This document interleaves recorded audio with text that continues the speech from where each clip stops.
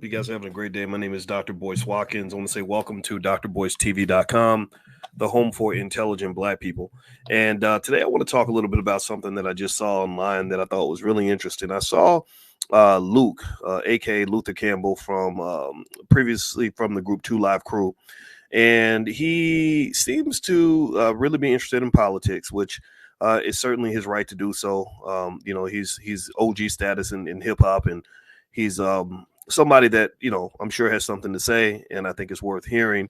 But as you notice, he's become quite political lately. He's gained a lot of opinions when it comes to who we should vote for, and seems to be concerned that we're not all sort of jumping in line to support Kamala Harris. And again, that's his right.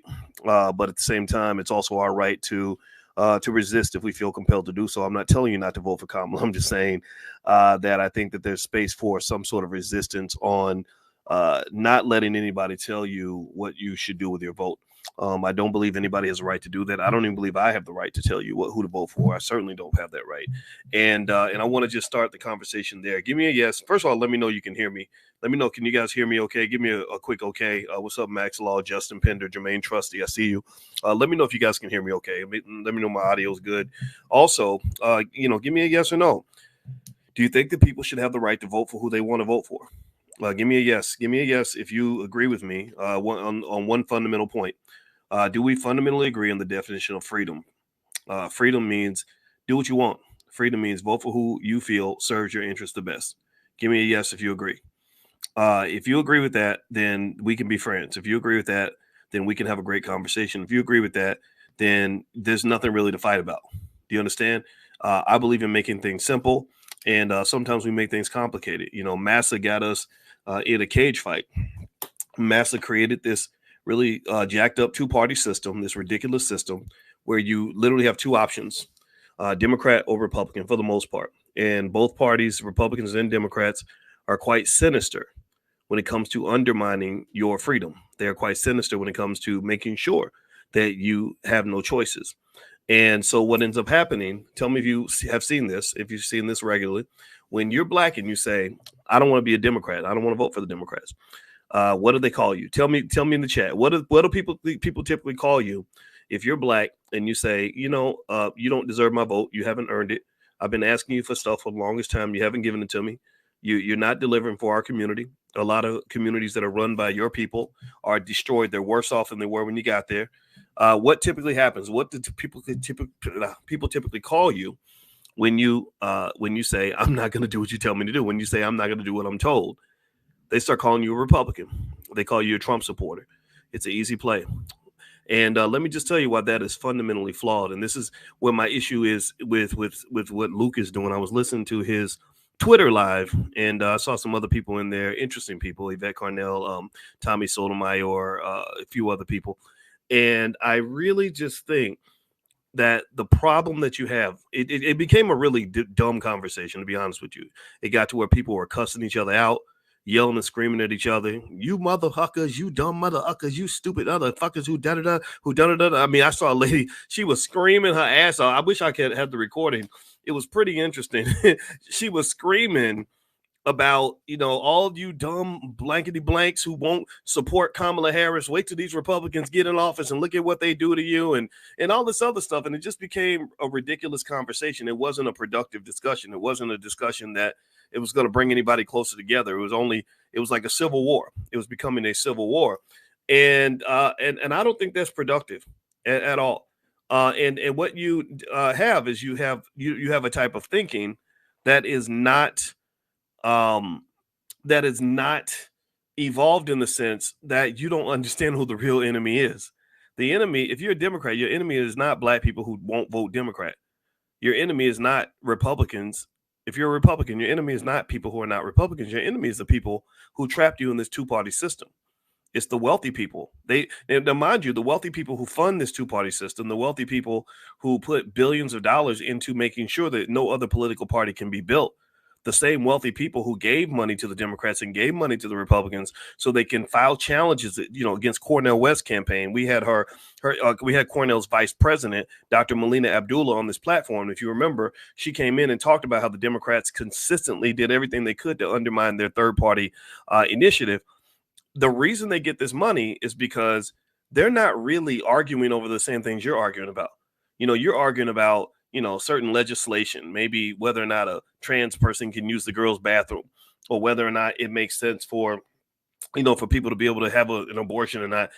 They're not giving money because they care about that stuff. They're giving money because they're getting government contracts. They're getting money from the tech industry. Doesn't give billions of dollars to political campaigns because they care about gay rights or whatever you think that matters, or whether or not they think Trump is a good guy. They do it because Trump told them that he was going to get rid of the SEC chairman, Gary Gensler, so that they won't get investigated for various forms of antitrust violation. So really, what you got to understand is you're playing a different game. You're playing the battle my neighbor game. You're playing the Civil War game. They're playing the big money game. So anyway, so I watched this live with Luke from 2 Live Crew, and he was talking. He mentioned Tariq Nasheed's name in the title. I didn't hear Tariq's name come up during the conversation.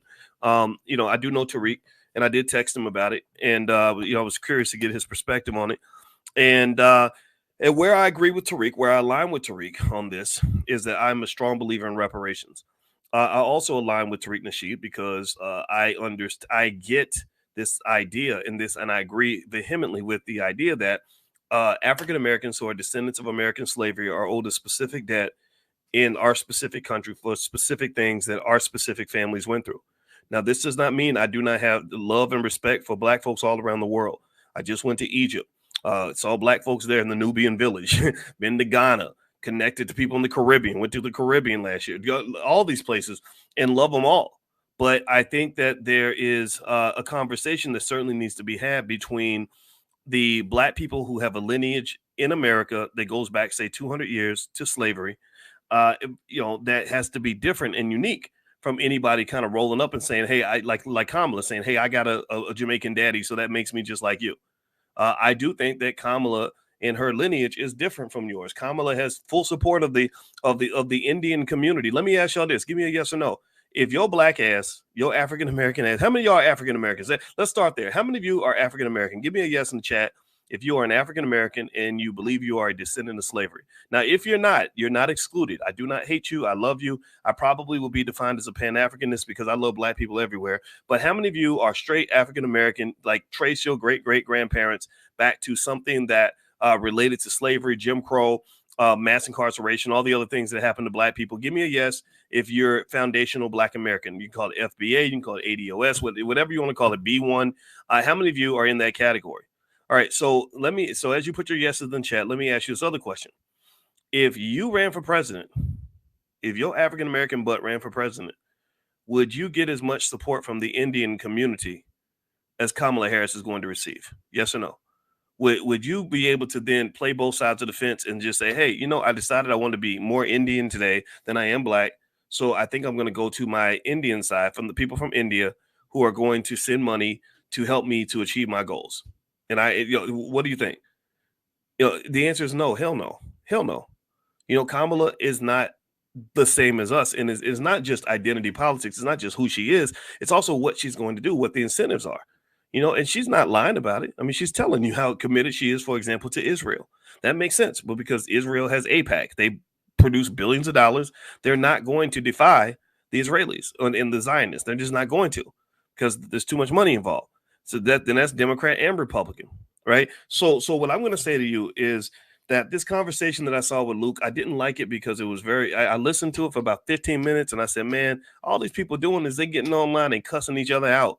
And what are you cussing each other out about? Democrat versus Republican? Really? I mean, this ain't nothing but a political version of Crips and Bloods. That's what it is. It's gang warfare that's been created by other people. And I can tell you, I'm not really a fan of any of that. So let me kind of give you a different context on that. Now, before I move on, do me a favor, please hit the thumbs up button, thumbs up, share, subscribe. Also, don't forget this podcast is on Spotify. So if you like the content here, you can find it on Spotify. Just look up my name, Boyce Watkins. I also give you stock market tips on another podcast I created called Dr. Boyce Daily Stock Market. If you want to know what I believe, I'd rather tell you what I'm for than to tell you what I'm against. Now, if you talk to a Democrat, they'll tell you how much they hate the Republicans. You talk to Republicans, they'll tell you how much they hate the Democrats. I don't want to tell you what I'm against and what I hate. I'd rather talk to you about what I love and what I believe. And here's what I believe. I believe that wealth is the key to Black liberation.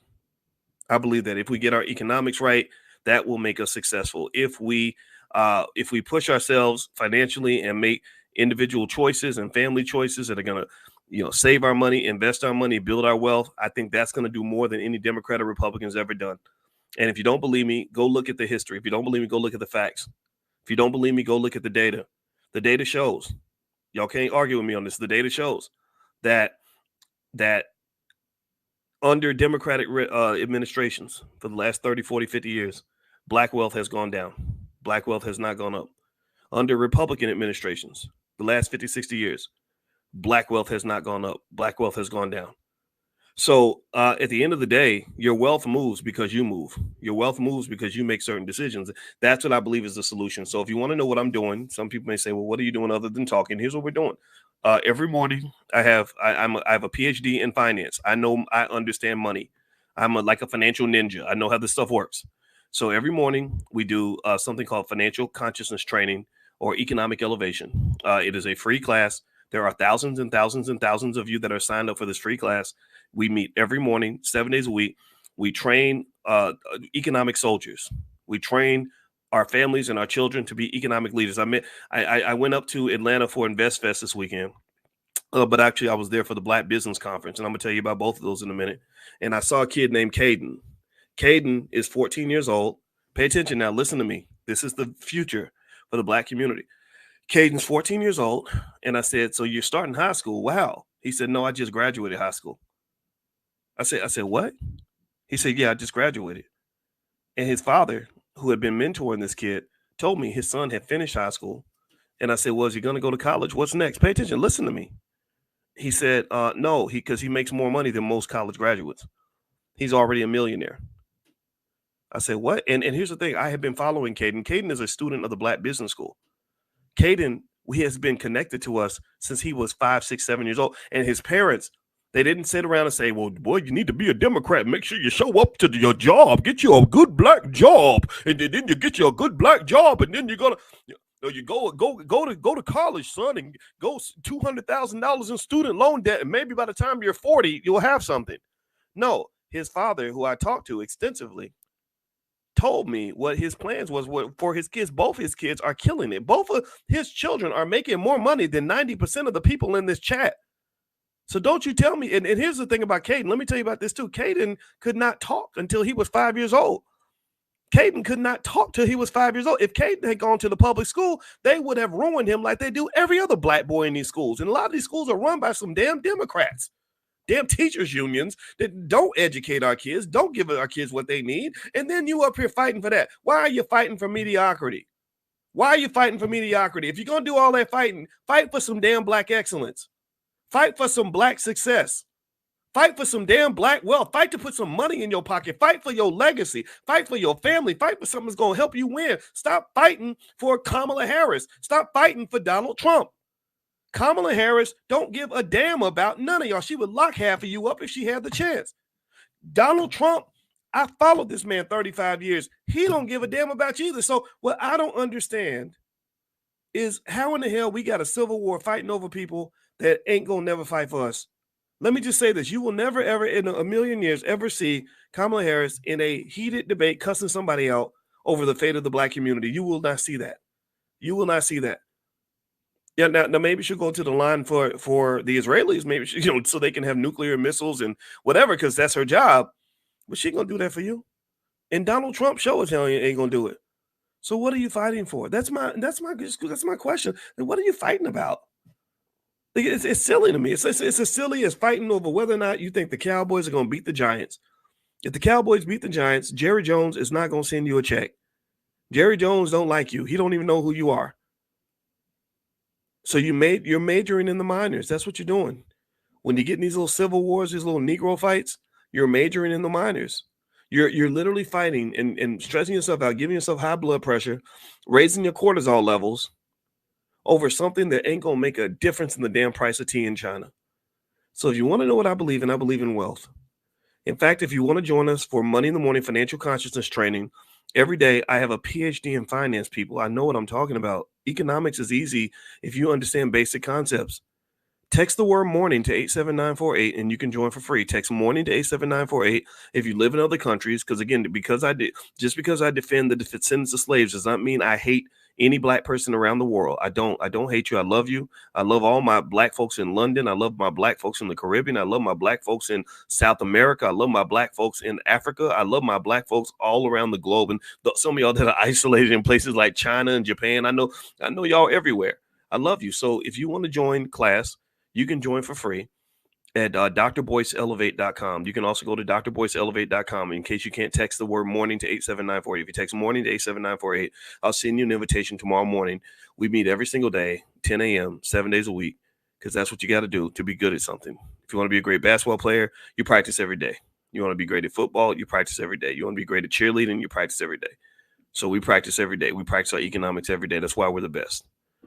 Anyway, Nat Cole says she's in Portland, Oregon. Wow, that's like being on Jupiter. Portland is a very weird place. But the liberals jacked up Portland, by the way. The Republicans have jacked up, places like Appalachia, right? They created all these meth addicts and fentanyl addicts, whereas Portland, ooh, buddy, Portland is a mess. I went to Portland. I went to the Nike place. Larry Miller, who was the CEO of the Air Jordan brand, invited me in and gave me a tour. Gave me a nice tour of the Nike campus. It's a beautiful campus, and let me just tell you, in the in Portland, that city is unfortunately it's been destroyed. It was destroyed during the pandemic, and it made me very sad. I did not feel safe in Portland. I could say that I did not feel safe in downtown Portland. I thought I was going to have to hurt somebody. But anyway, let's get back to it. Okay, so let me tell you about this weekend. This weekend, I went to Atlanta for the Black Business Conference. I also popped into Invest Fest. And you know what I loved about my weekend in Atlanta? I told my friend about this. When I was there, met a lot of good people. I saw the brother. I didn't see all the brothers from EYL, but I saw Troy. He and I were together. I took a picture with him and bumped into Armando Panteo, tall guy tycoon who's doing great work in crypto. Ran into my homeboy Ash Cash. Saw my best buddy D1 who performed on stage, and also Dr. Ken Harris, one of the greatest leaders in this country. I met Black millionaires. I met Black people that are doing delegations to Africa. Dr. Ken Harris brought probably about 36 African countries over to do business with African Americans, and they're doing hundreds of millions, if not billions of dollars in business. I talked to billionaire Mike Roberts, who's going to join us this year at the All Black National Convention, who told me about the radio station he just bought. He and his brother were on CNN because they own over $1 billion worth of hotels and communications companies. And he's going to be at the convention if you want to meet him. Allblacknationalconvention.com. I'll put the URL on the screen. And this is what my weekend was. These are the people I was talking to. I was talking to Black people who love Black people. I did not. And here's the beautiful thing about this weekend. Let me tell you what was awesome about this weekend. This whole weekend, when I was over at the Black Business Conference, when I was over at Invest Fest, not one single time did I hear the names Kamala Harris or Donald Trump.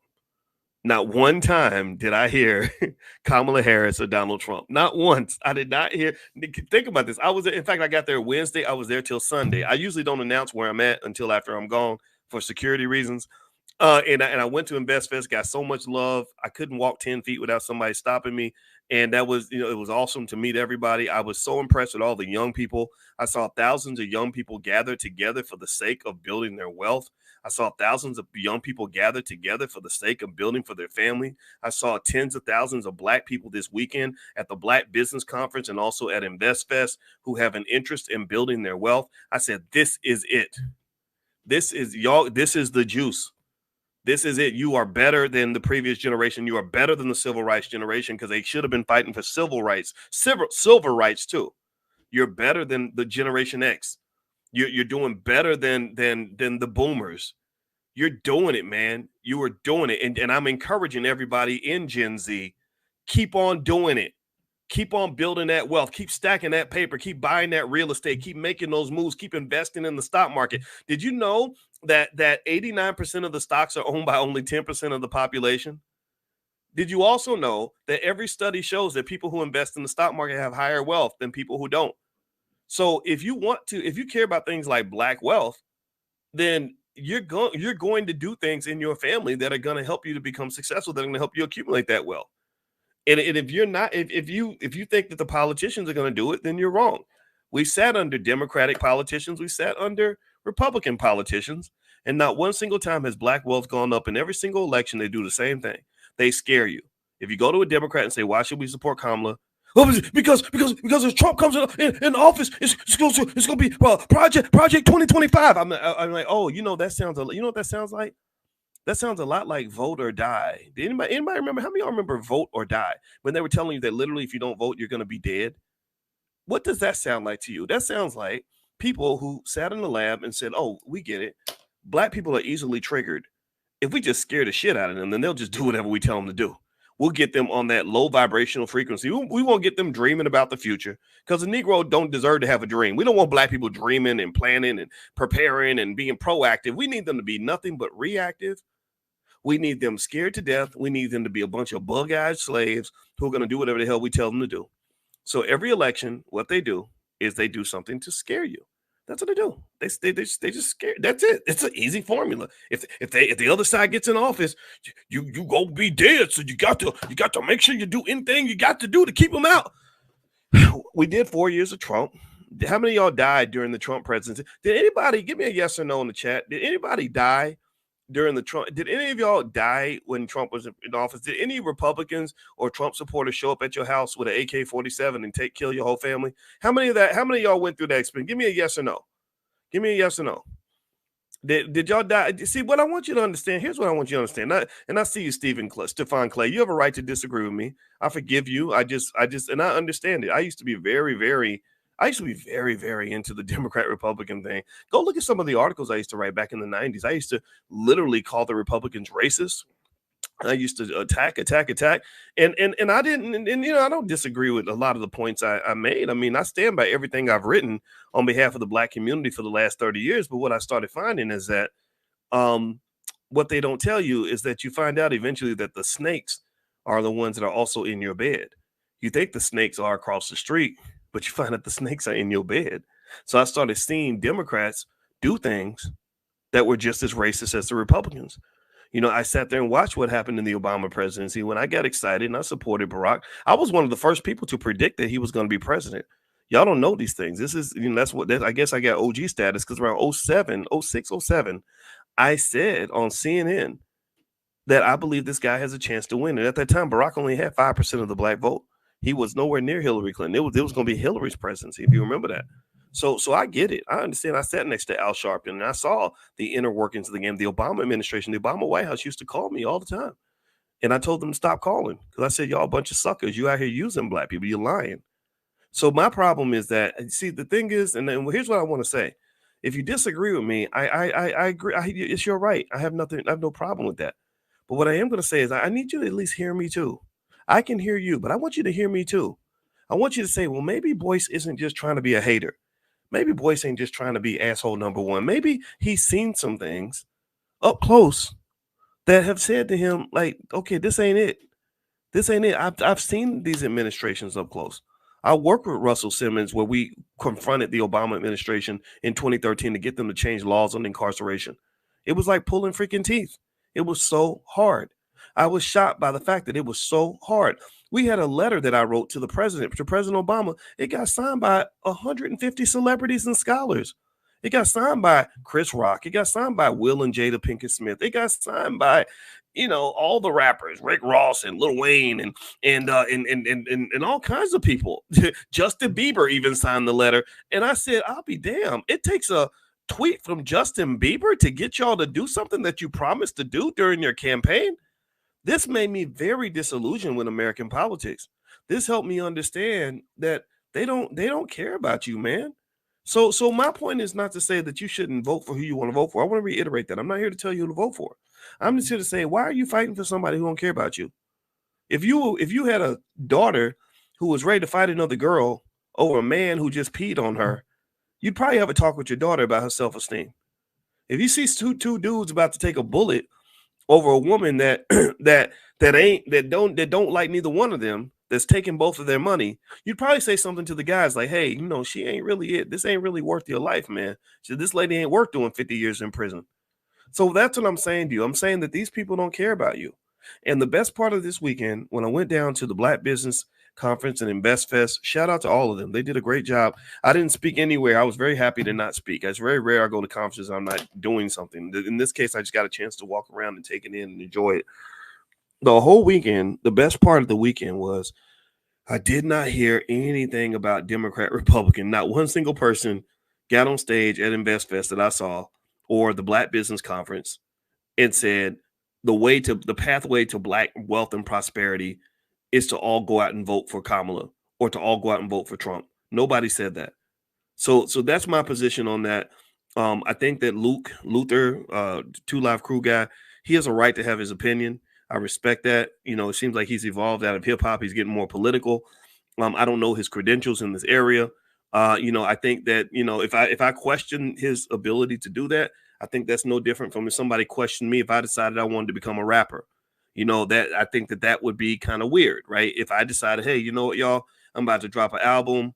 It's called Pop Your Coochie Part 2, and I just want to be the new Two Live Crew. Instead of being Two Live Crew, I'm be Two Live Boyce. Instead of being Dr. Boyce, I'm gonna be Two Live Boyce, and I want to do what Two Live Crew did because apparently it must be easy because all you got to do is get some women up there to shake their cooches and in the camera and whatever. And I think Luke would probably question that. He would say, well, you don't really have the skill nor the background to do this. So I think the same thing is true when you see a rapper who decides that he wants to become a political analyst. Do you understand? I know he ran for mayor of Miami-Dade, and I respect that. I think that he's got the popularity to do a lot of things that a lot of people can't do, and I have no issue with him being involved with politics. But I also think that sometimes you also have to understand what you're skilled at and what you're not. There's areas where you have experience and where you don't. The areas where you have training and where you don't. So even though, again, I mean, I've gone in the booth. I've done what rappers do. I have friends that are rappers. They've explained the game to me. D1's one of my buddies. I got a lot of other Willie D and Ice Cube, and I know all those guys, but never once did I really think I could rap as well as they do. So if I did decide to rap, I would do it carefully. I would go in with a respect for the game to basically say, look, hey, Willie, man, I need you to help me do this. Hey, D, can you help me put together a good song? Can you help me with the metaphors? I would ask for help. So I think that a Luke, and I'm not saying he doesn't do this, but I haven't seen evidence of this. I saw Cube do this, but I think that you should get help. You should listen to the people that have expertise in this area, and I think he's trying to do that. He had this live, but unfortunately, the only part I heard was like some women cussing each other out and all this other stuff. And also I see him really advocating quite heavily for the Democratic Party, which unfortunately can give the impression that you're kind of in that camp with the D.L. Hugleys and the Plizes and just these people that are kind of like almost like puppets of the party. And I think that you can facilitate a political discourse within the Black community without committing to any particular side. I don't think that anybody who overcommits to the Democrats or overcommits to the Republicans is neutral enough to have a conversation that is required for Black people. To be Black in a political conversation, you must overcommit to being Black. Overcommitting to being Black is like what Malcolm X used to talk about, where you don't give away your loyalty for nothing. You don't unconditionally commit to anybody. You don't say I'm gonna vote blue no matter who. That's a simple-minded perspective. You don't say I'm a Republican no matter what. You don't do that. What you do is you say I'm Black first. So let me hear from all the sides. Let me hear from all the parties. Let me hear every point of view. Let's talk about what the community needs, and then let's see if we can tether what they're going to do, what their policies are with what the community needs. And I don't know if people really do that. I think the best thing I ever hear is, well, the Democrats are going to do something for poor people, and a lot of Black people are poor. Well, you can say that about anything. The Republicans can say, well, we're cutting taxes for the rich. There's a lot of rich Black people who are going to benefit from that.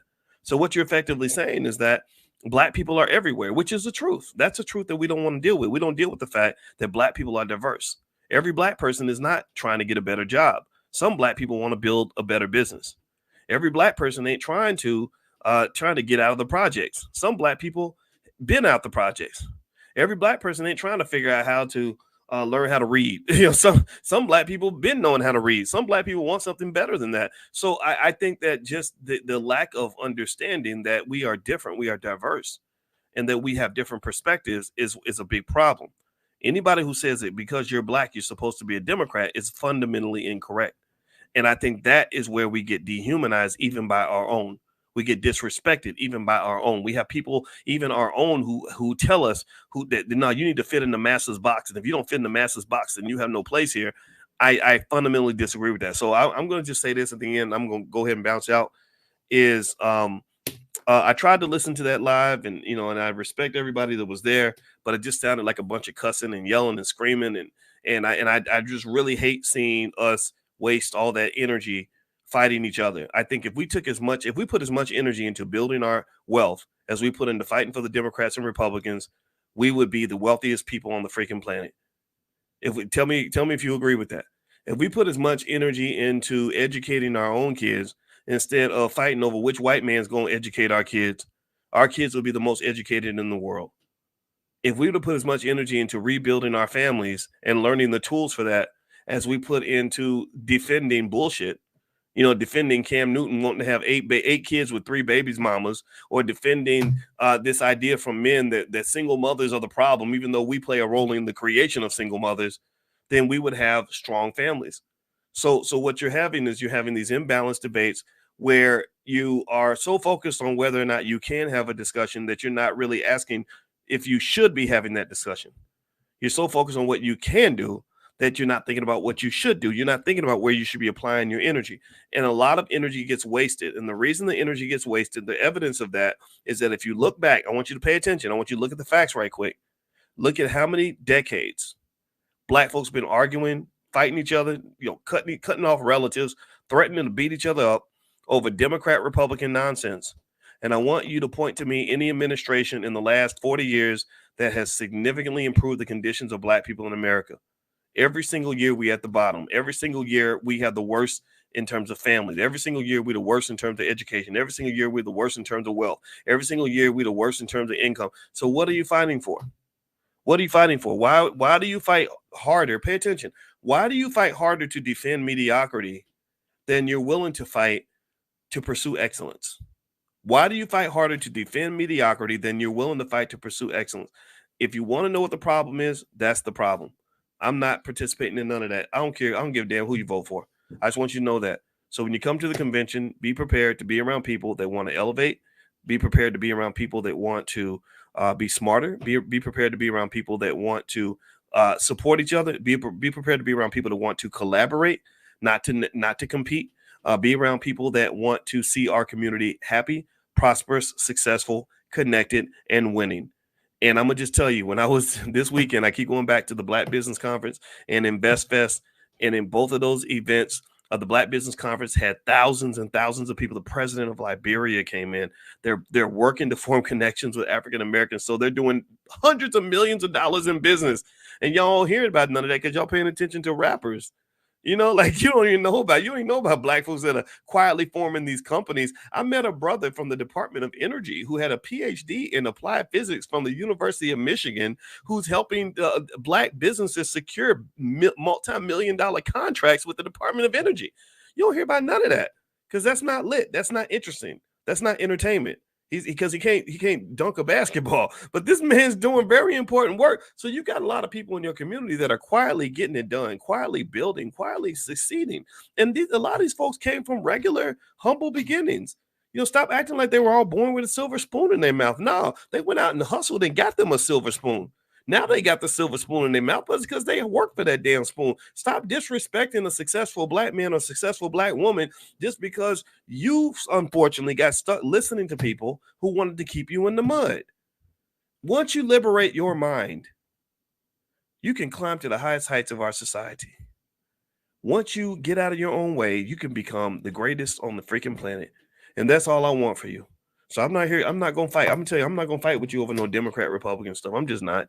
So if people start fighting with me online, they're gonna be shadow boxing because I'm not even in that discussion. I done left it and elevated out the building. You and they're fighting. You fighting with the image of me. You're not fighting with me because I'm not going. When DL Hughley called me and cussed me out and threatened to beat me up and threatened to kill me, I don't know what the hell it sounded. It sounded like that. It sounded like he was real serious. I did not say a word because I'm like, I'm not going to fight a black man over Democrat Republican stuff. I'm just not going to do it. I'll fight for our children. I'll fight for our wealth. I'll fight for our community. I'll fight for us to win, but I'm not going to fight you over that stuff because I don't think it makes a difference. I don't. I hope that your candidate wins. Good luck to you, sir. That's it, guys. I got to go. By the way, so tomorrow morning, we're going to meet for class. So if you are interested in economics, if you want to have money in your pocket and you want to understand how this money thing works, just text the word morning, MORNING, to 87948. It's called Money in the Morning Financial Consciousness Training. I also do have a training called How to Make Money Without Working, and that has to do with the power of stock options, selling stock options to make money. Buying options and day trading is very risky. I'm not really into that. But if you sell stock options, there's great ways to make money. When I went to Egypt, I met families and couples who literally told me that they literally use their stock options money to go to Egypt. And I know exactly how they do it. And it's something anybody can do. You can train your kids to do it. And it's a much better way to make money than going to work every day. So if you'd like a free copy of that training, How to Make Money Without Working, just text the word money to the number 87948. And again, it's not hocus pocus. My doctorate's in this stuff. It's easy stuff to know. It's just most of us never get taught this stuff. So anyway, have a good day, everybody. God bless you. Thank you so much for listening. And I'm gonna check back in with you guys real soon. Actually, I'm gonna be on drboycetv.com tonight. I'll probably go live and I'm gonna hang out with my homeboys and play some Call of Duty. That's what I do for fun. My son got me playing video games, and I found that I really like it. So if you want to see a 50-year-old man go in here and get his ass kicked, feel free to join me at drboycetv.com. So love you guys. I'll see you in the morning as well, and have a good night. Peace.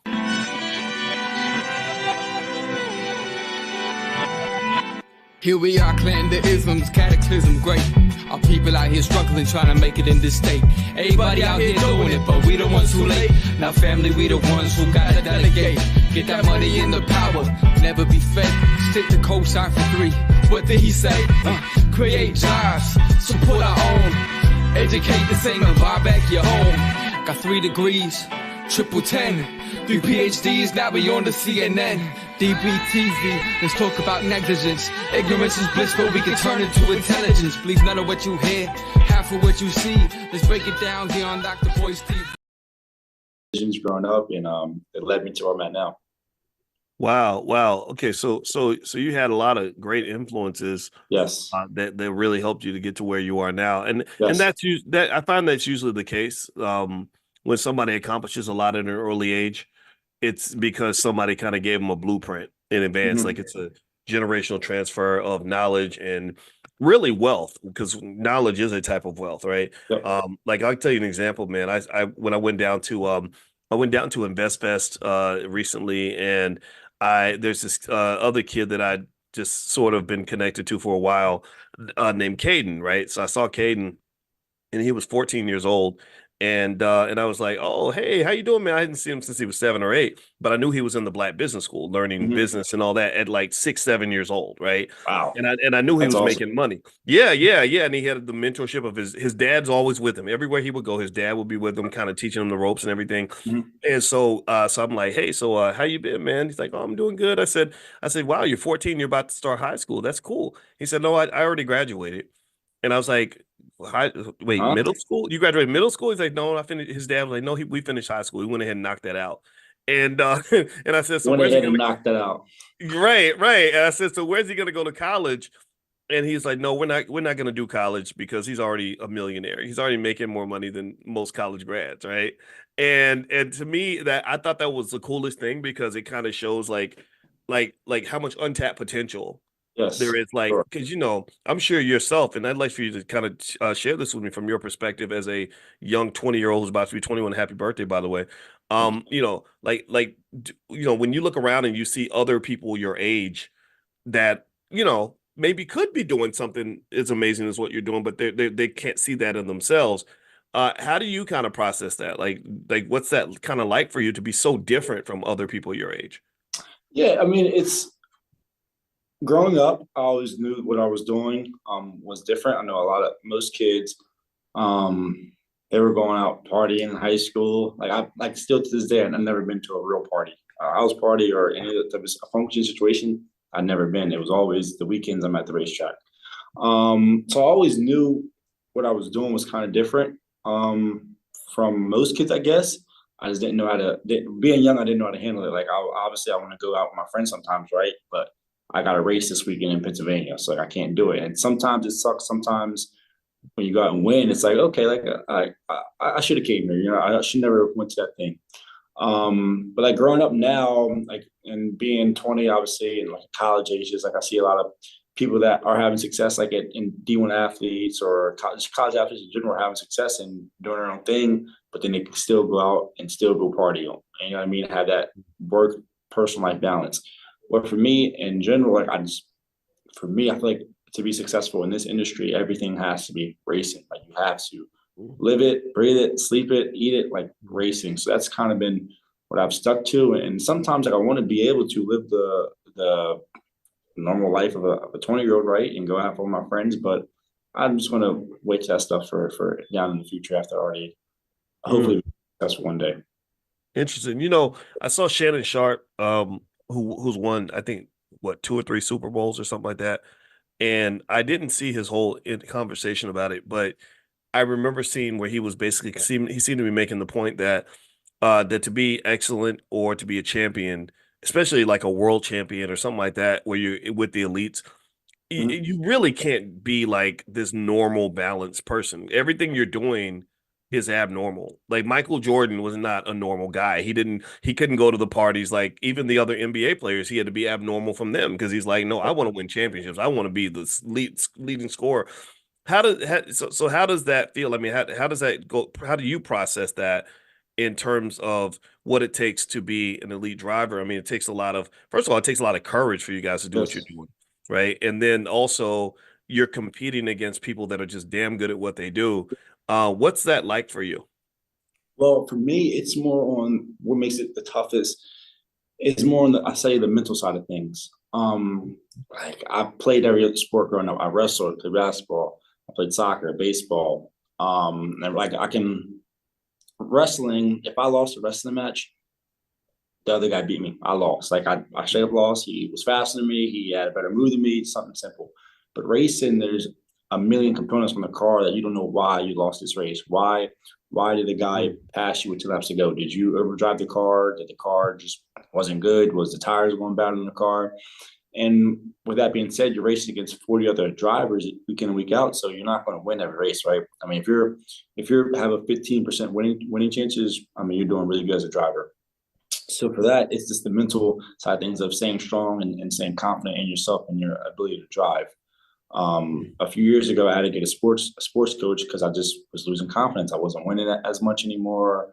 Things were just wasn't going right. And but once I got the sports coach and started talking to different people that were higher than me and had more success than me, you could kind of guide me and navigate me. That's when I kind of learned that you're going to have problems week in and week out. But if you stay confident in yourself and keep working, like nobody else is going to put the work in. You have to put the work in. Like that's simple as that. So 8 o'clock in the morning, we're at the gym every day working out. Then I hop in a simulator. I go home, watch racing film. I just raced this past Saturday, and I'll probably watch the race back 5 times already. Just seeing different things I can do better for next time, and that's just what you need to do if you really want to be a high level athlete and be successful in your industry. In your last race, if tell me if I'm wrong, did you get third? Was that Finished it? third. Yep, I started last and I finished third. Nice. We had some qualifying issues that made us start last in the race, but I started reading a book recently. It's called The Science of a Racer's Brain, and just kind of it's helping me understand what goes on while I'm racing and how to stay diligent and just smart and poised. Like I don't want to racing. It's so easy to overdrive a corner or just mess up because I mean, you're going 180 miles per hour inside a corner, right? So it's very easy to do something and slip your right tires or do something weird. But after reading that book, I'm just kind of learning how to stay composed, calm, breathe, and we did that, and it got me up to third place. Wow. Now you do. Now, first of all, everybody who just came in, I'm talking to LeVar Scott. He's a NASCAR driver. He's also the Black Business School also decided to be one of his sponsors. and so he's going to be at the All Black National Convention, by the way. And you guys can talk to him directly and get to know him. And if you have a company, I know some of y'all are balling, some of y'all got black owned businesses and stuff that you're trying to grow. LeVar, I'm sure, has space for many more sponsors as Please, well. please. Yeah. The financial side. Let's talk about that actually. Yeah. Racing is expensive, man. That's what blew my mind. When I talked to Michelle and Anthony Martin at the Urban Youth Racing School, they were telling me how much it costs to fund, a NASCAR career. It's kind of Yeah. crazy. It's I don't know why or what was the turning point from talent to funding, but nowadays funding is everything. Before, like if you just had talent and getting wins, a top team could hire you and want you to drive for them. But now it's whoever can bring the money, right? And it feels so bad to say, but that's just the truth of it. Right now, I've been in a position for the past five years with NASCAR Draft Diversity, where they've been able to for DEI initiatives, they've been able to fund everything that I'm doing, from my Legends program to late models program to now in the ARCA. But this is the last. This is the last. Next year will be the last year that I can be inside this program, and after that, I'm kind of going to be on my own funding, financially, to try to find funding to keep racing. And if I don't do that, it kind of would be the end of it. But I'm hoping that we can kind of get deals done and start finding sponsorship for me. But I don't know why, but this past 10 years, things have changed in the NASCAR industry, and it's all about funding now. Yeah, and I don't know if you've been paying attention to like any of the politics around DEI now. They're starting Yep. to give companies a hard time about that. Yep. And I'm curious. In fact, I'm gonna ask some of my friends that are connected with NASCAR like how they're responding, because what's happened is like I think it was Tractor Supply, or like some one of the companies that does something for like people that are like in more rural type spaces, Mhm. like you know and so they found out they had like this DEI program, and these people online like went crazy, and they got rid of it because they were like, no, we don't lose our customers. So you think about NASCAR Yeah, it was with kind of probably wasn't to their certain brand or their audience. So that's yes. Yeah. So you think about NASCAR, right? And where Yeah. they're trying to do what I think is the right thing. They're Mhm. trying to be more diverse. I met their head of diversity, and I respect him. I think that it's great, Mhm. because they have this reputation, that they're trying to work past. I think it's smart for business reasons to do that, but I'd be curious, if they did get pushback, if that could cause problems, Yeah. for someone like yourself. And I don't want that to happen, but. I don't know if you want to have more that you want to say to that. I want to throw that in there. It's not even a question. Yeah, there is. I mean, Twitter, like for me personally, there's some people on Twitter who are just, I mean, every day, every time I post something, it's all you're only here because you're black. You're only here because of the program, and that happens 24/7. And it is true in a way because I'm only in this program because of I'm diversity, a minority, but that doesn't take away from the talent that I have, or how hard I work to be here and move up in this industry.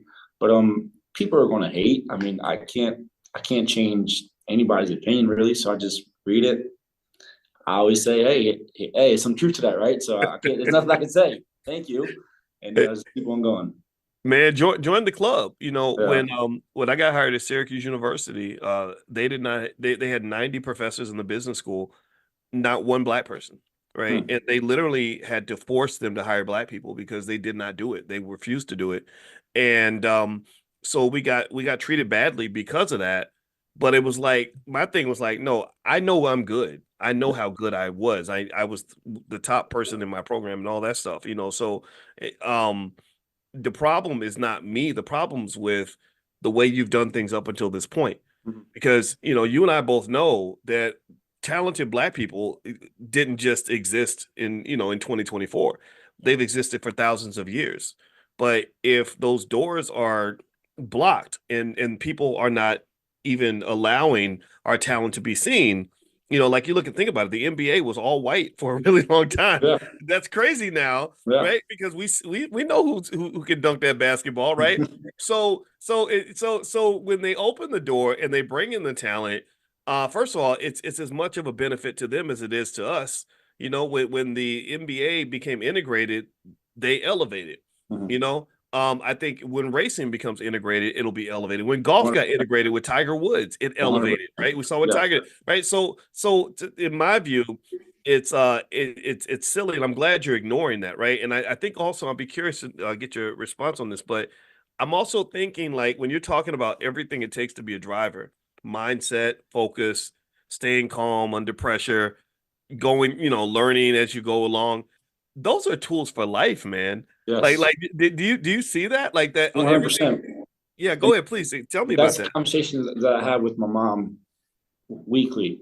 I feel like these past 5 years has been through a lot, just dealing with more, not even on track situations, just off track situations. Because when I came here on this team, I was 16, 17, and I'm coming here just happy, ready to race cars, right? Where you have guys who are here, just here working on cars, and we're just in a different. I'm this young kid, just always joyful, happy. Everybody's just in a different mood. So my biggest things was learning how to deal with people and deal with problems. And I learned so much with that these past 4 or 5 years. And those are, my mom says all the time, those are stuff I'm going to be able to take away from everything in the future, and know how to deal with situations because everything I already experienced or been through. Which is, to me, it's a positive. I mean, I'm happy I got to go through things at a young age. It didn't really affect me or affect or where I'm at now, my position, and still just learn and soak it all in. So I think those are situations and learning tools I can use in the future for sure.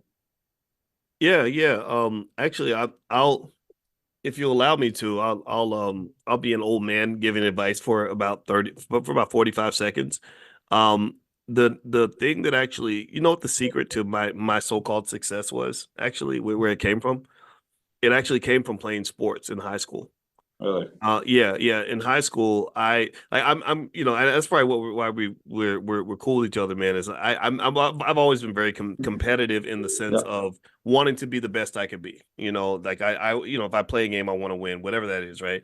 So I picked track and field as my sport in high school, which was the absolute worst sport for me to pick. This is where not Yeah. having your dad really involved with your life can hurt you. I had a stepfather, but he was busy working. And my Yeah. real dad wasn't around. I heard my real dad was good at baseball. And in hindsight, I'm like, shit, I could have been great at baseball, but couldn't do basketball because I wasn't that tall and our team was really good. And then and football, yeah, it could have been okay, but you get all those hits to the head, that ain't good, Yeah, that's right? why I was never allowed to play. Yeah, yeah, yeah. Yeah. Football, that CTE, whatever. So I picked track again. I think baseball would have been great, but I picked track because I was kind of fast. Mhm. But here's the thing: my problem was I could never be as fast as I wanted to be. I did not know at that time that track and field is highly genetic. Like Yeah. if you watch the men's final of the Olympic 100-meter dash, you almost always see nothing but black men in that race. Because we got Yes. certain genetics. Yes. You can only go so you can train your butt off, but you can't be everybody can't be Usain Bolt. Everybody can't be Noah Lyles, right? Yeah. So long story short, I was just painfully mediocre at track. I was good enough to, be in the race, but never good enough to win. Also, I was my dedication to the sport as I became obsessed with just figuring out like how to get faster. I'd read books Mhm. about it, and I did stuff other kids didn't do. Like I would read books, I would practice 3 times a day. I did everything I thought could do, and it Yeah. didn't work. And it was the most frustrating shit ever. Like I remember like literally breaking down in tears one time because my body would not give me what I wanted. But Yeah. here's what was interesting about it that was really powerful, man, was when I got to college, because I couldn't run track anymore, it was like, okay, I don't have any outlet for this competitive energy that I had in sports. So Mhm. I took that energy from sports and just applied it to academics for the first time in my life. I'd never made an A in a class in my life before. I was a terrible student all through school, but here I was 18, I had a baby, which you get 18, you discover stuff like sex and whatever. And so I had this baby, I'm broke as hell. I'm on this college campus, so I'm thinking, okay, the only option I have in my life is to figure this academic thing out. So I applied what I knew, which was how Mhm. to do sports. And what I didn't know at the time was that sports teaches you a lot of powerful things like how to be consistent, how to set a goal, how to keep going, under Yeah. adversity, how to, teamwork, just a lot of stuff, So I applied all this energy to academics, man. And I just straight to I mean, Skyrocket. yeah, the whole time I was in college, I was the undisputed like Michael Jordan of academics relative. Like Because they had a ranking of which black students had the highest GPA. I dominated everyone else for 4 straight years, and I got 2 bachelor's degrees in 4 years. I could have got 3. I just didn't want to take the last class I needed. Right, kicked everyone's ass, and then I just sort of yeah, applied it to my doctorate and everything else. And that energy was always there, right? So I think that for yourself, here's what I'm that's going to say awesome. to you, man. Yeah, I think, and I've kind of alluded to this when you and I talk privately, is that when I hear you talk about how much work you have to put in, how much pressure there is, and you respond to the Yes. pressure. You're hungry. I know it. I can see it, and you're gonna be great. That's why I'm invested in you because I believe in you. But even if no matter what happens with this, like I want to make sure you take this and understand you've got a multi-million-dollar asset embedded in your soul. Like you are a $100 million, $1 billion commodity right now. And I don't care if you never ever raced again for the rest of your life. Like you take that same level of intensity to Hmm. everything you do, you're going to dominate. Look at Michael Jordan. Look at Yeah. what he did in business. What he did in business Yeah. dwarfs what he did as a basketball player. And he was He the best owns basketball player ever. he You see owns a what I race mean? team now. Yeah. Yeah, man. Yeah. So okay. So now thank you for allowing me to, to No, that share that that. was that was good because now things like you said, you took that like a lot of I don't want to say a lot of the track and field stuff. Yes, genetic, you still got to work hard. But now when you talk to academics, like that's things that are really in your control. It's if you work hard, you're going to get these good grades and smart. And you did that, and look where it took you. So that definitely is saying something. Yeah, yeah. Like I felt like when I was competing in track, I had a Yeah, ceiling and I couldn't break through the yeah, damn ceiling. But once you took the ceiling off, it's like opening up a bottle of Coke where you've been shaking it, and the yeah, Coke can't get out. Then boom. yeah. So let me go back and ask you about this, man. So Michelle and Anthony Martin with the Urban Youth Racing School, when they were telling me about you, and by the way, this is LeVar Scott, who's a NASCAR driver. In case y'all just came in, and he's blessing us today with his time. And also, by the way, I'm going to keep this relatively short because he got stuff to do. They were telling me about things I did not know in Black history, like the Golden Glory sweepstakes, when our people used to have our own racing leagues, and fans and fill up stadiums, and thousands of businesses connected to that. How much have you learned about that, and just some of the great people that came before you, and how does that sort of play into the significance of your role as a black driver? Yeah, a lot. That was kind of the basis of what you just said, or what I know about the how we had our own racing league, and it was all of us, and it was pretty cool. And Wendell Scott, who was the first one African American to win a NASCAR race, that's what really pushed me over the edge to learn more about it and be an advocate for it. When I was growing up, Wendell Scott was the only guy I ever did all my reports on. Like I went to school dressed up as Wendell Scott before it, like in my suit and everything.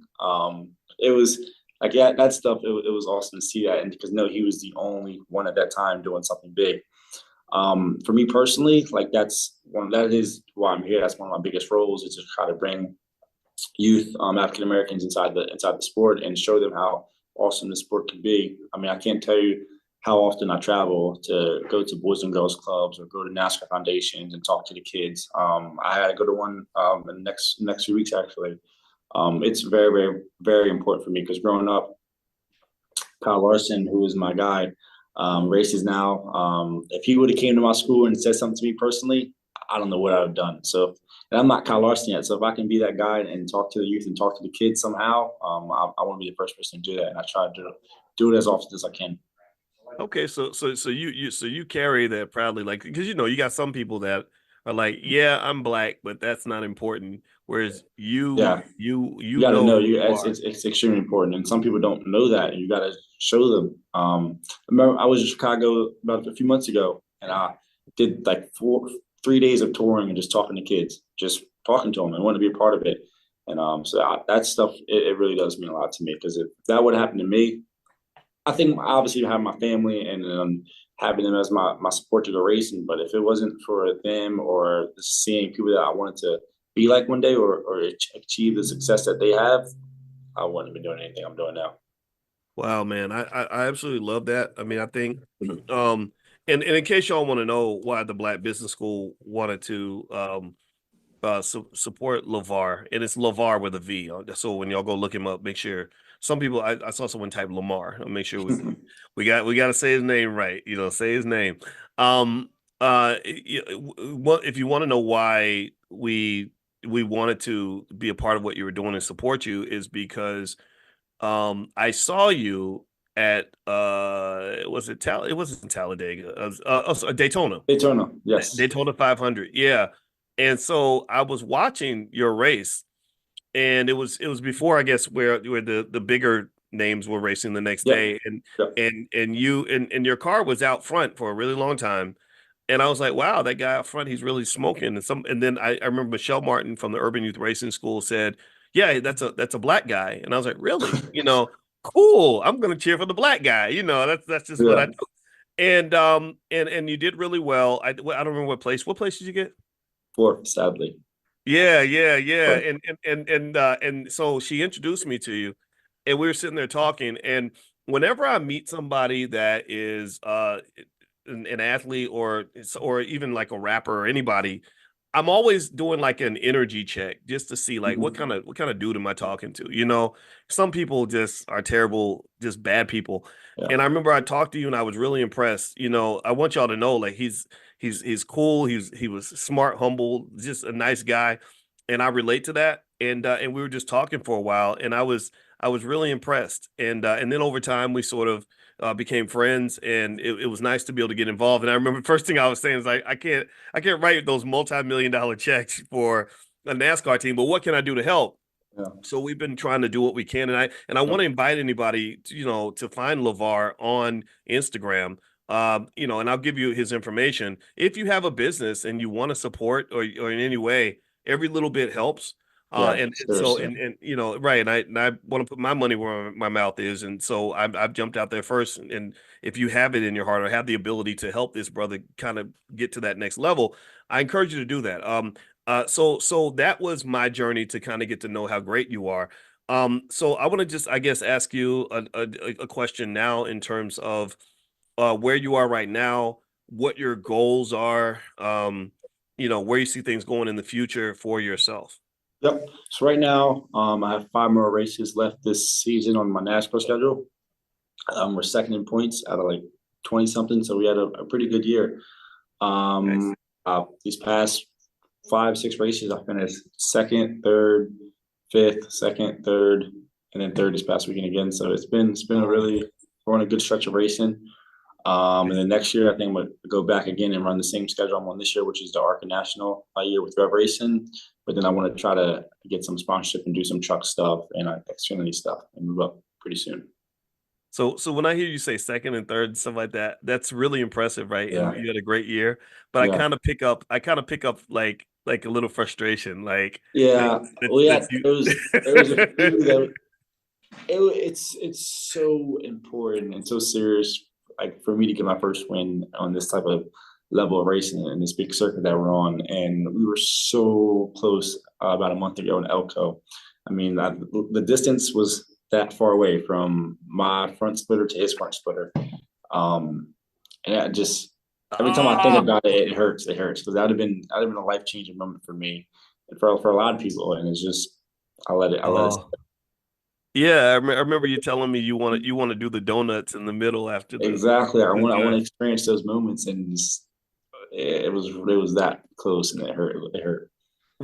I've always been curious about this because I met a few other, through Michelle and Anthony Martin with the Urban Youth Racing School. I met a few of the drivers, like I think Ross Chastain and Kyle Larson and a couple others, and I always wondered. First of all, I want everybody to know these drivers are good. I have to say that. We did that. They had the Grand Prix in Philly, and we were racing in go-karts, but some of the racers were like real racers. And I'm literally sitting there thinking, oh, I've been driving 30 years. How hard can it be? When I tell you all, there's a difference. I've never seen people able to take a corner that fast. Like I would try to keep up with them, and I would spin off and fly into the tires. These guys are good. That's the first thing I want to say. But I'd be curious to know. I want to ask you this, man. Like it seems like right at the end of the race, like that last lap or two, it gets real intense. Like it seems like tell me if I'm wrong. I notice a lot of. It seems like there's a lot of crashes at the Mhm. end when It's everyone's like trying to jockey for position. What's that like for you? I would say the last 15 to 20 laps is the about the craziest feeling because these races are so long, right? You have about like 150 lap race or 200 lap race. Most of the race, you kind of just are saving your tires until the end. You want to make sure you have a good set of tires, so when it's time to push, that you have some grip. So your last 20 laps or 15 laps, people start really pushing. So that's when you see aggressive moves being made. People are trying to go from fifth to first. So just a lot of cautions, a lot of wrecks, and then obviously the last 2 laps when people are close, it's going to get pretty hectic. Like 2 weeks ago in Richmond, Virginia, the Cup race, last lap to go, the guy in second hit the guy in first just to get the win. Like it gets. You're Oh, right. I saw that. Yes, I saw that because the guy was pissed, right? yes, very mad, very Yeah, mad. yes. Yeah, Yeah, I I mean, remember that. people when it gets to 15, 10 laps to go, they don't mess around. Wow. Wow. So what goes through your head? Like how are you feeling like, in that moment? Um, Like, okay, so you're neck and composed, neck with sorry, go composed, ahead. just calm, composed. I mean, I used to get really worked up, and like I said before, it's really easy to make mistakes when you're not just thinking clearly or breathing. But lately, I don't know what's changed with me. I don't know if it's just the studying I'm trying to do, but like lately, I just no matter what situation I'm in, I really have been really just calm lately. Like even a situation where I finished second, I was just same, just chilling. Like after the race, it hurt, but while it was going on, I was breathing the same, thinking the same, just making sure I was making right decisions. So I think for me personally, the last 10 laps, I'm just still the same, just getting the job done. You work with a therapist to help you with that, or you get that on Sports your sports site. Yep. really And interesting? then I have a karting trainer who's been around racing for 40 years, and he's giving me some tips.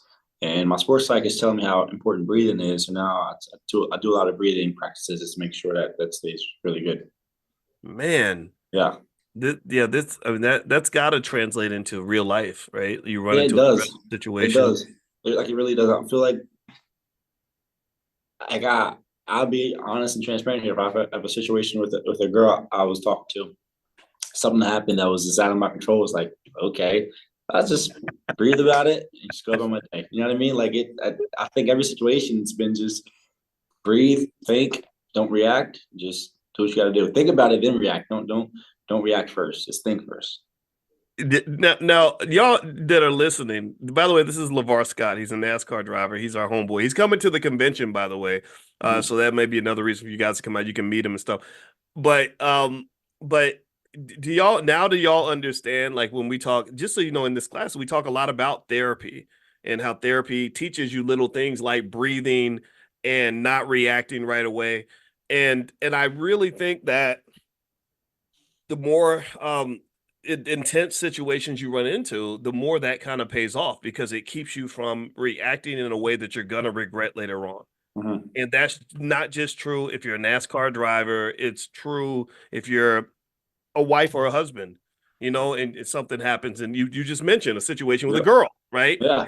I think that's a valuable tool to have at the age of 20. I didn't have it when I was 20. How about y'all? How many of y'all knew y'all keep your cool in a relationship when you were 20 years old? So I know some of y'all was out here cutting people's tires, busting windows, cussing people out, right? And so some of y'all have been doing that to you, in your 50s and 40s, right?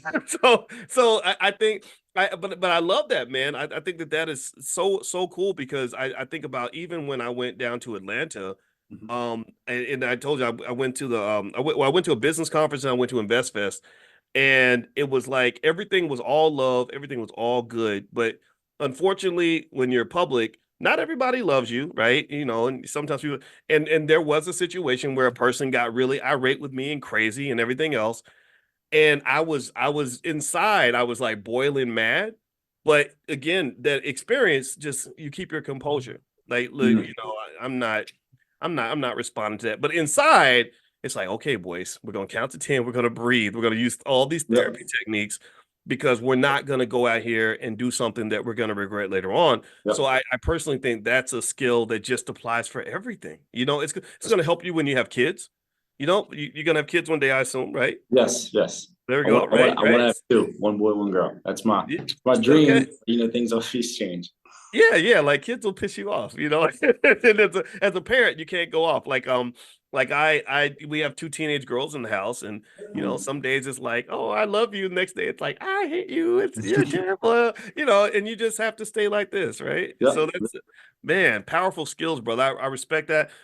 So what I'm gonna do is I'm gonna let you get back to your day because I know how busy you are. I know how hard you work and what kind of regimen you keep, and I'm not gonna keep you from that. No. Can you give everyone, and first of all, before I ask LeVar to give his information where you all can reach out to him, follow him on Instagram for sure. Can y'all give me a quick yes? We're action-oriented people here. And can you give me a yes that you're going to go seek out LeVar, follow him on social media, follow him on the gram or Twitter or something? Like, can y'all give me a yes? I've been reading all this stuff now. I love seeing everybody comment. You guys are awesome. Yes, Yeah, I've been he's reading one of that. he's family, like he's our cousin, right? So okay, give me a yes, please. And I'm asking you to do that because we got to support each other, and even if it's just encouragement. Now, again, we know that there's the financial side of it, so if you're able to help with that, that's cool. But if you can't, that's fine. Just cheer the brother on. Go in there, and make some comments, hit the fire emoji when he makes a post. Little things like that, I think, are important. So LeVar, go ahead, please. Share your information, brother. Yeah, so my Instagram is LeVar dot Scott 34. Facebook's LeVar Scott. Twitter's LeVar Scott. A website, LeVarScott.com. And you can see everything on there. And it's been like a super big pleasure talking to you guys and answering questions and talking to Dr. Boyce. I actually love doing this stuff. So thank you guys for listening to me and having fun. And if we can make a plan to help each other one day in the future, I'd love to be part of it. All right. So let me give that back to you all slowly, just so you know. People gonna be asking like, what did he say? I didn't catch that. So your Instagram. Let's start with IG, and I'm gonna at you when I put up the post of this interview. But it's Yep. LeVar.Scott34. Yep. Okay. So everybody got that? Type it in the chat. LeVar, LAVAR, LeVar.Scott34. Mhm. Because we gonna actively, so we're gonna be And, very and conscious. if anybody wants to make like donations too to support my local racing, I have a Cash App too. If anybody wants that, Share your Cash App. I'll type it in the chat. What's your Cash App? I gotta find it. Okay, take your time and find the Cash App. I'm gonna give the other information. I'm gonna type his Cash App in here because y'all know driving takes cash. And so LeVar.Scott34, that's his Instagram. Twitter is at LeVar Scott, Yep. LavarScott. And then his website is LeVarScott.com. And you got Yep. the Cash App? Yep. It's money sign Levar 1934. Okay. LeVar 19. Now, why 1934? 19 was for some reason my favorite number growing up. I don't know why. I just once I saw number 19, it was it. And then 34 was Wendell Scott's number. Okay. So I don't know So why, but I always keep a piece of Wendell Scott with me somehow, whether it's one of my race car numbers or just a number on my phone. It's always Wendell Scott. Levar, I love that. somebody said something. It's Levar, Lavar.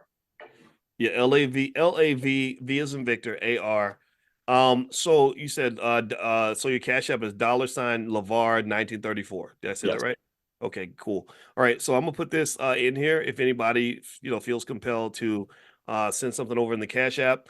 Also, once again, Instagram is LeVar.Scott, LAVAR.Scott34, at LeVar Scott, LAVARSCOTT. LeVarScott.com. I saw somebody put at 19 Keys, reaching out to him. Yeah, I know 19 Keys. I don't have his phone number, but I have met him. And I think anybody, I'd love to see LeVar at Invest Fest or something, on stage. I think that you got to mobilize behind the people that we want to see do great things. Like y'all can sit all day and complain about what's going wrong with some of the youth, right? Like, I can tell you, brother, I know. What makes me happy and sad to see your success is that I think about another kid I know who's your exact same age, Yep. who's in rehab on a fentanyl addiction, right? And another kid who's in rehab on a meth addiction, right? Yeah. And it's the sometimes the culture can take away somebody like think about this. For You sure. take right, you take away a LeVar and you replace him with a drug addict or something. Like that's what they want to do, right? So I think as much as some of y'all might agree with me when we complain about it, I think we got to cheer it on when we see the positive. So I hope you can be involved in supporting in some way. So that's my plea to you. So I would say thank you, Thank man. you. It was Thank an you. honor. Awesome, It brother. was honor. It was honor for me. Seriously, Absolutely. I love Absolutely, answering man. questions.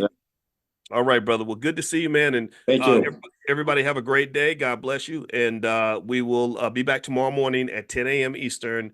So don't forget, if you want to get an invitation to Money in the Morning, text the word morning to the number 87948. Text morning to 87948. Secondly, tomorrow I'll send you information if you want to join the estate planning class that I talked about before. I'll share that tomorrow. And then also toward the end of the week, I'll give you guys the offer for the convention that I mentioned that I would give you guys in here only. So all that's going to happen this week. So we'll see you all tomorrow. Have a great day and take care, brother. Good to see either party. In fact, if you had to pick one, what would you say? What would y'all say? Do you think that that the Democrats would be a better alliance? Do you think the Republicans would be a better alliance? Do you think that neither party, both parties? What do you think? And this is an interesting question to me today because Dr. Claude Anderson has actually written about this. He actually, in question number 64 in his book called The Black History Reader, which is at powernomics.com. Everybody should read Dr. Anderson's books. Question 64 literally is, should blacks ally with liberals or conservatives? So I said, oh, okay. Well, since we're in the middle of political season, let's see what Dr. Anderson has to say. Maybe he can provide some insights. Now, I want to start the conversation by just doing that reminder disclaimer that I always do, where I want to ask you all, can we agree that I am not here to tell you who to vote for? I am not here to tell you whether you need to vote. Give me a yes if you agree with me and understand that I am not in the business of telling black folks to vote Democrat. I'm not here to tell you to vote Republican. I'm not here to tell you to be independent. I'm not here to tell you to not vote. I'm not here to tell you to do anything. I believe in something that it seems that a lot of people have a problem with, which is freedom. I believe that you should be free to do whatever you want to do. And anybody who has a problem with that, anybody who has an issue with me encouraging black people to do what's best for themselves, should probably, in my view, question their own incentives. Why would you not want black people to do what's best for themselves and best for their own families, unless you either A, want to manipulate them for your own purposes, or B, believe that they are just too stupid to make their own decision? And I'm going to argue that B is definitely in full effect. A and B apply. There are people, in my view, who use our community for their own purposes. I do believe that. And also, I believe that there are people who really do believe that we're just not smart enough to understand the gravity and the power of freedom. In fact, did y'all know this, that when they freed the slaves, there were people who were worried, who said, these were liberals now. There were liberals who said, well, why would we free them? Because they wouldn't know how to be free. They don't know how to live without our help. They need our help.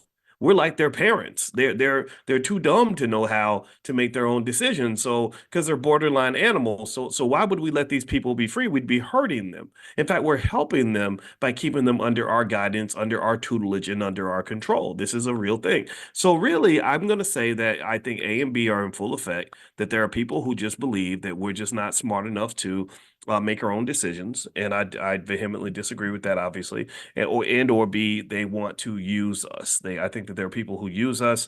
They've done this consistently. There are Democrats who use us. There are Republicans who use us. It sort of happens across party lines. If you let somebody use you, they're going to use you. Politicians are the ultimate pimps. In fact, they really, really, really need to be on the street corner because they are damn good at what they do. And I'm just going to tell you, it's if you are not awake, then they will be happy to rock you back to sleep. So anyway, give me 1 second here. All right, so what I'm going to do is I'm going to read from Dr. Anderson's book, and I want to remind everybody that if you want a copy of my book, which is The 10 Commandments of Black Economic Power, or any of my other books, or autographed copies, if you want copies of my wife's books or our financial flashcards for kids or workbooks, everything's on sale, 60% off today. Today only, if you go to drboycebooks.com and use the code word morning123, it's all one word, morning, MORNING, morning123. Somebody type morning123 in the chat, all one word, and it's drboycebooks.com. You can get 60% off. And I think there are actually a few more All Black National Convention passes on the platform. So you can actually get a discounted pass. Feel free to, take advantage of the opportunity. All right. So tonight's question that we're going to cover in Dr. Claude Anderson's book is should black people form alliances with Democrats or Democrat or Republican parties. Okay, and I what I noticed, a lot of you said no. And yeah, I tend to agree with that. I don't think these alliances are healthy. But what I want to do is I want to read and just kind of let you reflect on the arguments that Dr. Claude Anderson is making in his book, because this is not just a matter of us going by what we feel. I want to encourage you to think. I want us to really stop and process things, as opposed to just having knee-jerk reactions, or doing something because it's popular, or doing something just because it feels rebellious. I want you to really just come to your own conclusion. And at that point, I'm not going to tell you what your conclusion should be.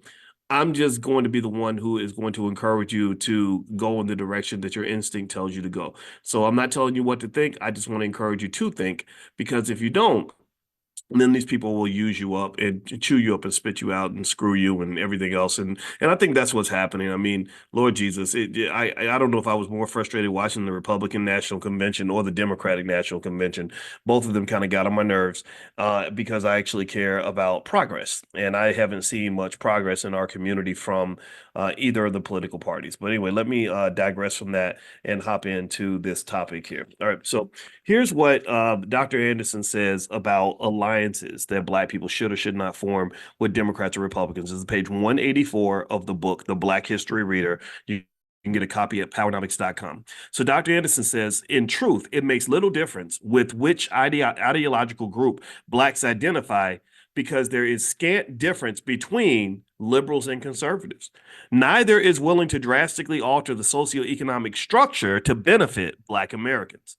Have you ever heard this saying? Let me know if you've heard this statement where they say it's the economy, stupid. Has anybody ever heard that old phrase, it's the economy, stupid? Give me a yes if you've heard that before.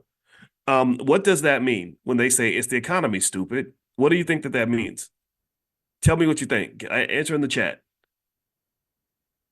Well, what it means is that when you're talking about politics, the economy is what matters. People care about being able to put food on the table. People care about being able to get the job that they're looking for, start that business, build that wealth, buy that home. That's what people care about. So if it's the economy, if the economy matters, I want to ask y'all this question. Why is it that it matters in general, but when we talk about things like the Black economy and Black wealth, and the fact that Black wealth is so much lower than white wealth, that somehow people like us are defined as radical for bringing that up? I don't think it's radical at all. I think that it's called common sense. It's human nature. So what he's basically saying is that because neither party is really willing to do what is required to alter the socioeconomic status of Black people, it's like a tick attack. It's this tomato. All right. So let's see here. It says, consequently, if Blacks choose either side, they will still wind up in the same spot, at the bottom of the ranking order of acceptability, powerless and impoverished. Conservative racial tactics are open, direct, and demonstrate their determination to conserve white privileges, political advantages, and nearly 100% ownership of all wealth and resources. Conservatives do not intend to share the unearned prosperity that their ancestors gained by migrating to America, prosperity that came from the Black enslavement and Jim Crow segregation.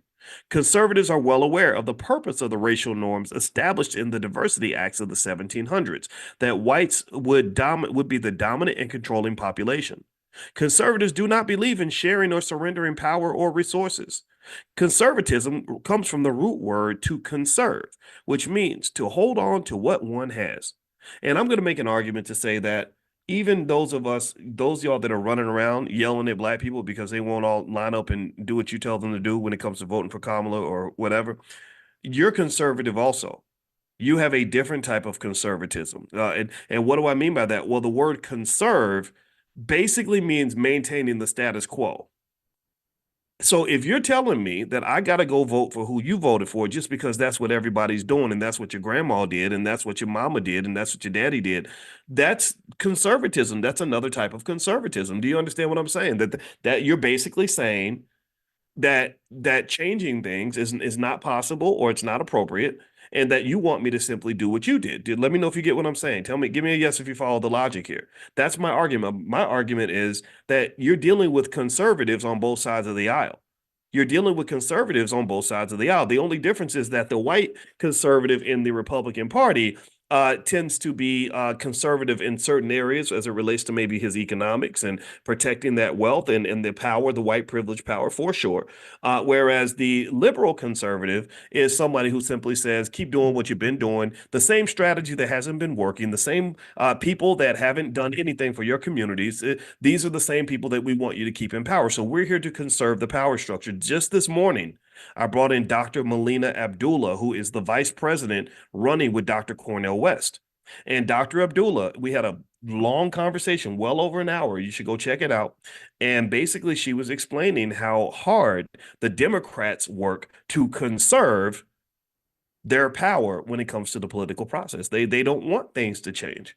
They don't want the wealth to be redistributed in a significant way. Sure, they'll throw some resources to poor people and things like that. That maybe they're so that's and then mostly though, in addition to that, they'll offer you an abortion if you want one or whatever, right? That's I mean that, and I'm not making that up. That's literally what outside of the DNC, I think they actually had a little makeshift clinic where black women were going in there getting their black babies terminated. Which honestly, I admit that I'm biased against that because I was a big candidate for that procedure. My mother was 16 years old when she got pregnant with me, and they told her that you'd be better off not to have this baby because you don't have any money, and money drives everything. Apparently, there's no value in human life. Apparently, my life didn't matter. It was the fact that she didn't. If she'd had an extra $3,000 in the bank, then they wouldn't have said that to her. Do you understand? So by the so really, my life only came into existence because I had a mother who basically said, "No, my child's life matters to me more than this amount of money that you think that I don't have." Right? I'm here talking to you right now because my mother, in a long time ago, understood that Black Lives Matter. She understood that this baby inside her body was supposed to live, and again, I'm not here to tell anybody what they should and shouldn't do. I know it's a complicated process. I'm not judging you. Please don't let me make you feel bad. But I'm going to just tell you that that when we get to the point, pay attention now. I'm saying this as a finance professor. When you get to the point where you're deciding the difference between life and death of a child over how much money the mother has in her bank account, that is when money has become your God.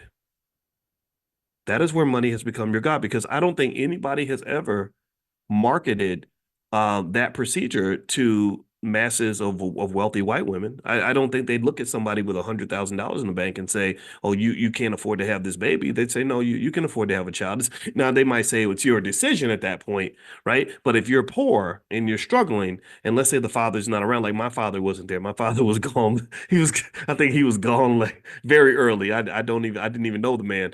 Then that can become an economic conversation, which is interesting because here I'm a finance guy, but that conversation is very disturbing to me. I'm not, but again, I don't feel like I have the right to judge you. I'm not judging you. I promise you I'm not. But what I'm saying is I'm very uncomfortable with the idea of us concluding that a child should or should not be here because of money. And just to tell you a personal story, there was a lady that I knew, and I didn't even know her that well.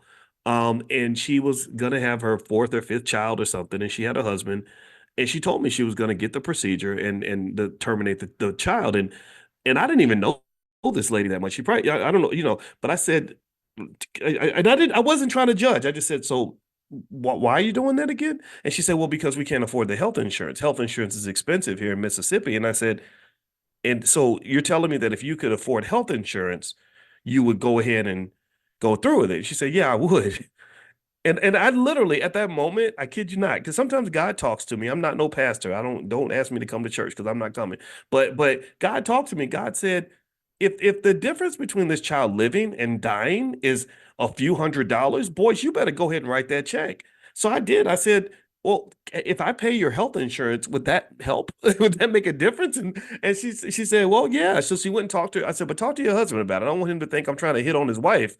I'm just doing what I think is right because I don't think a human being should live or die based on a few $100s. And so lo and behold, this child lived. She made the decision not to terminate because of that conversation. I didn't have to send the money. Her husband, fortunately, he had enough pride where he said, I'm not letting another man pay, for my wife's health insurance. He did, and I get it. I understood. I said, yeah, okay, no problem, man. I'm not a threat. I'm not trying to hit on your wife, but I just felt in my soul this something ain't right about this. Something feels weird about, wait, a few $100s is the, and here's the deal. This is, and I won't ever say her name because I don't think it's important. But through the years, I saw this child. I saw when the baby was born. You know how you see people on Facebook and you don't really talk to them, but you see them. I saw when the baby was born. I saw when the baby turned 1, when the baby turned 3, when the baby went to kindergarten, when the baby went to elementary school. Now the baby's like 11 or 12 years old. And I'm sitting there thinking, man, this poor kid who's growing his own life, who's his own human being. He's his own person now. He's got a whole personality. He's looking forward to his life. And I'm thinking, he doesn't even know that the difference between life and death was like a few $100s. Oh my God. So when I talk to y'all about things like financial consciousness, that's what I'm thinking about. Like this idea that we make life or death decisions over a few $100s. I'm not telling you what decision to make. I promise you, do you understand? I need y'all to really don't write me off as some activist in this. I'm not trying to interfere with your decisions. I'm just trying to say sometimes we make these massive decisions over tiny little things. It reminds me of like when a 17-year-old takes his own life because his girlfriend broke up with him and he doesn't realize that in about 6 months he's going to be thinking about another girl anyway. So it's like, why would you have a permanent solution to such a temporary problem? My mother being a poor black woman in Louisville, Kentucky was a temporary problem, but never letting me live was a very permanent solution. You never know, baby. I could have been the only child she could have ever had. Me and my mother have had 53 years of an amazing life together. I paid off her house. And to just know that a couple $100s or a temporary situation could have changed things so drastically bothers me. And one of the appeals I'm going to make to intelligent black people is to say, I need you to just make sure you at least look at the big picture. When you make decisions, decide what you want to do, but let's start looking at the big picture instead of the small one. I talked to my buddy D1 today. D1 is a great rapper, and he's first off, let me tell y'all, he's gonna come in next week. D1, we got to clap for him because actually he just released his new album. I forgot what it's called. I think it's called Loaded. And it's literally right now on Spotify, the #2 album on earth behind Eminem, by the way. So just let's clap it up for him. And I'm super proud of him, super happy for him, and he deserves it. So he and I talked for a little while. And what we were talking about is the difference between making decisions based on short-term criteria versus making decisions based on long-term criteria. And that is a mindset. And that is really an investor's mindset. If you look at people that made money from things like gentrification, they were thinking long term. They started planning for gentrification in the 1970s, 1980s. They didn't start on Tuesday and then expect to make money by Friday. Do you understand? So what we were talking about is in terms of politics. One thing that's really interesting to me is it's not so much that I have people telling me, oh, you got to go vote for Kamala or the Republicans are going to destroy the country and Project 2025 and all. I don't have a problem with people believing that. I don't have a problem with people going to the DNC. I don't have a problem with any of that. What I have an issue with is short-term decision making versus long-term decision making. What's weird to me is that I can point to you and show you that that every election there's always some sort of threat that is created that is designed to scare you into the voting booth every single time. Go look at it. Y'all remember when Diddy had shirts on that said "Vote or Die"? Like if you don't vote, you're going to die. And I'm gonna be honest, I didn't vote and I ain't dead yet. I didn't die. Or when they told you that a Trump presidency was going to be the end of the world and that they were going to enslave black people and Trump supporters are going to show up in our neighborhoods and kill us all with machine guns. I saw 4 years of Trump. I survived it. I saw 4 years of Biden. I survived it. So what's interesting to me is if you are not a conscious person, if you can't see, remember, consciousness is leveling up. Consciousness is where it's like going from driving a car to being in an airplane. Consciousness is where you can see far and you can see wide. A low vibration is where all you see is what's right in front of you. Well, a conscious person says, okay, I'm going to look at the bigger picture. I'm going to think about what's happening right now for sure. But I'm also going to think about, well, what does America look like 10 years from now, 15 years from now? A conscious person is a person who says, yeah, I got to go get a job maybe right now to go pay some bills.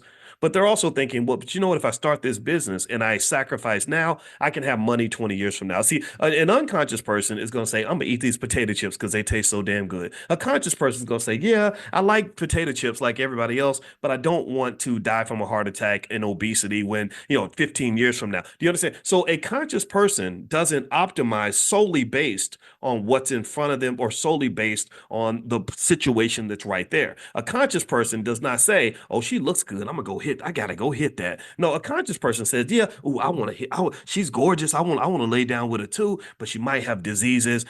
She might be my baby's mama one day. I don't want my kids to get raised by a stripper, and I don't really want to deal with these problems. So I'm going to go ahead and take my time and do something a little bit different. Do you understand? See, and here's the thing. I'm going to argue this. I really believe that the goal of anybody that's seeking to manipulate people, period, particularly Black people, are people that rely on your lack of consciousness. Not so much a lack of intelligence. There are very intelligent people who are not very conscious. It's more so consciousness, in my view, can be connected more so to emotional intelligence. Emotional intelligence says, yeah, I'm feeling this way. Maybe I'm a little bit afraid right now of what the consequences could be. Gosh, if I don't vote, Trump could get into office and things could be very bad. But at the same time, maybe if I do something different, if I vote for a third party, or if I don't participate, but let them know that I'll vote when you tell me, when you give me a reason to vote, that may change this two-party system one day, that maybe in 10 years, we won't be stuck in this sort of political slavery that's been dropped on us by the Democrat Republican Party. See, here's the thing. You're in the middle of a civil war. You're in the middle of a civil war. Fortunately, it's not violent yet. It could get violent. I saw a lot of violence during the Black Lives Matter protests. I saw violence on January 6th, right? It could get violent, right? You saw Trump get shot at. You've seen people on the right get violent as well, right? So you're in the middle of a civil war. And the interesting thing about the Civil War is that unconscious people are the ones who see the Civil War and they pick a side. They spend their time being mad at the people on the other side of the Civil War. But then the conscious people are the ones who can rise above the Civil War, look at both sides fighting, and actually have their bone to pick is not with the left, it's not with the right, it's with the bastards who created such a fucked up system, excuse my French, that you have to choose between the lesser of two evils. Those are the people I have the issue with. I don't have the issue with my Republican friends because I understand why you're a Republican. Maybe you can't support something like abortion. I know a lot of Christians who say I'm not crossing that line. I understand I don't have an issue with my liberal friends. I understand. Trump is kind of an SOB. I understand why you don't like the guy that much. And I can understand why Kamala, honestly, she is presidential. She looks more presidential than Trump, to be honest with you. I'm not voting for her, but she does. So I get all that. But what I don't like is how we have to pick these sides. And then what happens in a civil war, you got to be careful about, is that civil wars cause people who should be friends to have to become enemies. It causes people who normally would be allies to become competitors. Like I told you about the unfortunate weird phone call I got from D.L. Hughley, and where he's talking crazy to me and everything else, which was very strange to me. I did not say a word. I just sat there and said, what the hell's wrong with you? And I'm sitting there thinking, I'm a Black man, you're a Black man. I'm sure we have something to talk about other than this bullshit politics that you want to talk about. I'm sure that there's something in common that we have where we could form an alliance and work together rather than sit here and fight over a political party that doesn't give a damn about either one of us. They probably wanted both of us to be aborted before we were born. They wanted both of us to be in prison. They wanted both of us to be dead. They wanted both of us to be uneducated. They wanted both of us to be unemployed, marginalized, disrespected, disregarded, and thrown out to trash like a lot of other Black men in this country. So I'm trying to figure out for the life of me why I got Black men and Black women who are literally trying to fight me over Democrat Republican stuff when there's so many other things we should be fighting for. I just don't understand that. And the only thing I can see is that perhaps we just haven't sat back and really looked at ourselves and just looked at, like, what are you really fighting over? What's really going on? Now, let me go ahead and start reading some of this to you. And let me text the guy who's delivering my food.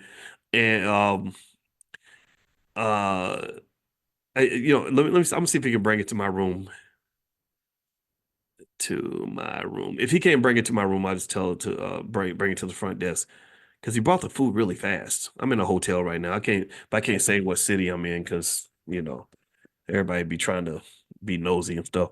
Anyway, so let me read what Dr. Anderson says here. All right, so let's see. All right. So what Dr. Anderson says is that neither party is willing to drastically alter the socioeconomic structure to benefit Black Americans. Consequently, if Blacks choose either side, they will still wind up in the same spot, at the bottom of the ranking order of acceptability, powerless and impoverished. So then Dr. Anderson also says conservative racial tactics are open, direct, and demonstrate their determination to conserve white privilege. We talked about that. Conservatives do not intend to share the unearned prosperity their ancestors gained. We talked about that. Conservatives are well aware of the purpose of the racial norms established in the Diversity Acts of the 1700s, that whites would be the dominant and controlling population. Conservatives do not believe in sharing or surrendering power or resources. When Black Americans have never had more than 0.5% of anything of value in the richest nation on earth and suffer from a disproportionate share of social pathologies, what do Black conservatives think that they are conserving? Food stamps, public housing, welfare, or criminalization? Conservatives will sink a Black boat while liberals will attempt to comfort Blacks as the boat sinks to the bottom. You understand? So he says the conservatives will sink your boat. The liberals will pat you on the head like a little puppy while your boat is sinking. They'll make you feel better. They'll tell you Black Lives Matter and how much they love you, and watch your boat sink to the bottom. Tell me if you get what I'm saying. Give me a yes if you agree with that statement. So in fact, somebody compared liberals and conservatives by saying that liberals are like the uncle, the really nice uncle that keeps promising you he's going to take you to Disney World, but he never does. And the conservative uncle is the one who never tells you he's taking you to Disney World, but he goes every single year and tells you that he's leaving you at home. He doesn't even promise you that he's taking you. But either way, you ain't going to Disney World. So let me keep going here. Liberals espouse diversity and multiculturalism without understanding. Uh-oh, that's my food. Hold on, right back.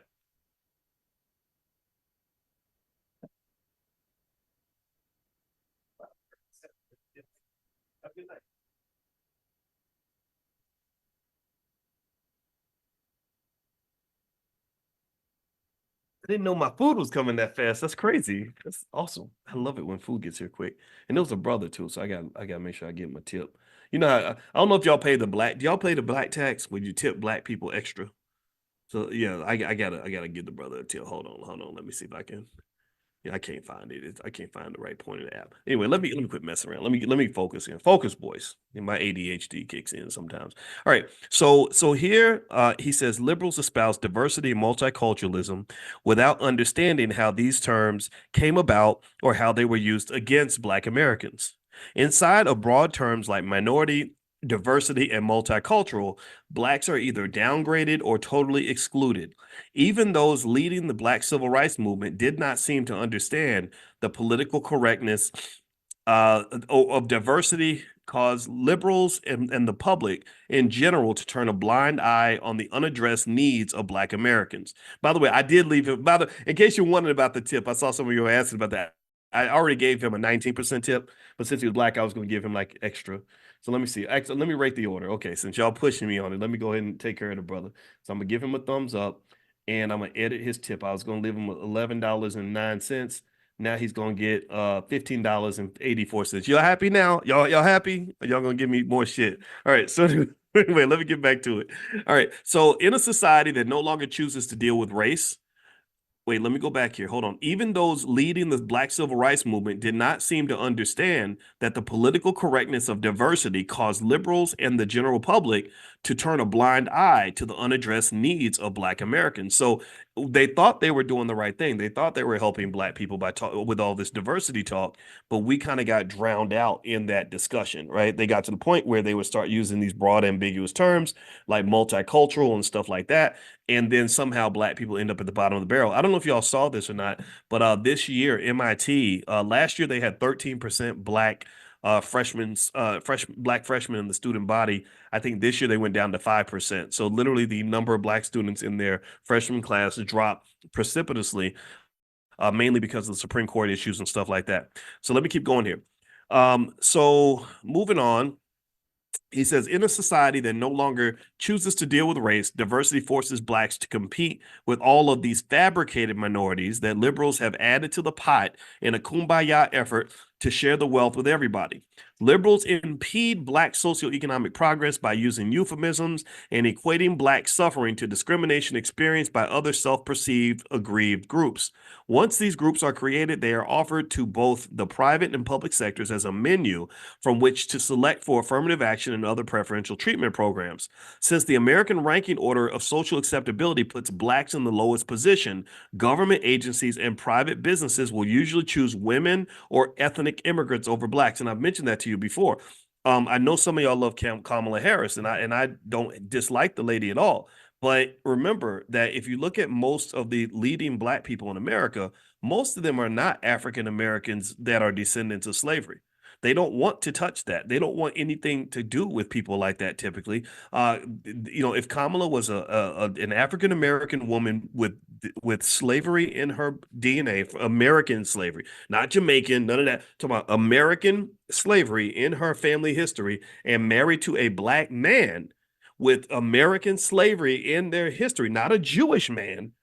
Kamala Harris would not be running for president. She would not be your candidate for president. They would say, you know what, she's too dangerous.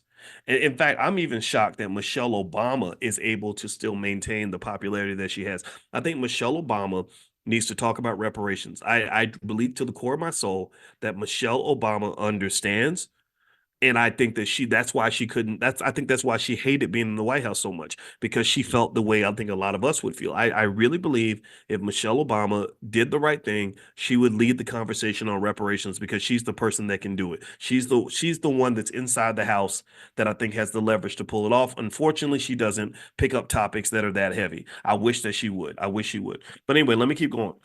So moving on. Let's see here. So it says here on page 185 of the Black History Reader, this is Dr. Claude Anderson's book, powernomics.com. That's his website. Liberals impede Black socioeconomic progress by using euphemisms and equating Black suffering to discrimination experienced by other self-perceived aggrieved groups. Once these groups are created, they are offered to both the private and public sectors as a menu. Okay, I mentioned that. Since American ranking order of social acceptability puts blacks in the lowest position, government agencies and private businesses will usually choose women and ethnic immigrants over blacks. So you typically get picked over. This is what's been going on. When I was at Syracuse University and I asked them, how many African Americans do you have on the faculty? They could not answer, but they did say, this is how many black people we have. This is how many immigrants we have. This is how much diversity we have. We're very diverse. I said, you're not very diverse because you don't have any African Americans who are descendants of slaves. You have a bunch of people from other countries, and somehow you put them in the same boat as us. And then they started doing that with gay people too, and that's something that I would argue is incredibly problematic and something that should not be accepted. Now, here's the thing. A lot of people talk about Project 2025. I don't blame you. That's fine. Maybe one day it'll get passed. There's a lot of work to do to get that thing passed. But what's interesting to me is what people don't talk about is Project 2034. Project 2034 is, to me, more sinister, or as sinister as Project 2025.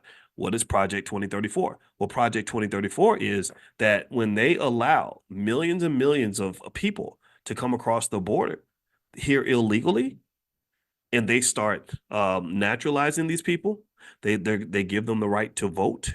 They in Illinois. I got to look it up, but people keep saying that they can actually become police officers now, which is really interesting. I didn't know you could come into the country illegally and become a cop. But we know that they're giving them billions of dollars, right? They're giving them free rent, free everything, lots of resources that they never gave you, moving them into black neighborhoods. Thanks to J. Mall Green. J. Mall Green in Chicago is an activist on the ground who represents us. He's B1. I had him on here this week. He will confirm to you that this is what they're doing. They're taking these schools in Chicago that they shut down. They shut down a bunch of the black schools in Chicago. They got rid of a lot of the black male principals. And then what they did was they told, when black people came to the city and said, we'd like to use this building for this or for this or for that. We need a community center. We need the business center. They said, no. We can't afford that. We can't afford that. Now, suddenly, all these buildings are being used up for people that just got here last week. And this is what's going on in Chicago. This is what's happening in New York. This is what's happening all throughout the country. So Project 2034 is that in 10 years, you got to understand, in 10 years, the black vote is going to be pretty worthless. It's going to be watered down to a point where they're going to say, who cares what black people think? Screw these people. They see where the wind is blowing. These are people that are very conscious of the direction of the demographic. They see the black community getting a little bit wiser about its politics. They see the black community starting to speak up on certain issues that we used to remain quiet about. And eventually, I would say in 10 years, Project 2034 is when your vote will mean very little in terms of shaping American politics. So at that point, when you don't have a vote that matters anymore, what are you going to do then? What are you going to do? Wealth is your only option. That wealth is your only opportunity. We've got to master this economic thing. We've got to do this because we do have resources that we are able to apply. We have got to do this. If we don't get our wealth together, this country is going to kick us in the ass. It's going to absolutely positively kick you, because then you don't have money and you ain't got votes. Well, they can pretty much do whatever they want with you. You can sit there as angry as you want, and it won't even matter. But anyway, let me keep reading here. So he says here on page 185 of the Black History Reader, Dr. Claude Anderson says, when the menu of preferred groups in the national policy of benign neglect, this is where they just ignore your problems and act like they don't happen, were first introduced in the mid-1970s to take the focus off of blacks, both conservatives and liberals were amazed that black leadership did not push back or take to the streets in protest. The federal government issued a registry that reclassified Hispanics and women as minorities and added American Indians, Eskimos, Asians, Arabs, Pacific Islanders, Sephardic Jews, and poor whites as minorities eligible to compete with blacks in affirmative action programs. None of these groups needed the Emancipation Proclamation or the 13th, 14th, and 15th Amendments to constitute into the Constitution in order to be accepted into mainstream society. If they had needed them, they would have pursued them. Liberals and conservatives worked as a team in a manner that inflicted pain on Black Americans and compounded the injustices they had endured. By the late 1970s, liberals gave up their focus on blacks, deciding that aligning with blacks was probably a losing cause, but that the newly fabricated minority classes could cloak themselves in the historical negative treatment endured by blacks and pretend that they, not Black Americans, were the victims of racism. There is no constitution, legal, or moral basis to equate the experiences of these new minorities to the unique oppression of blacks or to queue them up in the same benefits line. Both liberals and conservatives show their indifference to Black Americans by accepting diversity and political correctness concepts that displace blacks. History shows that neither conservatives nor liberals can be depended upon to protect the rights of blacks or to take action to see that blacks are placed in a protected class based upon their exceptionality and unique historical oppression. Blacks must not only do their own political thinking, but also place their own group's self-interest first and foremost. There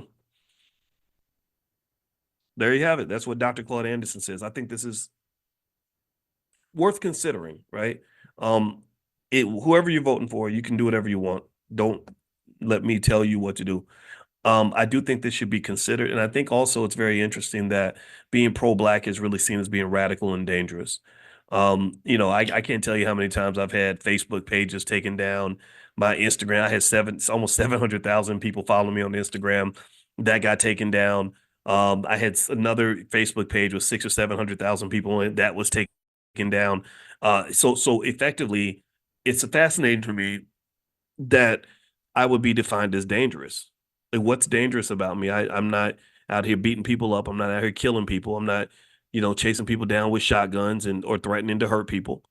I'm just speaking a fact that is very pro-black. If I was pro-gay, I don't think I'd have this problem. If I was pro-immigrant, I don't think I'd have this problem. If I was pro-white woman, I don't think I'd have this problem. If I was a raging white feminist, I'd be a hero. If I was pro-Kamala or pro-Trump, I don't think I'd have this problem as much. I noticed the conservatives kind of got it pretty bad for a little while. But generally speaking, this is what you're dealing with, right? Now, if you want to know where my new Instagram page is, it's Dr. Boyce Finance. I have a backup page, Dr. Boyce Money. So feel free to follow both pages because one of them at some point is going to be taken down. I already know it. We plan for these things, by the way. I don't cry when they shoot back. I know that if you're effective, then they're gonna have an issue with that, and I'm okay with that. I'm totally fine with that. But I do want to point that out just to say that this is what we're up against. Being pro-black is really not very popular. There are black people who look at you funny when you're pro-black. They're like, well, why would you do that? And I think in their mind they think that it's because you're kind of playing for the losing team. They're like, oh no, you can't bring the coffee that black. You can't be that black. You have to kind of, you kind of got to kind of lighten it up. You got to kind of add that little mulatto mix in there to kind of soften it up a little bit so that it's more acceptable. So Kamala, if she's shown up with a Wesley Snipes looking black husband that was African American and pro-black, again, she would be seen as radical. But instead, she shows up with the nice little mix. Like, hey, here's my white husband who is down with APAC. That shows that we're safe. These are our signals to show that, hey, yeah, we got just enough blackness to get the right to get the vote, but we're not so black that we're going to disrupt anything. So ultimately, what I would say is that when you're talking about politics, I don't have a lot of faith in the Democrats or Republicans or anybody to really change the condition of Black Americans. I think that it comes down to very simple ideas. It comes down to you and us committing to basic things that we can do. Like I talked to Dr. Abdullah today, and she has a background, that's really, really good. I mean, I encourage you to go check out her interview. But we're not the same, right? We're not exactly the same, but we respect each other. And I learned from her today. I wanted to hear her point of view. And one area that we talked about was revolution and just kind of what revolution kind of looks like. And she talks about dismantling institutions that exist, right? Because there's some institutions we have to deal with no matter what. And I do agree with that to a point, but I do think that certain institutions are institutions we think we have to deal with, but we really don't. Like, for example, she mentioned that her child goes to school, so she's got to deal with the school system. And I'm gonna just tell you, as an educator, you don't need a school system to educate your child. You don't. You really don't. I mean, you need somebody to give a damn enough about their kid to spend time with him. That's what you need. The child just needs a guardian. They need a mentor. They need a parent. That's what they need. But the reason they don't have a parent is because you off at work.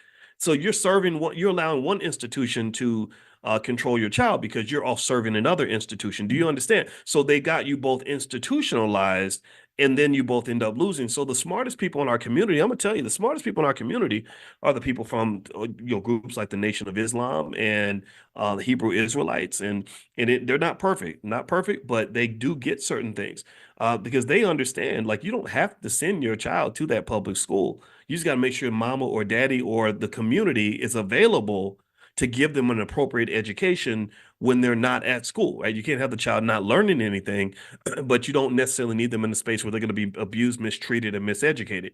If you and this is where financial security clicks in, right? If we're talking about wealth, like, again, this is a longer term project. This is not something that gets fixed overnight. But if you let's say that our goal, remember I told you guys about Project 2070. Project 2070 is where I believe that B1 people can be the most economically intelligent group of people on the planet. Also, part of Project 2070 means developing enough infrastructure. You got damn near 50 years to put this in place. You have enough infrastructure so that financial security is just a fundamental tenet in every black family. Every black family's got a couple 100,000, in today's dollars, a couple 100,000 liquid in stocks and real estate and everything else. So they don't have to go to work. See, what you got to understand is that if you have a couple $100,000 liquid, you don't have to work for anybody. You don't. As long as you're not a greedy fool that's throwing your money away, you really don't have to go to work. So what does that mean, though? You free up the parent then to do what a parent is supposed to do. You free up the parent to where they're not the employee, the parent becomes the teacher. And the parent also is the intellectual and spiritual security guard for the child. Do you understand? The parent is able to say, okay, you know what? I don't have to go to work, so I'm spending the whole day with my kids. I'm taking them out fishing. I'm going to take them to show them how to work on the farm. I'm going to take them on a trip to Africa next month. We are getting online. We're doing our lessons on the internet. We're going through our iPhones and we're learning lessons through AI and everything else. You have all the knowledge right there in your house. You just have to have somebody that has the time to apply the knowledge. And even if you do have to go to work, I think that if you had structured and organized community-based homeschooling networks all throughout this country, we could educate every single one of our kids and not have to ask a white man for nothing. And I'm not trying to say this to be anti nobody. I'm trying to say that they are jacking up our kids by the millions. They are screwing them up, putting poison in their brains, not preparing them for the world. They are not competitive. They're getting their ass kicked. And we standing here watching it, waiting for some damn Democrat to come and fix a problem that you should be fixing yourself. We should be fixing us. If my child comes out of that public school and they can't read, write, do math, or compete, that's on me. That's my responsibility. That's my responsibility. So that's it. Now somebody says I don't return emails. You're right, I don't. I don't have time for email. I'm sorry. I get 1,000 emails a day. I do have a team though. So if you email, if you reach out to our support at theblackbusinessschool.com, I have team members that will look at the message. But just so y'all know, I hate to say it, but there's so many people that reach out to me to get me personally involved in stuff. I can't do everything. I can't. It takes a lot of energy just to do stuff like this every day. We do Money in the Morning every single morning at 10 a.m. Eastern. If you want to join us, text the word morning to the number 87948. Text morning to 87948, and I will be there right there with you every single day. You can even bring your kids to that. Think about it. I'm a college professor. I've taught college students for 30 years. I could teach your kid too. If your child comes and hangs out and listens to me every morning, just talking about economics in a conversational framework, you don't think that after just maybe 10 or 20 of those conversations, that kid is going to be light years ahead of every other kid in the neighborhood? Do you understand how powerful that is? Think about this. I didn't even meet a black college professor until I was 20 years old. I'd never seen a black college professor until I was 20. So if you got a 5-year-old that's hearing from a college professor at the age of 5, they're going to be light years ahead of the competition. They're going to be ahead of the whites, the Jews. They're going to be ahead of everybody. So my belief is you got two major institutions that hem black people up for the most part, and then you got others that we have to confront, right? The two biggest institutions that can be easily erased are the educational system and the economic system. Those can easily be replicated by superior institutions that are built outside of the mainstream, right? You just have to maybe accept some of the challenges that come with building your own. But if you accept those challenges, you'll find that it's a much more fulfilling life. And they're connected. The economics and the education are connected because if the family is economically stable, then that means you freed up the time of the individuals in the family who really are supposed to be the leaders and the teachers. The reason you outsource education is because you ain't got time to do it yourself.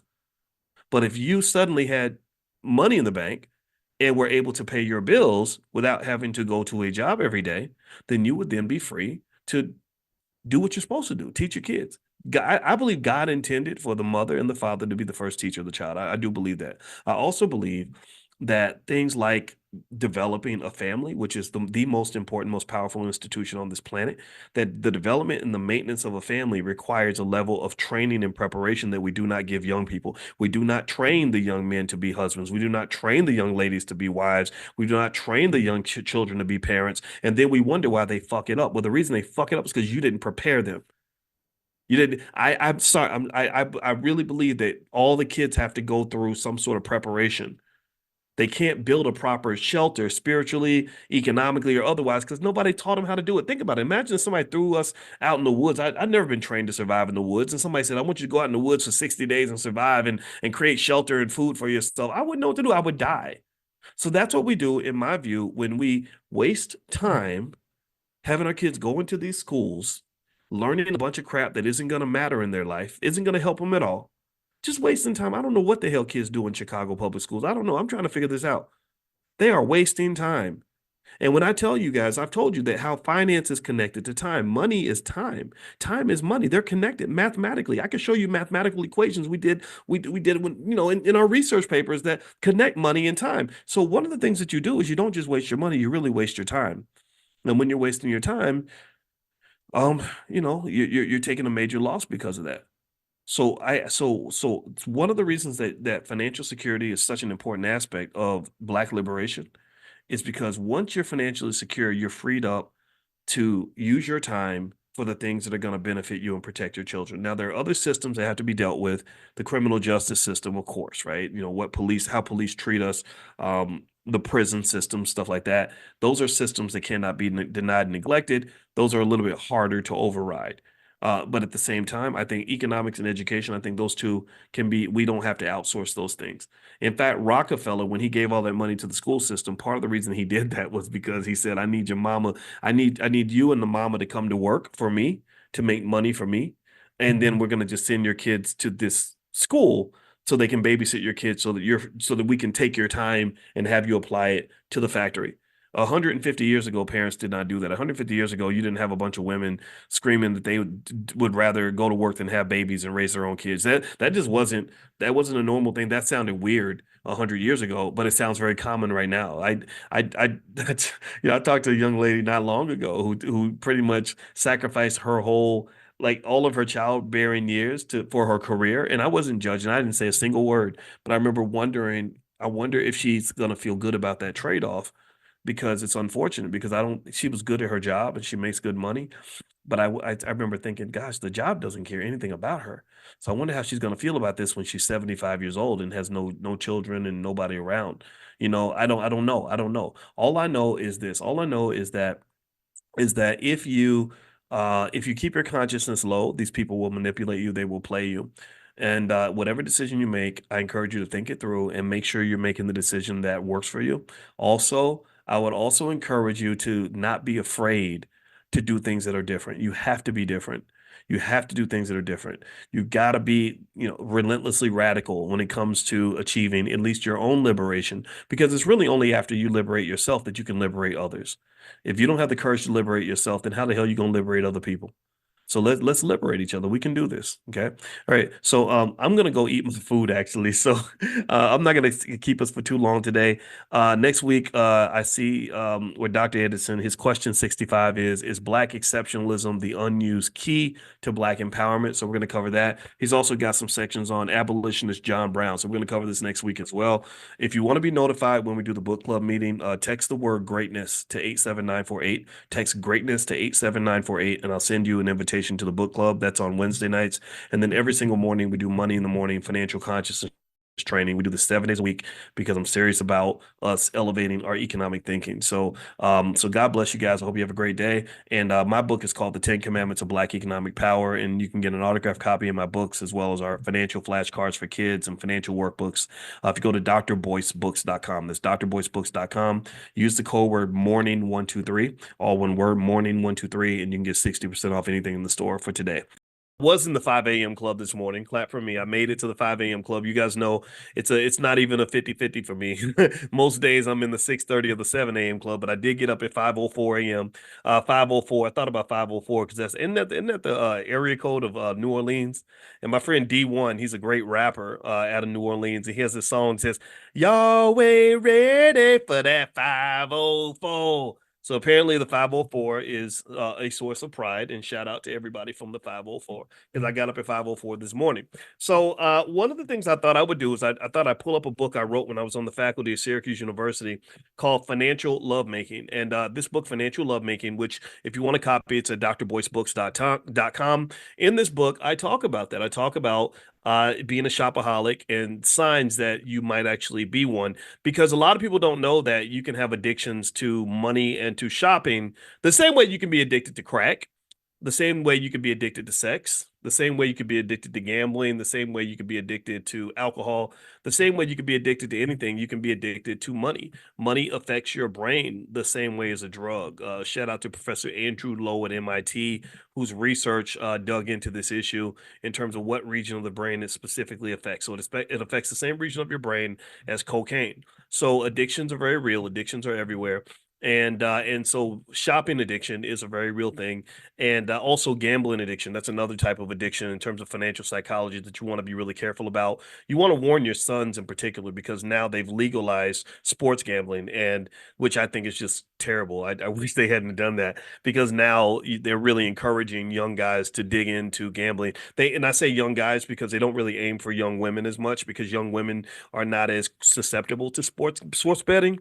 But the young guys, I think like between the ages of 22 and 36, Oh, you're toast. Because the thing is, when you're young, I guess the testosterone, we think we're invincible. We think nothing bad can happen until it happens. Until you're making 60,000 a year and you got $400,000 in debt, and you're trying to figure out how to fix it. And that's a hard thing to fix. It's much easier to prevent a financial problem than it is to fix one. So write that down in your head. I mean, it's much easier to prevent a problem than it is to fix it. So just remember that. An ounce of prevention is worth a pound of cure.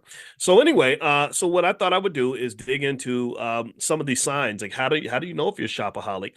In fact, give me a guess if you feel like you've ever seen anybody who was a shopaholic or spendaholic. Give me a guess if you maybe it was you, maybe it was you. Give me a guess if you've ever seen anything where you say, "Gosh, that almost seems like an addiction. That doesn't seem healthy. Something's wrong with that." Give me a guess if you've ever seen anybody in that category. Um, and so yeah, I think it's pretty common, right? It's kind of a big deal. In fact, in America, we have a big problem with spending. They love consumer spending. They love watching consumers spend because consumer spending actually drives the economy. That's how rich people stay rich. That's how the economy keeps roaring. Is they pretty much just have Americans addicted to consuming things from an early age. So anyway, so let me pull this up. All right, so let me see here. All right, so one other thing, let me see. I'm trying to think what else is going on. I know also Cody Ransom is teaching a Black Wall Street class. If you want to join that class on the true history of Black Wall Street, you can go to b1wallstreet.com, be the number one wallstreet.com. Feel free to take a look at that. I'm a believer that we shouldn't have slavery or anything like slavery or taught to us by slave masters. I don't think slave masters are the best people to teach slavery to people who used to be enslaved. And so so it's not just true for slavery. It's true for anything related to Black history. I think Black history and really anything about that comes down to like how to be Black, what Black people are supposed to do. I just don't think that it's healthy for us to have other people teaching us that. I think we should be teaching that to ourselves.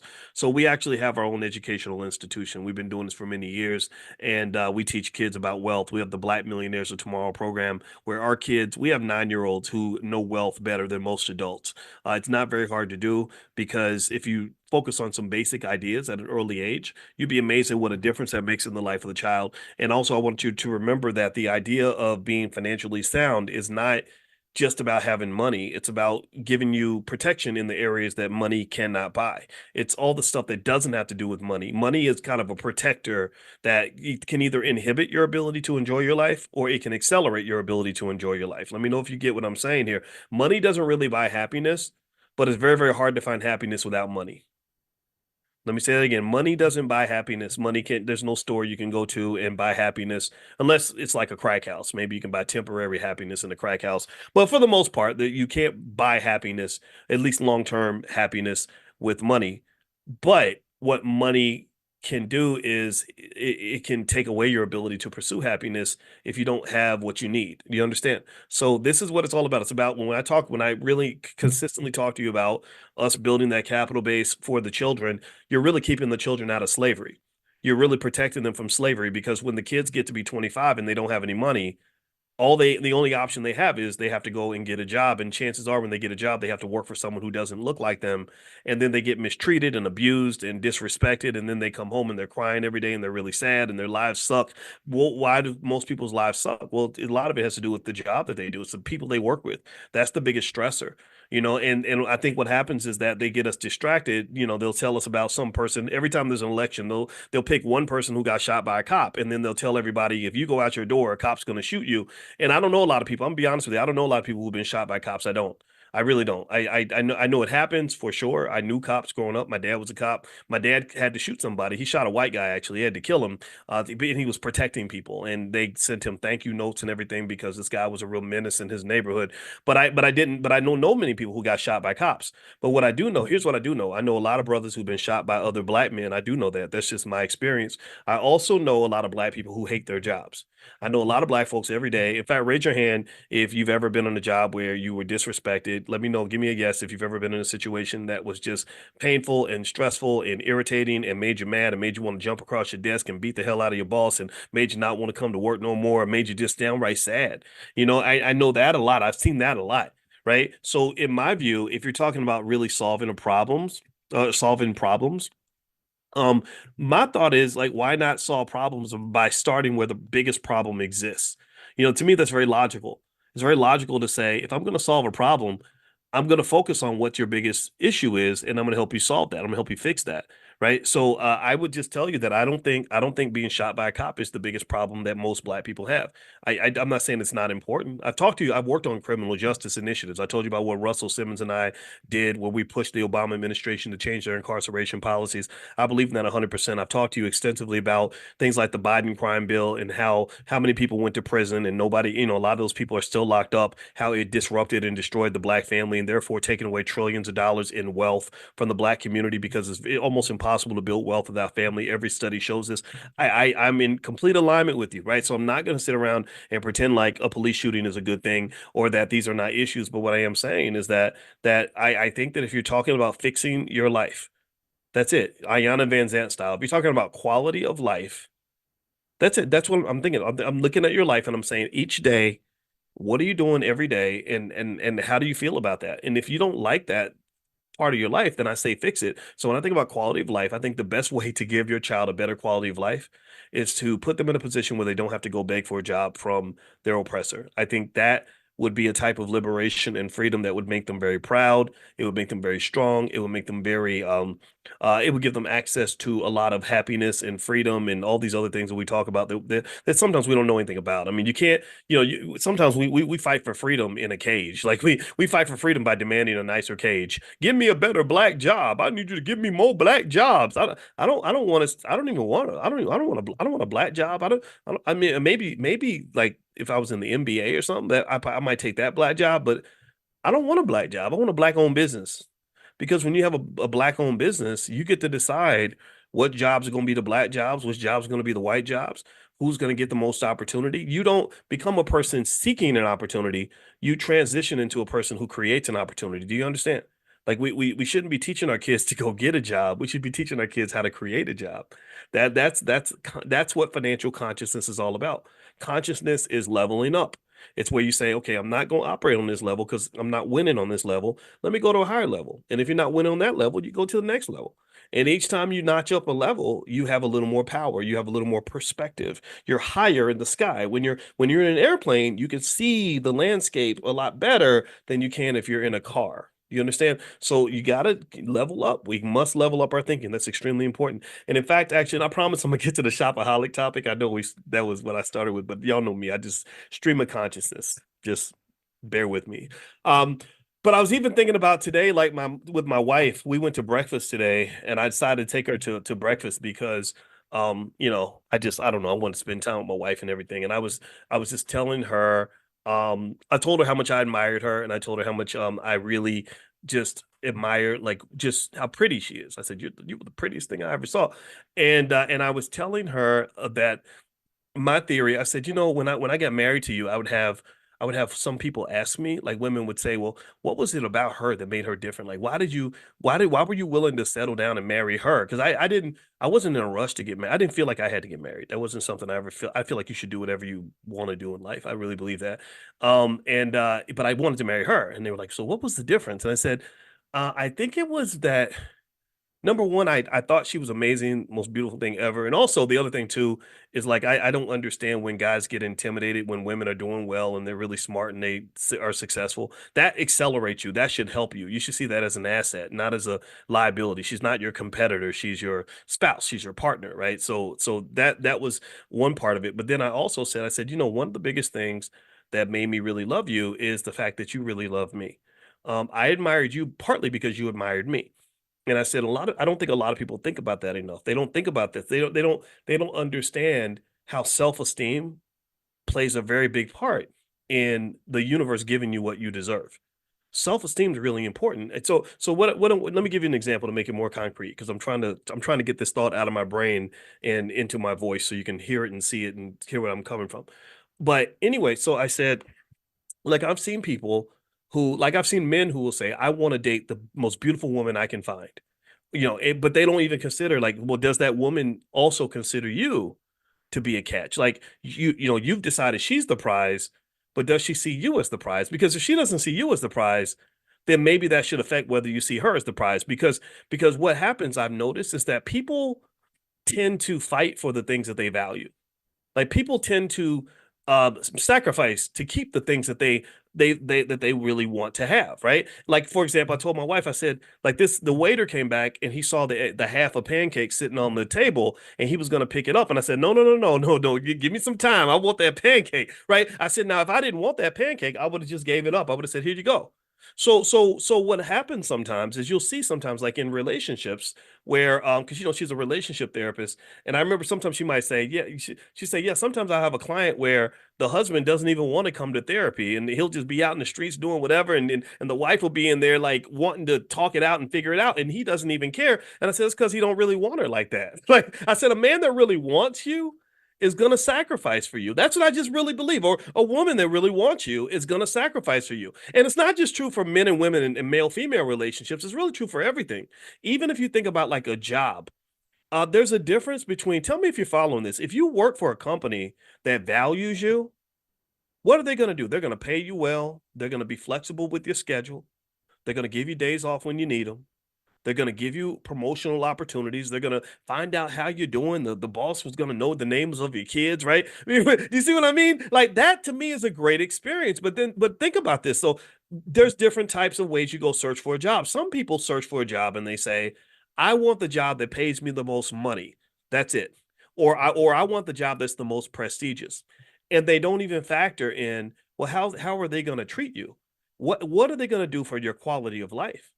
If I get a job that's super prestigious and pays me lots of money and they treat me like crap, they stress me out, I'm not sleeping, my blood pressure's up, I'm drinking myself to sleep every night because I'm under so much stress. Well, that ain't the right job for me. That's not the right place for me to be. I'm not supposed to be here. And what tends to happen is when we get more mature and you get past that self-esteem issue that you had when you were young, where somehow you felt the need to be in this space because maybe it validated you, right? You're young and you're like, I want to go work for the White House so I can tell my friends I work with the president, or I want to go get this job so I can tell my friends how much money I make. Then eventually you get to the point where you're like, I don't need that anymore. I don't need a fancy title. I don't need necessarily a ton of money.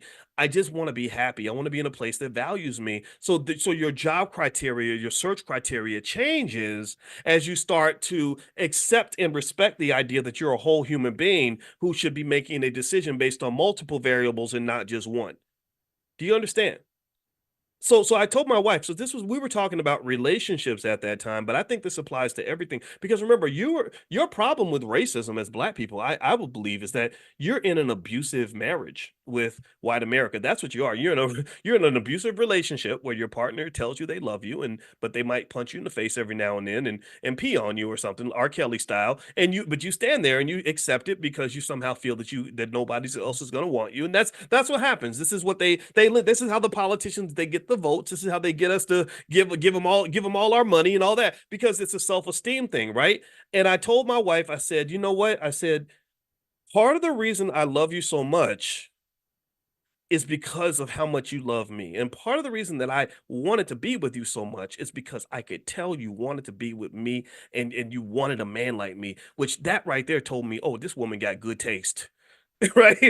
She got good taste. Now this was genetic. Her father was a professor like me. So she has this thing. We tend to marry our parents. There's books, there's whole psychology theories about that. This is where the whole broken families problem really emerges, right? When you look at the fact that 76% of all black children don't have a father in the home, and a lot of young children don't have a good relationship with their father, this really shows itself in dating choices and why certain guys might end up as the fathers of your kids and all that. It all requires therapy. It's a deep conversation. But still, though, I told that's what I explained to her. I said, I think that we underestimate the importance of self-esteem and self-respect when forming relationships, whether they are economic relationships, whether they are romantic relationships, professional relationships, any kind of relationship.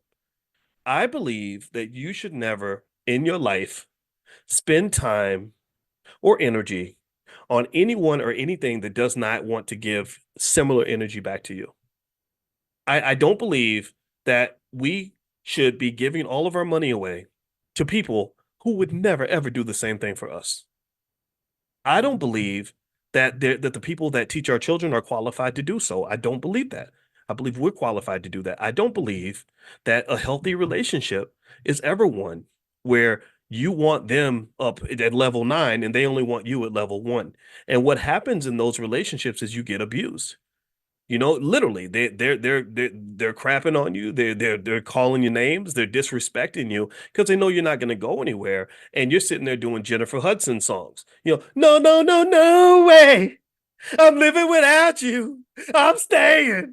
I'm staying. I don't want to be free. That's the black people all instead of the black national anthem, that needs to be our new anthem because some of us are out here literally singing Jennifer Hudson songs, talking about you gotta love me. Right. So first off, if a woman ever sang a song like that to me, I would run for the hills. That is a scary song. That means that she's either gonna have you or she gonna kill you. But then second of all, what in the world would make you ever think that it makes sense to behave that way in front of anyone? Where is your damn self-esteem? Where is your self-love? Where's your self-respect? And that's what we do. We are trained. I think we're trained to be beggars. We're trained to sit there. No, no way. You're gonna love me. Like you go, no, no, no, no way. I'm living without you. Right. And we take pride in this. I'm not begging nobody for nothing. I think I don't, and it's not an arrogant ego thing. It just it's a self-love thing. I think that if we practice simply loving ourselves as much as we love white people, we would just move like light years ahead as a community. I really do. I think that we really are in love with their validation. We're in love with their acceptance. We're in love with whatever it is that we think that they can give us, and we don't really love ourselves as much. And so when I so this all spun from the conversation I had with my wife, and I said a good part of the reason that I love you so much that I would fight for you and that I did fight for you is because I had a sense that you would fight for me, that you loved me, that you wanted me. If you did not want me, then I would not want you because I know that if I go out here and I hold my head up high and I become the best man I can be, that there would be some woman who would be worthy of that love. And I don't know that I hope that doesn't sound arrogant because it's not meant to be. To me, it's about simple, basic self-respect. I see people in relationships all the time with people who truly don't care about you. But maybe you picked him because you wanted to be married to a surgeon, or maybe you picked her because you wanted to be with the prettiest girl in the room instead of the woman who wanted you the most.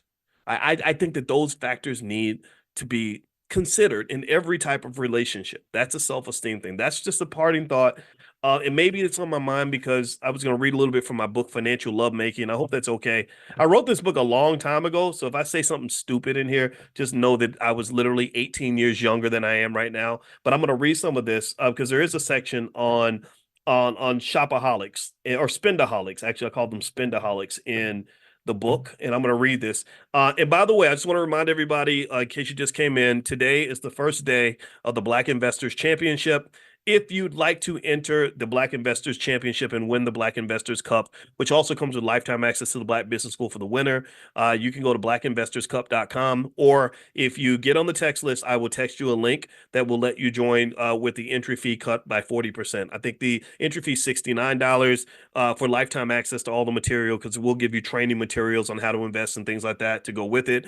But we will take 40% off and the price drops to $39. So that link will go out later on today. If you want to receive that in via text, just pull out your phone, text the word morning, MORNING, to 87948. Text morning to 87948. And also, I want to remind you the All Black National Convention is going to be October 25th through the 27th in Lombard, Illinois, right outside of Chicago. It's a very nice suburb, very cool area. I went to visit the Hotel the Westin's, very, very fancy. We have about 60 experts from our community coming in all different kinds of areas with the sole objective of solving problems for our community. Everything from health, physical health, mental health. We have mental health experts, we have relationship experts, we have political scientists, we have economists, we have real estate experts, we have people from groups as diverse as the Nation of Islam. We don't care if you're Democrat, Republican, gay, straight, male, female, young, old, rich or poor, educated, uneducated, as long as you're Black first. So if that's who you are and you want to repair our community and build institutions in our community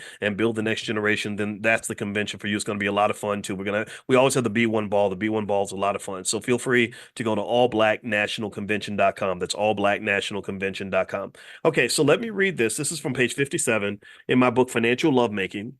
And I wrote this in 2006 when I was at Syracuse University because I was really fascinated with how love and money are connected. I didn't understand. I never fully processed how me making more money suddenly made me more handsome. I just didn't understand that because I was the same guy when I was a broke graduate student. But when I was making six figures, I noticed a change in terms of how women responded. Like your jokes suddenly are like the funniest jokes ever, and you become like the most interesting man in the world. And it made me study it. It made me just say, wow, this is so crazy. Like you want to sleep with me and you just met me 20 minutes ago. Oh, holy crap, this is nuts. And so anyway, rather than like digging into it in that direction, I decided to study it because that's what I do. I think about things, and I was really fascinated by what I found. I found that my belief, for example, is that it is just fundamentally true that generally speaking, women are more attracted to men who can provide security and various forms of security, right? It might be men who are taller on average are more attractive, men who are stronger on average are more attractive, men who are more intelligent, men who are funnier actually, because comedy or the ability to be funny is a type of intelligence. What else? Men who are more powerful, men who are wealthier, things like that, right? It's not always true, right? Sometimes it's not the case, but on average, that tends to be true. So anyway, here's what I wrote about shopaholics, and I was talking about your financial body, and I asked, do you spend like you have no common sense? And I spelled sense CENTS. Let's see what Boyce said. Remember he said this 18 years ago. When I teach personal finance, I love to use a particular term with my students. The term is spendaholic. I use this term because I see overspending to be similar to any other kind of hyperindulgence. Overeating, using drugs, or drinking alcohol. All of these things can be done in moderation, but there are some who do them incessantly. Americans have a horrible problem when it comes to overspending, mainly because our culture is driven by consumption, credit cards, and many other things that can put us into financial jeopardy. And I remember when I wrote this book, I was doing that summer research visit with the Center for European Economic Research, and that was when the German guy pointed out to me that Americans make less, that we make more money than Germans, but they save 5 times more than we do, and also we spend like crazy. They haven't paid more in taxes. They make less money and pay more in taxes, but they save a lot more than we do because it's a different culture. So it says here, a spendaholic is similar to an alcoholic. Answer this questionnaire to determine if you might be a spendaholic. These questions are not meant to embarrass or chastise you. They are simply meant to encourage you to study your own spending habits to see if they can be improved. So give me a yes or no if any of these apply to you. So answer in the chat. Let's have some fun. 1, if you have money in your pocket, do you spend till every penny is gone? They call that oversatiation. Does anybody do that? I used to do that a lot. That was my big problem. Money would burn a hole in my pocket, I ain't gonna lie. It still does actually. And I'll tell you how I dealt with that. 2, do you like to shop or spend when you feel bored or emotionally down? That's what they call emotional spending. 3, do you find yourself broke before every paycheck and not sure where all your money went? In parentheses, I call that money binging. 4, do you ever go shopping and eventually spend money without having anything in mind that you want to purchase? That's compulsive spending, where you just go shopping and you don't know what you want. You just know you want to eventually buy something. I do that. I'll walk in and I'll just be thinking, like my wife would be like, what are you looking for? I'll be like, I don't know. I'm just looking for something to jump out at me. 5, if you lost your job today, would you be able to survive on your savings for more than 2 months? If you were to significantly reduce your spending today, would this be any different? Careless spending. Okay, if you were to significantly reduce your spending today, would this be any different? Oh, so if you were to cut your spending, would you be able to survive longer than 2 months? Okay. 6, do you use credit cards for things other than big ticket items? If so, do you take longer than 1 month to repay the balance? And here I have petty spending. That's the definition of petty spending. Do you use credit cards for just a lot of stuff or just for big ticket items? 7, if you run out of cash at the mall, what do? A, go right to the ATM. B, find another source of payment. Or C, stop shopping and go home. And in parentheses, I have negative self-enablement. I have not used that term since I wrote this book, but that's pretty good. I like this. See, I don't know. When you could write a book like in 2006 and read the same book in 2024, and I kid you not, it's like somebody else wrote the book. So I'm literally reading this, trying to figure out what Boyce said, just like you are, because I haven't read this book for years. 8, do you find that you frequently feel worse after you spent a lot of money and have nothing left as if you've done something wrong? Do you have spender's guilt? One sign of being a spendaholic or a shopaholic is that you feel guilty when you're done. Just like anything else, like if you're an alcoholic or drug addict or a sex addict or something, you do stuff and then later on you're like, damn, I shouldn't have done that. 9, if you could go back in time for 1 year, would you change the amount of money that you spent? Would you do that if you could go back? I would. I'm raising my hand. I'm definitely in that category. To this day, I'm in that category. I ain't gonna lie. It doesn't go away because you never stop being you. Just like they say for drug addicts, like you're never like completely recovered. It's day by day, step by step, and just finding ways to take who you are and channel it in a way that's going to be healthier for you. Right. And that's just what it is. Number 10, are you quick to buy things for other people, such as meals, clothing, etc.? And here I call that life of the party spending. Are you the person who always picks up the check, always buy stuff for other people, like, kind of to big ball a little bit or whatever? I know a lot of us that maybe you went to school and you make more money than other people. You might feel the need to become extra generous. I still do that. I feel embarrassed to go places and ask other people to pay the tab. It's just not. It feels very awkward for me. And to some extent, I'm blessed, so it's okay. But I had to kind of work on that because sometimes you don't want to pay the tab. Sometimes you don't need to keep paying the tab. And yeah, Muna, that's that MC Hammer effect. Because MC Hammer, that's how he lost all of his money. Is he lost a lot of his money for the same reason a lot of athletes and entertainers lose their money, is that he was so generous. He took care of everybody. And they asked him, they said, "So what'd you do with all that money?" He said, well, I had 100 employees. So he's playing with his beard and he's like, "What do you think I did? You think I fed them hamburgers?" Or he said, like, "Do you think I paid them with hamburgers?" Or something like that, right? And the thing is that I don't knock the generosity at all. I think that Hammer, um, I think the generosity is fine. But like if I was to go back in time and I was an advisor to Hammer, what I would say to him is that you have to develop an infrastructure that feeds itself.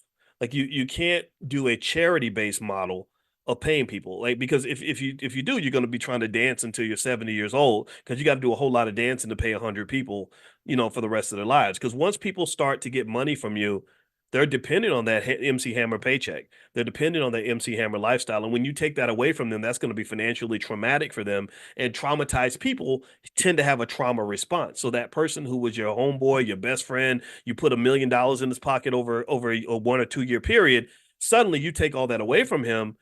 Sure, his better self might say, "Well, it's okay, man. You did a lot for me and I appreciate it." A lot of people don't do that. Most people are like, "You SOB, you son of a blankety blanket," especially if you're not suffering too. Now, if you're broke and he's broke, then that might be okay. But if he's broke and you're not, like, you're still torn and you're still making money because you just decided to kind of cut some cords, oh, you're going to become public enemy number one. Jamarlin Martin, who started Bossip, he and I had a really good time. We went fishing on a fishing trip, and I like this guy a lot. And I got a chance to talk to him in maybe about 2018 about just all the years where he was building Bossip. And I mean and if you know Bossip, do y'all know Bossip? Is Bossip still a big blog? I don't know if it's even out there. I haven't seen it. I haven't gone to the site or not. But it was back kind of like in the golden era of blogs where this blog was getting millions of views. Kim Kardashian got her start on Bossip. Like, she used to call them every day. He was telling me about how Kim would call and ask them to cover to cover whatever scandal she was involved with, because that's all she cared about. She didn't care about whether it was good publicity or bad publicity. She just wanted the publicity. And you see, she converted that into $1 billion empire. But anyway, one of the things I remember him talking about was that when the company was on its way up and he was very, very generous to a lot of people, that was all fine. But then when they had to do cutbacks, it became really tough for him because a lot of those very same people he'd helped the most were the ones who were angriest at him. And it wasn't that they hated him. It was that more so that when people lose something that they're dependent on, it's a trauma. It's a trauma for them. It's a financial trauma. My wife did a whole workbook on financial trauma. If you want to go take a look, it's at drboycebooks.com. And when people are traumatized, sometimes they're not gonna sit back and be calm and cool and collected. They're going to freak out, right? So long story short, I think with MC Hammer, that's the risk you have, is that you're being very generous and you're doling out money, and what you're doing is you're doling out dope. You're giving everybody some dope because the dope is soothing, they're soothing their lives and making things better, and giving them a feeling of euphoria, like, oh my God, thank you, I love you, I appreciate you so much. So now you got 100 people that are dependent on you financially. So you got 100 dope addicts, basically, except the dope is just the money, right? And it's not because they're bad people. It's just that they need that money that you're sending them every week. And it's not an amount that's going to make them just, super happy. It's just enough for them to feel normal. So when you take that away, it's just like taking money away or taking drugs away from an addict who need to get, a shot of heroin every morning, or a bottle of liquor every morning, or whatever. And so that reaction is literally a withdrawal. So you take away a dope fiend's dope, he's going to get mad at you. He's going to kick you in your ass. He's not thinking properly because he's feeling off balance in that moment. And I really think that that's what MC Hammer was running into. So what I would say to Hammer is, number one, I would just, first of all, I tell him, look, let's not hire anybody for a while. Let's just kind of think about this thing and figure out how we can develop something that's more stable. But then when you hire people, maybe hire them temporarily so that you can manage expectations, so they don't think that you're supposed to take care of them for the rest of their life. And then the third thing I would say is, let's develop some infrastructure. Let's make some investments with this. Hey, we got the cash flowing right now. Let's take this cash flow is coming from one source of capital. And the capital is what they call human capital. And it's coming from the fact that there is a really popular man named MC Hammer who gets on stage and dances around the world, and people pay millions of dollars to see him dance. That's not sustainable. That's not a sustainable source of capital. You're going to get old. You're going to be 50 years old. You won't be 50 years old if you're trying to dance like that. You can't even dance like that. It's hard to dance like that at 28 years old. So, I mean, you ever see Hammer dance? Hammer, Hammer, Hammer, Hammer. I mean, that man moves. That energy was insane. And so what the goal would be is, okay, we're going to really, really milk this era. We're going to milk the next 5, 6, 7, 10 years or whatever, as long as you're big. But the whole time we're going to be siphoning this cash into a more sustainable form of capital. We're going to start buying into other types of businesses. Maybe they're movie theaters. Maybe it's just buying shares of stock, right? Or whatever, right? Okay, here, this company called Apple. The stock is $5 a share. We think this company is going to have a bright future. And then years later, Apple's trading at $200 a share. So you're sitting on millions of dollars in capital that isn't going to get tired, that doesn't have to dance, that isn't going to get old. It's just going to sit there and keep paying people forever. And that's how you develop something that's more sustainable. That's how you develop a recursive ecosystem, right? A feedback loop. So now you've got these people on your team. They're trained. Everybody's trained to do their job. They're all being paid well to do their job. And because they're doing their job well, that's bringing more money into the business, right? So you can afford to pay them because you're getting something back. It's not a charity model. Charity is important, but charity will drain you. You can't do charity forever. You can't have a one-way source of wealth for all of eternity, because eventually the original source will dry up and then everybody suffers, right? So long story short, I would have probably tried to convince Hammer to take some of that money and make some other investments in some appreciating assets, starting with the very basics: stock market investing, real estate investing, and some limited amounts of entrepreneurship. Nothing crazy. We ain't buying your cousin's bowling alley and your Aunt Lucy's liquor store. We're not doing all of that. Maybe what we're going to do is develop businesses around the things that we know. Well, what do you know? Well, you know entertainment. Okay, we're going to start the MC Hammer Dance Studio, and we're going to hire a bunch of really great dancers from your team who are going to be teachers in the dance studio, and the whole community is going to come and pay a fee to learn how to dance, just like MC Hammer, whatever it is, right? Just like Alvin Ailey has his dance troupe, and they've probably made hundreds of millions of dollars all around the world. And I don't even know, y'all got to tell me, is Alvin Ailey still alive? I don't even know if he's even still here. I know his name is big. Is Alvin Ailey still out doing stuff? Does anybody know? I don't know. I don't know. No disrespect. I don't want to kill the man if he's still here. But that name is capital. You understand? The name Alvin Ailey is a source of capital that is feeding hundreds, if not thousands, of people. How cool is that? And it's not just Alvin Ailey's name. I mean, there's a lot of other names. Steve Jobs, what he did with Apple, That's now a $3 trillion company, and Steve Jobs ain't even here. You can keep going to Henry Ford. Ford Motor Company has fed millions of people. And he's been gone for a very long time. Walt Disney, the name Disney, just this summer, 50 years after Walt Disney died, this summer, Walt Disney Corporation had the two biggest movies of the freaking summer. Or this week, actually, this past week. They Wolverine and whatever that is from Marvel Studios was the #2 movie, and #1 was Alien, the movie Alien from another studio, the 20th Century Fox that they own. And they have the biggest haul of movie revenue of any major studio on the planet. And this is 50 years after Walt Disney died. Why is that? Well, that's because Walt Disney did something that's really important. He did something that the ancient Egyptians did at a very high level, is that he spent his life planning for that afterlife. When I was in Egypt, I was fascinated by how obsessed the old Egyptian kings and the Nubian kings and all the kings and pharaohs and queens were obsessed with death. And they really planned for death. King Tut, for example, as we saw King Tut's mummy, King Tut only ruled for like 9 years. He wasn't even a ruler that long, but he spent that whole 9 years preparing for the afterlife.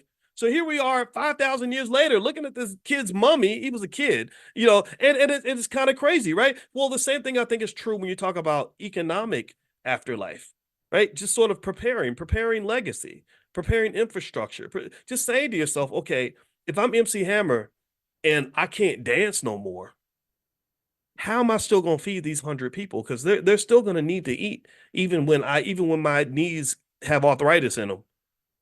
Well, that's where financial literacy and financial intelligence are not just nice value adds. They're not just nice little add-ons. They can literally become a matter of life and death. It can literally become a matter of, process this. Think about how many people couldn't eat anymore because MC Hammer wasn't selling records like he used to. A lot of people suffered financially because of that, right? So Alvin Ailey died in 1989. Thank you for sharing that. So about 10 of y'all shared the year of his death. So thank y'all for giving me the information. Y'all intelligent Black people are the best. So yes, he died in 1989. I was actually a senior in high school that year. That's how long ago that was. And so even though this man died, what's 89 is 35 years ago, I guess. He's still, people they're still making millions of dollars from his name because there was an infrastructure put in place. See, infrastructure and a process and a system will always outlive an individual. A system can work harder than an individual. A system is typically smarter than an individual. So when I talk to you all and we go into our Black Millionaires of Tomorrow program for children, and I explain to you what kind of children you need to build, I've given you a simple blueprint that if every family applies this, then you're talking about $1 trillion legacy that's being built over time. It goes back to sturdy. Remember we talked about sturdy children, STERDY. Sturdy, the S in sturdy stands for systems. You want children that can think in terms of systems. The T stands for technology, E stands for entrepreneurship, R stands for relationships, and D stands for delegation. The Y stands for the youth. If we have sturdy children, then you can build empires. You're not going to have rappers who have 5 good years and then everybody goes broke. You'll have rappers that can parlay 5 good years into 500 good years, or at least into 50 good years, because they understand the importance of developing infrastructure. Black leadership comes and goes because there's no infrastructure. Martin Luther King gets shot, the whole movement's done. Malcolm X gets shot, movement's done. Umar Johnson doesn't survive past tomorrow. We don't have King Kong consciousness. All that stuff is gone. He's just another dead Black man. But if you have systems and infrastructure, like, for example, the Anti-Defamation League can't die. Nobody can kill it. They wouldn't know who to assassinate if they ever decided to do that, because it's a system. It's an institution. They've got infrastructure. Do you understand? So what you want to do if you're building that legacy is I encourage you to think in terms of infrastructure. If you do that, then you've got a chance to live forever. You can do what the ancient Egyptians did and have people literally benefiting from your labor for the next 100, 200 years. And the beauty of it too, that's amazing, is that you literally are liberating people that are not even born yet. If you just think about, if you were able to, if we were all disciplined enough, for example, to just buy some shares of stock and never sell them and hold that in the family for the next 50 years, that will be enough to buy an apartment building for your great grandchild. That's enough for somebody to never have to work for anybody. My wife bought her first house from World War II savings bonds that her great grandfather bought in 1942. Do you understand? That's what, so there is no U in sturdy. Sturdy spelled Sterdy, Sterdy, and it's from our Black Millionaires of Tomorrow program. We have a whole financial literacy program for children, which literally the guarantee is that when your child goes through the program, if they take the self-study exams and they get their certificate, they will have a financial literacy level that exceeds the average college educated adult. That is our guarantee. And if you don't feel that way, then let us know. We'll give you your money back. But if you want to go take a look, you can go to blackmillionairesoftomorrow.com. That's blackmillionairesoftomorrow.com. So sturdy is an acronym, Sterdy, and that's what I talk about all the time, because if you develop that kind of thinking, economically speaking, then that's a type of consciousness that takes you to the next level, where it's not just, I'm going to try to be a successful Negro by getting me a fancy job and living in a nice neighborhood. Who cares about that? I don't, and I'm sorry, no disrespect, but no, the world don't really care a whole lot about your master's degree. The whole world don't care a whole lot about the fact that the Mr. Charlie gave you a good job. Nobody cares if you got an Oscar or a Grammy. Nobody really cares about that. And it's not because it doesn't matter. I get it. I got the degrees and I got the fancy jobs and I've had all that. But if something happens to you, if you're dead, if you stop breathing tomorrow, then everything you've accomplished is gone. All that labor, all that energy you put into making yourself into whatever you are, because you live in America where rugged individualism is celebrated, and we're told to celebrate ourselves and invest in ourselves. The biggest investment is the investment I made in me. I remember when I used to hang out with Dame Dash. He used to talk about that all the time. I'm gonna invest in me. I'm gonna invest in me and do this for me. Me. And I said, man, you sound like an opera singer. Me. Like, why is everything me? How come it can't be we and us? I don't want to invest everything in me.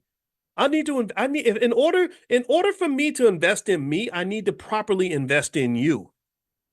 Because me and you becomes we, and we is 100 times bigger than me. Sure, I worked hard. I did all that. I got the degrees and I went to school and I know a whole lot of stuff. But if I walk outside that door and get hit by a milk truck, then everything I've worked for is gone. The only part of me that will survive is the part of me that I converted into we. So I know that the we will outlast the me any day of the week. Do you understand what I'm saying? I know that if something happens to me, I'm not worried about something happening to me, because we got we. I know that I've been able to, over 15, 20 years, talk to about 10, 20 million people who are going to take something that they learned from me and that it's going to survive. It's a win. It's a win for us. So what happens to me doesn't matter. I don't, when I figured that out and began that process of really pouring into other people as much as I could, and doing the same strategy that I would kind of, would have loved to help MC Hammer sort of do. That was when I no longer had a fear of death. I wasn't afraid of death anymore. I'm not afraid to die, because the we has become so big that the me is not that important. Sure, I'm still part of the process. Sure, absolutely. But if I was gone tomorrow, there's certain ideas and principles and philosophies that I know that you all have embraced that you're never going to unlearn. Now your kids know it. Your grandkids know it. You've been talking to people about it for 10, 15 years. So me doesn't matter anymore. Now me has become we, and they can't kill that. They can't kill the we. They can only kill the me. So, so I don't sit around saying, oh, what if they come and assassinate me like they did Booker T. Washington, or take me down like Marcus Garvey's. That stuff doesn't bother me. I have a job to do. And I would say the same thing is true for any of you, all of you. A lot of you are super talented. You've got so many great things you've worked on. You have so much knowledge you have so much skill, so much possibility and potential. Try to make sure you turn that me into a we, and don't fall for the me the me philosophy that exists in America, because the me is why so many people are struggling, why so many people are losing, why our country is not becoming the country that it needs to be. If you want to know why China is becoming so strong, it's because China understands this. China says me don't matter. It's the we. We are what matters, not you. You're an individual. So doing everything by yourself is not really gonna get you what you're looking for, because I hate to break it to you, but at some point you're going to die. We're all going to die. And so the best thing we can do while we're here is enjoy the present, really pour into it with reckless abandon, fearlessness. I believe deeply in that. I believe in relentless fearlessness in terms of pursuing whatever purpose you believe God gave you, and then making sure that you're passing that baton so that everything that you have, everything you work for, everything you become becomes something that's bigger than just you. That's consciousness. That's financial consciousness. That's it. I'm done. Um, So yeah, so I finished reading that part from my book, Financial Lovemaking. If anybody wants to go get a copy, you can go to drboycebooks.com. And it's the subtitle of Financial Lovemaking is merging assets with your partner in ways that feel good. So I actually say I want to apologize in advance for any weird or freaky stuff I said in the book. I think I talked about financial threesomes and stuff like that, just trying to be funny. But that was me at 35 years old, so I'm a different man now. So anyway, I hope you guys have a great day. And also a reminder, the Black Investors Championships have started. They start today. So if you'd like to still participate, just get on the text list. I'll send you a link where you can join. And then after today is shut off, we can't take any more entrants. And you can start buying stock right now. The markets are open right now. So go ahead and jump in, start buying your stock. The URL is blackinvestorscup.com. That's blackinvestorscup.com. But if you get on the text list, I'll send you a link where you can join. And it cuts down the price of the fee and everything for you. So feel free to get on the text list. Text morning to the number 87948. Text morning to 87948, and I will send you the link this afternoon. And that's pretty much it. So have a was in the 5 a.m. club this morning. Clap for me. I made it to the 5 a.m. club. You guys know it's not even a 50-50 for me. Most days I'm in the 6:30 or the 7 a.m. club, but I did get up at 5:04 a.m. 5:04. I thought about 5:04 because that's isn't that the area code of New Orleans? And my friend D1, he's a great rapper out of New Orleans, and he has this song that says, "Y'all ain't ready for that 5:04." So apparently the 5:04 is a source of pride, and shout out to everybody from the 5:04 because I got up at 5:04 this morning. So one of the things I thought I would do is I thought I'd pull up a book I wrote when I was on the faculty of Syracuse University called Financial Lovemaking. And this book, Financial Lovemaking, which if you want a copy, it's at drboycebooks.com. In this book, I talk about that. I talk about being a shopaholic and signs that you might actually be one, because a lot of people don't know that you can have addictions to money and to shopping the same way you can be addicted to crack, the same way you could be addicted to sex, the same way you could be addicted to gambling, the same way you could be addicted to alcohol, the same way you could be addicted to anything, you can be addicted to money. Money affects your brain the same way as a drug. Shout out to Professor Andrew Lowe at MIT, whose research dug into this issue in terms of what region of the brain it specifically affects. So it affects the same region of your brain as cocaine. So addictions are very real. Addictions are everywhere. And so shopping addiction is a very real thing, and also gambling addiction. That's another type of addiction in terms of financial psychology that you want to be really careful about. You want to warn your sons in particular, because now they've legalized sports gambling, and which I think is just terrible. I wish they hadn't done that, because now they're really encouraging young guys to dig into gambling. And I say young guys because they don't really aim for young women as much, because young women are not as susceptible to sports betting. But the young guys, I think, like between the ages of 22 and 36, oh, you're toast. Because the thing is, when you're young, I guess the testosterone, we think we're invincible. We think nothing bad can happen until it happens. Until you're making 60,000 a year and you got $400,000 in debt, and you're trying to figure out how to fix it. And that's a hard thing to fix. It's much easier to prevent a financial problem than it is to fix one. So write that down in your head. I mean, it's much easier to prevent a problem than it is to fix it. So just remember that, an ounce of prevention is worth a pound of cure. So anyway, so what I thought I would do is dig into some of these signs. Like how do you know if you're a shopaholic?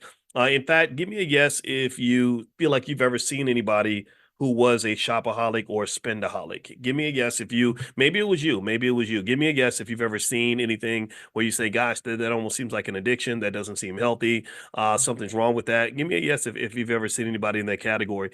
Um, And yeah, I think it's pretty common, right? It's kind of a big deal. In fact, in America, we have a big problem with spending.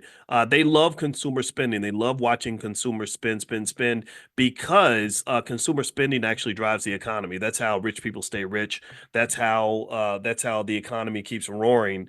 Is they pretty much just have Americans addicted to consuming things from an early age. So anyway, so let me pull this up.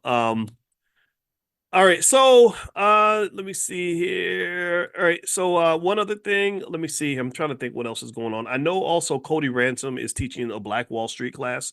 If you want to join that class on the true history of Black Wall Street, you can go to b1wallstreet.com, be the number one wallstreet.com. Feel free to take a look at that. I'm a believer that we shouldn't have slavery or anything like slavery or taught to us by slave masters. I don't think slave masters are the best people to teach slavery to people who used to be enslaved. And so so it's not just true for slavery. It's true for anything related to Black history. I think Black history and really anything about that comes down to like how to be Black, what Black people are supposed to do. I just don't think that it's healthy for us to have other people teaching us that. I think we should be teaching that to ourselves. So we actually have our own educational institution. We've been doing this for many years, and we teach kids about wealth. We have the Black Millionaires of Tomorrow program where our kids, we have 9-year-olds who know wealth better than most adults.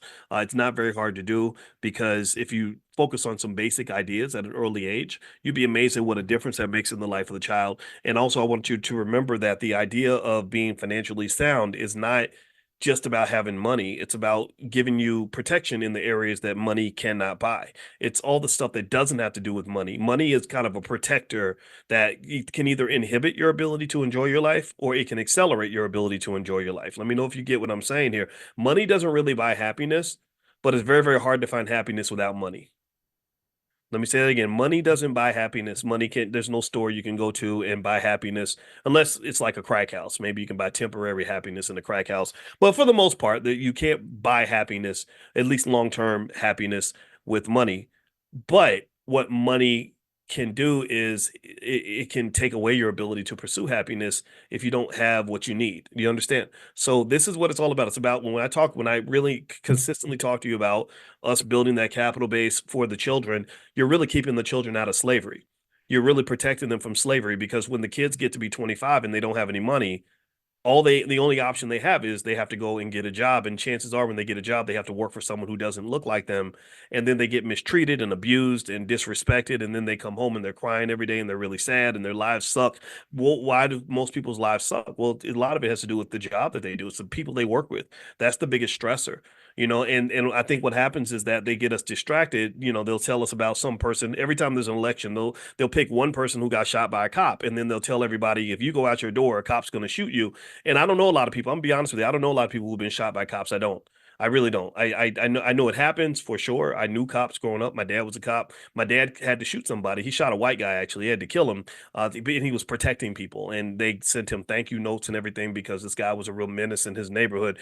But I don't know many people who got shot by cops. But what I do know, here's what I do know. I know a lot of brothers who've been shot by other black men. I do know that. That's just my experience. I also know a lot of black people who hate their jobs. I know a lot of black folks every day. In fact, raise your hand if you've ever been on a job where you were disrespected. Let me know. Give me a yes if you've ever been in a situation that was just painful and stressful and irritating and made you mad and made you want to jump across your desk and beat the hell out of your boss and made you not want to come to work no more, or made you just downright sad. I know that a lot. I've seen that a lot, right? So in my view, if you're talking about really solving problems, um, my thought is like, why not solve problems by starting where the biggest problem exists? To me, that's very logical. It's very logical to say, if I'm going to solve a problem, I'm going to focus on what your biggest issue is, and I'm going to help you solve that. I'm going to help you fix that, right? So I would just tell you that I don't think being shot by a cop is the biggest problem that most black people have.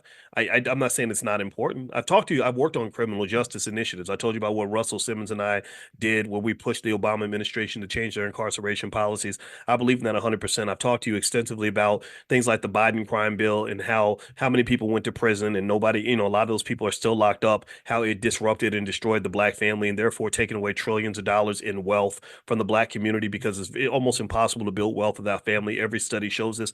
I'm in complete alignment with you, right? So I'm not going to sit around and pretend like a police shooting is a good thing or that these are not issues. But what I am saying is that I think that if you're talking about fixing your life, that's it. Ayanna Van Zant style. If you're talking about quality of life, that's it. That's what I'm thinking. I'm looking at your life and I'm saying each day, what are you doing every day, and how do you feel about that? And if you don't like that part of your life, then I say fix it. So when I think about quality of life, I think the best way to give your child a better quality of life is to put them in a position where they don't have to go beg for a job from their oppressor. I think that would be a type of liberation and freedom that would make them very proud. It would make them very strong. It would make them very it would give them access to a lot of happiness and freedom and all these other things that we talk about that sometimes we don't know anything about. I mean, you can't, sometimes we fight for freedom in a cage. Like we fight for freedom by demanding a nicer cage. Give me a better black job. I need you to give me more black jobs. I don't want to, I don't even want to, I don't want a black job.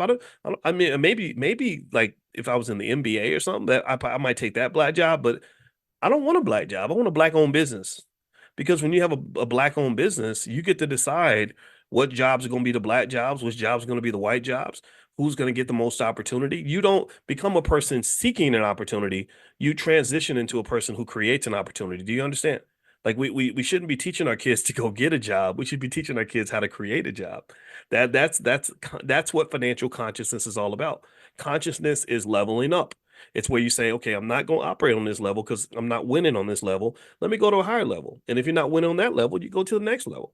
And each time you notch up a level, you have a little more power. You have a little more perspective. You're higher in the sky. When you're in an airplane, you can see the landscape a lot better than you can if you're in a car. You understand? So you got to level up. We must level up our thinking. That's extremely important. And in fact, actually, I promise I'm gonna get to the shopaholic topic. I know that was what I started with, but y'all know me. I just stream of consciousness. Just bear with me.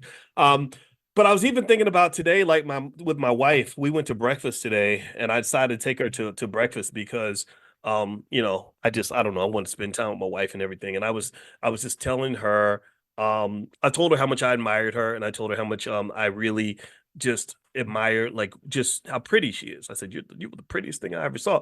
And I was telling her that my theory, I said, when I got married to you, I would have some people ask me, like women would say, well, what was it about her that made her different? Like, why were you willing to settle down and marry her? Because I wasn't in a rush to get married. I didn't feel like I had to get married. That wasn't something I feel like you should do whatever you want to do in life. I really believe that. But I wanted to marry her. And they were like, so what was the difference? And I said, I think it was that number one, I thought she was amazing, most beautiful thing ever. And also the other thing too is like I don't understand when guys get intimidated when women are doing well and they're really smart and they are successful. That accelerates you. That should help you. You should see that as an asset, not as a liability. She's not your competitor. She's your spouse. She's your partner, right? So that was one part of it. But then I said, one of the biggest things that made me really love you is the fact that you really love me. I admired you partly because you admired me. And I said I don't think a lot of people think about that enough. They don't think about this. They don't understand how self-esteem plays a very big part in the universe giving you what you deserve. Self-esteem is really important. And so let me give you an example to make it more concrete because I'm trying to get this thought out of my brain and into my voice so you can hear it and see it and hear where I'm coming from. But anyway, so I said, like I've seen men who will say, I want to date the most beautiful woman I can find.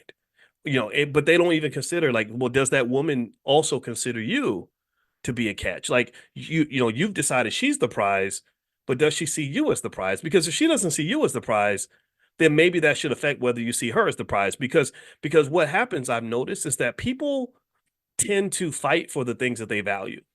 Like people tend to sacrifice to keep the things that they really want to have, right? Like for example, I told my wife, I said, like the waiter came back and he saw the half a pancake sitting on the table and he was going to pick it up, and I said, no, no, no, no, no, no, give me some time. I want that pancake, right? I said, now if I didn't want that pancake, I would have just gave it up. I would have said, here you go.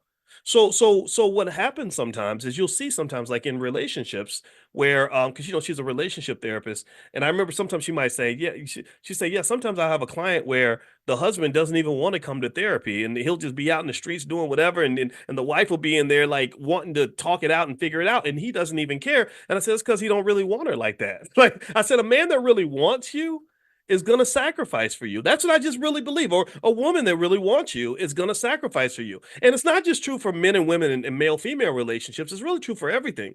Even if you think about like a job, there's a difference between, tell me if you're following this. If you work for a company that values you, what are they going to do? They're going to pay you well. They're going to be flexible with your schedule. They're going to give you days off when you need them.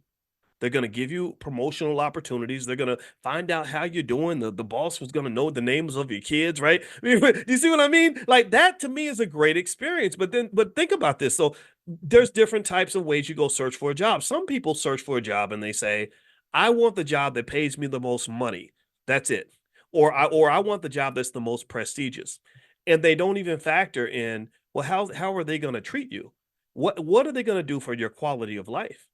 If I get a job that's super prestigious and pays me lots of money and they treat me like crap, they stress me out, I'm not sleeping, my blood pressure's up, I'm drinking myself to sleep every night because I'm under so much stress. Well, that ain't the right job for me. That's not the right place for me to be. I'm not supposed to be here. And what tends to happen is when we get more mature and you get past that self-esteem issue that you had when you were young, where somehow you felt the need to be in this space because maybe it validated you, right? You're young and you're like, I want to go work for the White House so I can tell my friends I work with the president, or I want to go get this job so I can tell my friends how much money I made. Then eventually you get to the point where you're like, I don't need that anymore. I don't need a fancy title. I don't need necessarily a ton of money. I just want to be happy. I want to be in a place that values me. So your job criteria, your search criteria changes as you start to accept and respect the idea that you're a whole human being who should be making a decision based on multiple variables and not just one. Do you understand?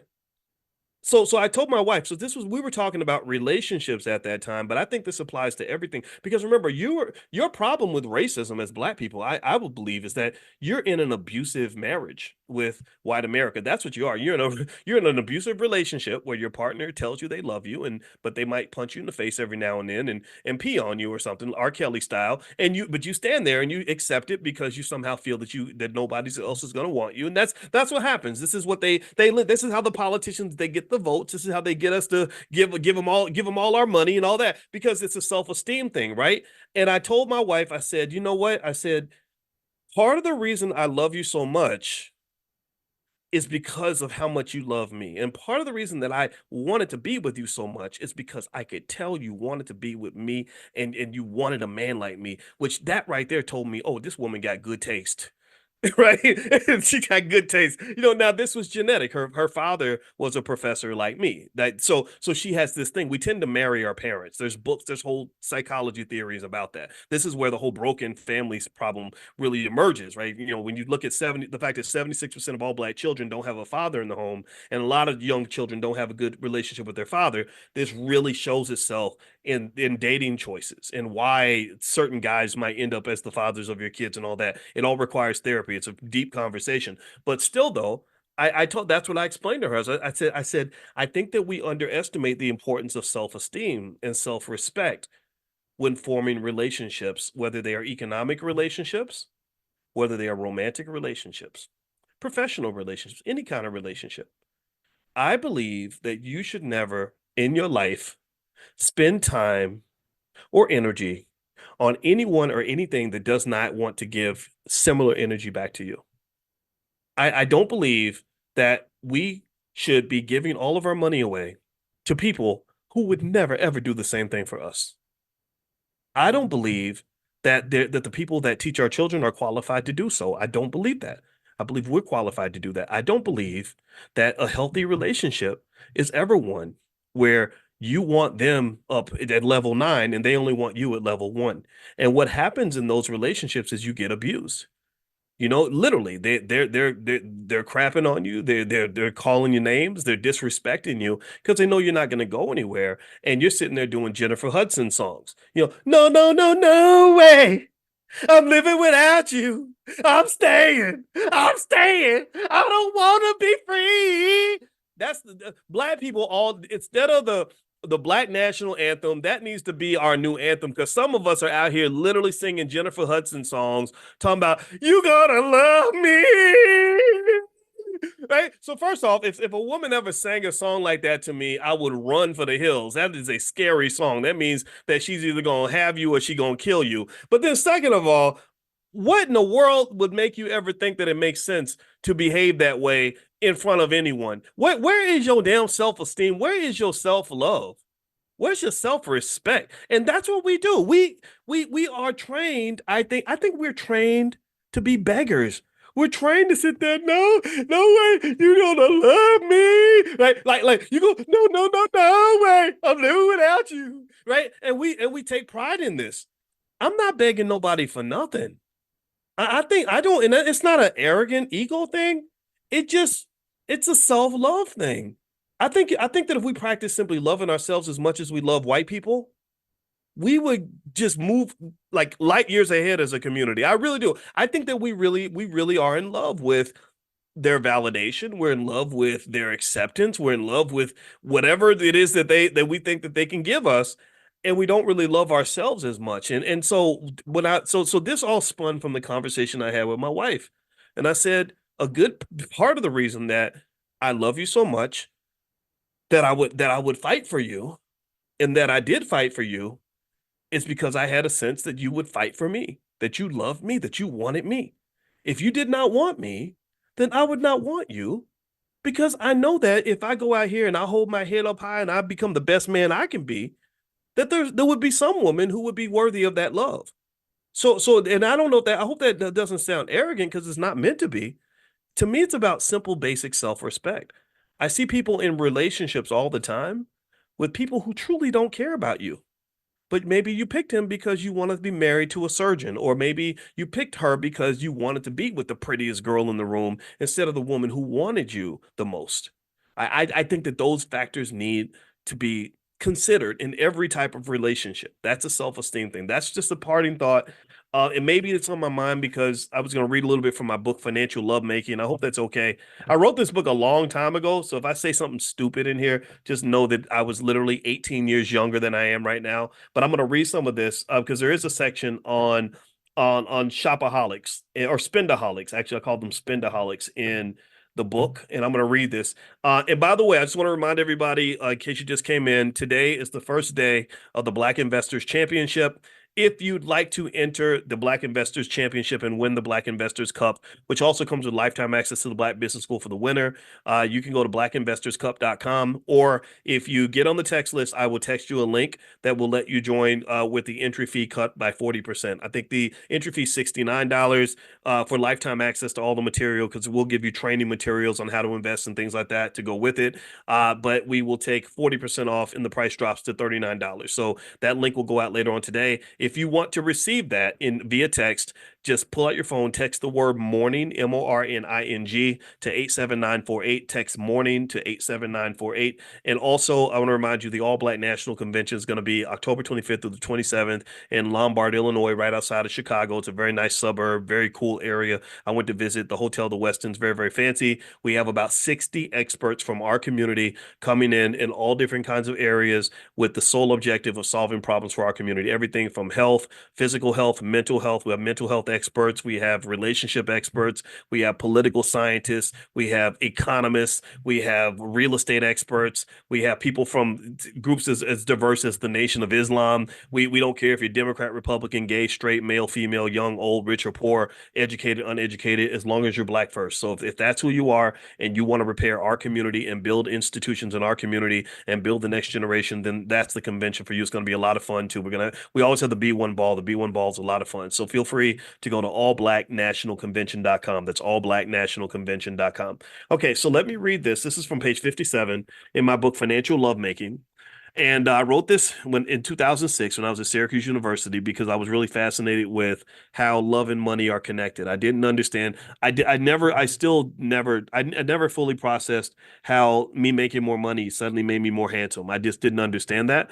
because I was the same guy when I was a broke graduate student. But when I was making six figures, I noticed a change in terms of how women responded.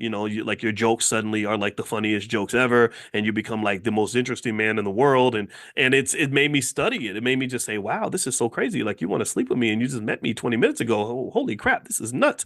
And so anyway, rather than like digging into it in that direction, I decided to study it because that's what I do. I think about things, and I found I was really fascinated by what I found. I found that my belief, for example, is that it is just fundamentally true that generally speaking, women are more attracted to men who can provide security and various forms of security, right? It might be men who are taller on average are more attractive, men who are stronger on average are more attractive, men who are more intelligent, men who are funnier actually, because funny comedy or the ability to be funny is a type of intelligence.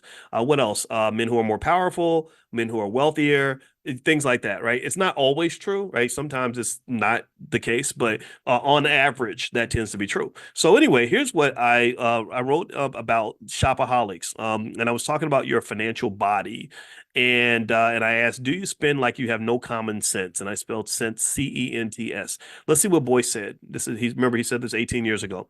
When I teach personal finance, I love to use a particular term with my students. The term is spendaholic. I use this term because I see overspending to be similar to any other kind of hyperindulgence. Overeating, using drugs, or drinking alcohol. All of these things can be done in moderation, but there are some who do them incessantly. Americans have a horrible problem when it comes to overspending, mainly because our culture is driven by consumption, credit cards, and many other things that can put us into financial jeopardy. And I remember when I wrote this book, I was doing that summer research visit with the Center for European Economic Research. And that was when the German guy pointed out to me that Americans make less, that we make more money than Germans, but they save five times more than we do, and also we spend like crazy. They haven't paid more in taxes. They make less money and pay more in taxes, but they save a lot more than we do because it's a different culture. So it says here, a spendaholic is similar to an alcoholic. Answer this questionnaire to determine if you might be a spendaholic. These questions are not meant to embarrass or chastise you. They are simply meant to encourage you to study your own spending habits to see if they can be improved. So give me a yes or no if any of these apply to you. So answer in the chat. Let's have some fun. One, if you have money in your pocket, do you spend till every penny is gone? They call that oversatiation. Does anybody do that? I used to do that a lot. That was my big problem. If money would burn a hole in my pocket, I ain't gonna lie. It still does actually. And I'll tell you how I dealt with that. Two, do you like to shop or spend when you feel bored or emotionally down? That's what they call emotional spending.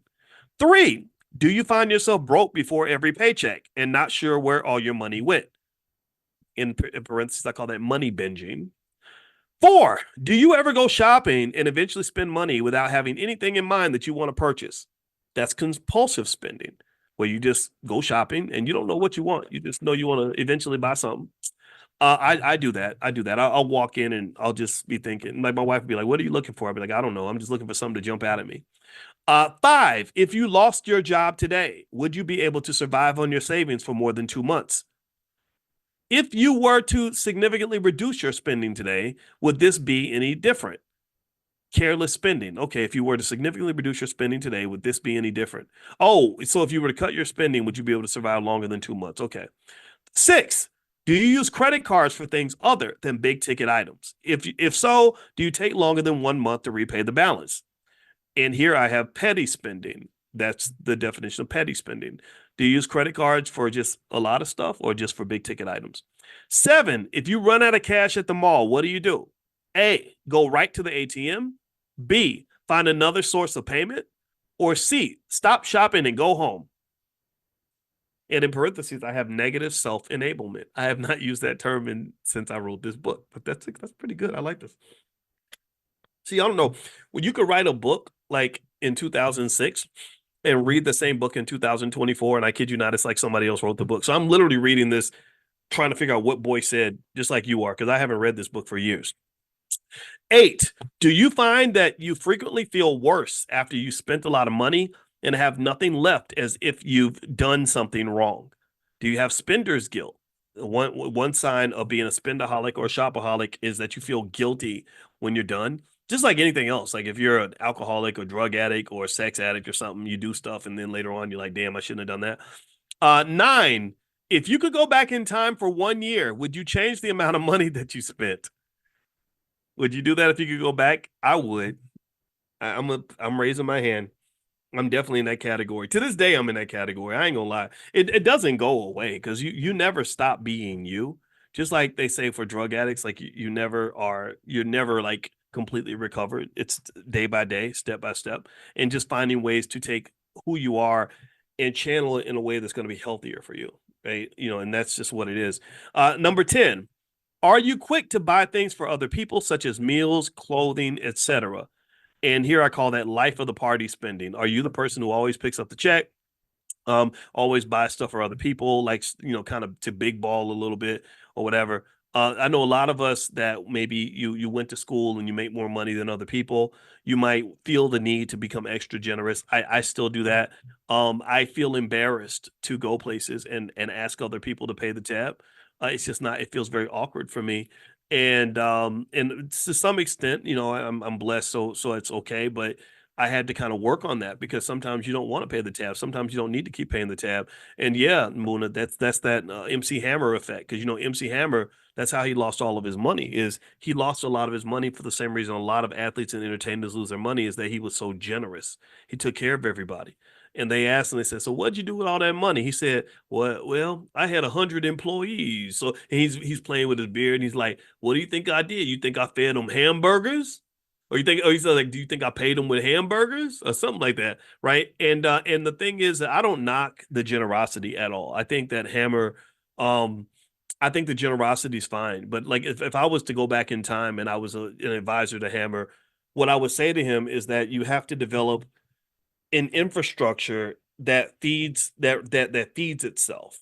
Like you can't do a charity based model of paying people. Like because if you do, you're going to be trying to dance until you're 70 years old because you got to do a whole lot of dancing to pay 100 people, for the rest of their lives. Because once people start to get money from you, they're dependent on that MC Hammer paycheck. They're dependent on that MC Hammer lifestyle. And when you take that away from them, that's going to be financially traumatic for them. And traumatized people tend to have a trauma response. So that person who was your homeboy, your best friend, you put $1 million in his pocket over a 1 or 2 year period. Suddenly you take all that away from him. Sure, his better self might say, "Well, it's okay, man. You did a lot for me and I appreciate it." A lot of people don't do that. Most people are like, "You SOB, you son of a blankety blanket," especially if you're not suffering too. Now, if you're broke and he's broke, then that might be okay. But if he's broke and you're not, like you're still torn and you're still making money because you just decided to kind of cut some cords, oh, you're going to become public enemy number one. Jamarlin Martin, who started Bossip, he and I had a really good time. We went fishing on a fishing trip, and I like this guy a lot. And I got a chance to talk to him in maybe about 2018 about just all the years where he was building Bossip. And I mean and if you know Bossip, do y'all know Bossip? Is Bossip still a big blog? I don't know if it's even out there. I haven't seen it, I haven't gone to the site or not. But it was back kind of like in the golden era of blogs where this blog was getting millions of views. Kim Kardashian got her start on Bossip. Like she used to call them every day. He was telling me about how Kim would call and ask them to cover to cover whatever scandal she was involved with, because that's all she cared about. She didn't care about whether it was good publicity or bad publicity. She just wanted the publicity. And you see, she converted that into $1 billion empire. But anyway, one of the things I remember him talking about was that when the company was on its way up and he was very, very generous to a lot of people, that was all fine. But then when they had to do cutbacks, it became really tough for him because a lot of those very same people he'd helped the most were the ones who were angriest at him. And it wasn't that they hated him. It was that more so that when people lose something that they're dependent on, it's a trauma. It's a trauma for them. It's a financial trauma. My wife did a whole workbook on financial trauma. If you want to go take a look, it's at drboycebooks.com. And when people are traumatized, they just sometimes they're not gonna sit back and be calm and cool and collected. They're gonna freak out, right? So long story short, I think with MC Hammer, that's the risk you have is that you're being very generous and you're doling out money, and what you're doing is you're doling out dope. You're giving everybody some dope because the dope is soothing, they're soothing their lives and making things better and giving them a feeling of euphoria, like, "Oh my God, thank you, I love you, I appreciate you so much." So now you've got 100 people that are dependent on you financially. So you got 100 dope addicts, basically, except the dope is just the money, right? And it's not because they're bad people. It's just that they need that money that you're sending them every week. And it's not an amount that's going to make them just, super happy. It's just enough for them to feel normal. So when you take that away, It's just like taking money away or taking drugs away from an addict who need to get, a shot of heroin every morning or a bottle of liquor every morning or whatever. And so that reaction is literally a withdrawal. So you take the way a dope fiend's dope, he's gonna get mad at you. He's gonna kick you in your ass. He's not thinking properly because he's feeling off balance in that moment. And I really think that that's what MC Hammer was running into. So what I would say to Hammer is, number one, I would just first of all, I tell him, look, let's not hire anybody for a while. Let's just kind of think about this thing and figure out how we can develop something that's more stable. But then when you hire people, maybe hire them temporarily so that you can manage expectations, so they don't think that you're supposed to take care of them for the rest of their life. And then the third thing I would say is, let's develop some infrastructure. Let's make some investments with this. Hey, we got the cash flowing right now. Let's take this cash flow is coming from one source of capital. And the capital is what they call human capital. And it's coming from the fact that there is a really popular man named MC Hammer who gets on stage and dances around the world, and people pay millions of dollars to see him dance. That's not sustainable. That's not a sustainable source of capital. You're going to get old. You're going to be 50 years old. You won't be 50 years old if you're trying to dance like that. You can't even dance like that. It's hard to dance like that at 28 years old. So, I mean, you ever see Hammer dance? Hammer, hammer, hammer, hammer. I mean, that man moves. That energy was insane. And so what the goal would be is, okay, we're going to really, really milk this era. We're going to milk the next 5, 6, 7, 10 years or whatever, as long as you're big. But the whole time we're going to be siphoning this cash into a more sustainable form of capital. We're going to start buying into other types of businesses. Maybe they're movie theaters. Maybe it's just buying shares of stock, right? Or whatever, right? Okay, here, this company called Apple. The stock is $5 a share. We think this company is going to have a bright future. And then years later, Apple's trading at $200 a share. So you're sitting on millions of dollars in capital that isn't going to get tired, that doesn't have to dance, that isn't going to get old. It's just going to sit there and keep paying people forever. And that's how you develop something that's more sustainable. That's how you develop a recursive ecosystem, right? A feedback loop. Where so now you've got these people on your team, they're trained, everybody's trained to do their job.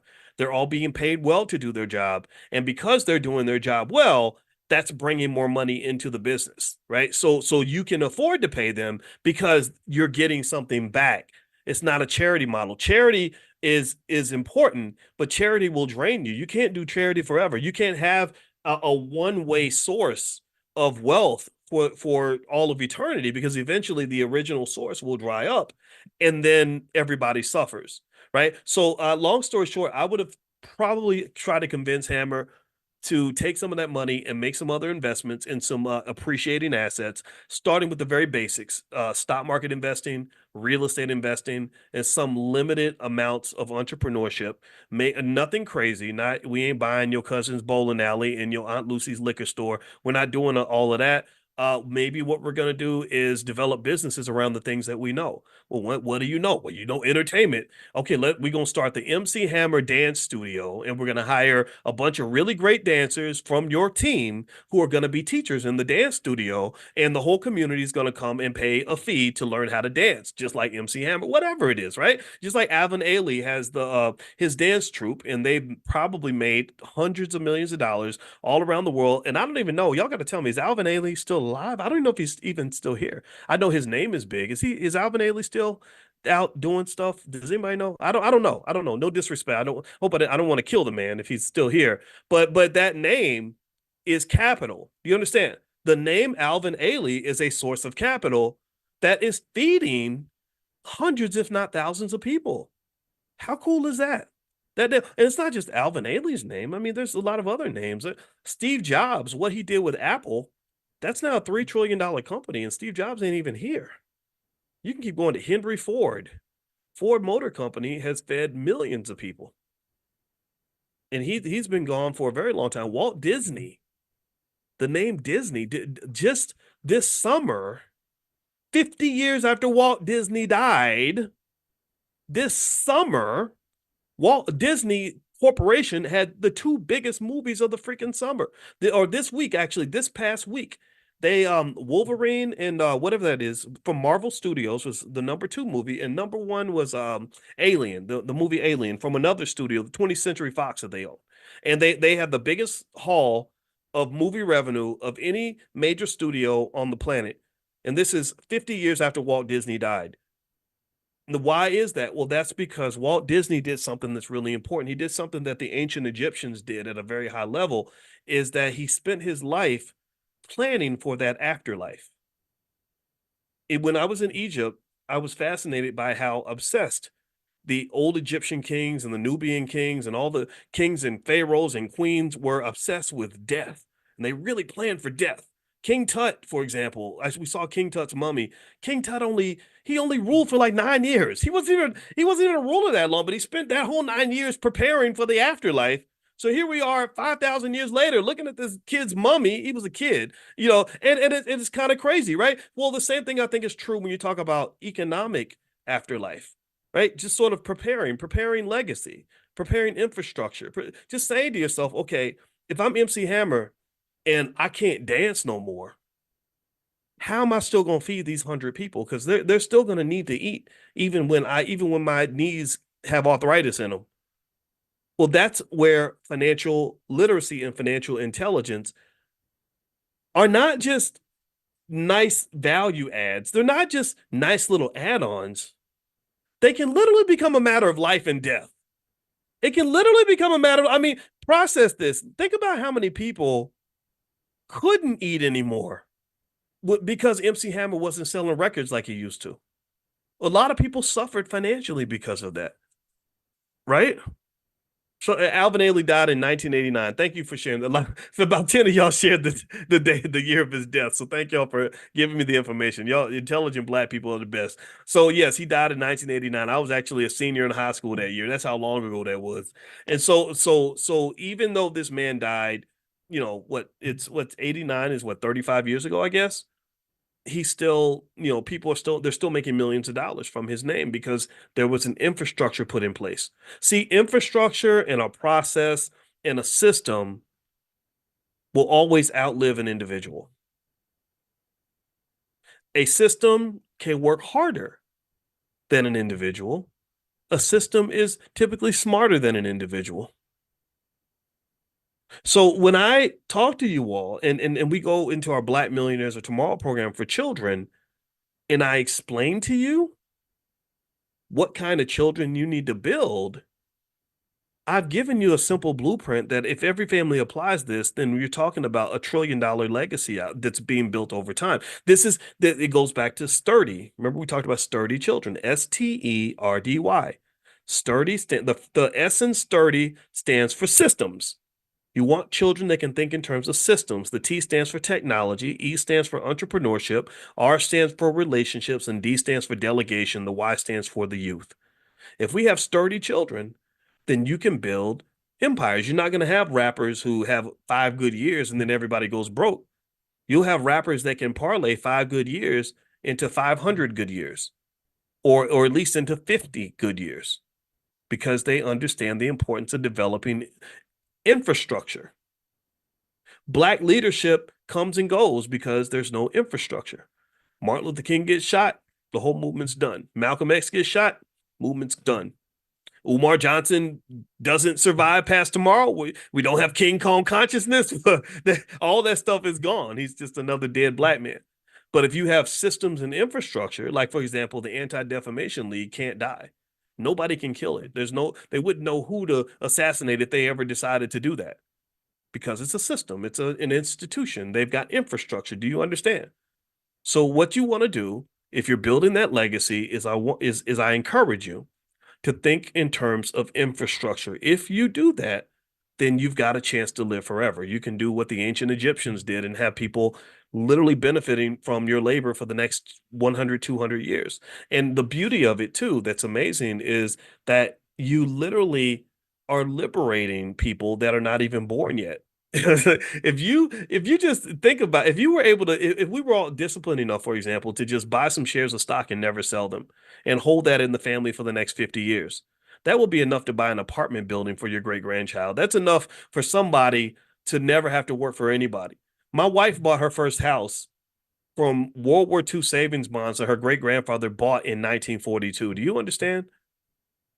That's what so there is no U in sturdy. Sturdy spelled Sterdy,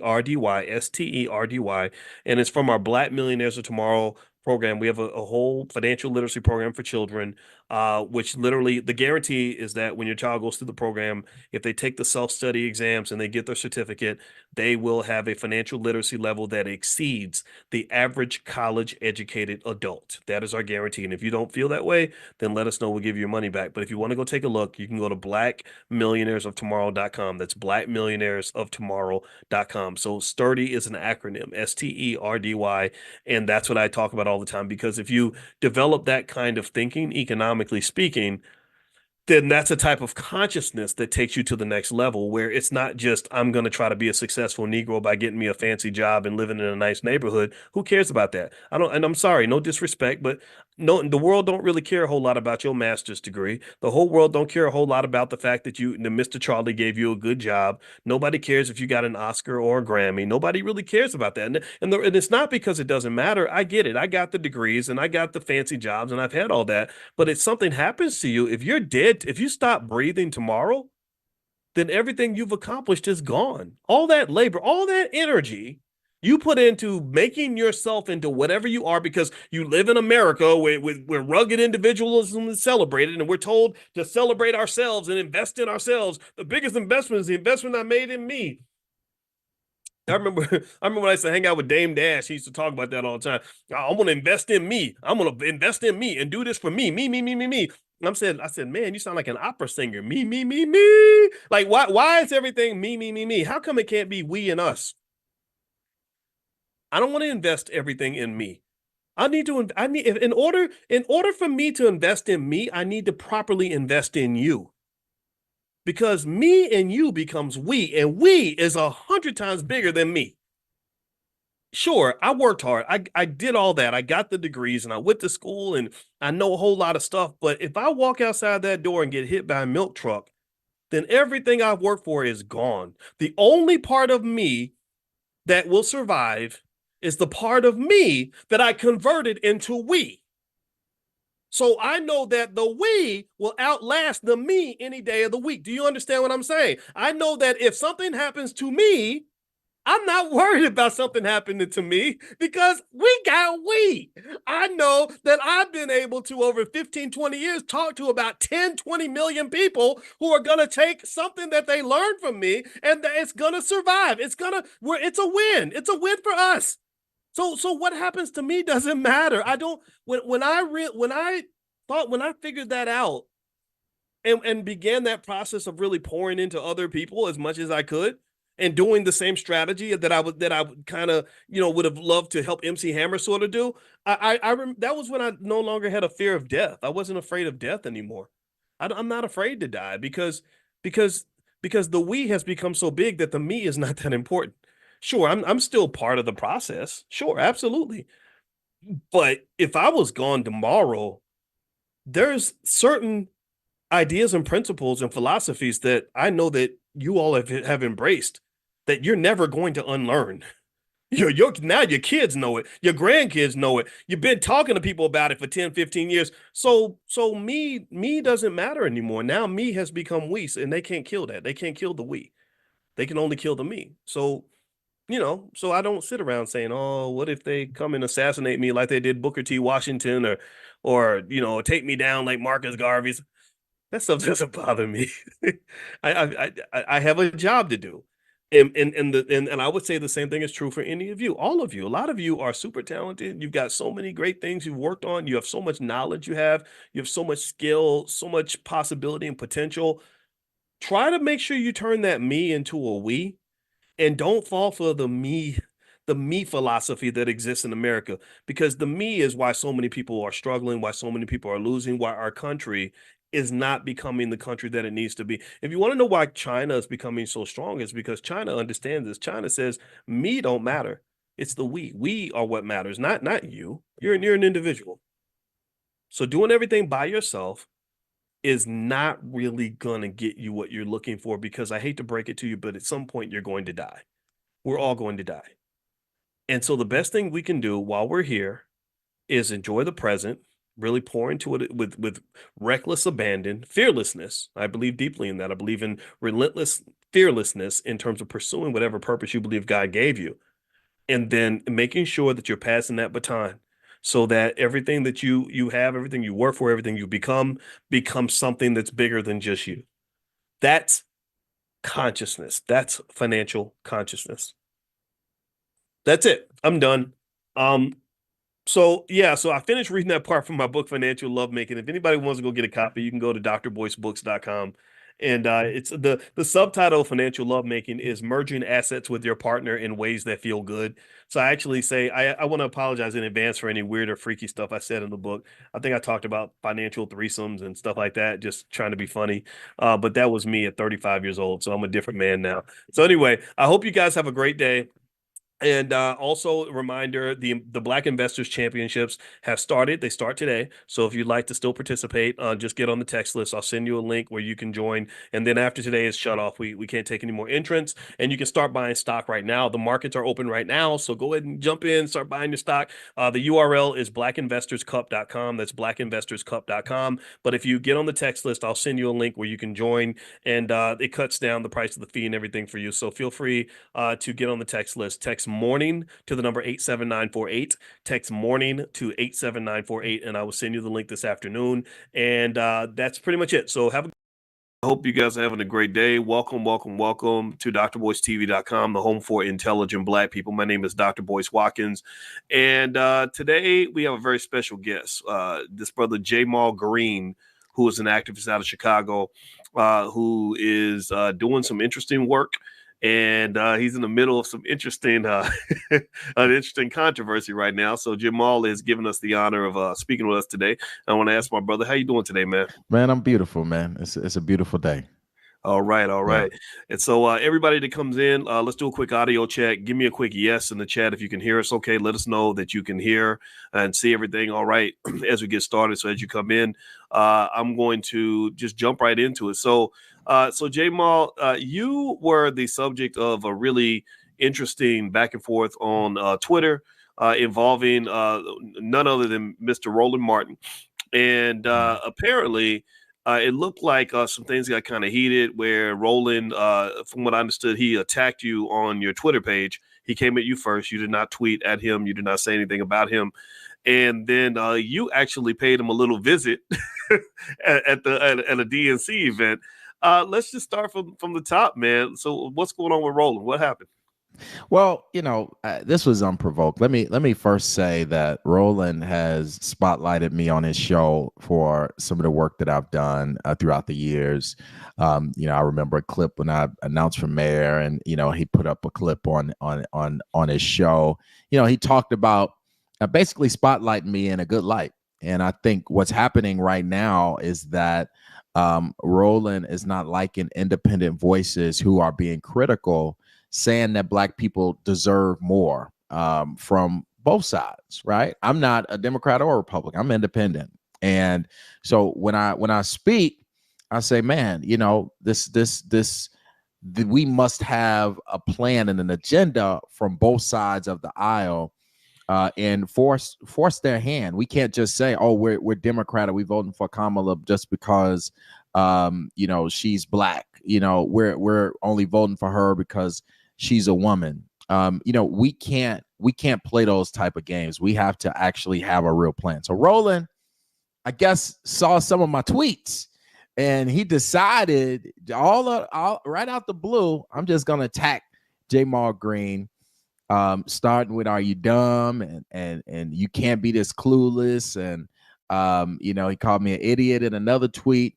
And then I just happened to click on his live show, and he was calling me a fool on his live show. So, Roland was just wilding out, and I didn't see him attacking me till 3-4 hours later.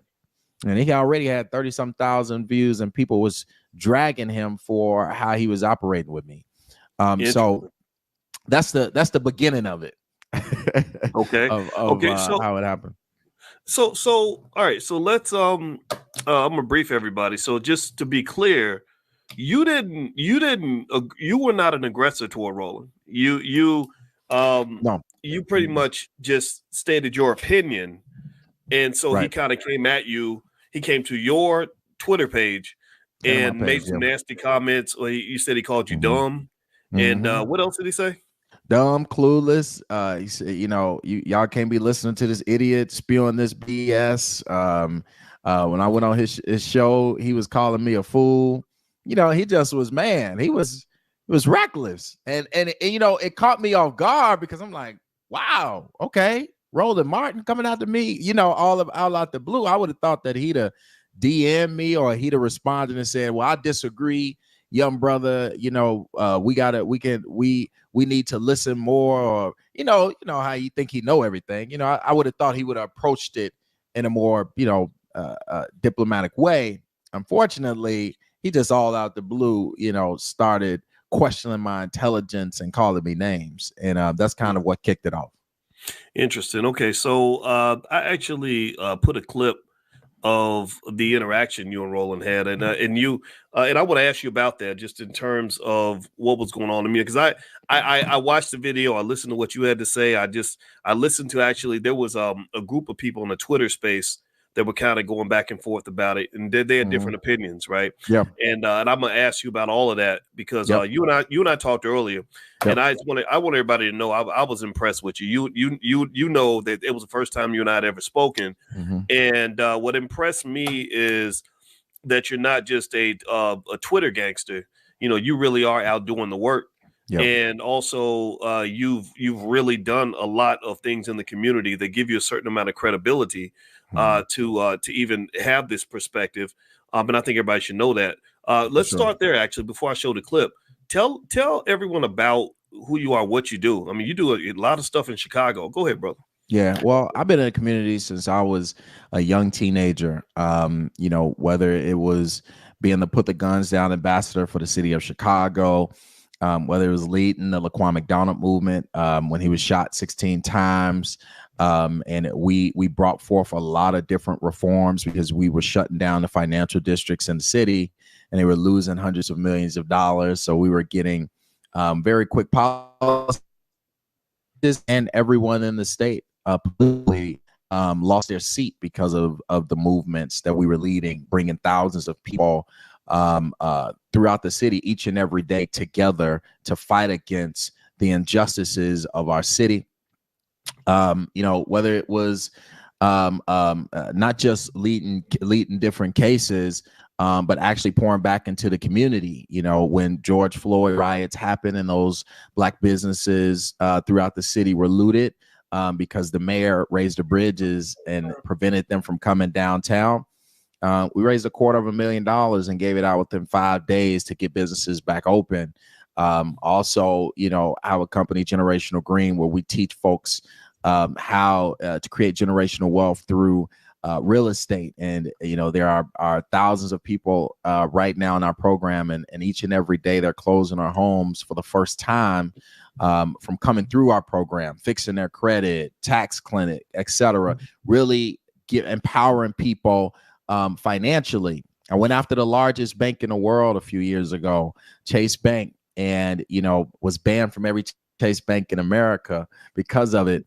But we went in and we pulled up into many branches, shut over 35 branches down over and over again for months until Chase gave back $1 billion, promised $1 billion back to the city of Chicago. So we've been in this fight, and in every angle, especially if you're a resident of our city, that you know my work, and Roland knows my work because he spotlighted my work. And so I just have a problem with folks who play on Twitter and play on they shows with folks, and they're not actually doing the work out here to bring resources to people each and every day. There are people every day that depend on me, that I employ, that I mentor, that I invest in, that I make sure I have groceries. We're doing the actual work while he playing with his Twitter fingers. All right. So, by the way, everybody, if you just came in, I'm speaking to Mr. Jamal Green. Jamal is he's an activist. He's a businessman. He's a young brother that cares about his community. He lives in Chicago. That sparked my interest, particularly after he had an interesting interaction with Roland Martin.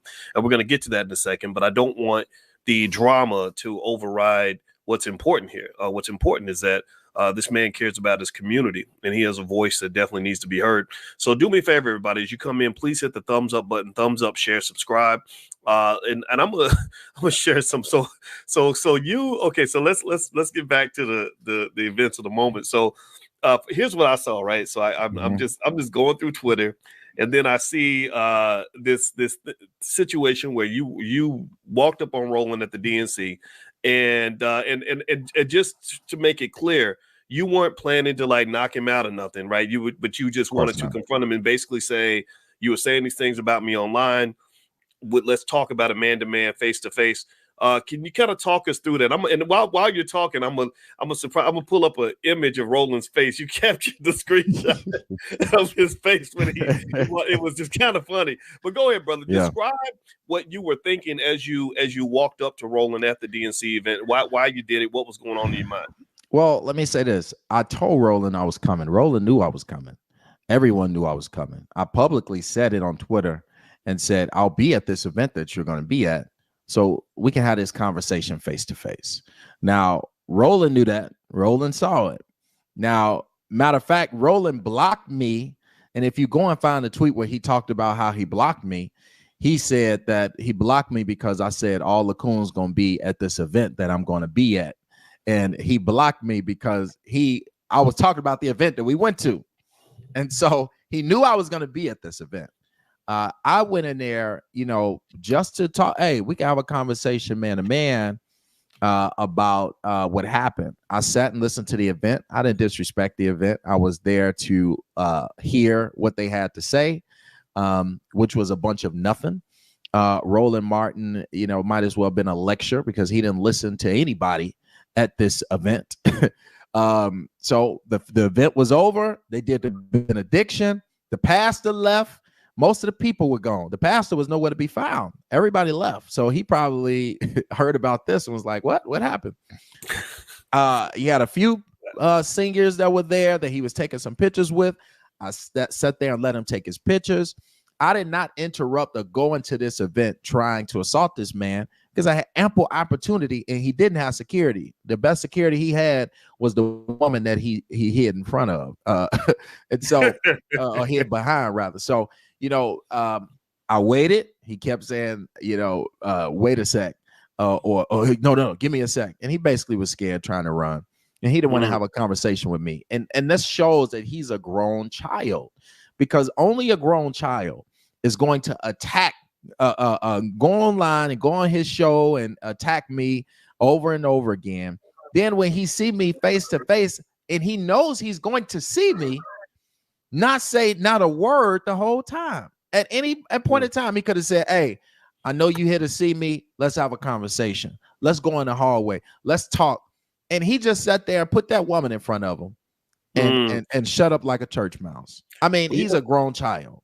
Well, you know what? I actually have that clip that I actually shared it on my Instagram. My Instagram is Dr. Boyce Finance, and everybody should also follow J Mall as well. Here is the clip. I'm going to go ahead and play it. Hopefully y'all can hear the audio and you can kind of see for yourself. So here we go. Yesterday, you tweeted you called me dumb yesterday, right? First of all, you called me dumb yesterday. Yesterday, you tweeted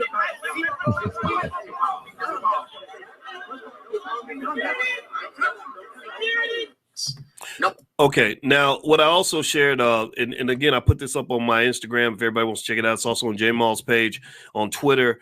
So let me ask you this. So you were basically referencing what he said on Twitter yesterday.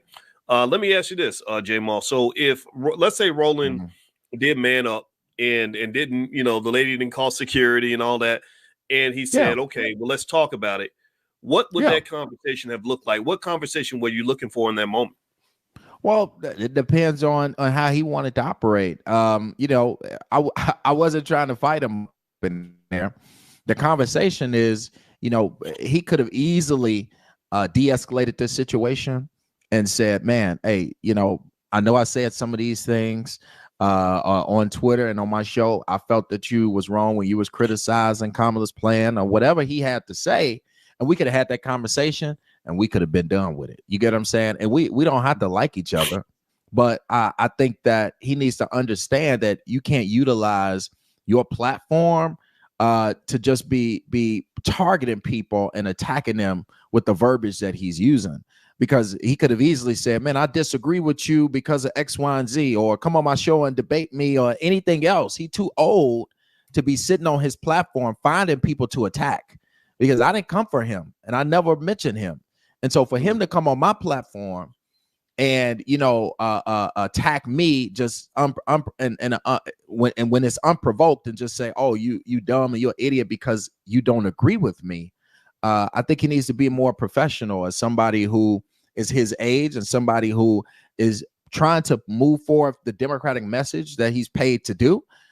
He should be in a way trying to figure out how he should convince me that he's right, not attacking me.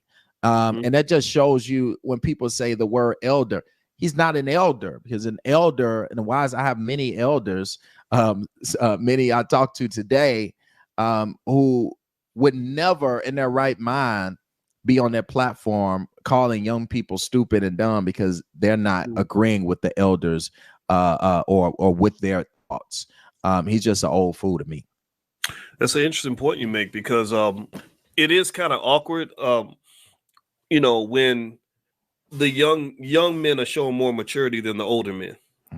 That's the part that bothers me. You and I talked today, and I told you I've seen Roland behave like a buffoon for many years. I saw the way he tried to bully King Randall when he did, but King Randall, he's a Marine. You can't bully him, and he's doing, King Randall's done more work by the age of 23, 24 than half these fools have done at the age of 50, and what I really don't understand, honestly, is this chaos that happens around election season, where I know what you're fighting for. Because I'm a Chicago guy myself. I'm not born and raised, but I've been here since 2014, man. And I see what you see. I see what's going on with how they're giving more money to immigrants than they're giving to black people. I've seen where when you did that stuff with Chase Bank, where they're redlining the black communities, not making loans and giving them access to money, all this stuff that you and I mean, we see this, and the fact that you're fighting for this and you've got black people blocking you because they're trying to represent some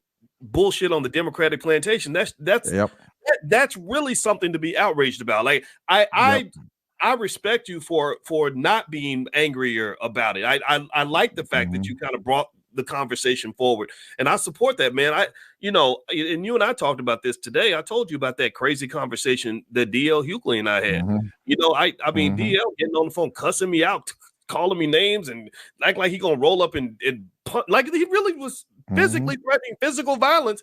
And I'm like, first of all, I'm in the gym every day, so if you show, and I know karate, so you show up on me, you better bring your security, because it's not going to end well for you. But then I'm like, why are we even having a conversation like this over some Democrat Republican crap?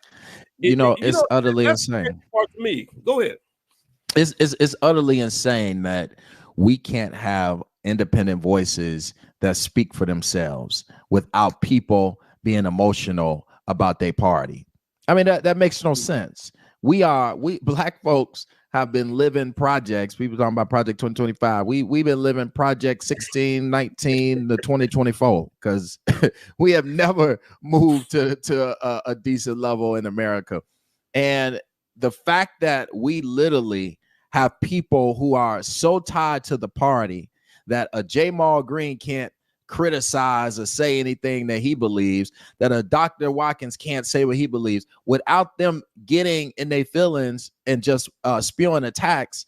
It's insane. If we don't have independent voices, we are already losing. This is what my mentor told me today, Mr. Paymon Rami. This is what he said. He said, if we have a time where people cannot speak the truth, we've already lost. If everybody was on the same page, then that's a problem. You have to have people that see things differently, to point things out that people can't see, that says, that criticize everyone in an independent fashion and not just leaning towards anyone.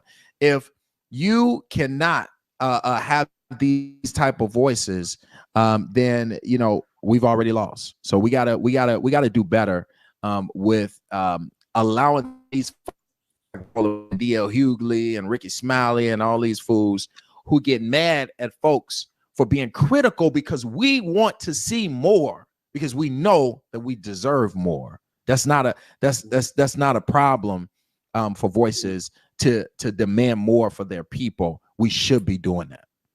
So let me ask you this, Jamal. How often do you get called a Trump supporter because you won't line up and vote for the Democrats? You get a lot of those. Of course, you get a lot of those, and that's why I did a video and I said, listen, this is not a Trump response. This is a common sense response. See, here's the thing. It gets less and less because the very people in these communities understand where I'm coming from, because they see it. They walk out their door and they see how much migrants are getting, and they can't even pay their rent. They walk out their door and they can barely eat. And they see how the city is not bringing forth them resources. So when I speak, a lot of those folks in the communities understand and they feel me. So they're not saying I'm a Trump supporter. They're saying, no, this is common sense because I'm experiencing these issues right now. And I think that that's what's important, is speaking for the unheard, right? In my city, Dr. Watkins, people don't get to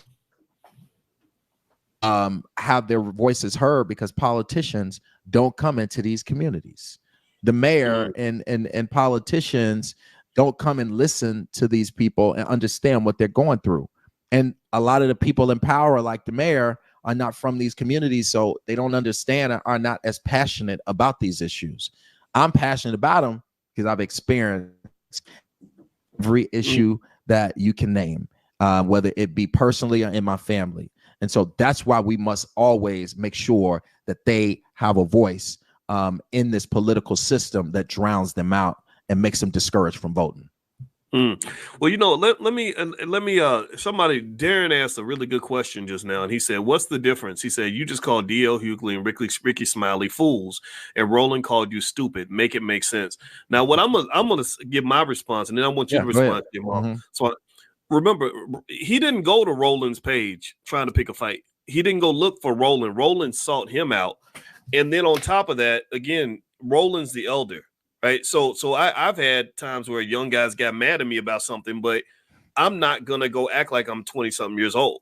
It's my responsibility to set a different example. I've had people were asking me about this, man. They were like, so what would you do if somebody rolled up on you like that? I said, what are you talking about? That's happened to me many times. And I looked at man, and my belief is simple. There's nothing I believe you should ever say about somebody on social media that you could not say to their face, looking them right in the eye.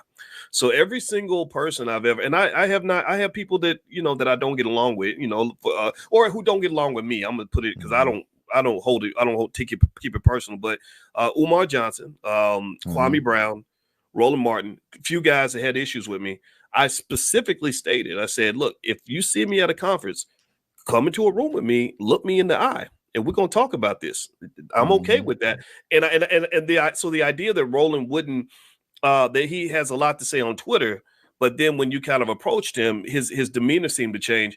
That was problematic. So I'll let you answer for yourself, Jamal, but you didn't go looking for Roland. You didn't start any of this. Correct. So one, I don't use my platform to engage in personal insults to anyone who disagrees with me. I believe in everyone having a voice. I believe that, truly. And many people I disagree with, I listen to why they view things how they view things, just to understand, whether they paid to do so or whether they were raised a certain way. Everyone has their own point of view. And I think we take these things too personal. This is all a political game that we have no power in. And there are folks that are far richer and far powerful that really play this game on a large level that don't even speak. You don't even know who they are. Yet we have people that are literally emotional about this game, and they don't get nothing from it but a couple dollars. Just a couple, while people are really playing billion-dollar games. We know this for real. The contractors who playing billion-dollar games with this, we sitting here fighting over a couple $1,000s that you're getting in ad money and being mad at people criticizing what you're talking about. We got to do better. I don't come for people. I leave Roland alone. I don't agree with him. I don't. And if I do say anything about anyone, it's going to be criticizing what they're saying. I'm not going to call them stupid, dumb, you this, you a fool. I'm not going to do that, because that's taking this game too personal. We all can be on every side of the aisle. I got Republican friends. I got Democrat friends. I got independent friends. I got people who don't vote at all. Plenty of them. And we need to be able to engage in discussion and debate. And we could do that all day long. And we may be able to come to common ground. We may not. But that don't mean that, we should be insulting each other over it. And that's what took me by shock, because Roland could have easily said, hey, I disagree with you. Come on my show and let's debate this. And what I would have said, okay, I'll do that. And I'd have been on his show and we can have a debate about the issues and not be hurling insults and seeing each other in public. Well, it was interesting when I talked to you earlier today, Jamal Green. That's what I'm speaking to right now. I want everybody to know his name, and I'm gonna put his social media up here. And if y'all can hit the thumbs up button, by the way, and subscribe and all that stuff, that's the goal. But there's his Twitter. Follow him on Twitter. Hey, Doc, it's JAYMAL on Twitter. Oh, my bad, man. Oh no, you fine. You fine. I'm gonna right now, brother. They gonna find me. I'm not gonna misspell the name of the king, man. You out here doing the work, and I respect that. So let me make sure I spell this man's name right. So thank you for correcting me, brother. I was thinking about JA'MAL.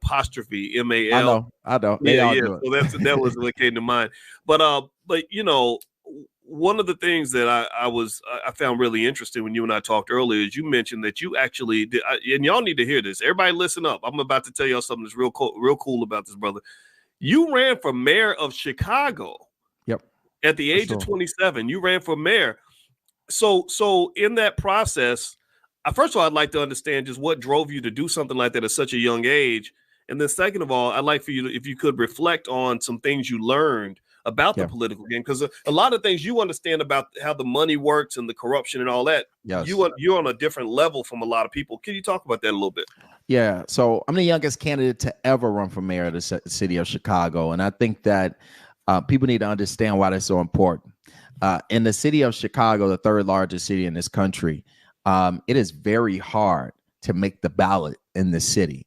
You have to move for more signatures to run for mayor than you have to run for president of the United States. 12,500 signatures. So that means that you must bring at least 3 times the amount of signatures. And we had to bring over 30-some thousand signatures just to make the ballot in 90 days. And so this is a very corrupt city. And we were able to galvanize enough grassroots support to really make an impact. And we won every single debate. I had the highest approval rate in every poll. We moved forward policies that they are still into this day trying to execute. And we beat 4 sitting elected officials who were in the race. And I think that and everyone who beat me had at least $10 million, and we didn't have one. And what it did is we were able to show that the people had a voice. And while it may be discouraging to a lot of the communities who didn't vote, that I didn't win, that I'm most popular in, they understand the impact that was made and the revolution and the uprising that's starting to happen. I ran for mayor because there is no voice for the unheard in our city. This is a corrupt city. This is if Chicago was a mob ran city for many years. This is not a city where a person that comes from where I come from can be mayor of it. And the only black mayor, real black mayor that we had, true black mayor that we had, was Harold Washington, who we all know there was suspicion around his death. And now the last 2 mayors, Lori was from Ohio, and Brandon is from Elgin. And neither one of them have ever been raised or frequented the communities of Chicago. They were both outsiders who came into the city to become mayor. So there's never had we've never really had a long-term or just, you know, even a mayor for 5 years who actually was from our neighborhoods. And I think that it was important to make sure there was a voice in this race that actually knew the actual issues, that was good on policy, that understood finance and understood how to empower the people. And we ran an amazing campaign that garnered thousands and thousands of votes throughout this city and beat 4 sitting elected officials who had more money and they were elected. Wow. Well, you know what? I see you winning a lot of elections in the future, man. I think it's great that you have your finger on the pulse of the problems of the city. You know, the corruption is huge. You know, you were talking to me earlier about, and I'd like for you to address some of that. What's going on in terms of the migrant issue? You know, that you know, I've never been against immigration legally, of course, but sure. if you look at what's going on with illegally, it's crazy. And for everybody that warns me about Project 2025, I bring up Project 2034, and Project 2034 is, in my view, and they don't call it this, but Project 2034 is that they allow so many people into the country, they fast track them to citizenship, they give them the right to vote, and then your black vote is worthless. Your black vote is completely diluted because you can't have enough babies to outpace the number of people that are coming across the border every year. And what's fascinating to me, J-Ball, is it seems to me that they've got us voting against our own interest, like literally voting in a way that's going to destroy ourselves. Yes. Can you kind of speak to that in terms of what you've seen on the ground in terms of what's going on with the migrant situation in Chicago? It is definitely happening. You know, right here in Chicago, as you know, over 7, 8 million people have come across the border over the last few years. And it's a alarming number because it hasn't been that way in years because Biden, you know, signed some orders that allowed for folks to claim asylum a little bit easier than when Trump was in office. And so they have been flooding the border every year of Biden's term. It at least been 1.2 million to 2 million people per year.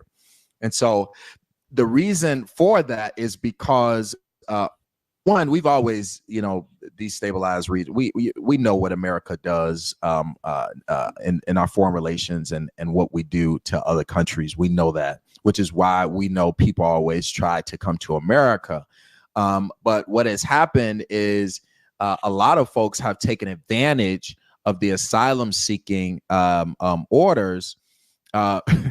Carlos, no, right? I saw that comment. Let me distract you. It's kind of funny. He's a comedian. Go ahead, brother. Go ahead.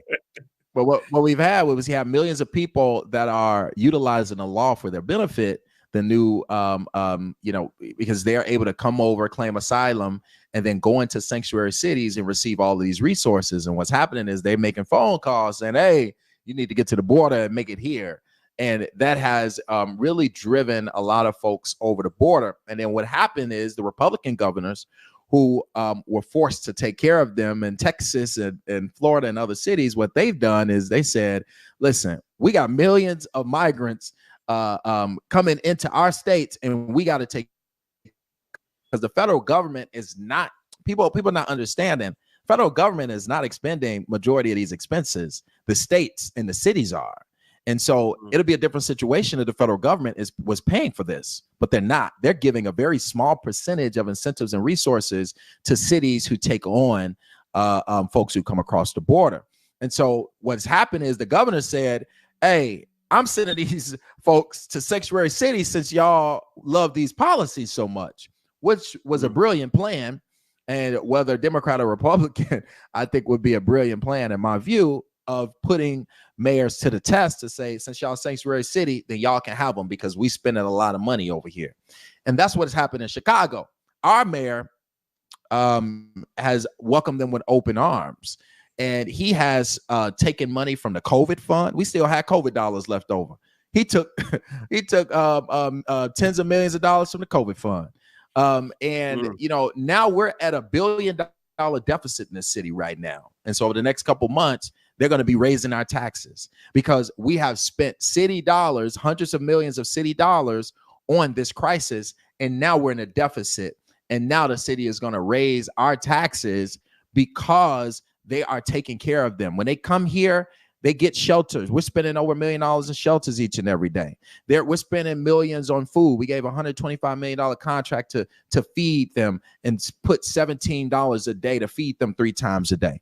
The state has a program to give them 6 months of free rent up front.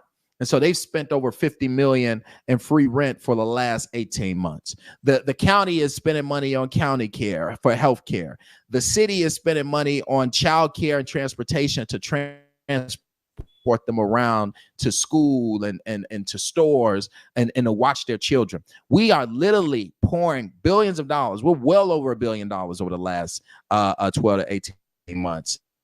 Almost we're at least at $2 billion that we have spent on this crisis, while yet people in these communities have been begging for resources. 20,000 homeless youth, veterans that are homeless. We have been begging for the buildings that are vacant in our community to be turned into something, but they use those buildings for shelters for the migrant situation. When you see what has happened in the agenda that is unfolding, and then on top of that, our governor has signed a bill to allow immigrants to be police officers, to allow them to have driver's licenses.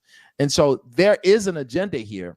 And that if Black people don't understand what's at stake, if Black people don't build economic power and rebuild Black Wall Streets and build political power so that we can have voices in these seats, if Black people don't start to buy land and buy homes and really take heed to what's going on, we will not have economic power or political power in this country. And if you think the racial wealth gap is large and keep getting larger, it is going to be the largest it has ever been over this next decade.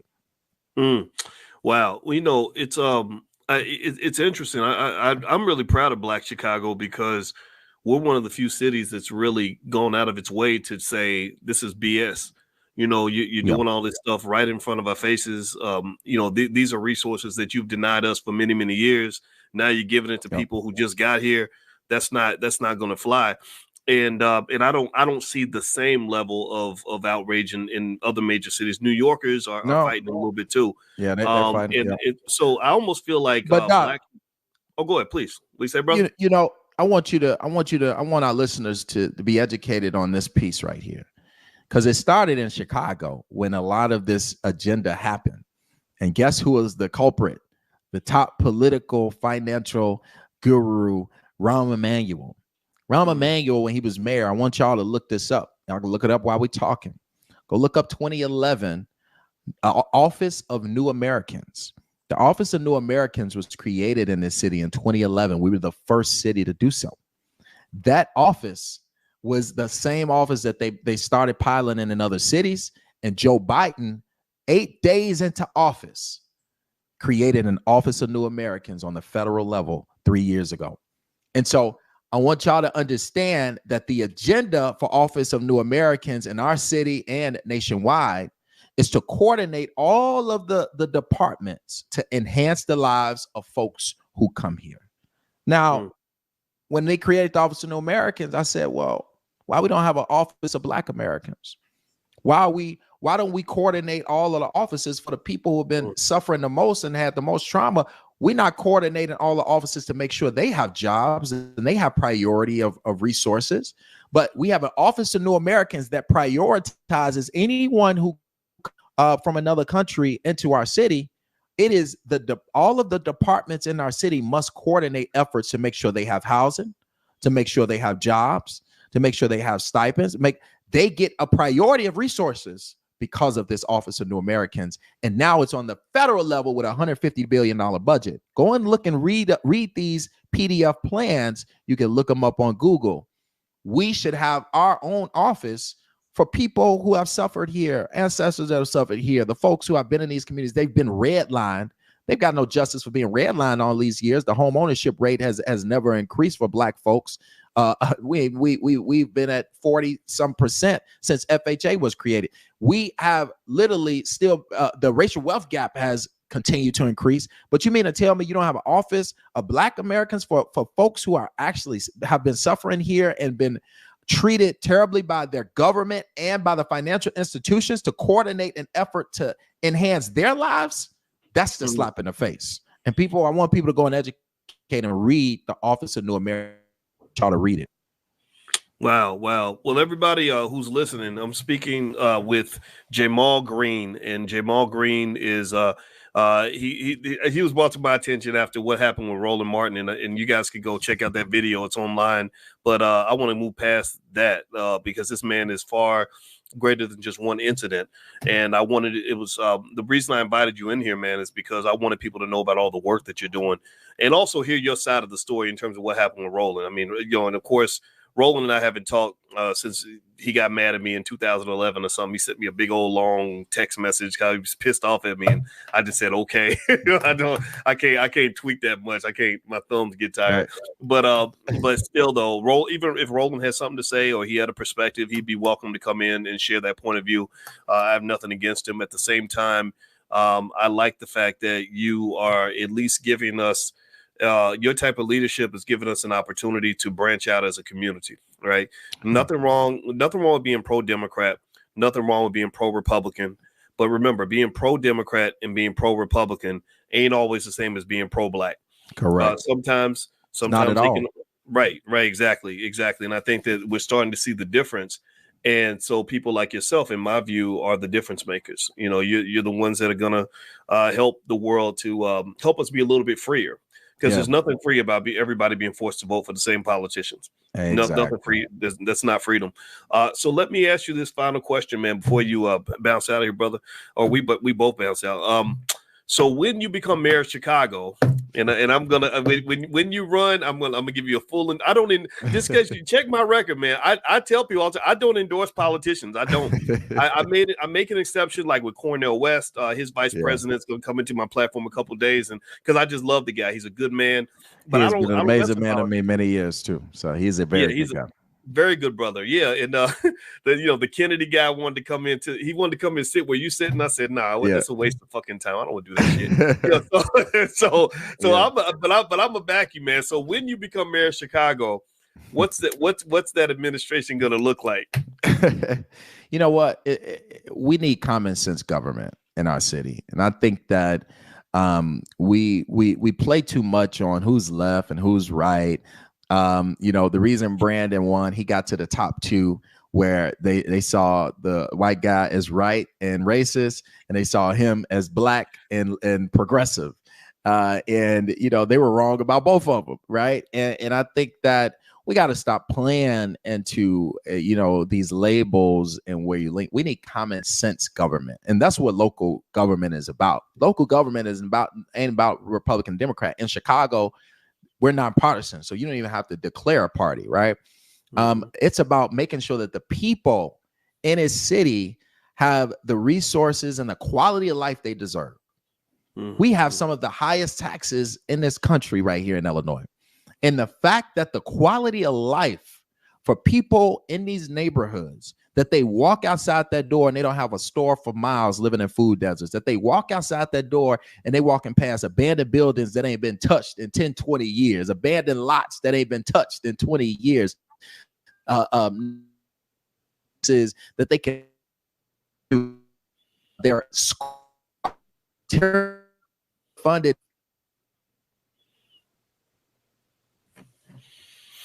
Oh, looks like the Illuminati got him. In their neighborhoods. The Illuminati's messing with your Wi-Fi, brother. Sorry, can you repeat that last part you just said? Oh, okay. Yeah, go ahead, please. Roland, that's all right. Roland Martin messing my Wi-Fi up. The fact is,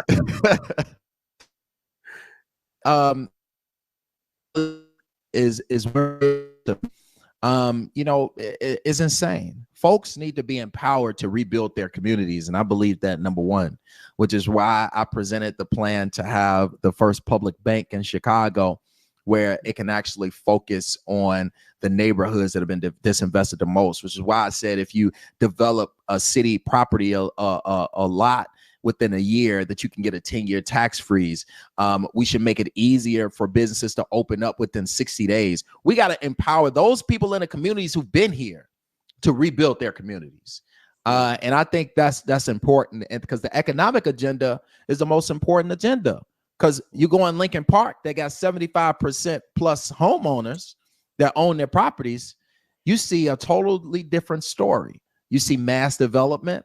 You see business, thriving business corridors. You see the best neighborhood schools.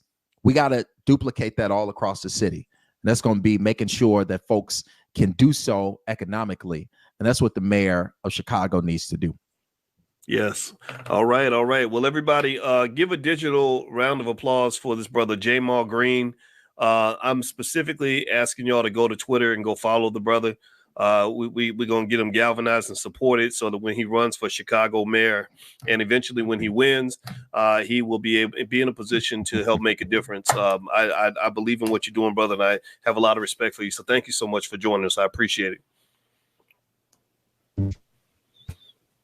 Oh, it looks like his screen is frozen. Can you hear me, brother? You know what? The Illuminati's messing with Jamal's Wi-Fi again. So what I'm going to do is I'm going to go ahead and say goodbye to everybody. I'm going to pull Jamal down. Hey, brother. So thank you for coming in. And we're going to head on out. So God bless y'all. And don't forget that tomorrow morning, I'm doing free financial consciousness training. We do this every single morning at 10 a.m. Eastern. If you'd like to join us and get an invitation to join us for class for free, we do this 7 days a week.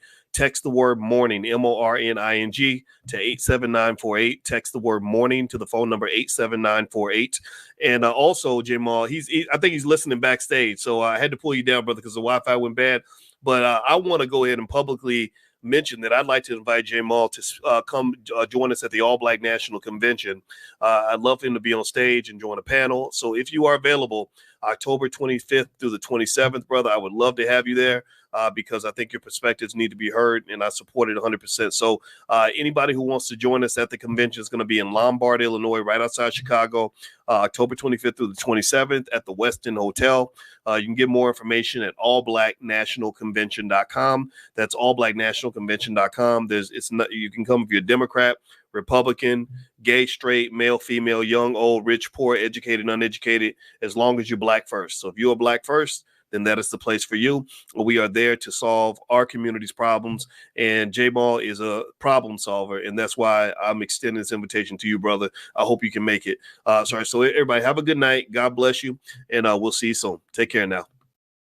Out instead of the culture impacting the wealth comes back and impacts the culture. So it's like wealth and culture are two people, and they're giving each other a big hug. They're in this great relationship with each other where the wealth says, I love you. And the culture says, no, I love you too. And the wealth says, no, I love you more. And the culture says, I love you too. And it becomes a feedback loop. Do you follow what I'm saying? It becomes a feedback loop. And the feedback loop is this. Here's what's going to happen.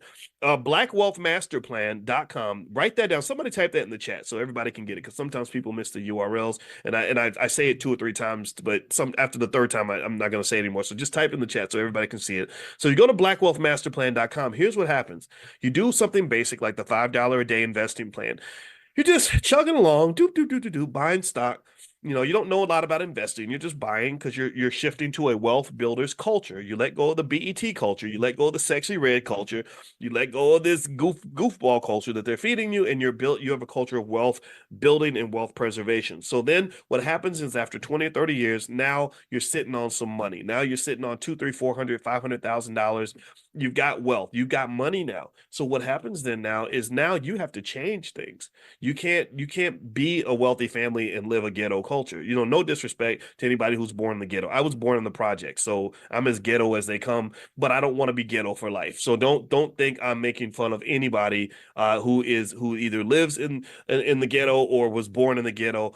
I'm just saying I don't want you to stay in the ghetto. So I hope that that's okay. I hope I can say that without being accused of being elitist. I'm not being elitist. I'm just saying I don't want to embrace I'm not trying to make love to the negative parts of your life or the trauma. Sometimes we hug the trauma. We like the trauma. We keep it close because we feel like that's a part of being Black. There's nothing about being Black that's connected to the pain that you're going through. Being Black should mean that you're happy, prosperous, successful, and connected. So anyway, with that being said, once you have this wealth, once you got this money, and you're doing better than everybody else, you're doing better than most Black people you know, you're doing better than most white people you know, well, then at that point, it changes things. You can't really, you're not, it, how can I, a person who's got $1 million in assets doesn't have to send their child off to go work a job that's going to pay them $1,000 a week to just pay their bills. They don't have to do that anymore. Because you're making, you can make that amount of money from your investments. So you don't have to sell your time, your precious time on this earth just to make enough money to get by. A family that has assets, like you got some real estate, you got some stocks, you have some cash, you're doing fine. Money's not a thing. That family makes decisions with a different set of criteria than a family that has to think about money before they think about anything else. What's happened is that wealth, the building of wealth, naturally elevates you to a different frequency. Not that you're better than anybody else. That's not true. We know a lot of terrible people who are very wealthy. Sunday. I'm sorry, it's not Saturday, it's Sunday. Oh my God, man, I've got the days off. I'm still actually overcoming that cold I got from Egypt, from the trip to Egypt. So I came back from Egypt with some souvenirs and a little bit of a cold spell, but I'm better now. I'm pretty much back, and I'm about 92.4%, not 92.3. I'm about 92.4%, and also. Tomorrow is a really big day, Andre from Dallas. It's a big day because tomorrow is the start of the Black Investors Championships. You guys may know about the Black Investors Championships, where we compete for the Black Investors Cup. And the Black Investors Cup is a competition that we created in the Black Business School that is looking for the best Black investor on earth. And hundreds of you have entered the competition. We cannot take any more contestants. We unfortunately we have run out of spots for this competition, which starts tomorrow morning. But if you are in the Black Investors Cup, you can log in at blackinvestorscup.com, and you can then hop in and go ahead and start picking your stocks tomorrow. And after 6 weeks, we're going to go look and see who made the most money. And the winner will get the Big Black Investors Cup mailed to your house.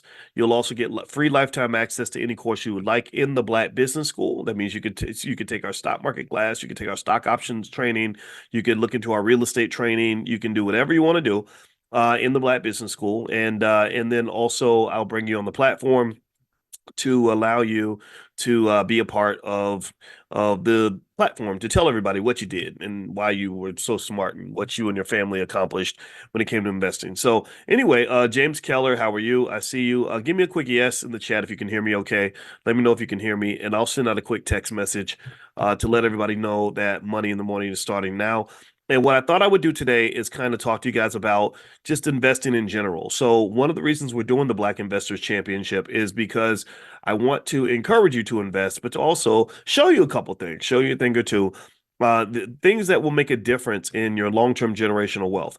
See, as I've mentioned to you all many, many times before, investing literally is it's shown as the number one wealth driver on Earth. Stock market investing is the number one wealth creator on the entire planet. So if you're not investing in the stock market and you don't have any wealth, well, it's easy to explain what's going on. And what's going on is that you're not participating in the places where the money is. The best way to have money is to go where the money's at. Give me a guess if you understand. Give me a guess if this logic makes sense.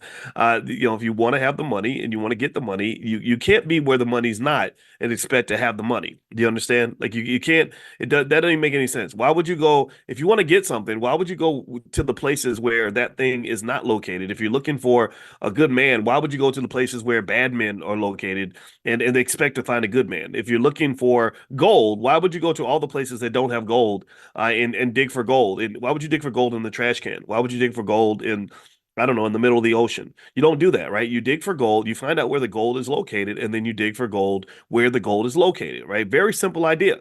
And one of the things that's interesting and just utterly insanely fascinating to me is how many people claim that they want money, but they don't go where the money's at. They do things that don't connect to the money. And maybe it's because we're just following behind what somebody else told us to do. We're following generational patterns, generational curses. I talk about that extensively in my book, The 10 Commandments of Black Economic Power, which you can get a copy of that book at drboycebooks.com. It's also on Amazon. And I'm going to tell you, when you sort of ask that question, why don't most Black people invest? The only thing that can come to mind is culture. That's the only solution, right? Because if I ask most people, if I say, do you think investing will help you have more money? Um, then most people say, yeah. Do you think investing is a good idea? Most people say, yeah, that's where money is.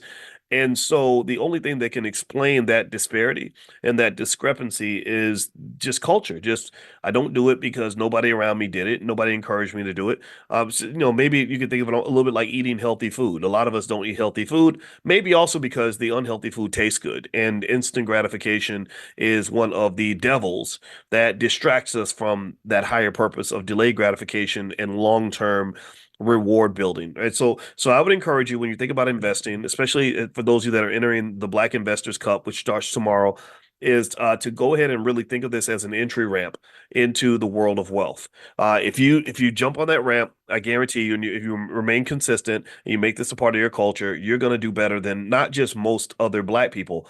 You're going to do better than most white people. See, what you don't understand is that there's nothing magical about white people. White people don't have fairy dust sprinkling out of their butts that makes them smarter or better than you. They don't have anything like that. In fact, if you go through and you look at history, I just went to Egypt, so I got some extra information on this. You were taught in school that the Greeks and whatever the Greeks and the Romans created culture and all that. And that just isn't true. The Egyptians, taught culture to the Greeks and the Romans. They just leave that part out. How many of y'all knew that? That literally all the culture that the Greeks and the Romans claimed to give to the world, they got that from the Egyptians. The Egyptians were doing it thousands of years before then. 6,000 years ago, the Egyptians knew the exact circumference of the earth. They knew that the world was round. And then the Europeans had the Dark Ages, 400 or 500 years of just straight up ghetto behavior. They were just ghetto, nasty. They had the Black Plague and everybody was dying. Like literally 1/3 of the entire town would die. Can you imagine that? 1/3 or 1/2 of the entire city dying. So they were kind of ghetto, and then the Moors came along and were like, okay, you need to do some more civilized things. Like you got to wash your ass. They taught them how to wash. They didn't, that's one of the reasons why the diseases got passed. Just look this up. This is true. The diseases got passed because they didn't even take baths. They'd be like, oh, I took a bath, 5 years ago. Like just nasty stuff, right? And it's so funny because my wife talks about how she went to college. See, this is where people start getting mad at me. This is where people say, "Oh, you're a racist." But this is true. My wife talks about when she was in college and how the Black girls were explaining to the non-Black girls. We'll just say it like that, so we don't talk, so white people don't know we're talking about them. And they would explain to them like how to bathe and how to clean. They said that they went through the dorm.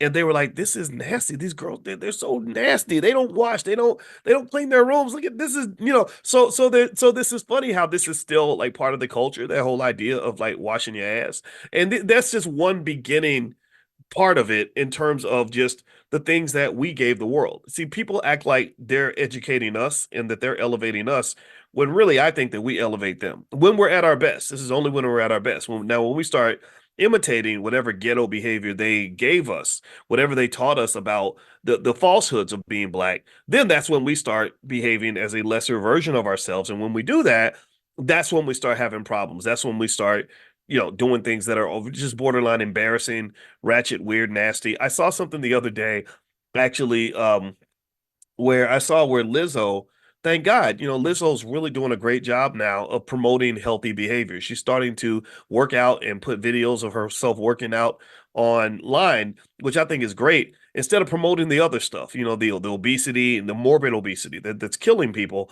And I got in some trouble because I called it for what it was. I said, she's a beautiful girl. She's very talented. Why is she telling everybody that you want to grow up and become, an overweight slut? Excuse my friend. I hate saying it like that. I know that's the only way it has to come out. Like literally they promote this very hoish behavior. You know what I mean? And this stuff that's really a minstrel show. That's what it is. And I said, why can't she just sing? You know, she's Adele's a big girl too, but Adele would just get up there and sing and everybody claps and they pay her money and that's great. But Lizzo's got to come in with the shenanigans. She's got to come in and promote the you know the morbid obesity that's killing millions of people. And then also everything's got to be super hypersexual in a way that's not reflective of who I think black women can be and should be. Doesn't mean we're not all sexual. Everybody is, but there's kind of a lack of appropriateness to it that almost is very embarrassing, right? And I brought this up, and let me tell you, when I say that the white media went ballistic on me, they went crazy. They didn't. Nobody interviewed me to say, okay, here's a professor saying this. What's he really trying to say? They don't want to hear that, right? They have an agenda, and the agenda is, oh, this black man, this oppressive black man who's part of the patriarchy is trying to oppress a black woman. I said, no, I'm trying to save her. I'm trying to support her. I'm supporting her by saying, you're talented. Why can't you just sing? Why do you have to embarrass black women everywhere by behaving in a way that's just not consistent with the women that I know, the women I admire, the women I look up to? They're really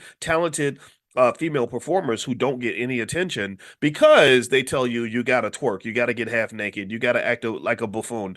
And so, anyway, what's interesting about Lizzo is two things. One, eventually, if you saw, she eventually got hit with a lawsuit where basically all that nonsense, all that buffoonery was happening behind closed doors, and next thing you know, she gets hit with this. You know, I don't know if it's sexual harassment or whatever. Like they were literally telling employees, like you have to get on stage and shoot a banana out of your coochie cooch. You know, just crazy stuff like that. And so eventually, and what they don't understand, what nobody taught them, what I think if I were her father, I would have explained this to her, is that when you're in a lawsuit and you're dealing with HR issues, it's hard to explain to HR why you had to have women on stage shooting bananas out of their vaginas. Like that doesn't fit well in the age of political correctness and appropriateness, right? You can't say, well, this is part of our business model that we have to behave in this way to get fans. It doesn't work. So she was being sued for that. And then the second thing was I saw that she started to promote the healthier behavior, healthier lifestyle, which I think is great. And it's kind of interesting because now she gets that backlash from people who say, no, no, no, we liked you when you were a big, when you were promoting the idea of being obese and sexually irresponsible. Like we don't like you anymore because you're not behaving like the clown that we wanted you to be. And I think that's what's interesting in terms of America. This is kind of a wealth thing. This is a wealth issue because this is how we're trained to go get money. Is America always loves a black man or a black woman when they behave like a clown. If you watched even the Olympics, you saw black men particularly being hired to be funny and goofy and ignorant, and they like that. And then when you stop and you say, "No, I'm not always goofy. I'm not always ignorant," they say, "Well, we're going to fire you because we only want black people around. They're going to be goofy, ignorant, and make us laugh. You're here for our entertainment. You're not here to do anything serious. You're not here to build rocket ships. You're not here because we admire your intellect. You're here because we want you to entertain us. We want you to be clowns." So typically, and this is a false model of economic success. This is why investing is so important, so that you don't fall for the banana in the tailpipe, so to speak.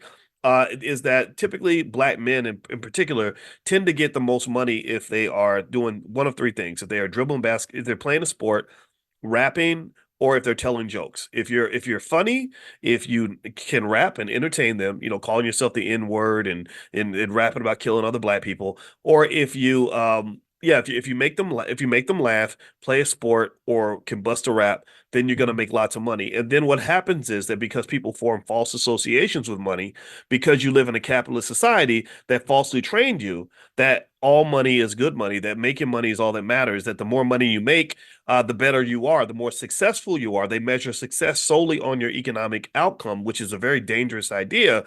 We start to celebrate people who made their money in ways that are just embarrassingly uncivilized. And this is in contrast to who I believe that we are, because remember, we taught the Europeans how to be civilized. We taught them how to we taught them how to how to be human, how to be distinguished, how to be decent. Now someone's asking me to talk about the Democratic National Convention and Kamala Harris and everything. I don't want to talk about that today. I don't feel like that's, and really I just tell you who to vote for, whoever you want to vote for. I'm not one to tell you what to vote for or who or anything in the next election. I really encourage you to simply do what's going to work for you and your family. And I think that message is actually radical enough. I get enough pushback from people. I told you about the time I got the weird phone call from DL Hughley, who basically just said some pretty horrible things in terms of just me thinking like, wow, you must really be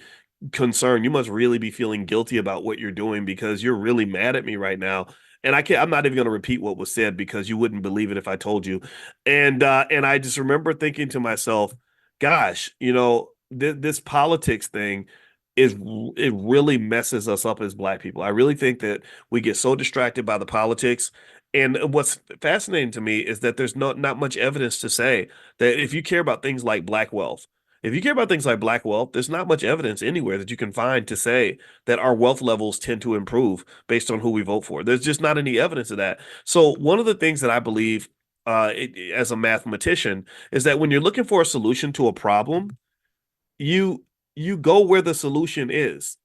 You don't look for if you're looking for a salad, like a healthy salad, you don't search for a healthy salad in a sewage dump. You just don't. You don't do that. Or you don't go look for if you're looking for a good wife, you don't look for a good wife at the bottom of the ocean. You don't. It doesn't make any sense. So my point in politics is that we're kind of barking up the wrong tree. We're looking for it's like you're looking for Cleveland in the middle of Santa Barbara. You're literally going places. You're looking for love in all the wrong places. You're looking for solutions in all the wrong spaces. And then people sit around and they're all confused about why there are no solutions, why nothing's been solved. Well, it's because you're wasting your time. Again, I'm not here to tell you. I told you guys I never tell anybody who to vote for. That's not my job. I just don't I'm like I'm just I literally honestly ask like show me evidence, and the formula is so simple. Because maybe it's because I'm 53, maybe it's because I'm a professor, maybe it's because I spent my whole life looking for patterns. That's all you do when you analyze data. When I was on the faculty of Syracuse, all I did was I would just look for patterns in the data, right? That's all you would do.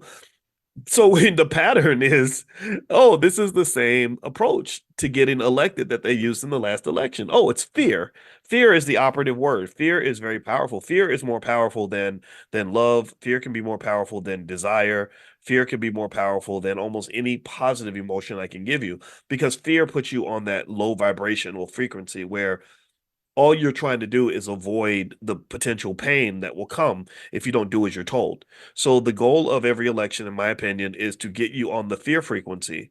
They don't want you showing up saying, okay, give me a reason to vote for you and I'll vote for you if you do this and if you do that. I have all these demands. They don't want that. They want you literally on this like, oh my God, I better do what you say or bad things are going to happen. It's like I pull out a gun and say, shut up and do what I tell you or we're all going to die, right? And then you just follow instructions. And some people operate on the fear frequency. I think Black people operate on that the most because we've gone through so much trauma, we've gone through so much stuff. And actually there's evidence of things like epigenetics that actually Cody Ransom is actually gonna do. If you don't know Cody Ransom, he came into class the other day. He's gonna do a true Black Wall Street a training in the Black Business School. If you want to take a look, go to b1wallstreet.com. That's b the number one wallstreet.com. He's extraordinarily good at this stuff, and he talks about epigenetics and the transfer of trauma through your DNA.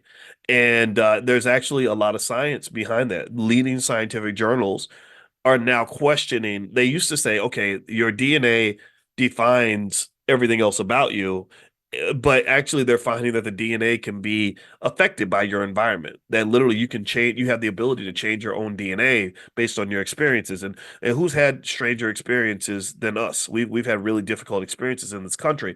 So that survival mode that they put you into, it works because your DNA has so much trauma in it already that you're just pretty much going to do what you're told. You're going to, so what I want you to pay attention to is I want you to listen when people are telling you who to vote for, because they're always a lot of people are in the business of herding black people like we're like sheep or animals or something.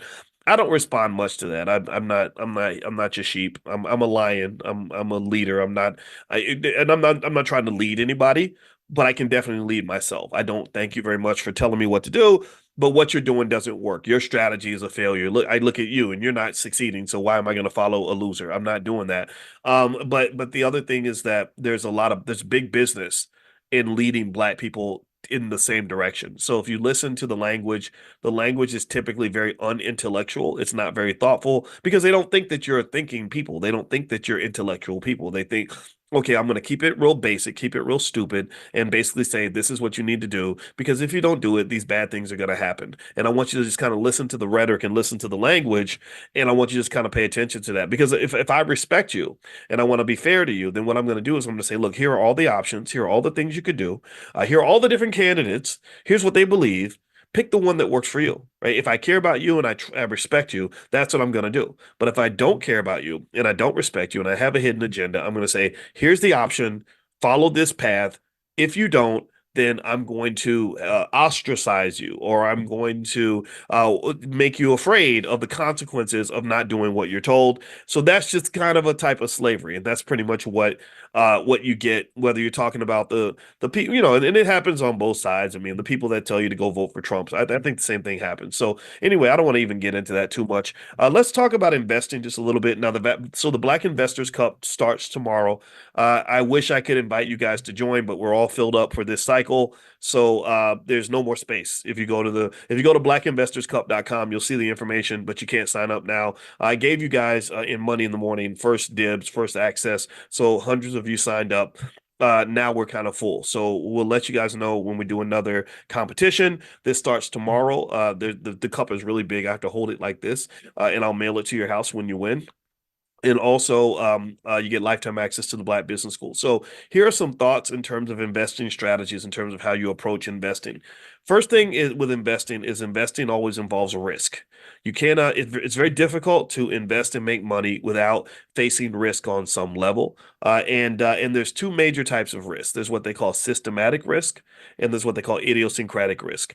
Idiosyncratic risk is risk that relates to the particular company. Systematic risk is risk that involves bigger stuff like the whole economy or whatever. Like, so last week you had systematic risk that pulled down the stocks of most major companies. And that's because the jobs report came out and the jobs report wasn't so favorable. So the whole market kind of took a dip. You saw that last week where you had this big panic. Oh my God, stocks are, crashing because of whatever. Well, the recovery happened. I just went and I bought a bunch of stock and now I've made money because when everyone's running away from the market, that's when you want to be running toward the market. At least that's the conventional wisdom.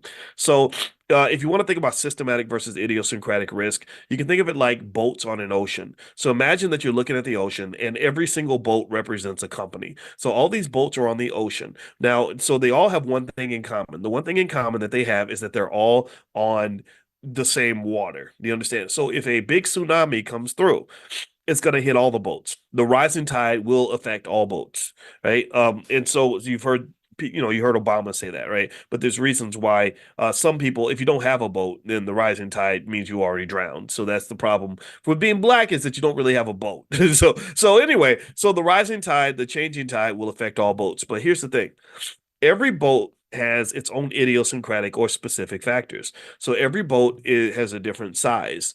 You have some boats that are really big. You have some boats that are tiny. Every boat has a different captain. Some captains are really experienced and very good at steering the boat in turbulent water. Some captains don't know what the hell they're doing. Every boat has a different age. Some boats are brand new and shiny and strong, and some boats are a little old and tired. Some boats are headed east, some are headed west, some are headed north, some are headed south. The direction that the boats are going will affect how the tide affects them. Do you follow me? Do you get the analogy here? That's idiosyncratic risk. Idiosyncratic risk is the individual stuff that affects an individual company that doesn't have to do with other companies. Okay. So part of the reason that you diversify, you spread your money out is because you want to get rid of as much of that idiosyncratic risk as possible. This is why a smart investor does not go and put all their money in one stock or in a couple of stocks. That's not smart investing because you got too much idiosyncratic risk. You diversify so that you can get rid of the idiosyncratic risk, but then the systematic risk is very, very difficult to get rid of when it comes to stocks. The other thing too is that during the Black Investors Cup, and it maybe you're not going to do it this time, but maybe next time.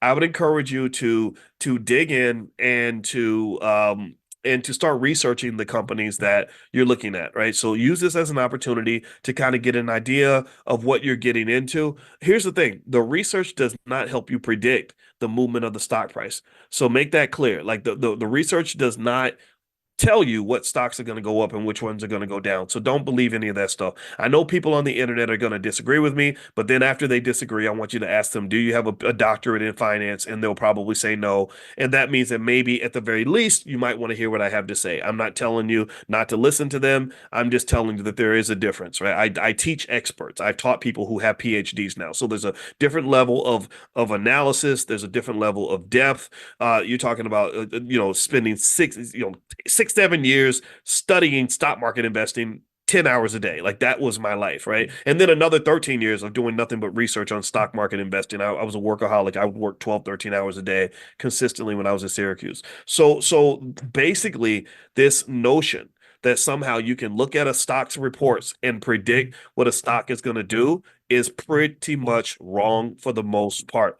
There are some things that you can predict over time. So, for example, the $5 a day investing plan, which you can find at blackwealthmasterplan.com. That's blackwealthmasterplan.com, which is totally free. The $5 a day investing plan does typically work. It's worked all throughout history. This is something that has worked consistently like clockwork. It's a diversified portfolio where you're consistently buying a certain amount of stock over a long period of time. And then voila, after 10 years or less, really, you have more money, more wealth than most people. After 30 years, you're booming. At 30 years, you're talking about generational wealth. You're talking about passing down a multi-million-dollar empire. You're literally shifting the culture of your whole entire family. See, what I want you to understand is that culture impacts wealth, but wealth impacts culture. It is a what they call a recursive relationship. So a lot of times wealth does not grow because we have bad culture. I write about that in my book, The 10 Commandments of Black Economic Power, that if you look at Black culture and what is presented to us as Black culture, it's just not wealth related. It's not, it doesn't create strong families. It doesn't create businesses. It doesn't create strong economics. But then what happens is that if you break away from that culture and you start to embrace a culture of building, a culture of wealth, a culture of unity, a culture of family, a culture of wealth preservation, then what happens is that the wealth starts to grow. And then what you find is that it becomes a full circle process. Now, instead of the culture impacting the wealth comes back and impacts the culture. So it's like wealth and culture are two people and they're giving each other a big hug. They're in this great relationship with each other where the wealth says, I love you. And the culture says, no, I love you too. And the wealth said, no, I love you more. And the culture said, I love you too. And it becomes a feedback loop. Do you follow what I'm saying? It becomes a feedback loop. And the feedback loop is this. Here's what's going to happen. Blackwealthmasterplan.com. Write that down. Somebody type that in the chat so everybody can get it. Because sometimes people miss the URLs. And I say it 2 or 3 times, but after the third time, I'm not going to say it anymore. So just type in the chat so everybody can see it. So you go to blackwealthmasterplan.com. Here's what happens. You do something basic like the $5 a day investing plan. You're just chugging along, buying stock. You don't know a lot about investing. You're just buying because you're shifting to a wealth builder's culture. You let go of the BET culture. You let go of the sexy red culture. You let go of this goofball culture that they're feeding you, and you have a culture of wealth building and wealth preservation. So then what happens is after 20 or 30 years, now you're sitting on some money. Now you're sitting on $200,000, $300,000, $500,000.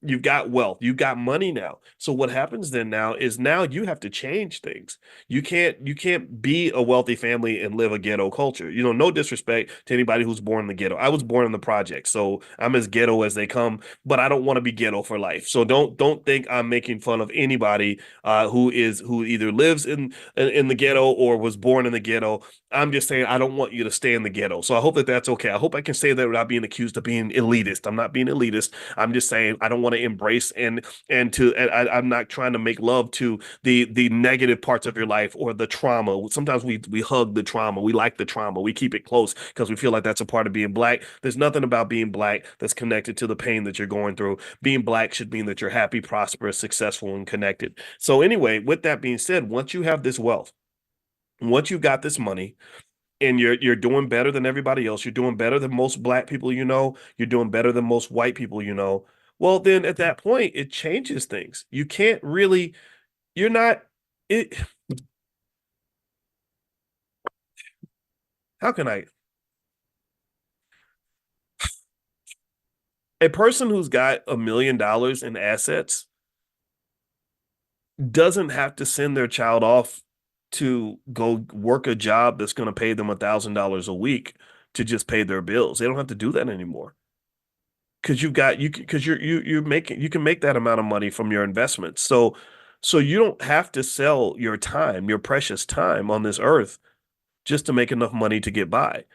A family that has assets, like you got some real estate, you got some stocks, you have some cash, you're doing fine. Money's not a thing.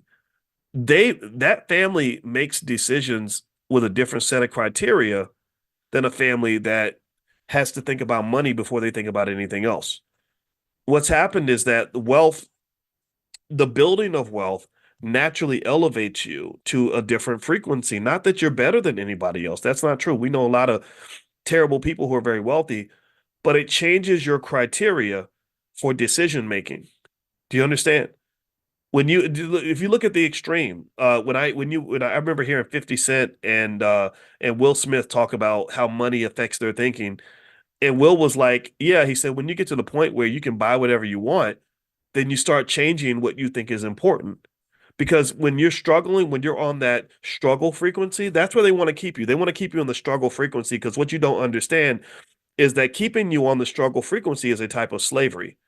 They keep you caged like an animal because they want you to stay on the frequency of an animal. And the that struggle frequency is that every decision I make, it's not a multivariable, it's not a multivariate decision. It's not something where there are other factors that are driving the decision making. The number one variable is money.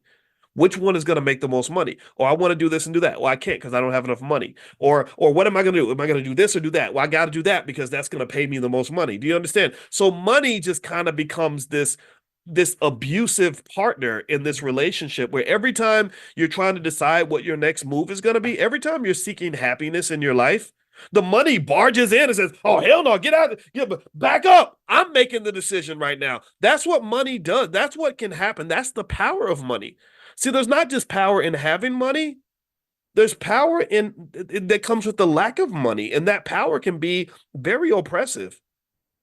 Do you think, I mean, think about this. Do you think that your colonizers could have so much power around the world over millions of people if they didn't have so much money to exert that power? The power is driven by the money.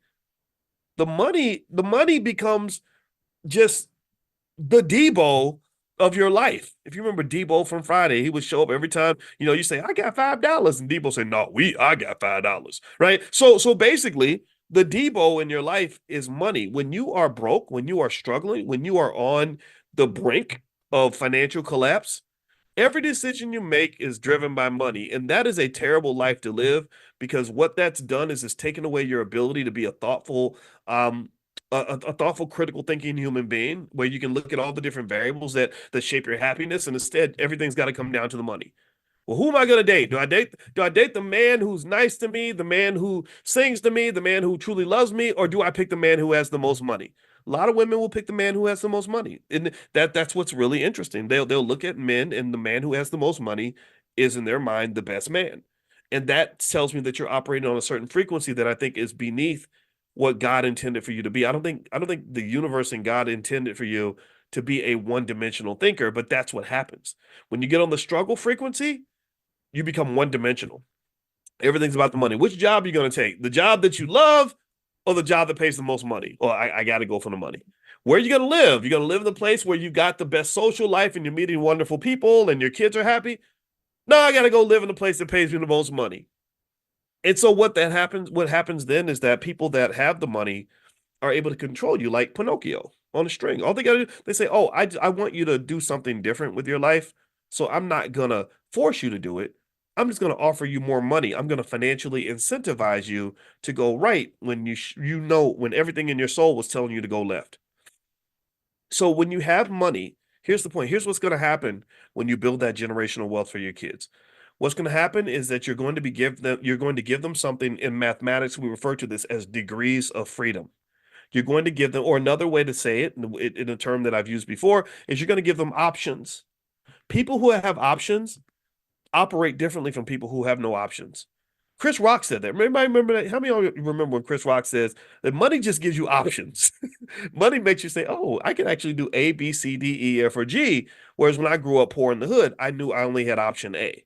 You understand? So when you have money and you have options, it does change your culture because you're making decisions based on different criteria. You're not just saying, okay, I'm going to do it this way because I can save $20. You say, no, I'm going to do it that way because it makes me more comfortable or it makes me happier. Or I'm going to take a flight and yeah, I could save $200 by flying coach, but my back hurts and my legs are long, so I think I'm going to go ahead and get the first class ticket. Or I could save $100 if I wait till Wednesday to fly, but really I'm going to get to my mama's house a day early, so I'm going to go ahead and pay the extra $100 and fly on Tuesday instead of Wednesday. Do you understand? So when you get that financial security, you'll find that it does shape your culture. Even when you have conversations with your kids about what they want to do when they grow up, you're not just going to be stuck on which profession pays the most money.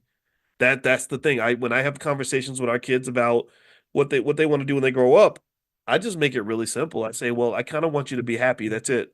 I just want you to be happy because I don't care if you have a $70,000 a year job or a $60,000 a year job. If that $70,000 job is stressing you out to the point where you are depressed, sad, drinking yourself to sleep at night, and damn near suicidal, I don't want you to take that job. I don't care if it was a $200,000 a year job. Nothing is worth your happiness. Nothing is worth you trading your well-being. So, but I can say that because years before they were born, I was already planting seeds to have that financial security. I didn't know what my life was going to look like as a dad. I didn't know that I was going to marry a woman that had 3 kids and all this other stuff that I did. I mean, I'm glad I did it. But I didn't know what my life was going to look like. But one thing I did know as a young black man is that money was going to be important. I also knew when I was 25, I said, I don't know who my kids are going to be. I don't know what my life is going to look like 20 or 30 years from now, but I do know that it's going to be easier for me to make optimal decisions if I have money than it will be if I don't have money. It'll be easier for me to make the right move if I'm financially free versus if I'm financially incarcerated. So effectively, I started to invest long term, not just to have money, but really to just sort of be in a position where I could be the kind of leader and father that my children would need instead of a guy who says, hey, you know what? The 20 years before you were born, I completely wasted all that time and didn't do anything constructive with my life. So now you're going to struggle because I'm just sitting here trying to play catch up. I didn't want that to happen to me. And that was not any type of genius to help me to see that. It was just me disconnecting from this sort of instant gratification culture and thinking about delayed gratification. There are cultures around the world that already embrace these ideas. I see Aisha Verzi's in here. She's Nigerian like me. I'm 33% Nigerian. I don't know if y'all know. I'm very proud of that because the Nigerian culture was actually labeled as one of the most financially and educationally successful cultures for a few reasons. One, they really value family.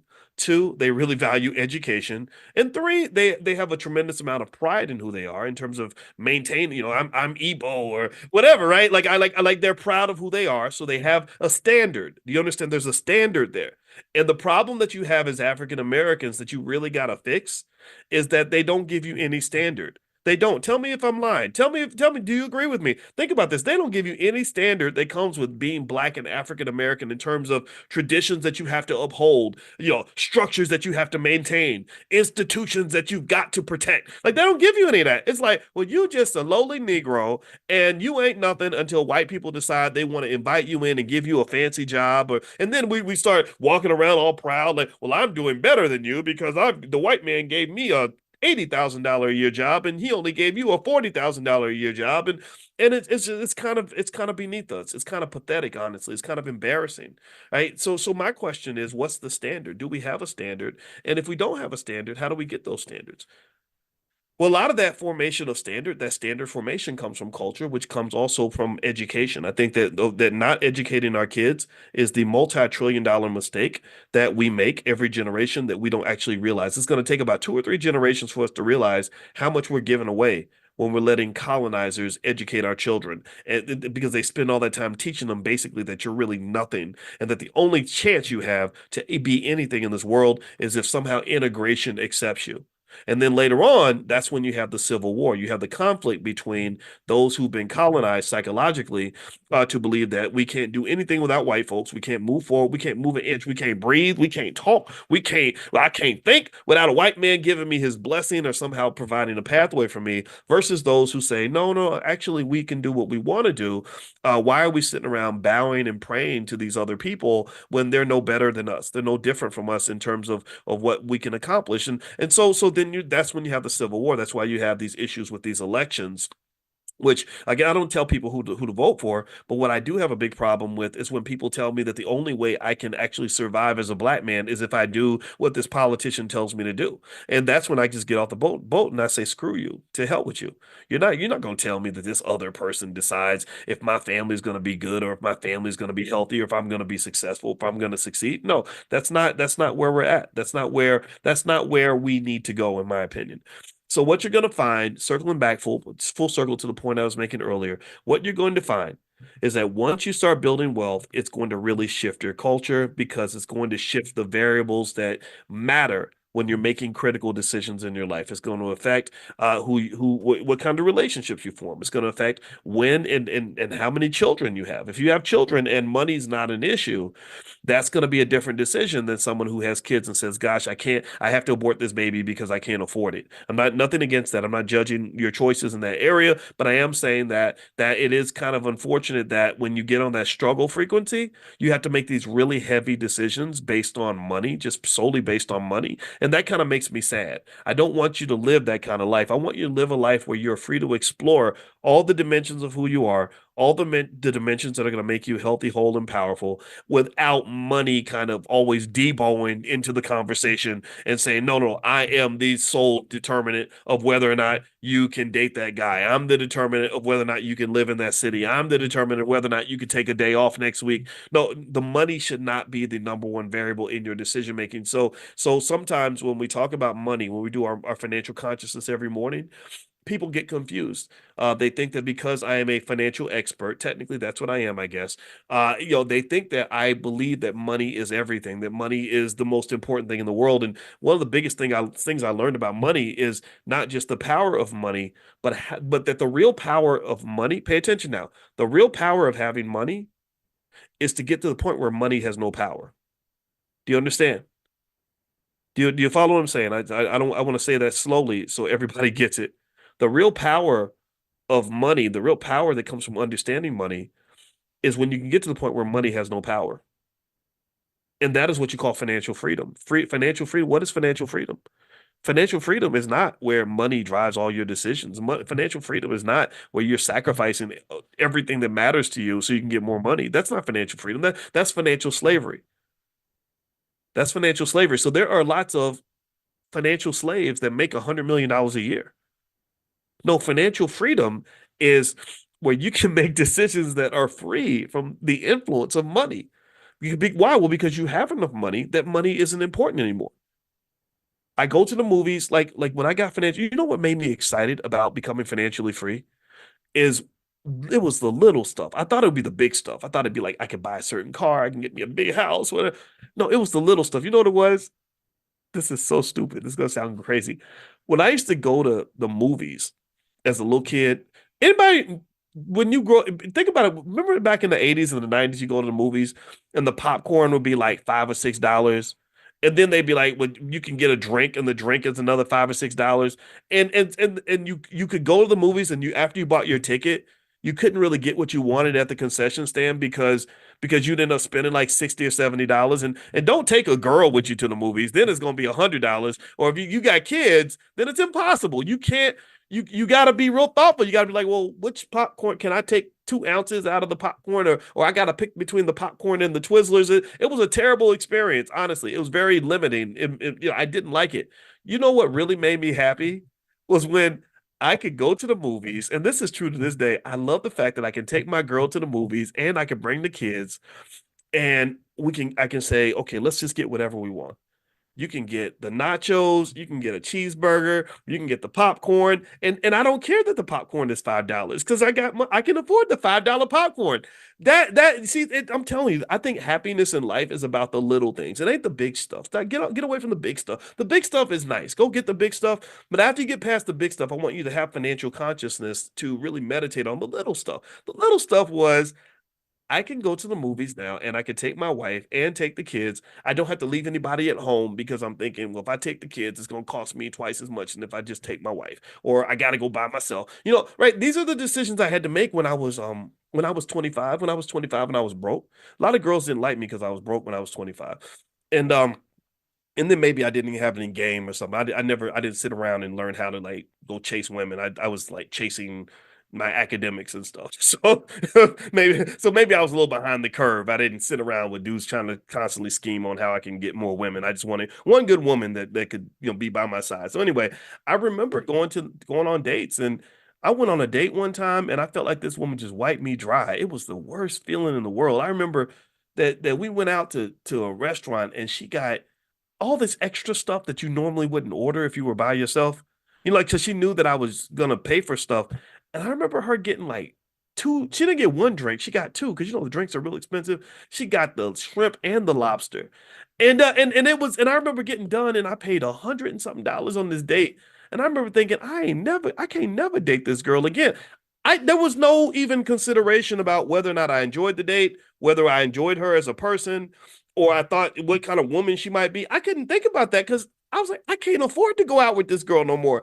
And she told her friends, she was like, yeah, I went out with Boyce and it was so great, and I want to go out with him again. And I was sitting there thinking, I'm never gonna take you out again because I cannot afford to go out with you anymore. I can't afford that. Now here's the thing.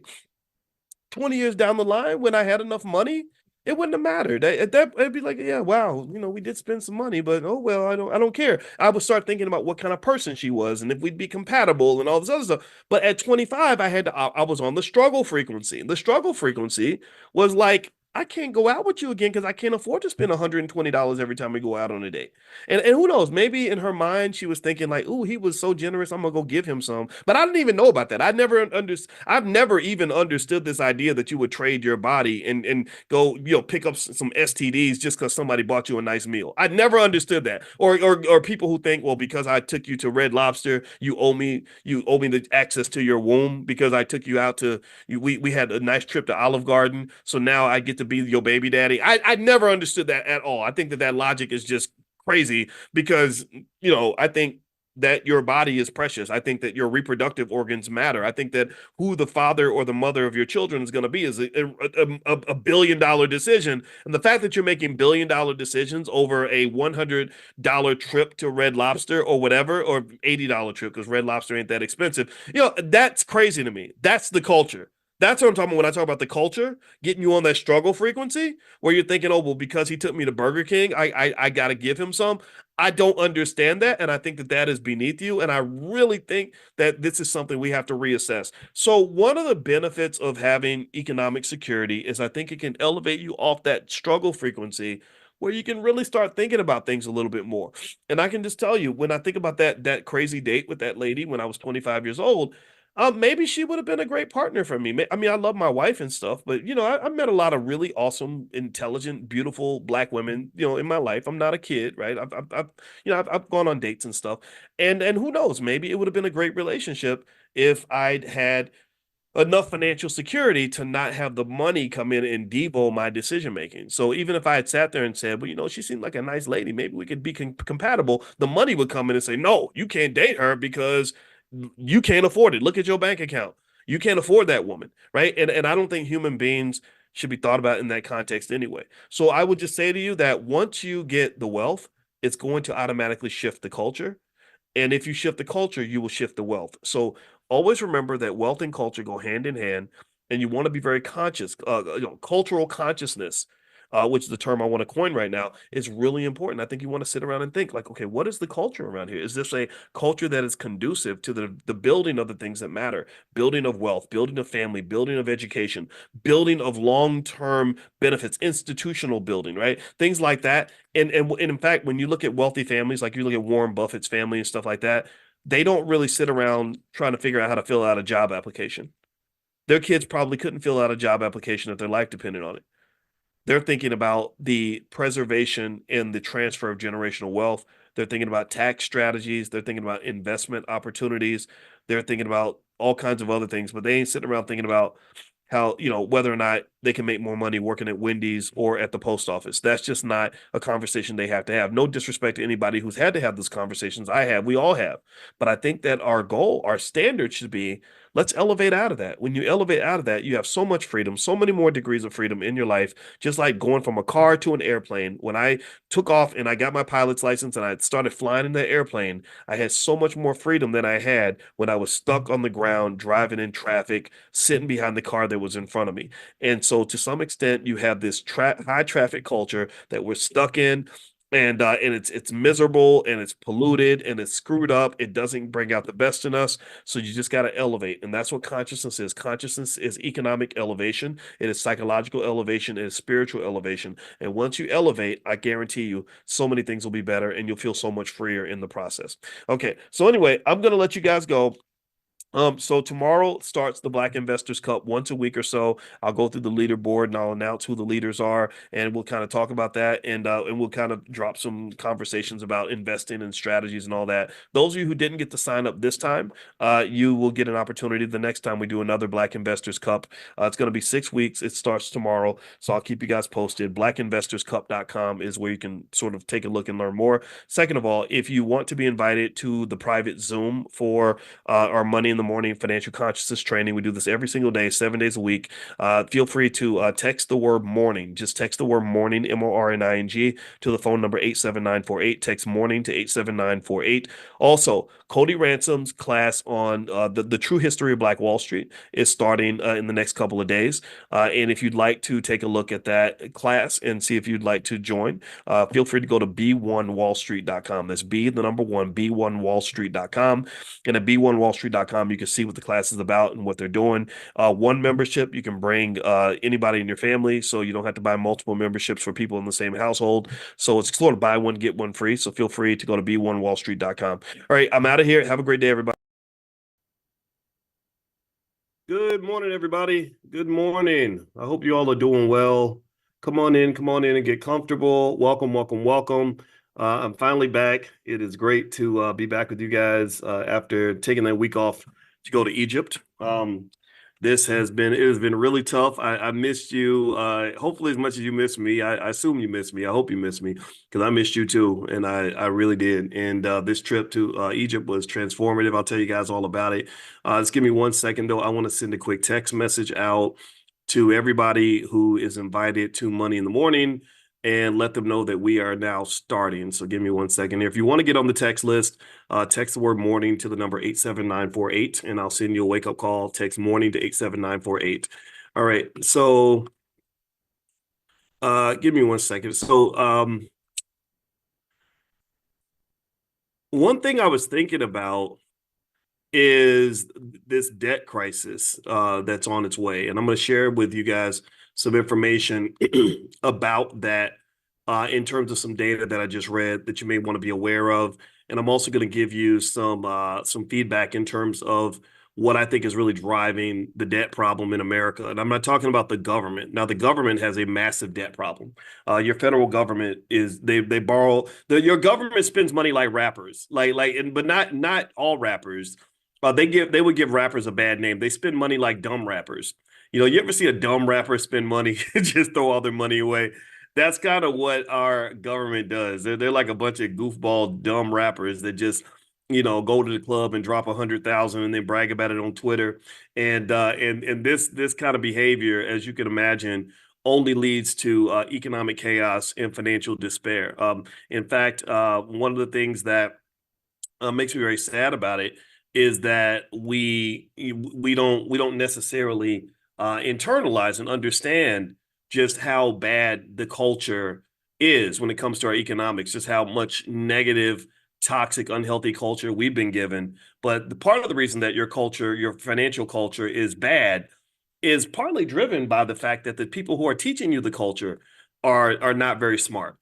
So it's really ironic, in fact. BET, who it really, every year they do that goofy BET award, and they say this is the culture. We're doing this for the culture. This is the culture, and to do it for the culture. And I'm like, but if you look at Paramount Global, the company that owns BET, the parent company of BET, their economic culture is terrible. Their stock is garbage. Their company has been a complete train wreck for many, many years. So even the people that are feeding you the culture have a bad economic culture. Do you understand? So if the teacher don't know what they're doing, if the teacher is messed up, then the student's going to be messed up. So basically, one of the things that I was looking at this morning as I was on the treadmill, I always tell you guys my goal is to be in the 5 a.m. club. And sometimes I fail. I probably fail about 50-60% of the time, to be honest with you. I try every day though. You can't never give up on yourself. I was in about the 7 a.m. club. And the reason for that, sorry, I'm trying to grab a book because I want to lift my microphone up. I was in the 7 a.m. club, and the reason I was in the 7 a.m. club is because when you come back from a trip to Egypt, your schedule's all backward, right? So like last night, most people slept 6, 7, 8 hours. I probably slept 2, but in the afternoon, most people sleep just a couple hours in the afternoon. I read. Let's see. I slept like 7 hours on the airplane, so I'm just all backward and everything. So if you see me, if you follow me on my Instagram is Dr. Boyce Finance, and I have a backup Dr. Boyce Money that you can follow. If you see me posting at weird hours, just know it's probably because I'm still in Egypt. Now, someone says, "What is on your shirt?" It says "Because we're black," and I made this shirt because I feel like. In fact, that's a good thing to bring up. I'm trying to grab a book to lift my microphone. So give me a second. I made this shirt because I feel like this, and tell me if you agree. Give me a yes if you agree with any of this. I feel like because we're black, we have to do things different. Because we're black, we can do things different. Give me a yes if you agree that being black means we have a uniqueness and a power that's unlike anybody else. And really, even more specifically, I think African Americans have a uniqueness and a power that our ancestors blessed us with because of what they went through. Tough experiences create tough people, and very few people around the world have gone through what we've gone through. Very few people. There's nobody else on the planet who can say that they survived the Middle Passage, where half the slaves died. Very few, no other people on the planet can say they survived the slave dungeons. If you've ever been to Ghana and seen the slave dungeons, it'll immediately make you so sad. It's the spirituality there is very, very deep. If you walk through that point of no return, things like that, you feel the energy of the slaves and how horrible they must have felt, knowing that they're never going to see their families again. Nobody else on earth can say they survived 100 years of Jim Crow. Give me a yes if you agree. And nobody else can say they survived the war on drugs, where they were putting crack cocaine in the black community. Literally, I mean, deliberately destroying families at the absolute highest levels. Give me a yes if you agree. Nobody else can say that they survived the Biden crime bill and mass incarceration, where it was a Hitler-level suicidal, genocidal extermination of black families and black people and black men and black women. Give me a yes if you agree. And look at this, we still standing. We still shining. We still on top. We still, some of us are still winning. Some of us ain't winning. Some of us are struggling. And I understand why they're struggling. I mean, a lot of people will be struggling after that, but some of y'all winning. I went to Egypt this week with 50 intelligent black people, and a lot of them were winning. A lot of them have hundreds of thousands of dollars in their investment accounts. A lot of them have strong families. I remember Kendall and Karen Green. Their son is, I think all their children graduated from top institutions. I met a young sister who went to Cornell, and and there was a young lady who was finishing her master's degree that was on the trip, 23 years old, and just a lot of other people that are just doing really well. Paris Williams and her uncle Larry.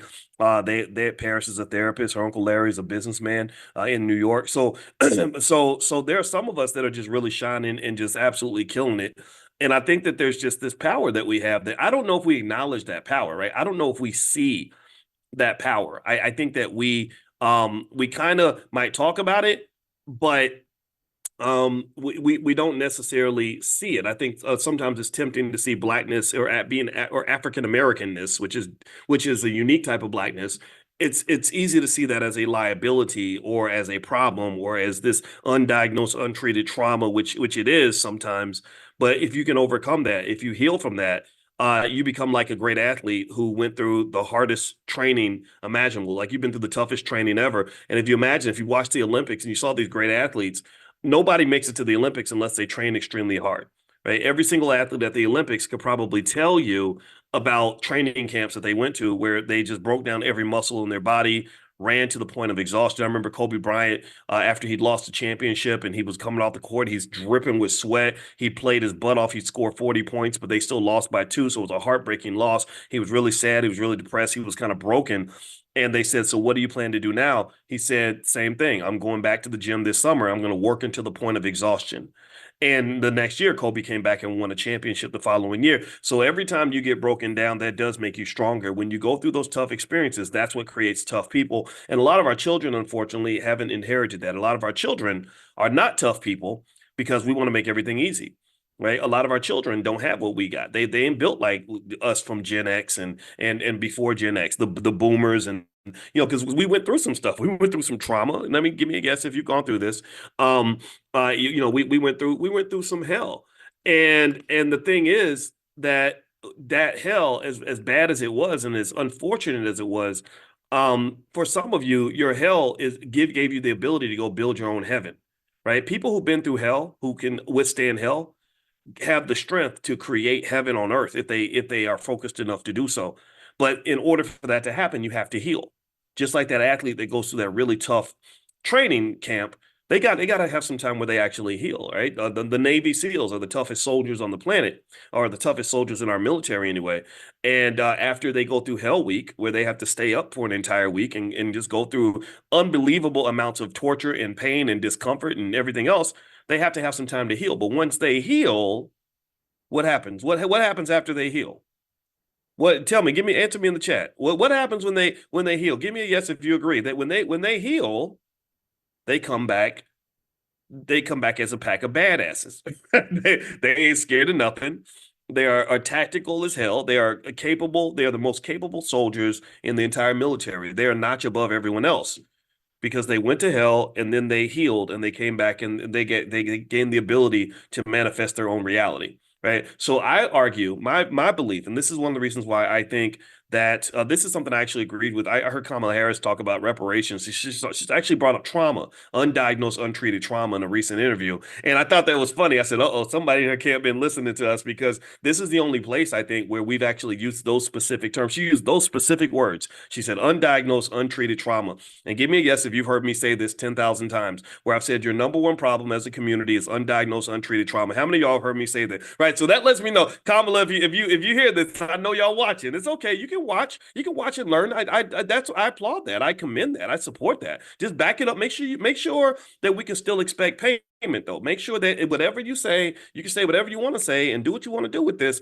It's free. There's nothing exclusive about what I'm sharing with you. I just need you to make sure somebody signs that damn check. I need you to make sure that the check gets written for reparations, and because reparations is to repair, and repair isn't just healing and therapy. Repair is financial repair. Writing that damn check. Right. I don't want to go to big cities and notice that 100% of the buildings are owned by people who are not black. Those skyscrapers, some of those skyscrapers should belong to us. Some of those institutions should belong to us. These billion-dollar universities y'all built on our backs and excluded us the entire time. Some of that belongs to us. So here's the thing. Here's the thing about reparations. Since you guys know, in case you don't know, in case you're new, what I do every morning is we do financial consciousness training where I literally do a stream of consciousness. So in hopes of helping you to elevate your economic consciousness. So literally wherever God tells me to take the conversation is where I go. So if it seems like I just go, wander in different categories, just know that I was like that when I was 5 years old. I was the kid that would get up and wander. My wife made a funny video of me in Egypt where she said, somebody always wanders off from the group. And she showed me off wandering and I'm looking at all the Egyptian statues and all that. That's what I do, right? So I'm wandering now.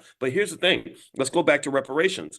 A lot of people talk about reparations in the wrong way. One way that they talk about it in the wrong way, and in fact, Kamala and her team, if they're interested in this conversation, they need to have the right conversation.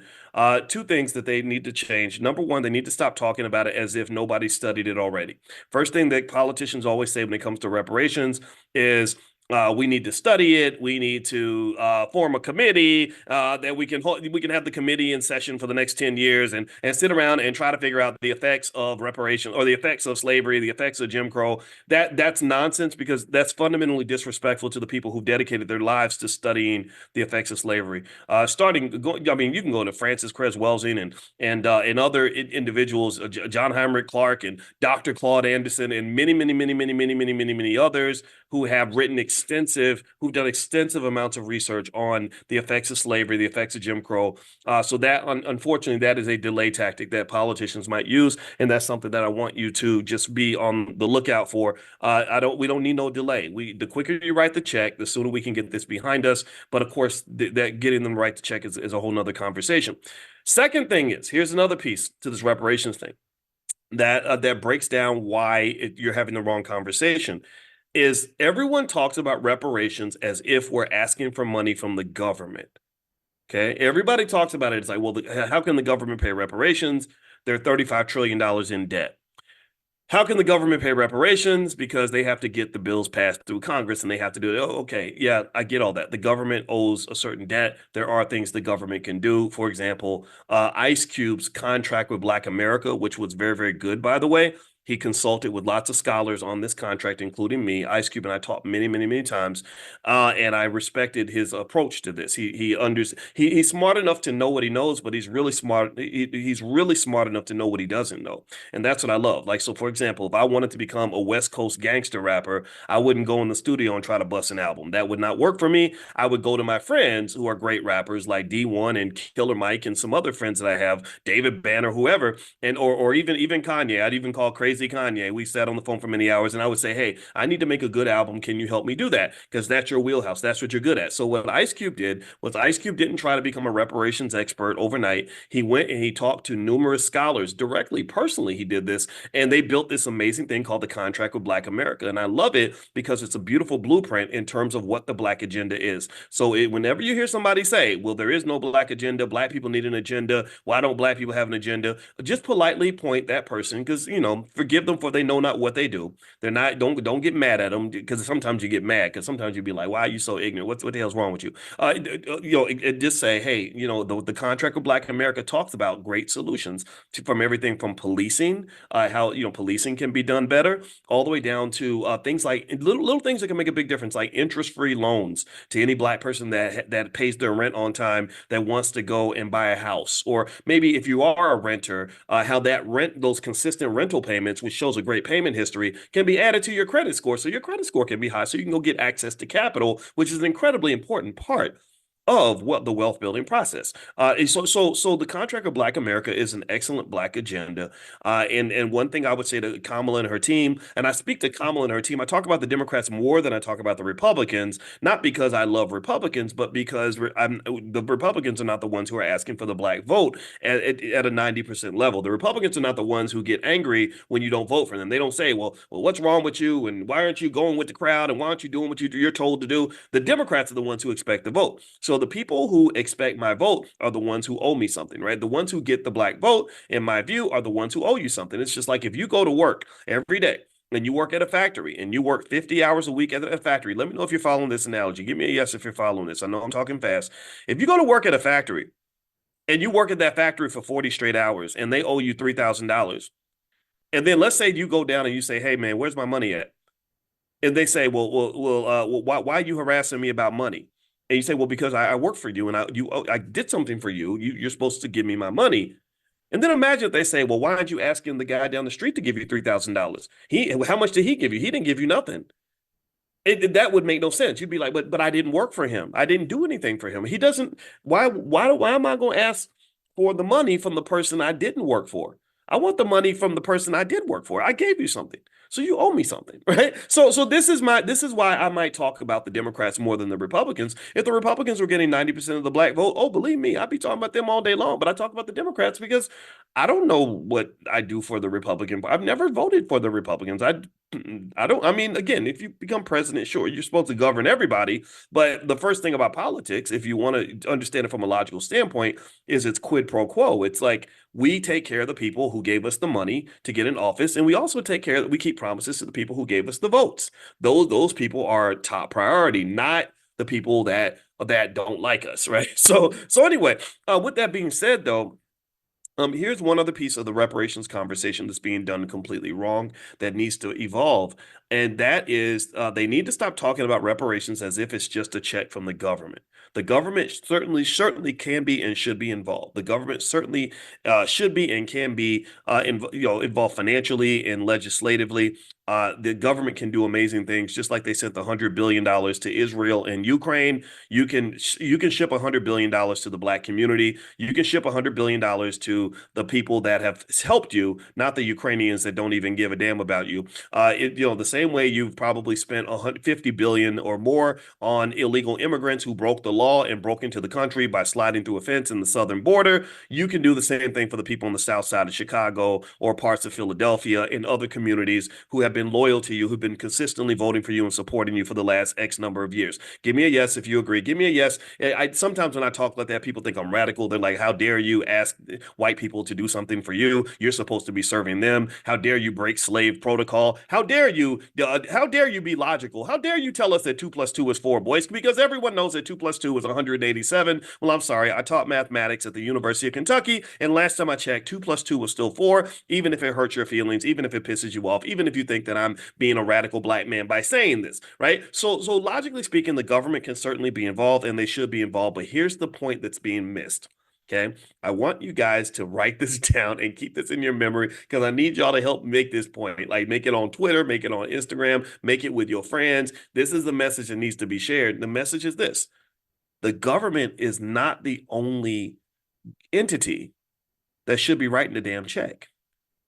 In fact, the government is probably the least equipped to write them damn reparations checks.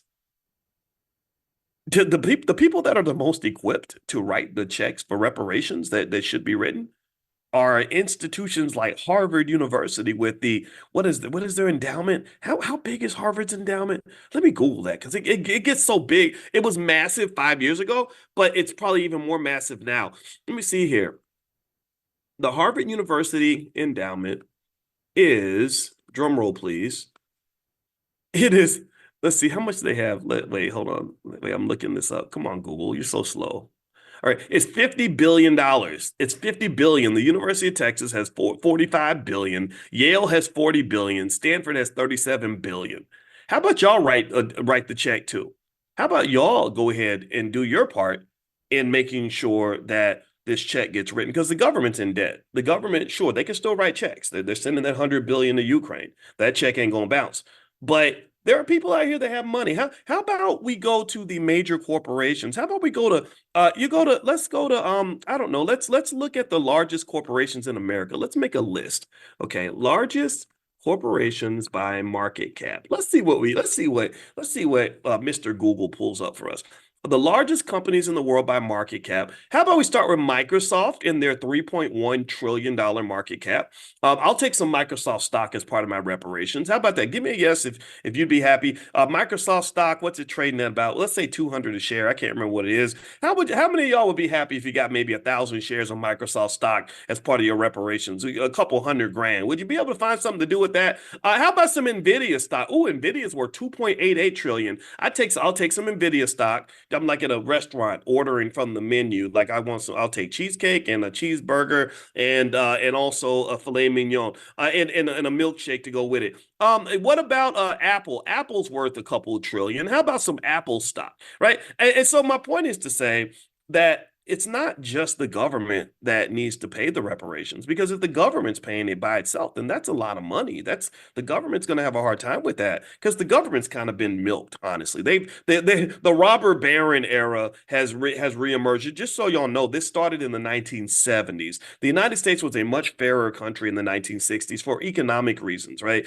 Economically speaking, America was a great society in some ways because you had enough of a balance in terms of making sure that you allow rich people to get rich, but you still took care of your workers. Back in the 60s, somebody could get a good job with Ford and they could work 30, 40 years, they could retire, get a nice pension, live a good life, buy a couple cars and a nice house with a white picket fence, get married, let the wife stay at home if she wants to take care of the kids, or the husband stay at home. I'm not here to get into that debate. Or whatever it is you choose to do, you had a better society back then. So what happened was the Republicans kind of said, wait a minute, hold up, wait, we need to reverse the direction of this society. The country's getting too liberal and we don't like this civil rights stuff and we don't like all this Martin Luther King and anti-Vietnam War stuff going on. So they started actually using their wealth to really try to sort of do a government takeover, basically. And so you started having these individuals that shared ideas that actually propelled people like Ronald Reagan into the White House,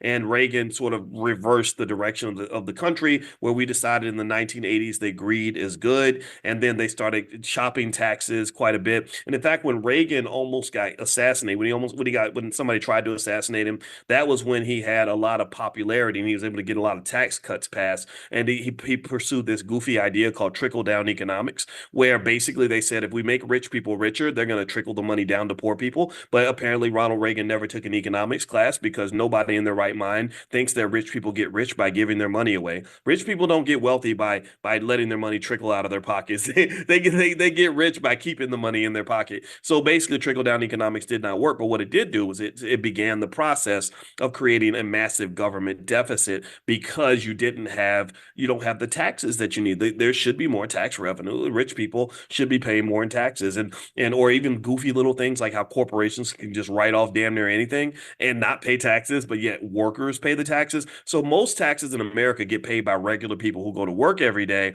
which is fundamentally unfair. However, in the midst of this unfairness, part of my job as an economic advocate for you and your family, and an advocate for all Black people who want to be economically intelligent, is to say this is one of the reasons why you want to have that LLC. You want to have that situation where you can get those tax benefits and you can get together just like rich people and have your little family meeting and go on a vacation together, but do family meetings and write all that off on your taxes so that you can write off your lifestyle. Not in an unethical way, not in an illegal way, perfectly legal, but also using the rules that are really helping in your favor as a business owner and as a wealth builder. So let me know if you understand what I'm saying when I tell you that we believe some fundamental things in the Black Business School. Number one, we believe that every Black child should learn how to start a business before the age of 12. Every Black child needs to start a business before the age of 12, or learn how to do that. Anyway, the same way they learn how to dribble basketballs, throw footballs, they learn how to twerk, they learn how to rap. How about they also learn how to start a business? Because they ain't gonna make no money twerking. Twerking don't pay, except unless you're Cardi B. Rapping don't. 99% of all rappers never make a nickel rapping. And then the ones that do, they get shot or something, and then all your money's gone because you're dead. And then most of those little boys at basketball camp ain't never gonna make a nickel playing basketball. They're gonna get life lessons. Like playing sports taught me a lot about life. I love sports. I'm an athlete. I did all the sports, but never have I made a nickel. I mean, even though in my head I want to believe like everybody can identify as what they want to identify, like a boy can identify as a girl. I identify as a 6'5", very handsome Black man, a 6'5" manifestation of Denzel Washington. So not only am I incredibly handsome, but I'm incredibly tall, and I'm also going to be signing a $100 million NBA contract next season. But then some people will say that's a fantasy. I say they're a bunch of liars, and they're just trying to be mean, and they're bullying me because that's what I identify as, and I can be whatever I identify as. However, if that does not work for you, then I would say to you that perhaps all that energy that we're putting into these other things that don't have economic benefits, some of that energy can also be applied to things that are going to help us to be financially secure and have access to financial peace and access to freedom and all these other things that we fantasize about but aren't necessarily equipped and trained to pursue. Okay. So every black child should learn how to start a business before the age of 12. Give me a yes if you agree with that. Every black child should have somebody buying shares of stock for them on the day that they're born. I talked to a young black man yesterday who was the night manager of the hotel I'm staying in. My wife and I are in New York for one night. It's on our way back to Chicago. We just went to Egypt. And the brother came up to me and he was very nice to me. He offered me some coffee and we started talking. He said, I follow you. I said, great. What's your name? He said his name was Roland. He was from Guyana. He was very intelligent and I invited him to come to class. Maybe Roland, if you're in here, say something in the chat. And one thing I told him was I said, do you have any? I said, how old are you? He said, I'm 34. I said, do you have any kids? He said, not yet. I said, well, I think you should have children. I hope that you do. If that's your plan, I encourage you to not let time get wasted because a lot of us waste time. And I said, but also, I said, one thing that you also should know is that if you are an economic visionary, if you are an investor, you have to have economic consciousness. And I said, economic consciousness means that you can't just see what you see what's not seen, right? You can't just see what's in front of you. You see what's coming down the pike, right? You don't just see what is, you see what could be. I said, so let me ask you this. Are you going to have kids? He said, yes. I said, okay, so your son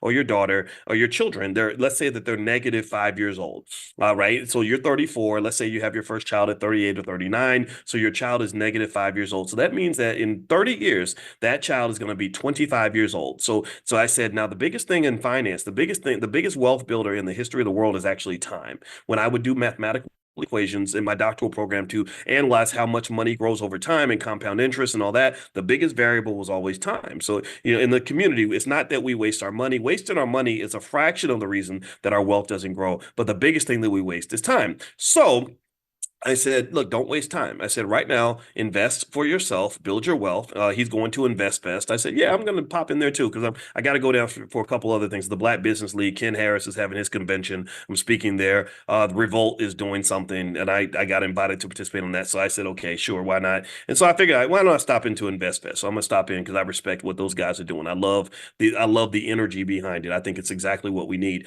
And I said, so when you're doing all this stuff and you're investing, you're buying real estate, all that, you're building a capital base. That capital base is like a car. It's something that you can use while you're young. You can live your life and do your thing and have fun and live your best life with this wealth. But you must preserve it and you must protect it, just like you preserve and you protect a car. Just like you take your car to get tune-ups and oil changes and all that, you have to preserve your wealth. Why? Well, because at some point when your unborn son, who's negative 5 years old, is 25 years old, he's going to wake up one day and say, Dad, I need money.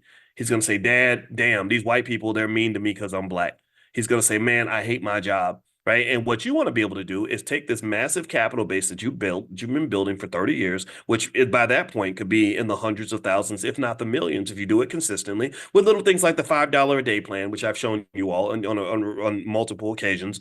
And so then you can transfer that to him. And then next thing you know, your son is free. Next thing you know, your son can live his best life. Your son doesn't have to sell himself into slavery. I said that young black people that don't have an economic base, that don't have a capital base, where nobody invested for them, they pretty much have to sell themselves into slavery. That's where you're looking for somebody that's going to help you pay bills in exchange for you giving them 40 hours a week of your life. 40 hours a week is a lot of time. You can do a lot of stuff in 40 hours. You could you could teach your kid, you could spend time with your parents before they get old. You could go to the gym. You could live a great life, but you can't because you have to go to work 40 hours a week. Well, why is that? Well, because nobody thought about you in advance. There was nobody in the family that had enough economic consciousness. Maybe they weren't trained. I'm not blaming them because again, the conversations I'm having with you, I guarantee you've never had these conversations with anybody else because these are conversations that I'm equipped to have as a finance professor because I've been obsessing about these topics for 30 years. So what I'm saying to you is that what I said to him is I said, okay, invest consistently now, invest with deliberation, be as aggressive with your wealth building as you are with everything else. I looked at some of his assets. I said, okay, this crypto, okay, we're not gonna put a lot of our money into stuff like this. We're gonna go for some solid companies. We're gonna go for some of the big corporations, the Walmarts and whatever it is, some of these big corporations that are gonna grow and make money. And in fact, actually, now that reminds me, I've compiled a list of 10 of the best stocks for beginners that I can share with you guys. I'll text it out to you all next Friday. Make sure to get it. Make sure you're on the text list. If you're not on the text list for this class, to get an invitation to Money in the Morning, text the word morning to the number 87948. Text morning to 87948, and I'll send you all this list that I made. It's a list of the top 10 stocks for beginners that I think is a great place to begin, because I know a lot of you are afraid to invest. A lot of you are, and don't worry about the cost of the stocks, Darlene, because there's something called oh gosh, not partial investing. Why am I losing my words right now?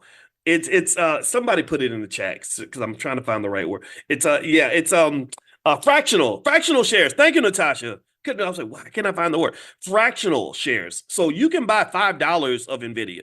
You can buy $5 of Microsoft. You can buy $10 of Apple. So never ever think that the price of the stock is the price you have to pay, because that is not true. Okay. You can buy fractional shares. Okay. So don't ever think that, don't say, well, that stock is $300. I can't afford that. That's not true. Okay. So anyway, there's that link. I put that link in the chat if you guys can see it in the Zoom. And so feel free to take a look at that. And also, if you didn't see it for whatever reason, just text the word morning to the number 87948, and I'll send that to you. And you can take a look at that. Maybe that's a good place to get started. So long story short, talking to this black man, and I hope he doesn't mind me sharing his story. It made me think about things that I wanted to share with you guys, that like literally, if he starts now and just doing basic things, tiny things, like puts as much energy into investing for the family as he puts into whatever else he's doing in his life, as much work as he puts into going to his job every day, the work you put into paying your cell phone bill every month, the work you put into paying your car note every month. Well, you know what? He's going to have plenty of wealth to pass his children. And the thing is that that's very serious for black people. It's more serious for black people than it is for white people. Not because I dislike white people. If you're white, don't get scared. But the reality is that being black is hard. It's harder to be black than it is to be white in a lot of contexts. The economic system is not as welcoming to African Americans as it is to anybody else. Even when we talked about politics, I've been very honest and said, I don't have anything against Kamala Harris or Donald Trump or anybody, but Kamala is black in a certain context. If Kamala was an African American woman, African American, not just black, African American woman married to an African American man, I don't believe that she would be considered for the presidency, because America has a unique relationship with African Americans. I think that we have a special type of hatred that is thrust upon us. We have a certain type of fear that they have with us. And to some extent, some of us look at us almost like the untouchables.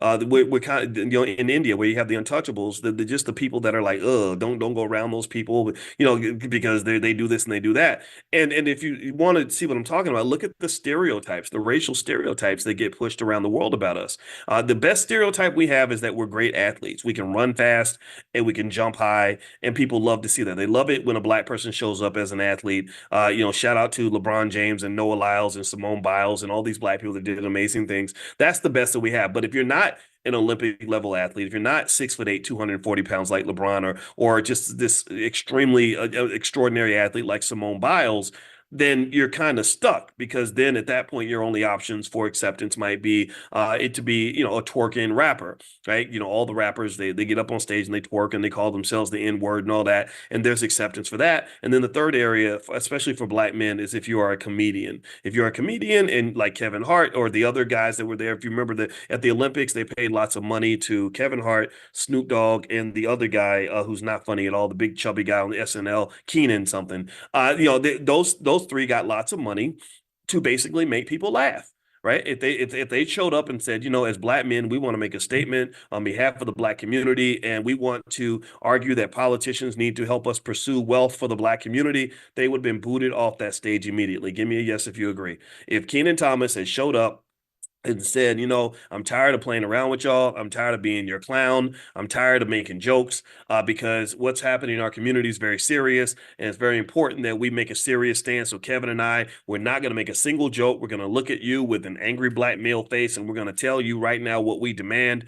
They would have been taken off the air. If Snoop Dogg isn't showing up smiling and chubbing it up, and he does a little sea walk for him, like dance for us, dance, nothing wrong with the crip walk, whatever. It's great. It's a cool dance, but literally that's kind of what he's the jolly old man. That's what he's kind of become, and everyone loves the jolly old man version of Snoop Dogg, but I don't think they'd be ready for a more serious version that was really advocating on behalf of the black community in the way his friend Ice Cube was. Like I didn't ask Ice Cube about this, but I'd be curious to know how he feels if he would personally personally do exactly what Snoop is doing. Like I wonder, but the smart thing is that these guys don't air their differences in public, and that's why they've maintained a very profitable alliance and allegiance to each other. And I respect that immensely.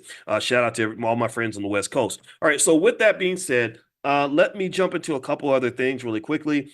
One thing I wanted to mention too is this trip to Egypt, and some of you that were on the trip are actually in this class right now. I just want to say I had just, when I tell you that this trip was just transformative, I cannot put into words um how much I just implore you to consider traveling to Africa. That's all I'm going to say on that is, if you haven't done it, I don't think you know what you're missing. There's something that happens when we leave the country where it's almost like you can breathe easier. It's almost like you're just in this different world where a lot of the old rules don't apply anymore, and you kind of get a chance to feel things that you don't feel in the United States. We went to the Nubian village, and as we were there, my wife and I do this a lot. We study the cultures of the places we go. We went to China, we studied Chinese history and all that. And in the Nubian village, so we're learning about all the Nubian kings and just the history of Nubia and Aswan and stuff like that. And I saw the beautiful Nubian children and all that stuff, and it was just really amazing. It was an experience that I would encourage anybody to try to have if you can. And in fact, here is a screenshot. This is on my Instagram. Let me know if y'all can see this. Here's some pictures. I put some pictures on my Instagram from the trip. My Instagram is Dr. Boyce Finance and also Dr. Boyce Money. If you want just money stuff, just go to Dr. Boyce Money. Dr. Boyce Finance, I talk about pretty much everything. Dr. Boyce Money, I stick strictly to money. But we saw these 3,000, 5,000-year-old artifacts and just these amazing kings and queens and people that from the past. And it was interesting. My wife noticed that a lot of the noses were chopped off in a lot of the statues. When we went to a museum in Cairo, and they had these mummies, we literally saw King Tut's mummy, which was kind of cool. A lot of the noses were chopped off on the statues, which y'all know what that's all about, right? I don't have to explain that, I hope. Yeah, because they again, this hatred of Black people has been around for quite a while. And it was just an awesome experience. It was really something that, and every single image I'm showing you is like 4 or 5,000 years old. Like I'm talking about like 2,000 years before Jesus kind of thing, right? Which is just unfathomably um, old and ancient and everything else. And it's really one of these things that has inspired me to, and I've already traveled to a few different African countries. I've been to Nigeria, Ghana, Botswana, South Africa, and now Egypt. But I can guarantee you right now, I'm probably going to go to another 15 African countries in the next 3 or 4 years. Like this is something that I'm going to do. In fact, I'm going to reach out to our travel partner, Jay Cameron. I'd like to do a trip to Ghana in December. And this trip we only took 50 people because I wanted to see the vibe and everything else because I wasn't sure. We've never really done that before. But next time I think we'll invite more of you. So if you'd like to join or if you'd like to be notified when we plan trips, you can pull out your phone, text the word travel to 87948. We created kind of the B1 Travel Club where we're going to learn all about the world. So if you'd like to be a part of that, just text the word travel to the number 87948. And somebody give me a yes after you text it to make sure that you get an autoresponder. And what I'll do is as we find out about these trips and whether or not we're going to be able to set them up, I will text you all and let you all know about this. You guys will be invited first because the other thing about the trip that was really interesting is that there is tremendous value in traveling with people who are like yourself. I never really had a chance to do a big, gigantic group trip with a bunch of like-minded African Americans. And that made a massive difference. Like I remember one couple, Brian and Cookie. I don't have their last name in my head, but Brian and Cookie. Brian had been a firefighter for 20-something years or 30 years, I think. And his wife Cookie was this amazing lady. And I remember talking to them and just talking to everybody. I mean, all the people on the trip. There were young people, older people, male, female, a lot of guys. We actually formed a men's circle while we were there. A guy named Ronald Williams and his daughter Fatima. His daughter Fatima has a PhD from Rutgers University, and she was there, and we all got together and we were sitting there talking as men, and these were just just good men. solid men, the kind of men you're not going to see on TV, the kind of men CNN will never feature, the kind of men that you're not going to see in a rap video. These were, even though we're all familiar with hip hop, whatever, but these were just men who, respect Black women, who are bettering themselves, who work hard, who want to improve who they are. And that was the energy, that was the vibe. And I really felt good because I said, okay, so this must say something about me in terms of how I try to carry myself through the world. I ain't no perfect man by any stretch. Where none of us are. But I try to be the person that I really, not just the person I am. I try to be the person that I need to become, right? I'm always thinking, like, how do I become the guy, that guy? How do I fill the shoes of that guy that I really want to be? And it's very intimidating, it's very difficult, but it's always like, okay, let's look forward and up. Never look down. We're not going to look back. So we're not going to dwell on mistakes. We're not gonna be a bottom dweller. We're not looking for low vibrational behavior. We're looking for higher vibrational behavior. So we were sitting with these men, and these men were different ages, all the way from the 20s up to Mr. Williams, who was, I think, might be in his 60s, maybe 70s. And just, I think he's like a fifth degree black belt or something, right? So he's really a smart, disciplined man. And we had the best conversation. And all the men were building on each other. And the women, were connecting and everything else. And I just think this is the kind of space that where you can grow and feel okay, not having to be ratchet. Right? You can feel good. Not, like if you don't drink, no one's gonna make fun of you because you don't drink. Because maybe you have a feeling that alcohol is not healthy for you, right? So it doesn't mean that you can't drink, though. There were people there who did drink, and nobody made fun of those individuals either. It's just more like, if you don't drink, no one's gonna say, well, why don't you drink? Why don't you hit this Henny? Why don't you drink this 40 ounce with me? Why don't you get some Cristal? You got, like, you don't have to deal with all that stuff, and no disrespect or anything, but I think that ability to express our higher version of ourselves is really empowering. And so I was learning from everybody I was talking to, and the background. One brother brought his daughter with him, and his daughter was, I think, 23, and the father was in his 50s. Greg Williams brought his daughter, Jessica, and Jessica was finishing a master's degree in social work. So she and my wife got along really well, and my wife mentored her and explained social work, and you can make great business alliances as well, because once you get there and you get in the space. I talked to one sister who's doing some stuff that's multi-million dollar kinds of stuff, and we just started talking, and you form partnerships and connections, and you can work, you just good people, right? So long story short, I would encourage you, if you travel with a group of people that are like-minded, and it will enhance the experience so much. When I think about the trip to Egypt, I realized it wasn't just the experience of being in Egypt, which was amazing in itself. It was the people that I was with, and it was also the people of Egypt as well. The people of Egypt, the culture, it was like a breath of fresh air. I talked to some of the men about family and connection, and just to hear them say, hey, if you're my brother, I am my brother's keeper. If you come in my neighborhood, I'm responsible for you. The way they would talk about family and the women and their children and things like that, like these ideas. When I'm going out on the internet, I'm talking to guys who want to sit around and talk about how much they hate Black women, or how much, raising kids is a pain in the ass, and they want to just go and pleasure seek their whole life. It makes me sad. It's like, damn, like, am I weird? Am I a weirdo because I love my wife? Like, is that, y'all are really making fun of me because I really am trying to be a better man? Like, is that, it's crazy. And this really takes me back to the poison that's been sort of sprinkled on us when they disrupt us and destroy our culture.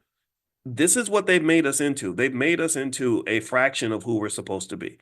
They've made us into a shadow of our true selves. Who you are, who we've been to this point isn't really who we are by any stretch. Who you might have been to this point is just the version of yourself that you've come to accept based on society's peer pressure, or what society told you that you were. So I would encourage you, and this is a consciousness exercise, find that higher level version of you. Find that version of you that wants to be physically and mentally healthy, that wants to heal. Find that version of you that wants to get up and do a little exercise every day and eat better food. right? Find that version of you that wants to read books instead of just watch TV. Find that version of you that wants to connect and collaborate as opposed to, fight and compete. I'm tired of fighting all the time. I don't want to fight other black people all the time. I don't want to compete for supremacy and dominance and chest thump with other black men. I want to give that brother a hug and say, hey man, how do we help each other out? I'm proud of you. I love you. Congratulations, man. That's what I like. I like that energy. Right? Because my competitive energy is saved for my enemies. It's saved for the people that do not want the best for me. It's saved for the people seeking to oppress me. I'm not trying to be competitive with another man who looks just like me. That don't work. No community can succeed if everybody in the community is fighting and competing with each other. There's no football team that can win a game where the wide receiver is fighting the quarterback. That cannot happen. So you got to know the difference between who you collaborate with and who you're competing with. Yes, competition is real. I am a competitor. I will compete all day, but I ain't competing with you. I'm competing with them because they not like us, right? I'm competing with my enemy's way over there. My enemy is not the person sitting next to me. It's not my wife. It's not my kids. It's not another black man. It's way over there. I'm launching missiles way over there because we are in a battle. We are in a war. I do believe that. I do believe that we are in a competition. I think we're in an economic battle. We're in a spiritual competition. We're in a competition. We're fighting for our lives because there are people who benefit from taking things from us and harming us in a significant way. And that's who I'm competing with. But I just don't want to compete. I didn't want to compete with there was not one single black man on that cruise where I wanted to compete with him or on that trip. We did take a cruise. We went down the Nile. It was very nice, by the way. It's really classy stuff. Jay Cameron organized the trip and he's just an awesome dude. And again, Jay is a great guy. And there's not one bone in my body that said, I want to compete with this man. It's like, wow, he's a great man. I want to hang out with him. He would make a great teammate. Right? So anyway, long story short, if you want to get notified when we make travel plans or have any other trips that we want to put together, just text the word travel. Write this down. Or somebody type in the chat so everybody can see it. Text the word travel to the number 87948. If you text travel to 87948, I'll let you know. I'd like to go to Ghana in December. But there are other trips. I know I mentioned I wanted to do something in South Africa and stuff like that. And the cool thing is that Jay Cameron and his group, they like to travel a lot. And so we're partnering with them.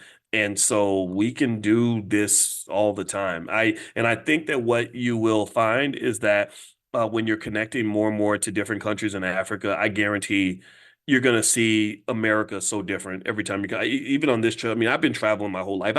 I've traveled. I've literally for the last 20 years or so been hopping on an airplane almost every week, going everywhere, all throughout the country, all throughout the world.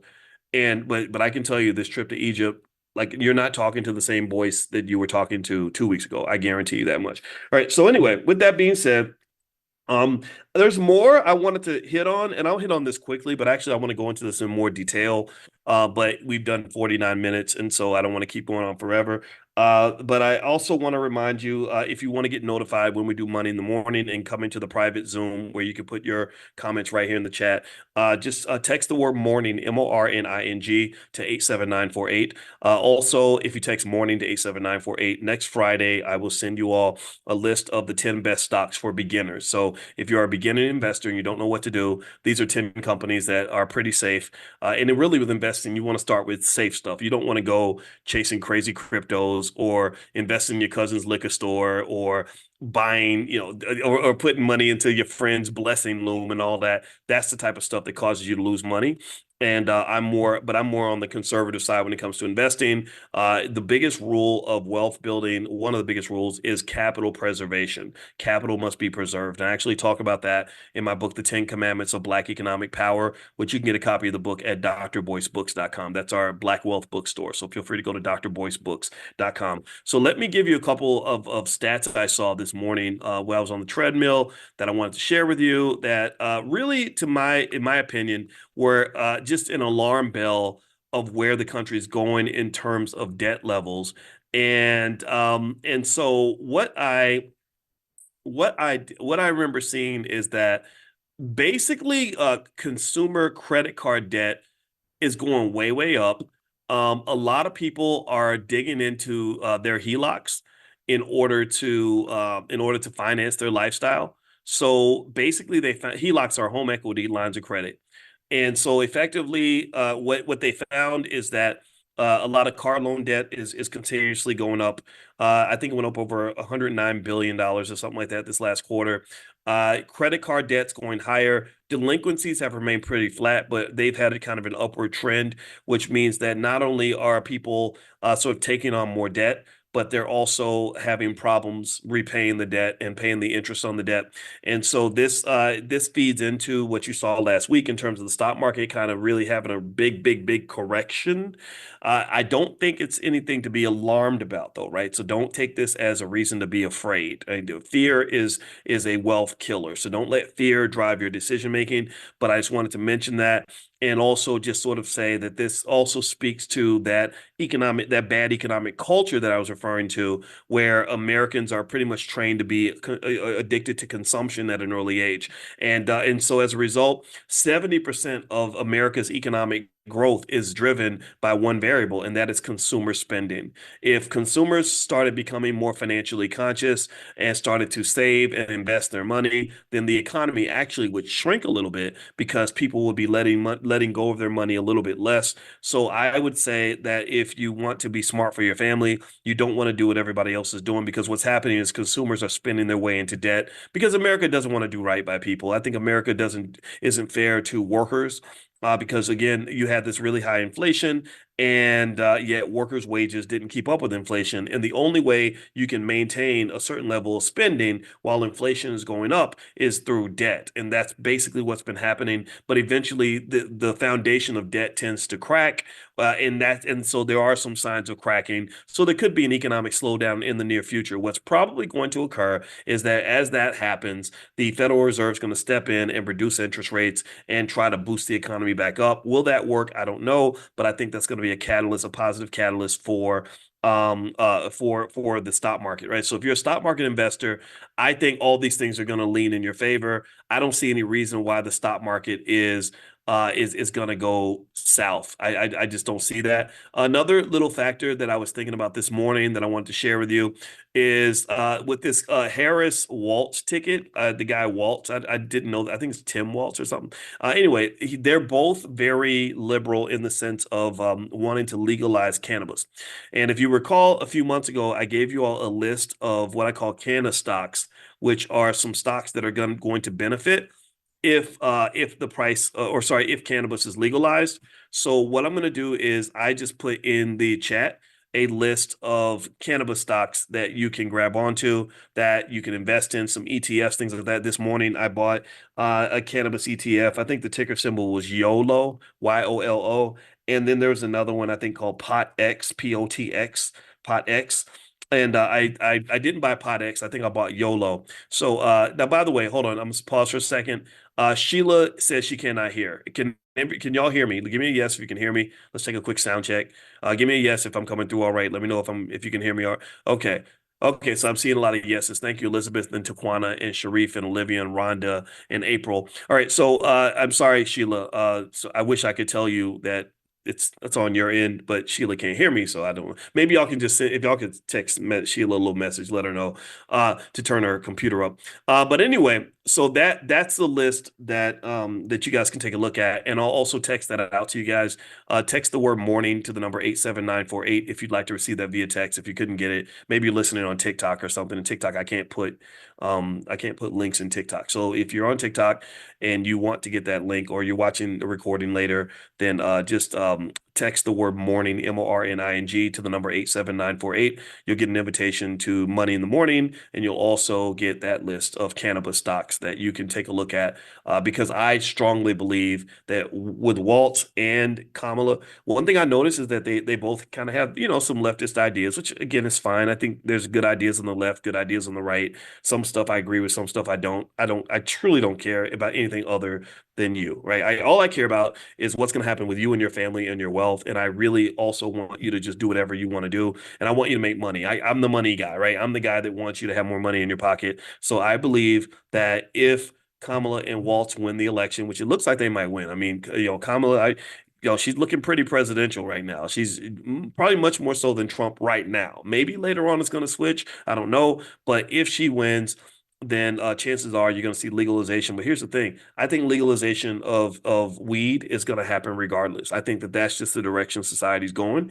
And so I wouldn't be surprised if Trump did the same thing, you know? And so, because you notice that they both have some of the same ideas, you know, they're both sort of sharing each other's perspectives on certain issues like taxing, you know, waiters' tips in Vegas and stuff like that. So I think that's going to occur. So I think that's could be some easy money for you long term, but it's going to be a long term play. It's not something that's going to happen overnight. All right. So anyway, all right. So that's it. So should we take a break from buying stocks since the stock market will crash?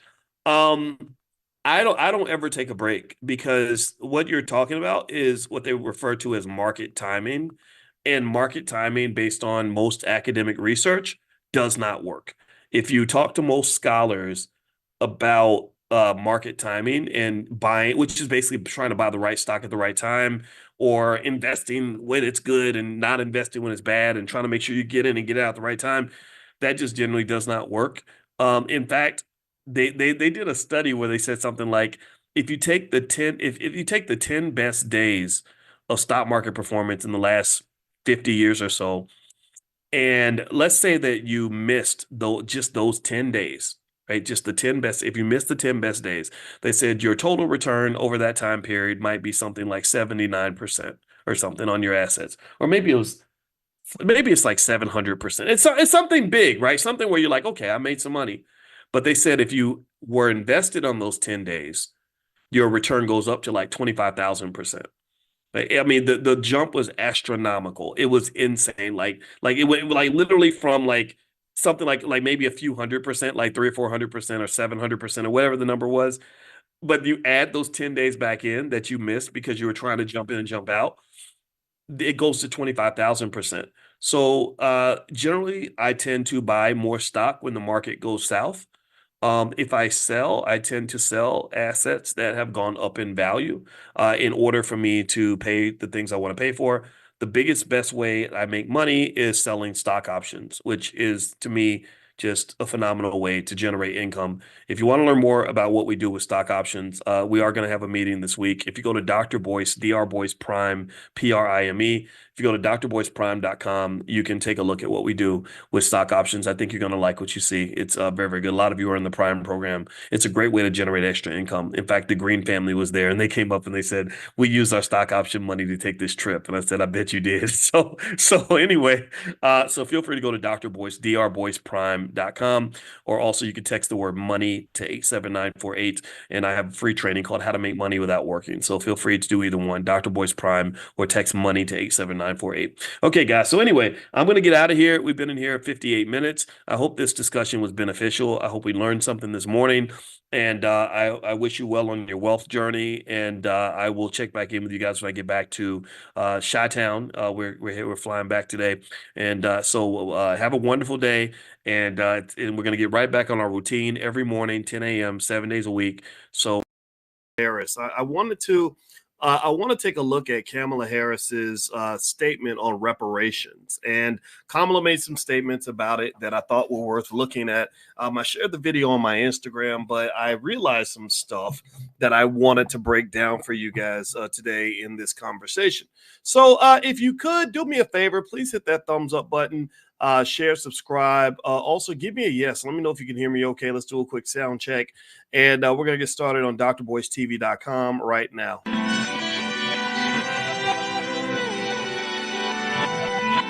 Here we are, clan the isms, cataclysm great. Our people out here struggling, trying to make it in this state. Everybody out here doing it, but we the ones who late. Now family, we the ones who gotta delegate. Get that money in the power, never be fake. Stick to cosign for 3. What did he say? Create jobs, support our own. Educate the same and buy back your home. Got 3 degrees, triple 10. 3 PhDs, now we on the CNN. DBTV, let's talk about negligence. Ignorance is bliss, but we can turn it to intelligence. Believe none of what you hear, half of what you see. Let's break it down here on Dr. Boyce TV. Here we are. Hey, what's going on, guys? Welcome to drboycetv.com, the home for intelligent Black people. My name is Dr. Boyce Watkins. Can you guys hear me? Give me a quick yes if you can hear me. Let me know. Let's do a quick sound check. Make sure my sound is coming through all right. I just got back into the country. I spent the last 11 days in Egypt, and it was a truly transformative experience. I kid you not. If you haven't visited the continent of Africa, you have to do it. If you haven't visited Egypt, I highly recommend it. Egypt was amazing. It was quite enjoyable. The people there were amazing. We went to the Nubian village and learned all about the Nubian kings and all this other stuff. And I'm gonna tell you, if you haven't gone to Africa, you got to go. And we should be going regularly. But anyway, I hope you all are doing well. And I just had to come in because I had a thought. And sometimes I have a thought and I say, gosh, I need to share that thought because I think some people can benefit from it. And actually, my other thought I want to share before I move on is that if you want to travel with us, we are going to start in the Black Business School doing some international trips, mostly to Africa. And so if you'd like to join our travel club, we have the B1 Travel Club. You can join for free. Just text the word travel to the number 87948. Text travel to 87948, and I will and you'll be connected to the B1 Travel Club so that if you want to travel with other like-minded people, you'll get to have that experience with us if you decide to do that. All right, so anyway, let's move on here. Hit the thumbs up button. Thumbs up. Everybody hit the thumbs up button, share, subscribe, all that stuff. And also don't forget this podcast is on Spotify. Look up my name, you'll find it. All right, so how many of you saw, give me a yes if you saw Kamala. I got to say Kamala because one of my friends corrected me. I called her and I said, I was thinking about Kamala. She said, it's not Kamala, it's Kamala. I said, oh, sorry, it's Kamala. I'm sorry. I'm going to get that right. Anyway, Kamala Harris. Did any of y'all see Kamala's most recent statement about reparations? She made a statement. I think it was on The Root. I don't know if those people at The Root are still mad at me, but I kind of I tend to piss everybody off because, we don't live in a world where people like truth. They just want you to say what they want to hear. And so there's a guy, Michael Harriot or something, who seemed to have a big issue with me, but whatever. I don't give a shit. But anyway, so we're talking about Kamala. And I was thinking about that reparations statement. She made the statement on reparations, and I'm going to play it for you guys. And then I want to analyze this. I want to break this down for you because I think this is something that I want you to observe and I want you to think about. I don't want you to necessarily pick your candidate based on what I say.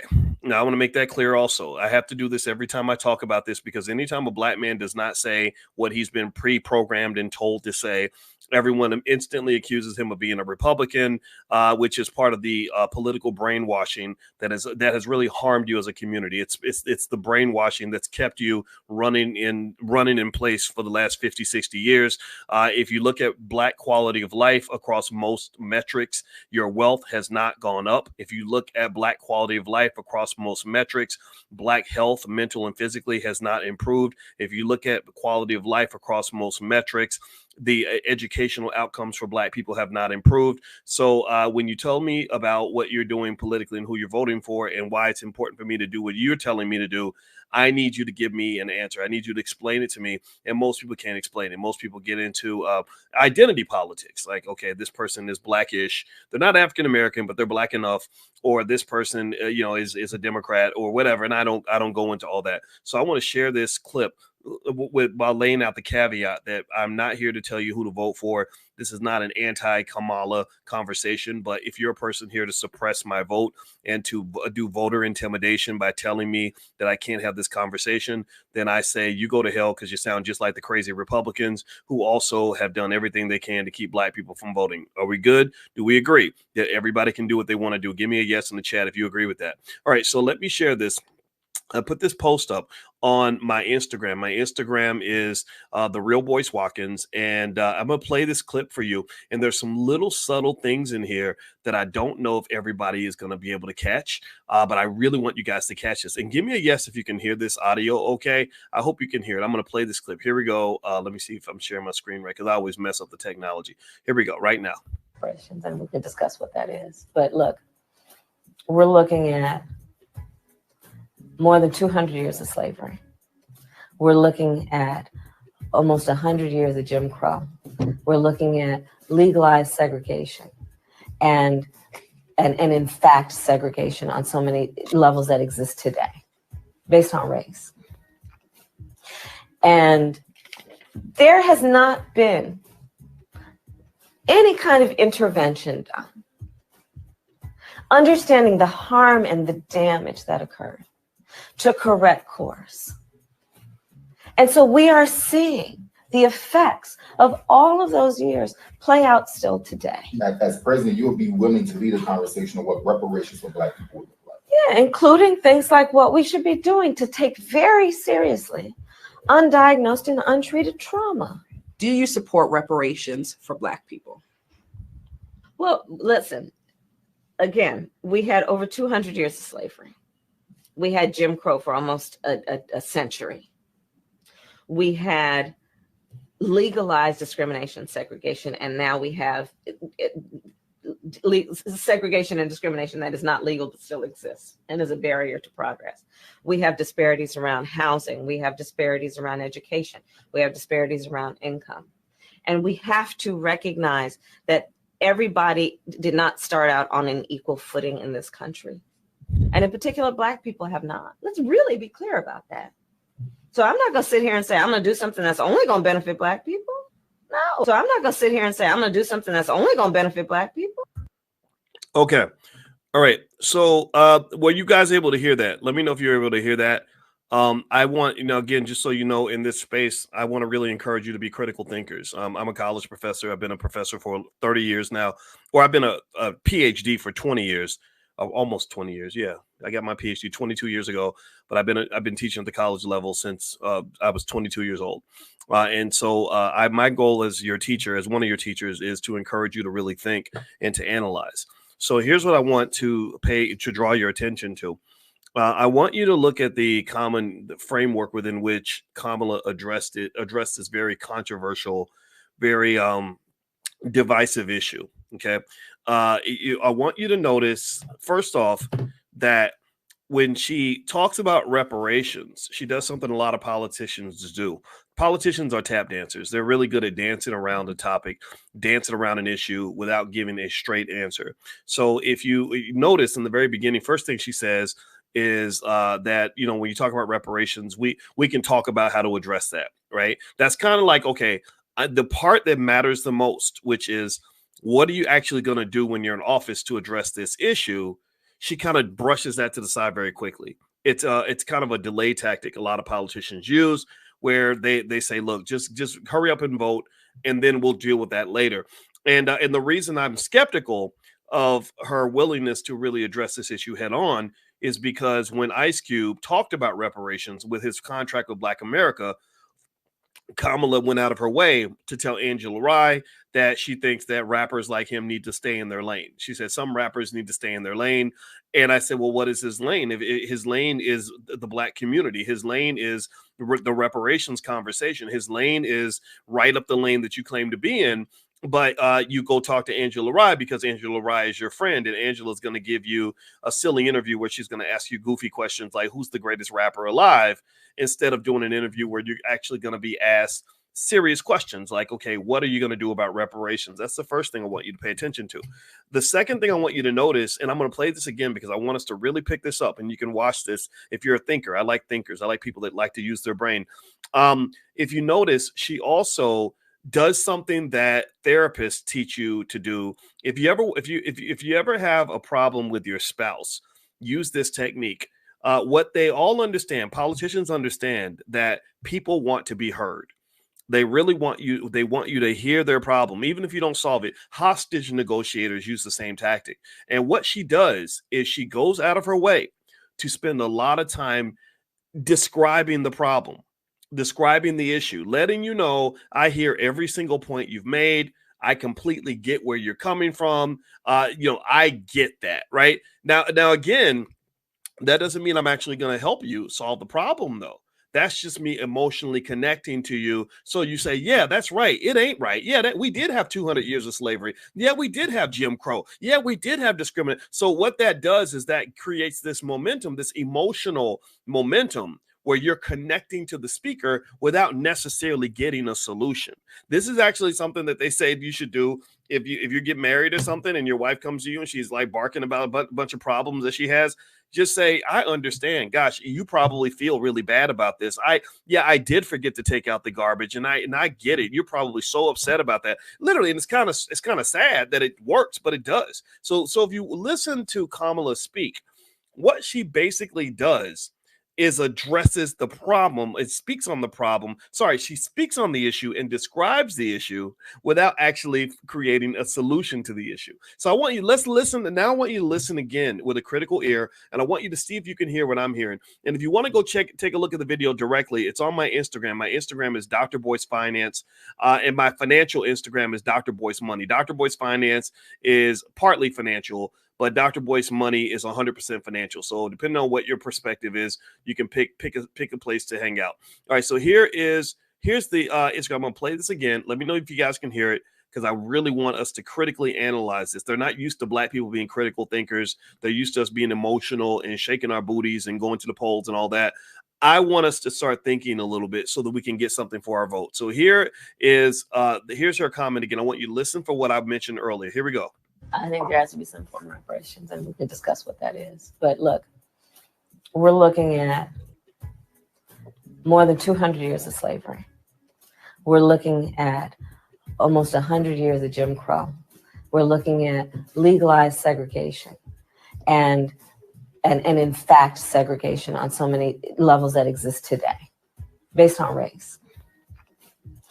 And there has not been any kind of intervention done, understanding the harm and the damage that occurred to correct course.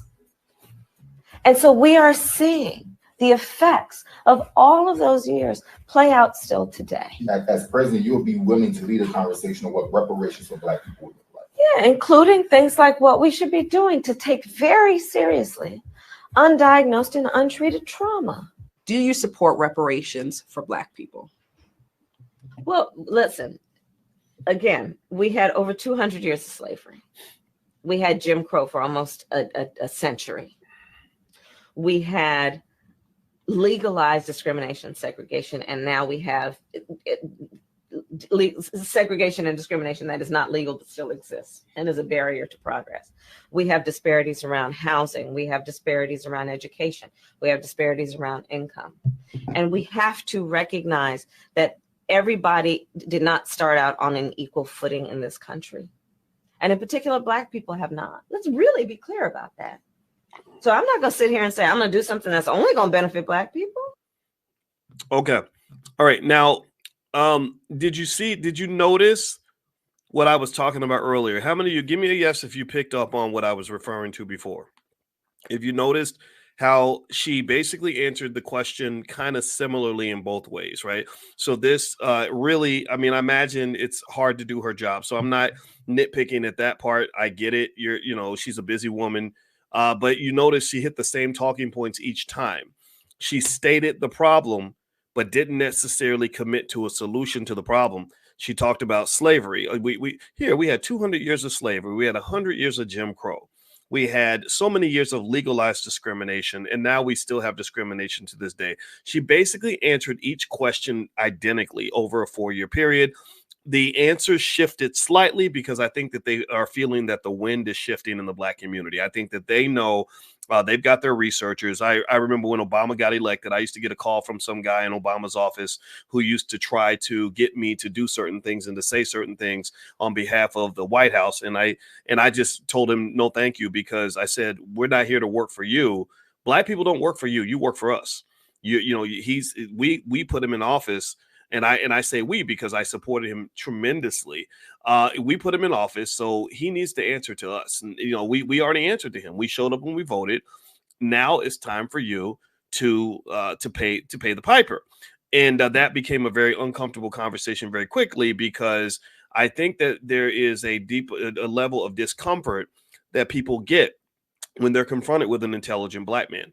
You know, if I had been some idiot or some rapper who's trying to, sell 1 million records, or some guy with a criminal conviction over my head where you promise me that you're going to make it go away if I say what you want me to say. I really do believe this is happening, by the way. I do believe that some people, they're able to basically say, you have this problem, we'll make it go away if you will play ball with us, right? And I think that that's fundamentally unfair to the masses of people who really are genuinely looking for something for their vote. So with that being said, I really wanted you to notice that the other thing that was really funny that made me kind of laugh is she mentioned at the end, did anybody catch where she brought up undiagnosed and untreated trauma? Did y'all catch that? Now give me a yes if you have been listening to me long enough to know that I know that now. I know that they were listening to something that I said, because I'm the only person that I know of anywhere that used those specific words repetitively within the Black community. There is no other person I know that has hundreds of thousands of followers that was specifically using the term undiagnosed and untreated trauma. And I've specifically stated to you that when you talk about Black wealth, the number one problem you have is undiagnosed and untreated trauma. That's why my wife and I created, who's a therapist, she's a full professor of social work and a licensed therapist, and we created the first ever Black financial therapy department, because I talked to my wife and we were brainstorming. I said, some of our people just need therapy. They need therapy because if you're able to get therapy and to start healing, then you stop having all these trauma responses to your environment that are causing you to overspend, that are causing you to overeat, that are causing you to ruin your relationships, that are causing you to pop off and feel like you got to pop out and show ninjas, like making you always feel like you have to fight everybody, and including yourself. And then because what happens is there are people who see that. There are people who see that you are a group of people that have gone through a lot, and you are itchy, and you're uncomfortable, and you're kind of being poked at and prodded constantly, and so you have a lot of trauma responses. So the first thing they do in every election is they say, okay, let's trigger the traumatized people and scare the shit out of them, so they'll all feel like they have to run to the polls and vote to save, because we're saving them from something bad, right? Oh my God, Project 2025 is coming, y'all got to run. And I get it. I'm not saying I like Project 2025. I don't. But really, I was like, well, what about Project 1994? That's the one that actually killed you. Does anybody know what I'm talking about when I say Project 1994? Project 1994 was called the Biden crime bill. And in the Biden crime bill, that exterminated millions of Black families. Like, y'all still ain't recovered from Project 1994. And y'all ain't recovered from Project 1985. Project 1985 was when they took safe, wonderful neighborhoods like South Central Los Angeles, and they dropped drugs and guns in those neighborhoods. So next thing you know, you got 12-year-olds running around with AK-47s and all this crack in the neighborhoods, where mothers stop being parents to their babies because they want to get high every week. And then another project that you still haven't recovered from is Project 1965. Project 1965, or whatever year it happened, it was basically when Defense Secretary McNamara created something. He called it Project 100,000. This is a real thing. Project 100,000 was when they said, okay, we're having this problem with this thing called the Vietnam War, and nobody wants to fight because nobody wants to get shot. So the only people we can trick into going out here and going into infantry and getting shot up is on behalf of our nonsense, for whatever reason we're fighting in this war, are Black men. So they went to the hood. They said, our goal is to go recruit 100,000 Black men to go and fight in this war. And we're going to lie to them. We're going to tell them all that we're going to give them great jobs. We're going to tell their mother, oh, your son will be fine. He's going to come back. He's going to be an outstanding member of the community. He's going to make good money. And so a lot of young men signed up for this, and they didn't know what they were getting into. They were being tricked into being thrown right into infantry. They weren't given any skill. They didn't get taught all the things they thought they were going to get taught. They came home in a body bag, or they came home hooked on heroin, or they came home with significant brain damage from the PTSD. Anybody ever been, how many of y'all, give me a yes. Has anybody ever been raised by somebody with PTSD who was in like a war, like an actual, like whether it's Desert Storm or the Vietnam War? Anybody ever go through that? I have. Anybody had a daddy ever hooked on drugs? Anybody ever deal with that? I have.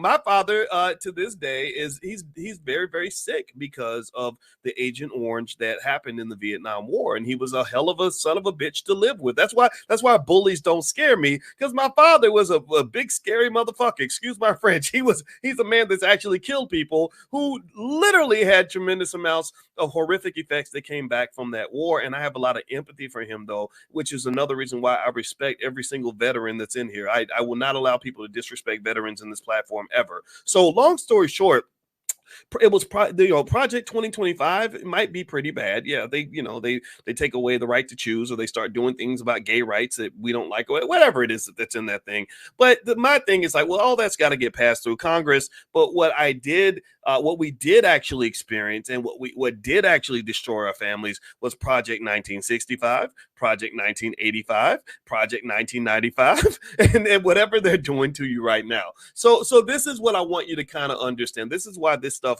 when you run up and you say, "Oh Lord Jesus, Dr. Boyce, to Project 2025," I'm like, man, please, I've been there, done that. You ain't never been through nothing, now have you? Anyway, let me stop talking. Let me stop being facetious. Do me a favor, hit the thumbs up button, thumbs up, share, subscribe. I'm not going to keep you long. Also, just a reminder, tomorrow morning we're going to do financial consciousness training. That is a free class where every morning I teach you guys the art of economic elevation. The class is 100% free. It does not cost you a nickel. You don't have to pay money. You just have to pay attention. As you guys know, my background, I got my PhD in finance from the Ohio State University, and my goal is to make our people, B1 people, Black first people, the most economically intelligent group of people on the earth. So if you want to know who I'm voting for, if I'm a Democrat, Republican, I know people try to put you in a box. I can't be boxed up. I'm too complex for that. I believe, but one area where I can be put in a box is that I do believe that wealth and understanding wealth is the key to power. And this is why I give a shout out to my friends over at running InvestFest. I've met those brothers one time. They seem like great guys, and I love what they're doing. So I'm actually going to pop in and just say hi and to everybody there, because I'm doing something with Revolt in Atlanta that weekend. And also Dr. Ken Harris is hosting the Black Business League, which, by the way, everybody should look up Dr. Ken Harris as well as the Black Business League. They're actually doing some of the most impactful work in terms of building Black businesses that I've seen anywhere. It's very structured, and they're actually forming delegations that go back and forth to Africa to do millions of dollars in trade with Africa. So it's pretty profound, pretty powerful stuff, and this is the stuff that I believe in. So anyway, all right, so let's keep going here. So with this thing with Kamala, and I'm gonna play this video one more time, and then I'm gonna let you guys go for tonight. One of the other things that I noticed in her statement was not just that she stated the problem. She spent more time stating the problem than she spent stating the solution. Okay, so in order to avoid really having to commit to a solution, I believe that they told her, look, just restate the problem, state the issue, let them know that you hear them, let them know that you know what they're feeling, but avoid actually committing to doing anything. And so that's what she does, right? She mentions slavery, then she mentions Jim Crow, then she mentions discrimination and all that. And then she gets into the second interview, the one she did with the Root. I noticed a shift in her response. Again, because things have kind of changed, I noticed that she started to kind of pocket reparations into this, what I would call the big racial disparity bowl, or the big, the big group, the diversity soup, right? Diversity soup. Now, here's the danger of that. This is where you got to be really careful. When they start blending the African-American experience, the uniqueness of the African-American experience in the big diversity soup, like, okay, this means everybody who isn't a white male has been harmed equally, and therefore we will treat them the same. That's when you basically just got bent over and taken to a Diddy party. That they're going to screw you so bad, you won't even know where it hurts, because they're going to screw you everywhere with that. This is where they're going to basically get you. They're going to suck you in, seduce you, and then next thing you know, you're going to say, well, wait a minute, why are all the reparations benefits going to white women and gay men and immigrants, and nothing is coming to us? That one of the biggest areas where we fell for the banana in the tailpipe as Black people, let me know if you know what I'm talking about. Dr. Claude Anderson, the author of Powernomics, powernomics.com is his website. Everybody should own his books, by the way. One area that Dr. Claude Anderson brought to our attention is that we fell for the banana in the tailpipe when they took something that was specifically for us, things like affirmative action, and started making it for everybody. And when they started making it for everybody, you got pushed back down to the bottom of the barrel. See, really, Black people, African American people, let's be specific, not just ambiguously Black. I'm talking about African American people who are descendants of slaves. You are oil, and the rest of America is water. You are oil and the others are water, and so or you're some heavy liquid. I don't know if I got to double check. I assume if you put oil inside water, the oil would sink to the bottom, but maybe I'm getting my physics wrong. I didn't do well in chemistry class. But basically what happens is when they blend you in, when they mix you up and they make this big bowl of diversity soup, you always sink to the damn bottom. Affirmative action, you sank to the bottom. White women rose to the top because there's a preference toward white women. There's a love and an affection toward white women that America has that they don't have toward you. There is a protection of white females that they don't have for you, especially when you're a Black man. The exact opposite of a white female is a Black male. The exact opposite in terms of treatment, the exact opposite in terms of incarceration, the exact opposite in terms of opportunities. If a Black male, every single study shows that if a white female and a Black male commit the same crime, the Black male is many, many times more likely to get jail time than the white female. So basically, when you started blending in everybody who wasn't a Black male, or excuse me, wasn't a white male into this diversity soup, we sank to the bottom, and then we wonder, like, why is this corporation claiming that they're looking for diversity, but they don't have any Black people on the team? Now they got people from China and India, and they got the gay guy, and they got the white female, and they're like, we're very diverse.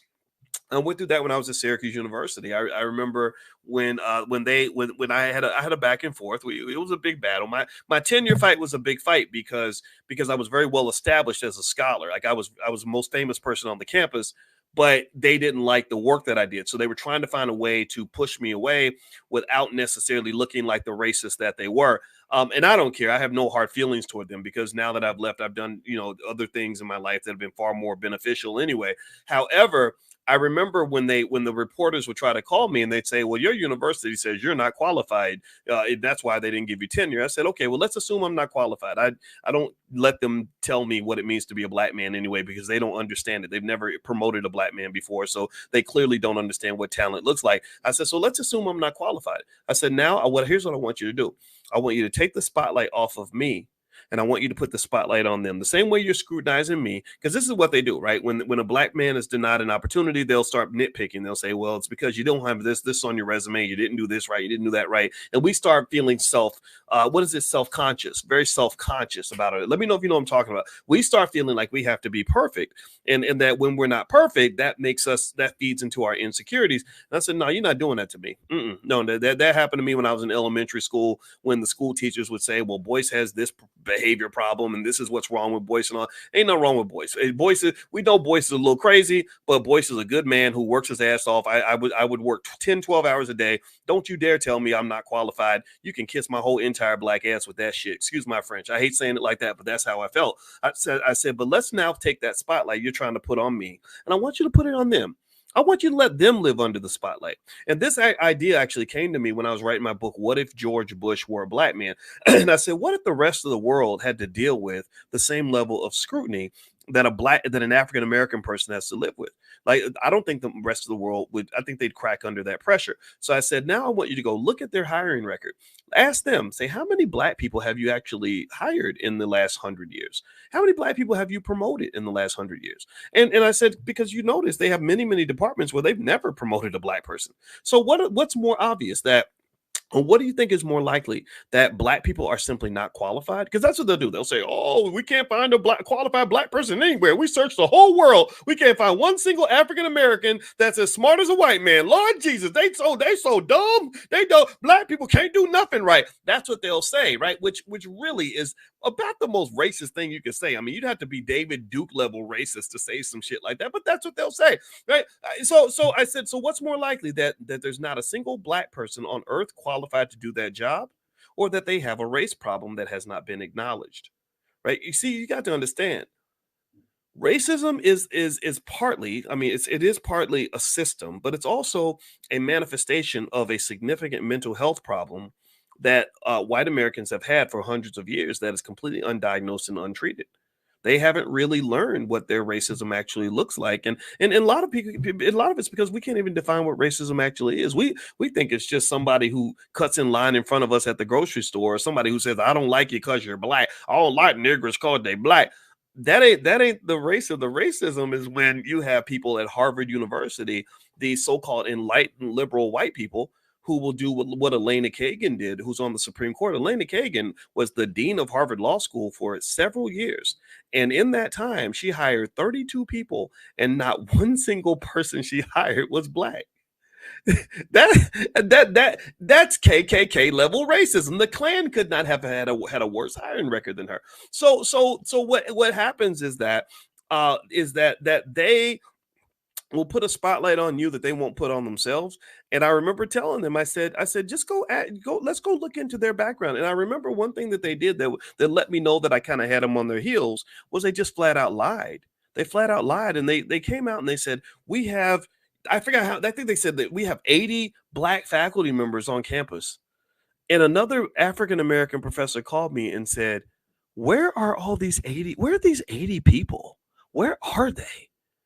And you know what I'm guessing happened here, because we know there were no 80 African Americans, is what they did was they probably took every single person on the campus who wasn't white, every single professor that wasn't a white male, and threw them all into the big diversity soup. So now do you understand what I'm saying when I talk about the dangers of the diversity soup? So what I'm hoping is that whether you vote for Kamala or you vote for Trump or you don't vote for anybody or you vote for a third party, I don't care what you do, don't fall for the banana in the tailpipe. So when I listened to the last part of Kamala's statement, I'm going to play this one more time so we can hear it again. I heard her use that diversity soup language because she starts using terms like disparities. There are disparities based on this, disparities based on that. So what's probably going to occur is that they're going to work on something that says, we want to create more equality in America. We're going to make sure that poor people get help. We're going to make sure gay people get help. We're going to make sure every trans person gets help. And they're going to lump black people into that diversity soup. You're going to sink to the bottom. Nothing's going to change. And the other thing about America that you have to be realistic about is that America as a capitalist society is not a society designed for equality. It just isn't. If you're sitting around praying to white Jesus for equality, I feel sorry for you, because you're going to be praying until the day you die. You're literally going to be sitting there hoping for something that is not going to happen based on the mechanics of America. Whether you like it or not, your black ass is in a race. Whether you like it or not, you are in a competition. Whether you like it or not, you're going to have to pull your pants up, put your big girl draws on, and fight this battle. If you can't fight, that means you're going to have to be the ones who bring your families back together. If you ain't ready to fight, you're going to lose. You're going to have to be the one that get your money up, get your wealth up. You're going to be the one that's going to have to educate your kids. You're the one that's going to have to clean up your community. You're going to have to do the work. If you ain't ready to do the work, then the work will not get done. And so I want to make it clear. Look, I will never, ever back down from the reality that these politicians owe us. They owe us. I'll never back down. I talked to you guys about reparations this morning. I said, not only do the politicians owe us, the corporations owe us, the universities owe us, every institution in America owes us, the real estate developers owe us. The government, the $14 trillion debt doesn't just need to be paid by the government. It needs to be paid by any person in America who has been able to profit significantly from the existence of this nation and has been allowed to profit in a way where black people have been excluded. So that means all this real estate that people own, Bill Gates, if he owns how many millions of acres of land, well, guess what? 20% of that land, 15%, some percentage of that land should be allocated toward the reparations pool. That's the kind of reparations situation that would actually make sense. I don't know if that's ever going to happen, but I will never back down from that. Just know my message ain't going to change. I might be an asshole, but at least I'm going to be a consistent asshole. I promise you that. Now, what I'm going to do is I'm going to play Kamala's video one more time, and I want you to listen for the diversity soup conversation toward the end. It's really, actually, I think it's in the part where she's talking in the first interview, because that's the one she did in 2024 with the Root. In the 2020 interview, I don't know if she mentioned that, but I can't remember. But I want you to listen for that part in particular. Then I also want you to analyze where she's describing the problem, but not presenting a solution to the problem. Do me a favor, hit the thumbs up button, thumbs up, share, subscribe. Also, don't forget, we're having the Black Investors Championships in the Black Business School. It starts on August 19th. The winner will receive a lifetime access to any class they want in the Black Business School. And also, you will get the Black Investors Cup, which I will mail to your house, and it's a simple competition. Everybody gets $50,000 and play money, and then you can jump into the simulator, start investing in stocks, and we'll have a leaderboard every week, and it'll be a competition, and whoever has the most money at the end of 6 weeks is the winner of the Black Investors Championships. So you will get the Black Investors Cup, which means we will name you the best Black investor in the world until someone else wins the cup. Okay, so that's what we're going to start on August 19th. So if you want to sign up, just go to blackinvestorscup.com. That's blackinvestorscup.com. Also, if you want to join Money in the Morning financial consciousness training, just text the word morning, MORNING, to 87948. Text morning to 87948. If you're on that list, I'll also send you guys next Friday a list of the 10 best stocks for beginners, 10 solid companies you can invest in that will get you started investing. Everybody needs to invest. Everyone needs to invest. Give me a yes if you agree that we all need to be investors. We need to invest consistently. We need to plan for our future, because I'm tired of our kids running around here blind, deaf, dumb, broken, stupid, getting into criminal activity because they ain't got enough money. We must make a plan for our children. Do not let massa make a plan for your children, because massa's plan for your children consists of slavery, financial anxiety, economic stress, student loans, barely above broke, working until you die. That's what massa's plan is for your children. So you got to override massa's plan. You must be aggressive in this regard. And I can help you with this. This is what my doctor's in. This is what I understand. So you must have a plan, and you must start now. You must be consistent. So get the grandbabies ready, get the kids ready, because believe me, there ain't nothing worse in this world than to be a broke ass Black person, because all they're going to do is sign your Black ass up for slavery. So excuse my French. I know I'm on one today, but I'm just being honest. It's what's coming out of my mouth. So let me play this video with Kamala real quick, and then we're gonna bounce out for today. So give me 1 second here. Let me share my screen. All right. So I want you to listen for that part. Listen for the diversity soup language toward the end. So, and let me know if you can hear it. I want to make sure my audio is coming through. Here we go. There has to be some form of reparations, and we can discuss what that is. But look, we're looking at more than 200 years of slavery. We're looking at almost 100 years of Jim Crow.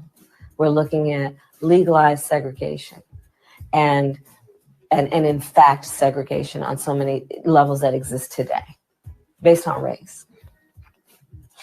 And there has not been any kind of intervention done, understanding the harm and the damage that occurred, to correct course. And so we are seeing the effects of all of those years play out still today. As president, you would be willing to lead a conversation on what reparations for Black people would look like. Yeah, including things like what we should be doing to take very seriously undiagnosed and untreated trauma. Do you support reparations for Black people? Well, listen, again, we had over 200 years of slavery. We had Jim Crow for almost a century. We had legalized discrimination, segregation, and now we have segregation and discrimination that is not legal but still exists and is a barrier to progress. We have disparities around housing. We have disparities around education. We have disparities around income. And we have to recognize that everybody did not start out on an equal footing in this country. And in particular, Black people have not. Let's really be clear about that. So I'm not going to sit here and say, I'm going to do something that's only going to benefit Black people. No. So I'm not going to sit here and say, I'm going to do something that's only going to benefit Black people. I think there has to be some form of. Okay. All right. So if you want to see that video and join the conversation in the community, just feel free to go to my Instagram. My Instagram is Dr. Boyce Finance. And so if you notice that diversity language that was used, I think that's very dangerous language, because what's really happening, in my view, is the goal is to say, okay, how do we pack everyone into the same truck, right? It's not to say, how do we do something new specifically for Black people? It's to say, how do we get Black people to connect to things that we're already doing? And I remember noticing that. I remember when the Obama people used to call me, and I remember saying, okay, these are some things that I think you should do.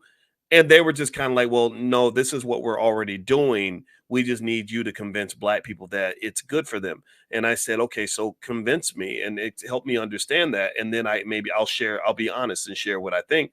And they couldn't really do that. I still remember when Elena Kagan was being nominated for the Supreme Court, and they called me, Elena Kagan, the lady from Harvard who didn't hire black people, who deliberately discriminated against black people, and they were trying to convince me. They said, "Well, we need you to go tell black people that they should support her nomination." I said, "Why?" I said, "There's nothing in this lady's track record that says that she has an interest in the issues that matter for African-American people. I mean, if you got other people that she benefits, clearly she took care of somebody. You should go to those people." One of the things that they tend to do to black people is they just believe that you are the biggest sucker in the room. They believe that you will just go along to get along and just connect to anything that they tell you to do. And you're not going to ask questions. You're not going to push hard. You're not going to ask for anything because you don't expect anything. And I personally think that's the wrong way to approach politics. I do not think that is a way to ever achieve any significant benefit. So again, I don't care who you vote for. I don't care what you do. You can vote for Kamala. She's looking very presidential right now. I mean, right now the odds makers are saying that she does have the greatest odds of winning the election. And the election, what is it? This is August, so we still have half of August, and then September and October. So there's still some race to run, but she's doing quite well, and she's really handling herself well. She's showing that she really wants to be president. I respect all of that. I think she would be a great president of the United States. My question then becomes, are you a great beneficiary to the community that I care about? And unfortunately, you've never had a president that really advocated for you in the areas that actually mattered, which is why, in my view, the person that becomes president is secondary to what actually happens in your household and in your community. And so, for example, if we had another 4 years of Trump, that wouldn't bother me because we had 4 years of Trump. The black people that I know who were building their wealth under Trump were richer after he left office than they were when he got there. The black people I know who were educating themselves under Trump were doing better educationally after he left than they were when they got there. It wasn't because of anything Trump did. It was because of something that they did. Right. And I think that this is really important to understand when you get in the middle of all these goofy civil war conversations that are happening with this Democrat Republican nonsense. You got to be really careful about this, because if you go around the world, you will find that white supremacy and colonization has caused numerous civil wars amongst black people. Some of them become very, very violent. If you go to the Congo right now, and it's Sudan, and you see what colonialism has done, the killing that's happening because of colonialism, or you go to look at what happened in Rwanda. That was white supremacy. You look at what happened in Iran and the white supremacy, India, countries around the world have had people of color, black people, divide themselves because massa will grab one group of people and say, you're the favorite, we like you, but we're going to freeze these other people out. And next thing you know, you're fighting each other. So right now what's happening is that you have the elite black folks, the ones with good jobs, good black jobs, Divine Nine and everything else. And God bless you, my sisters in AKA, my brothers in Alpha. So y'all are my sister-in-laws, y'all are my brother-in-laws. But you have that group that just says, we're going to support her because she's one of us.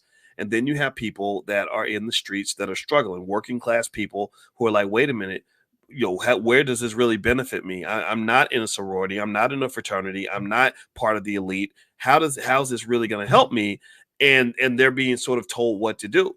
And in fact, I think that's why Kamala is going to Invest Fest. She's going there because black males have really sort of spoken and said, well, we've been marginalized the entire time. You're constantly elevating women to lead our community because you're used to black men being gone. You thought you killed us. You thought you exterminated us. But some of us were strong enough to withstand Project 1985. Some of us withstood Project 1965. Many of us made it through the Biden crime bill or Project 1994. And now we're here. And we have a voice too. And so what's happening is that these men are being told to shut up. They're being told basically to shut up and dribble. Your voice doesn't matter. You're not important. Just do as you're told. And a lot of men are not doing that. So I'd be really curious if the guys at InvestFest invite Kamala to come there and speak. And I believe she'd be there because she's trying to recruit black males to their cause. I'd be curious to see how they respond to that. I don't think it's going to be as easy of an audience as, say, the women who might wear the chucks and pearls and not ask any questions. No disrespect if you're in that category. I understand why you support that, but also I hope you'll understand why some men are not hopping on board like that. Some people actually need something more tangible. So that's kind of a conversation that's happening. I'm not telling you how to have it. Vote for whoever you want to. I'll just catch you guys later. Just make sure you're building your wealth and being smart and taking over your community. That's what you have to do. Well, I got to go, guys. My Uber Eats is here, and the guy just called me, so he must not know how to drop the stuff on the porch like I told him. So let me get out of here. Y'all have a good day. God bless you. Thank you so much for listening. And don't forget, if you want to join the Black Investors Championships, the Black Investors Cup starts August 19th. You can go to blackinvestorscup.com. And also, if you want to join the B1 Travel Club, we are going to go to Africa several times in the next couple of years. If you want to join travel as a group, it's so much fun. We just got back from Egypt today, and I'm going right back. I'm going to Ghana and South Africa. We're doing all of that. So if you'd like to be a part of that, just text the word travel to the number 87948. Text travel to 87948, and I will let you guys know when we schedule the next trip. So have a good day, everybody. God bless you. Thank you so much for listening, and I will talk to you guys soon. I'll see you guys later. Peace.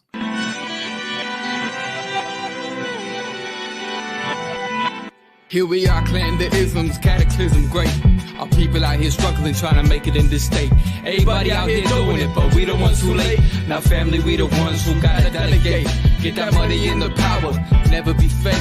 Stick to co-sign for 3. What did he say? Create jobs, support our own.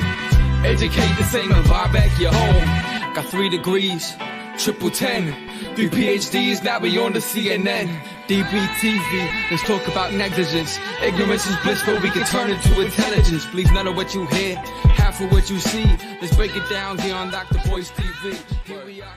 Want us to be healthier, wealthier, and strong, and I want you to take care of your health, and it doesn't take much, just a little bit of activity in the morning, something that's going to make you sweat. It might take like 15-20 minutes, less time than it takes to watch your favorite TV show.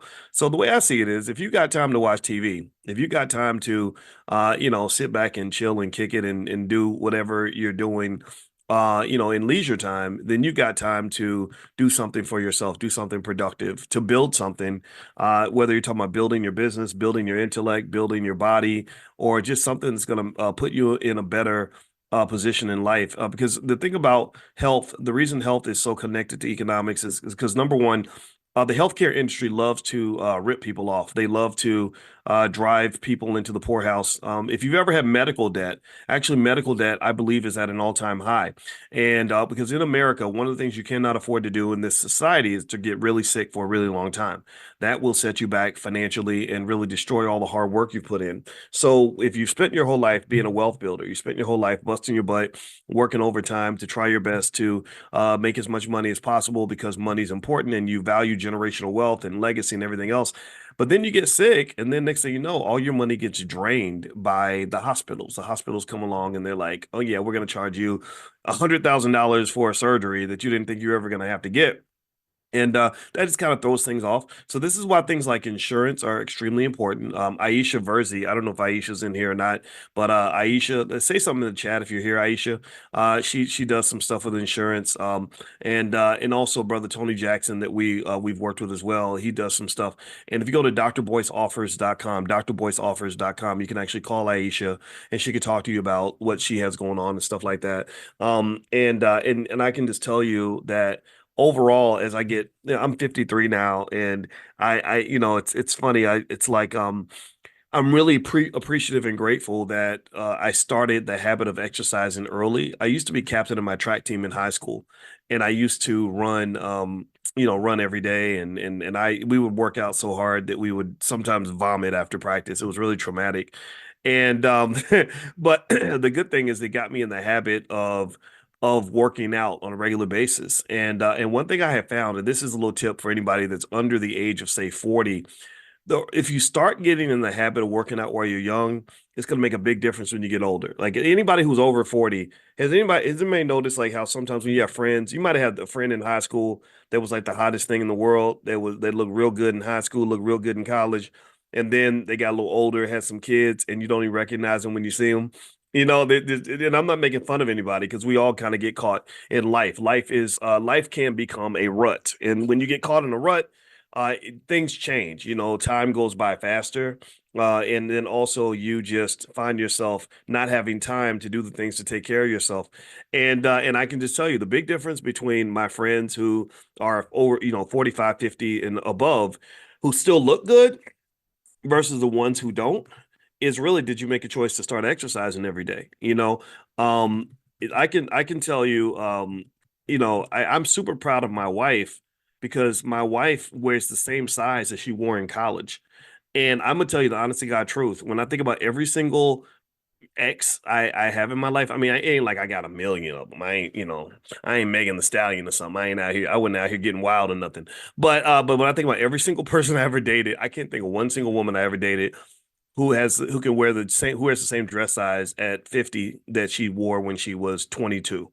But my wife can say that, and but it takes a lot of work. Like I see this every single morning. She gets up at ungodly hours in the morning. She goes to the boot camp. They're rolling in the grass and lifting up. I mean, you talk about like that whole strong black woman stereotype, which by the way, I think that's kind of a mixed stereotype. I don't hate the stereotype. I think strength is good.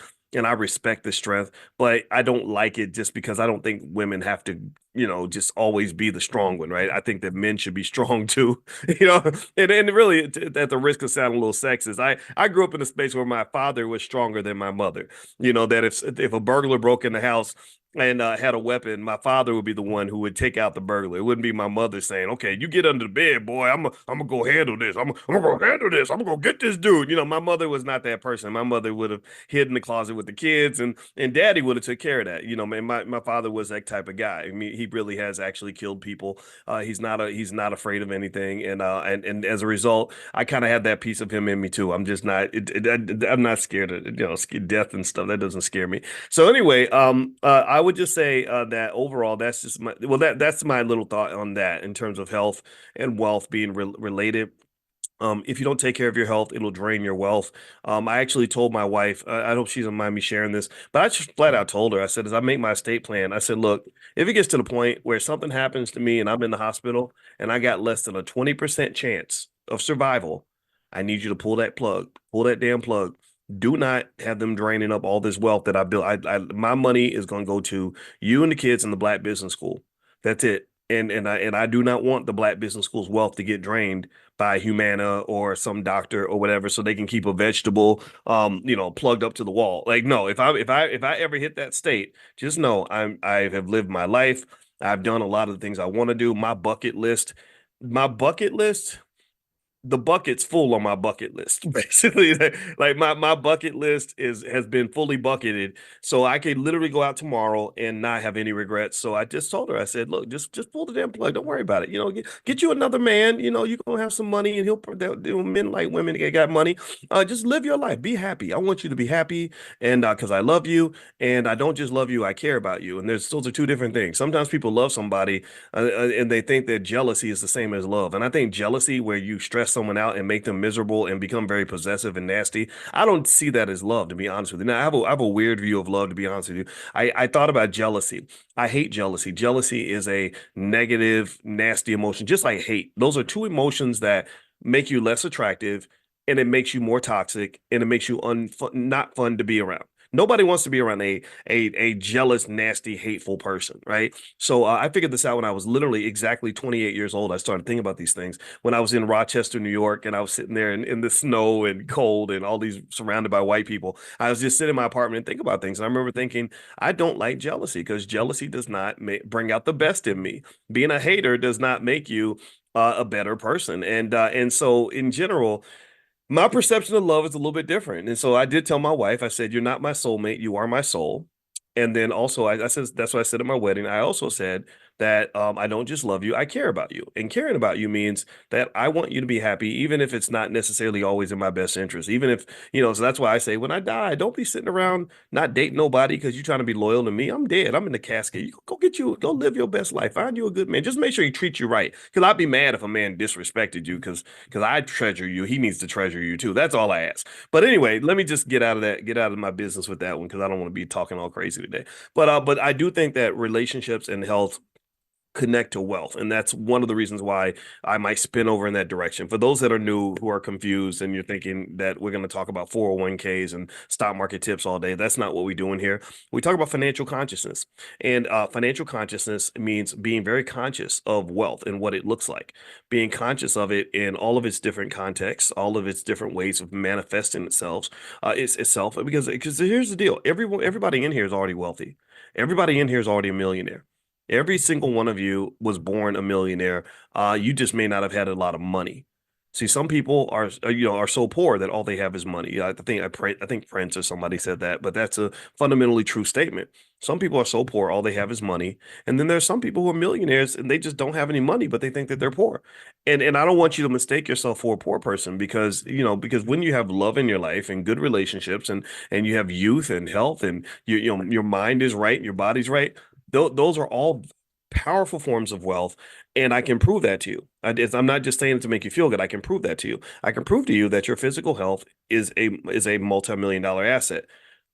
Imagine if I went into your body right now and I took away your health and I required you immediately to get a $200,000 surgery, and then you're going to spend the next 20 years in the hospital. Look at how much money that would come out of your pocket. Look at how much wealth you would lose, how much money you would lose if you were suddenly super sick and had to spend all your time in the hospital. So it goes back to like how I think Ben Franklin or somebody, at least he gets credited with that statement, like a penny saved is a penny earned. So literally, your health protects you from at least a several $100,000, if not multi-million-dollar financial liability. So that's a type of wealth. Your health is a form of wealth. You wouldn't sell your health to me for $10 million. Like if I said, I'll give you $10 million, but I'm gonna give you cancer, most of you would not take that deal. But unfortunately, cancer has become so prominent that a lot of people are getting it. But those of you who don't have cancer or are cancer free, you wouldn't take cancer for $10 million. I hope you wouldn't. Not if it was an incurable cancer that was going to require multiple surgeries, a reduction in your quality of life, and possible death. Or relationships. If I said, I'll give you $10 million for you to never speak to your children again, no good parent would ever accept that deal. If I said you can't talk to your mama no more for the rest of your life, but I'll give you $5 million for the trouble, most people wouldn't sell their relationships with people they love for money. So your relationships are connected to money in multiple ways. That's just one way, though. There's other ways relationships are connected to money. I've seen people with the right relationships get on the phone and literally make a $500,000 deal, business deal, because they have a good relationship with somebody. So don't think that relationships and money are not connected. Do not, or I've seen people where they had a good relationship and they were making money together, like a music group or a couple running a great business, and then they start fighting. Next thing you know, because they're fighting, they're not doing business anymore. So the $1 million a year they were making before is now gone. So the loss of the relationship led to the loss of the wealth. Give me a yes. Give me a quick yes in the chat if you're following this logic. I need to know we're on the same page here. I need to know you understand that I'm not doing just touchy-feely stuff. I'm really talking to you about money. I'm talking about economics and wealth. It's just connected. You have to see wealth as part of an ecosystem. It's like a bicycle tire. You can't look at a tire by itself. A bicycle tire does nothing for you by itself. You can't ride a tire. But if you see a tire as part of a bike, and you say, "Oh, if I get another tire and then I get some spokes and handlebars, I can get somewhere on this thing. I could ride across the whole country." So wealth is in itself, by itself, not really that valuable. It's just a bunch of paper and whatever, right? But if you mix it in, you blend it in with this game called life, where you're really moving and shaking, trying to optimize what in economics we call this utility. When you try to optimize your utility, which is kind of overall happiness, overall well-being, and you see money as a tool, as a bike, or sorry, as a wheel on a bike that can build the life that you want to live, then money becomes very, very powerful. Money can build you up, it can destroy you, can do all these things. And so one of the things I wanted to talk about, and before I move on, actually, I want to remind everybody, don't forget that we are going to do the Black Investors Championships. It starts on August 19th. There is an entry fee to be in the competition of $69, but everybody who's in Money in the Morning can get in for free. We will waive the fee. I think I texted out the link already. Maybe I didn't. I didn't text the link out yet. I'm going to text it out. I'll text it out today. I'll make sure Monty gives it to me today.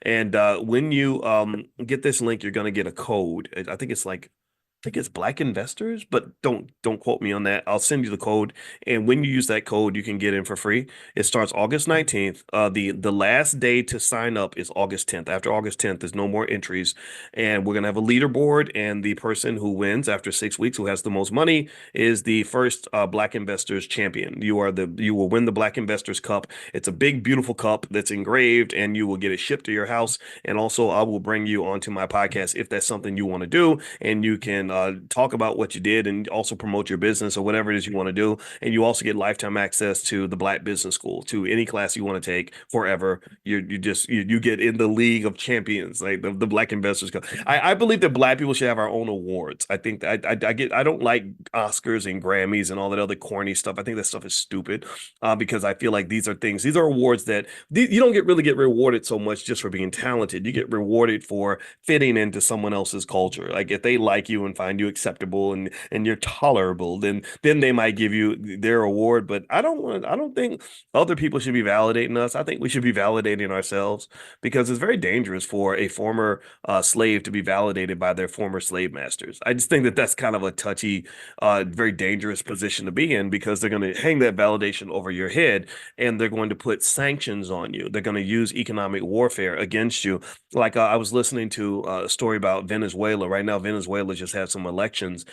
And apparently it's some old gangster stuff. I mean, apparently Maduro, the president, has allegedly done some things pretty underhanded and shady to maintain power.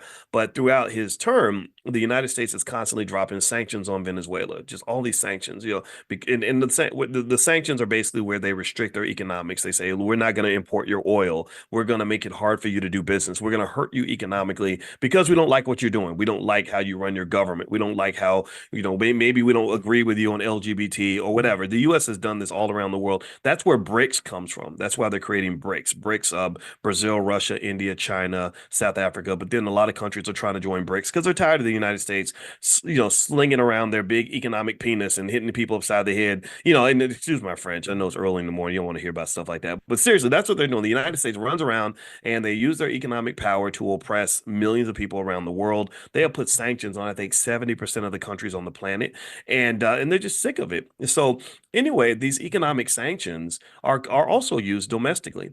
These economic sanctions are also used on African American people. These sanctions are used on you when you get out of line and you say something your boss don't like, or they see you on Instagram and you say something that's a little too black, a little too political. They're gonna come down and kick you in the butt. You're gonna get passed over for the promotion.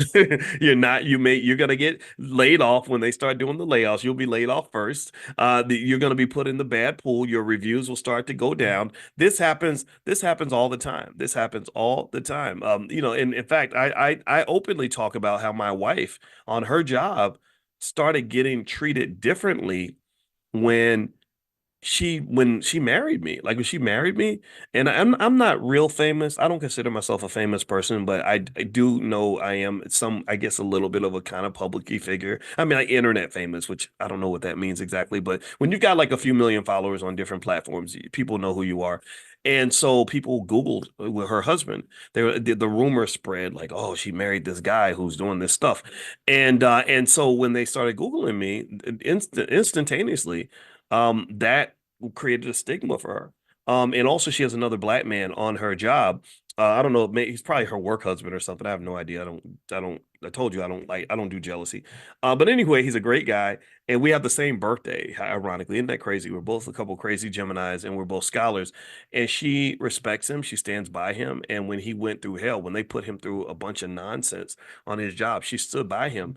And because she stood by the black man, the penalty started to spill over on her. They were like, okay, you're not one of us. We thought that because you were this cute little light-skinned black woman that you were going to basically kind of integrate into the system, because they don't hire African Americans. The university she works for does not have one single African American on the entire faculty. They have hundreds of faculty members, not one single African American male. They do not hire African American male. I think she's the only African American female. They might have had two. And so because she stood by the black man, they punished her.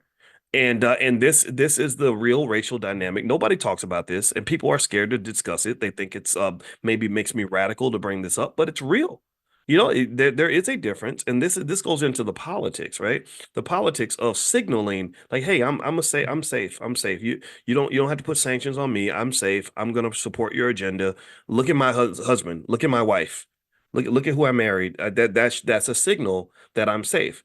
But you married this, hardcore black man who's talking all this, this racial stuff.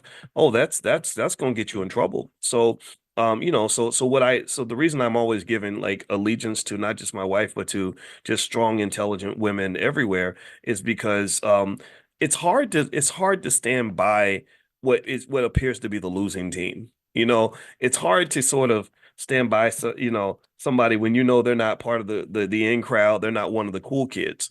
And I'm not one of the cool kids. I'm not mainstream. I'm not, I'm not some guy that's accepted by America. Maybe 50 years from now they'll understand where I'm coming from. But, I'm kind of seen in this certain space. And Constance Carter, who's another awesome woman, I brought her in here yesterday. She said that. She said that people ask me, they'll say, "Oh, Boyce, is he an asshole?" And she'll be like, "No, no, no, Boyce is a nice guy." And I think I am too. I'm like, "Yeah, Boyce is a nice guy." And she said that people just will think that because I will say things like, you can't tell me who to vote for. Why are you making me vote for the same people over and over again? I have a right to do whatever I want to do. Or I'll say, we need to build wealth. Nobody's helping us build wealth. Everybody's leaving us behind. And people think that that is just so crazy for a black person to truly advocate for black people, or to advocate for himself or herself or their family or the community. I mean, I just really think that we have to analyze this and think about, like, what does this say about our society? I'm not a radical kind of guy, really. I'm just a dad who loves his wife, who works hard every day, who has a real PhD. I didn't cut corners. I got my doctorate from the Ohio State University. Go Buckeyes. And that's it. And I just get up and do my job every day for the people I care about.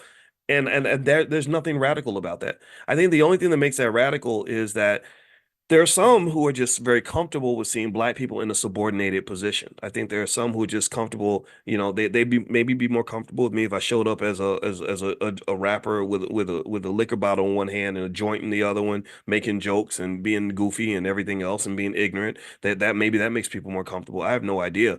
But I will say this. One thing that's interesting too is yesterday I did a podcast episode and I was talking about, did anybody see, how many of you, give me a yes or no if you saw the clips from the Kamala Harris event in Atlanta, where she brought in Megan the Stallion. Did anybody see that? Megan the Stallion was performing, and it was really interesting. She was on stage and she wasn't dressed like she would normally dress at a concert. She was kind of wearing the blue, and it was a nice suit that she had on, but she was like twerking. Like, that's her thing. That's her trademark. She's got it.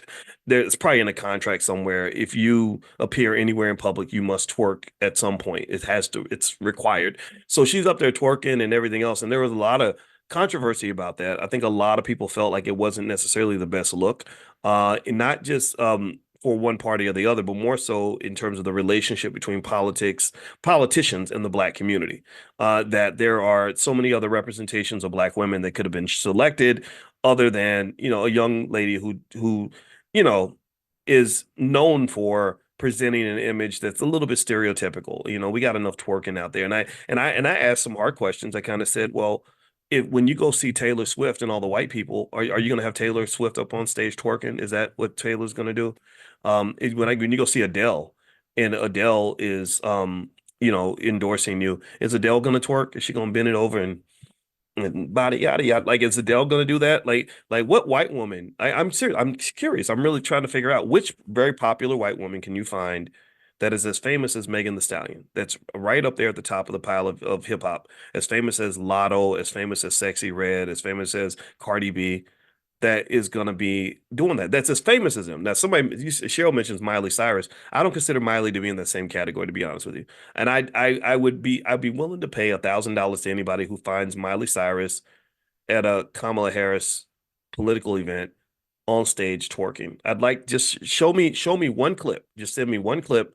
If you send me one clip of that, then I will send you the $1,000 to send me one clip, but put your cash at with the clip, and I'll send you $1,000. Okay, because I don't think, because I think that there's kind of a different standard when it comes to the black community. I think that there's a different kind of expectation, and I understand why politicians like rappers. I really do. I understand it, because politicians want to be popular. They want to get votes. That's the bottom line. And I've mentioned to you all the economic relationship between politicians and their backers. Politicians have two types of backers. They have the people that give the money, and they have the people that give the votes. And one dominates the other. The people with the money are far more important than the people who give the votes, because you need the money to get the votes. You can have the votes, but the votes won't necessarily get you the money. You can't, because you can't get the votes without the money. The money is how you get the votes. The money is used for marketing. That's what most of that political money is used for, is to buy votes. Now, see, let's see, someone mentioned Keisha and Iggy Azalea. See, I don't consider those to be on the same level as Megan in terms of popularity as Megan and Cardi and stuff like that. So again, I think that there are definitely white women out there that twerk, right? You know, because we set trends and everybody copies that. But the thing is, I don't see anybody as famous as a Cardi B or a Megan or a Sexy Red who is also showing up at political rallies doing this, right? So it's I think I just think it's different. I really do. But here's the thing. So with politicians, you raise the money, you serve the people that give you the money. The money drives everything, and then the money is used to go buy the votes. And then what you might do is you might hold rallies and do a lot of marketing, and you might get rappers on stage to endorse you, which will get a lot of people to vote for you because their favorite rapper endorsed you. No conversation really so much about policies. I think there was one discussion at one point. Megan did make a point about if you vote Democrat, then you get to love your body, which is connected to the right to choose, which you can decide how you feel about that. It's up to you. But what was interesting to me is I thought about this and I said, I understand why a politician would talk to a rapper as opposed to wanting to appear with like me. Like, why would you want to have an appearance with me? I'm not gonna fill up a stadium like Megan Thee Stallion. No, scholars are not interesting and popular. Right? I can't twerk. Like, if I tried, it would look silly, right? So I get that part in terms of the popularity part. But what's interesting to me is that the relationship between the politician and the rapper is one that is a little dysfunctional because the horse is not dragging the cart. The cart is pulling the horse.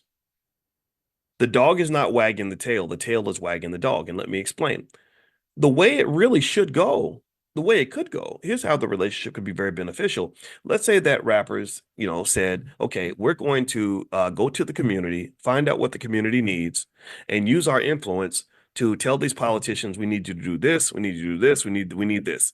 If you do this for me, then I'll twerk for you, I'll rap for you, I'll shout you out on the next album. I'll do all of that for you, but I'll only do that if you deliver these things, right? Now, to know what to deliver, I doubt that a 28-year-old rapper is going to really know the deep-seated policy needs for the Black community. They don't understand mass incarceration, the war on drugs, the economic despair, that Black families are last when it comes to wealth. They don't understand the need for access to capital. They don't understand what it really looks like to clean up a community. They don't know these things. Why? Because they're good at rapping. It's hard to be experts on multiple things, and I respect that. Really, Megan can twerk her butt off and she can rap her butt off. So it probably took a lot of time for her to learn how to do those things. She probably didn't have time to sit in political science class and get a doctorate in political science in her spare time. So here's what the rapper could do. They could go and talk to people that know what they're doing and say, okay, I got this influence, I got this power. I have 30 million Instagram followers, and this politician's trying to use that to get elected. I'm going to I need you to give me policies that I can take to the table that will allow me to negotiate on our behalf.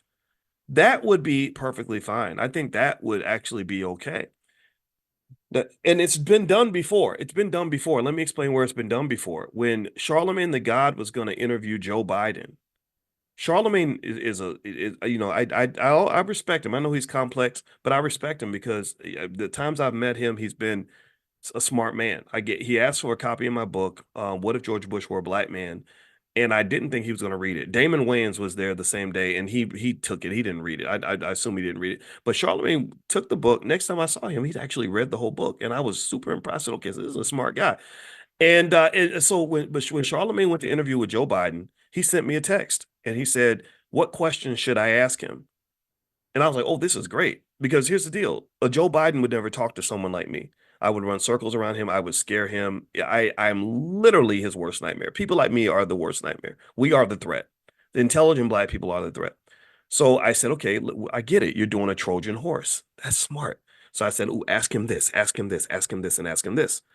And that's what he did. Charlemagne went to Biden and sat down with him. And if you recall, that was the interview where Charlemagne asked so many questions that he damn near made that man's head explode. he got pissed. He was livid. He's like, who the hell, what the hell's going on? And that's when he blew up and said, well, if you don't vote for me, then you ain't black. And you remember Charlemagne's asking him all these questions. Well, what about this? And what about that? And then you hear the guy in the background, I'm sorry, Mr. Charlemagne, but he's got, the president has a very busy schedule. He's got, how many times do you see that where the president is doing an interview and somebody in the background has to interrupt the interview and say, I'm sorry, we just realized that he has to go. No, he ain't got to go. You tried to save him. You are in panic mode right now. You're like, oh my God, the black community is waking up and asking hard questions. We can't answer hard questions. So you're scared. They were nervous. And then that's when Biden just cracked and said, well, if you don't vote for me, then you ain't black. We said, gotcha. Gotcha, bitch. I remember thinking, yes, touchdown. This is what it looks like to work together. This is what it looks like to work together. And I've seen other people do it very, very well. Ice Cube did it better than anybody.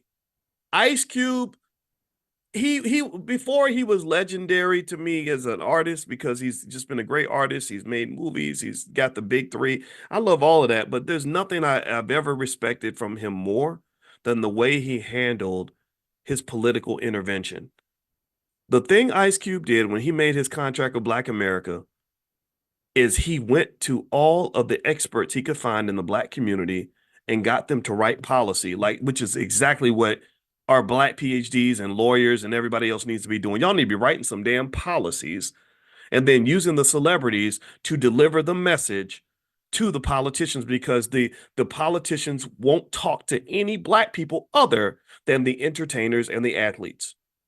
So if you are an entertainer or if you are an athlete and you really have that access and you really care about Black people, then you will let people play their position. You will go talk to those people. If you want to understand, don't sit there and pretend to be an economic expert, T.I. Go talk to an economic expert. Don't sit there and and talk about what's going on with Black families. Go talk to somebody there are people who study this for a living. There are activists who are in the field doing the work. But they can't get the ear of the politicians because the politicians only listen to people who made albums or played in the NBA. I'm not 6'8", 240 pounds, and I cannot rap, and I will not ever be seen twerking. So I'm not a person that they're ever going to want to sit down and have a conversation with, but you are. And we can teach you things. We can explain things to you. So with Cube, when Cube and I talk, what respect, but maybe respect him so much is he was just listening. He was sitting, he sat and he talked to me. I was going to Tariq Nasheed's event during the pandemic. And the whole time, for 30 straight minutes, me and Ice Cube were on the phone, and he was talking for a long time and explaining why he was doing it and what he believed. And all I did was listen. Before you correct, you must connect. So I was listening to understand why he was doing it. Because I said, look, I'm not here to hijack your platform. I'm not here to tell you what to say. I want to understand who you are and what you believe and why you're doing this. And once I understood that, I said, okay, here's some things I think you can do. Here's some strategies you can apply. And so he went on CNN and did a really great interview. I forgot with the Chris Cuomo or whatever. And I was so proud of him. He really represented himself very well. And so to me, that was a crowning moment for the Black community. And what was so frustrating about it is that a lot of Black people missed it because we're not used to that. We're not used to artists or entertainers showing up in an intelligent way and truly advocating for the Black community. We are sometimes like that abused prostitute who says, why in the hell are you fighting for me? Why are you advocating for me? Why you treat me like a lady? I ain't no lady. I'm just a hoe. That's seriously, that our self-esteem is so low that people got angry when he literally walked in the name of Black people and said, I'm doing this for Black people. I'm not doing this Democrat, Republican, none of that. This is for Black people, and I want Black people to get the best deal.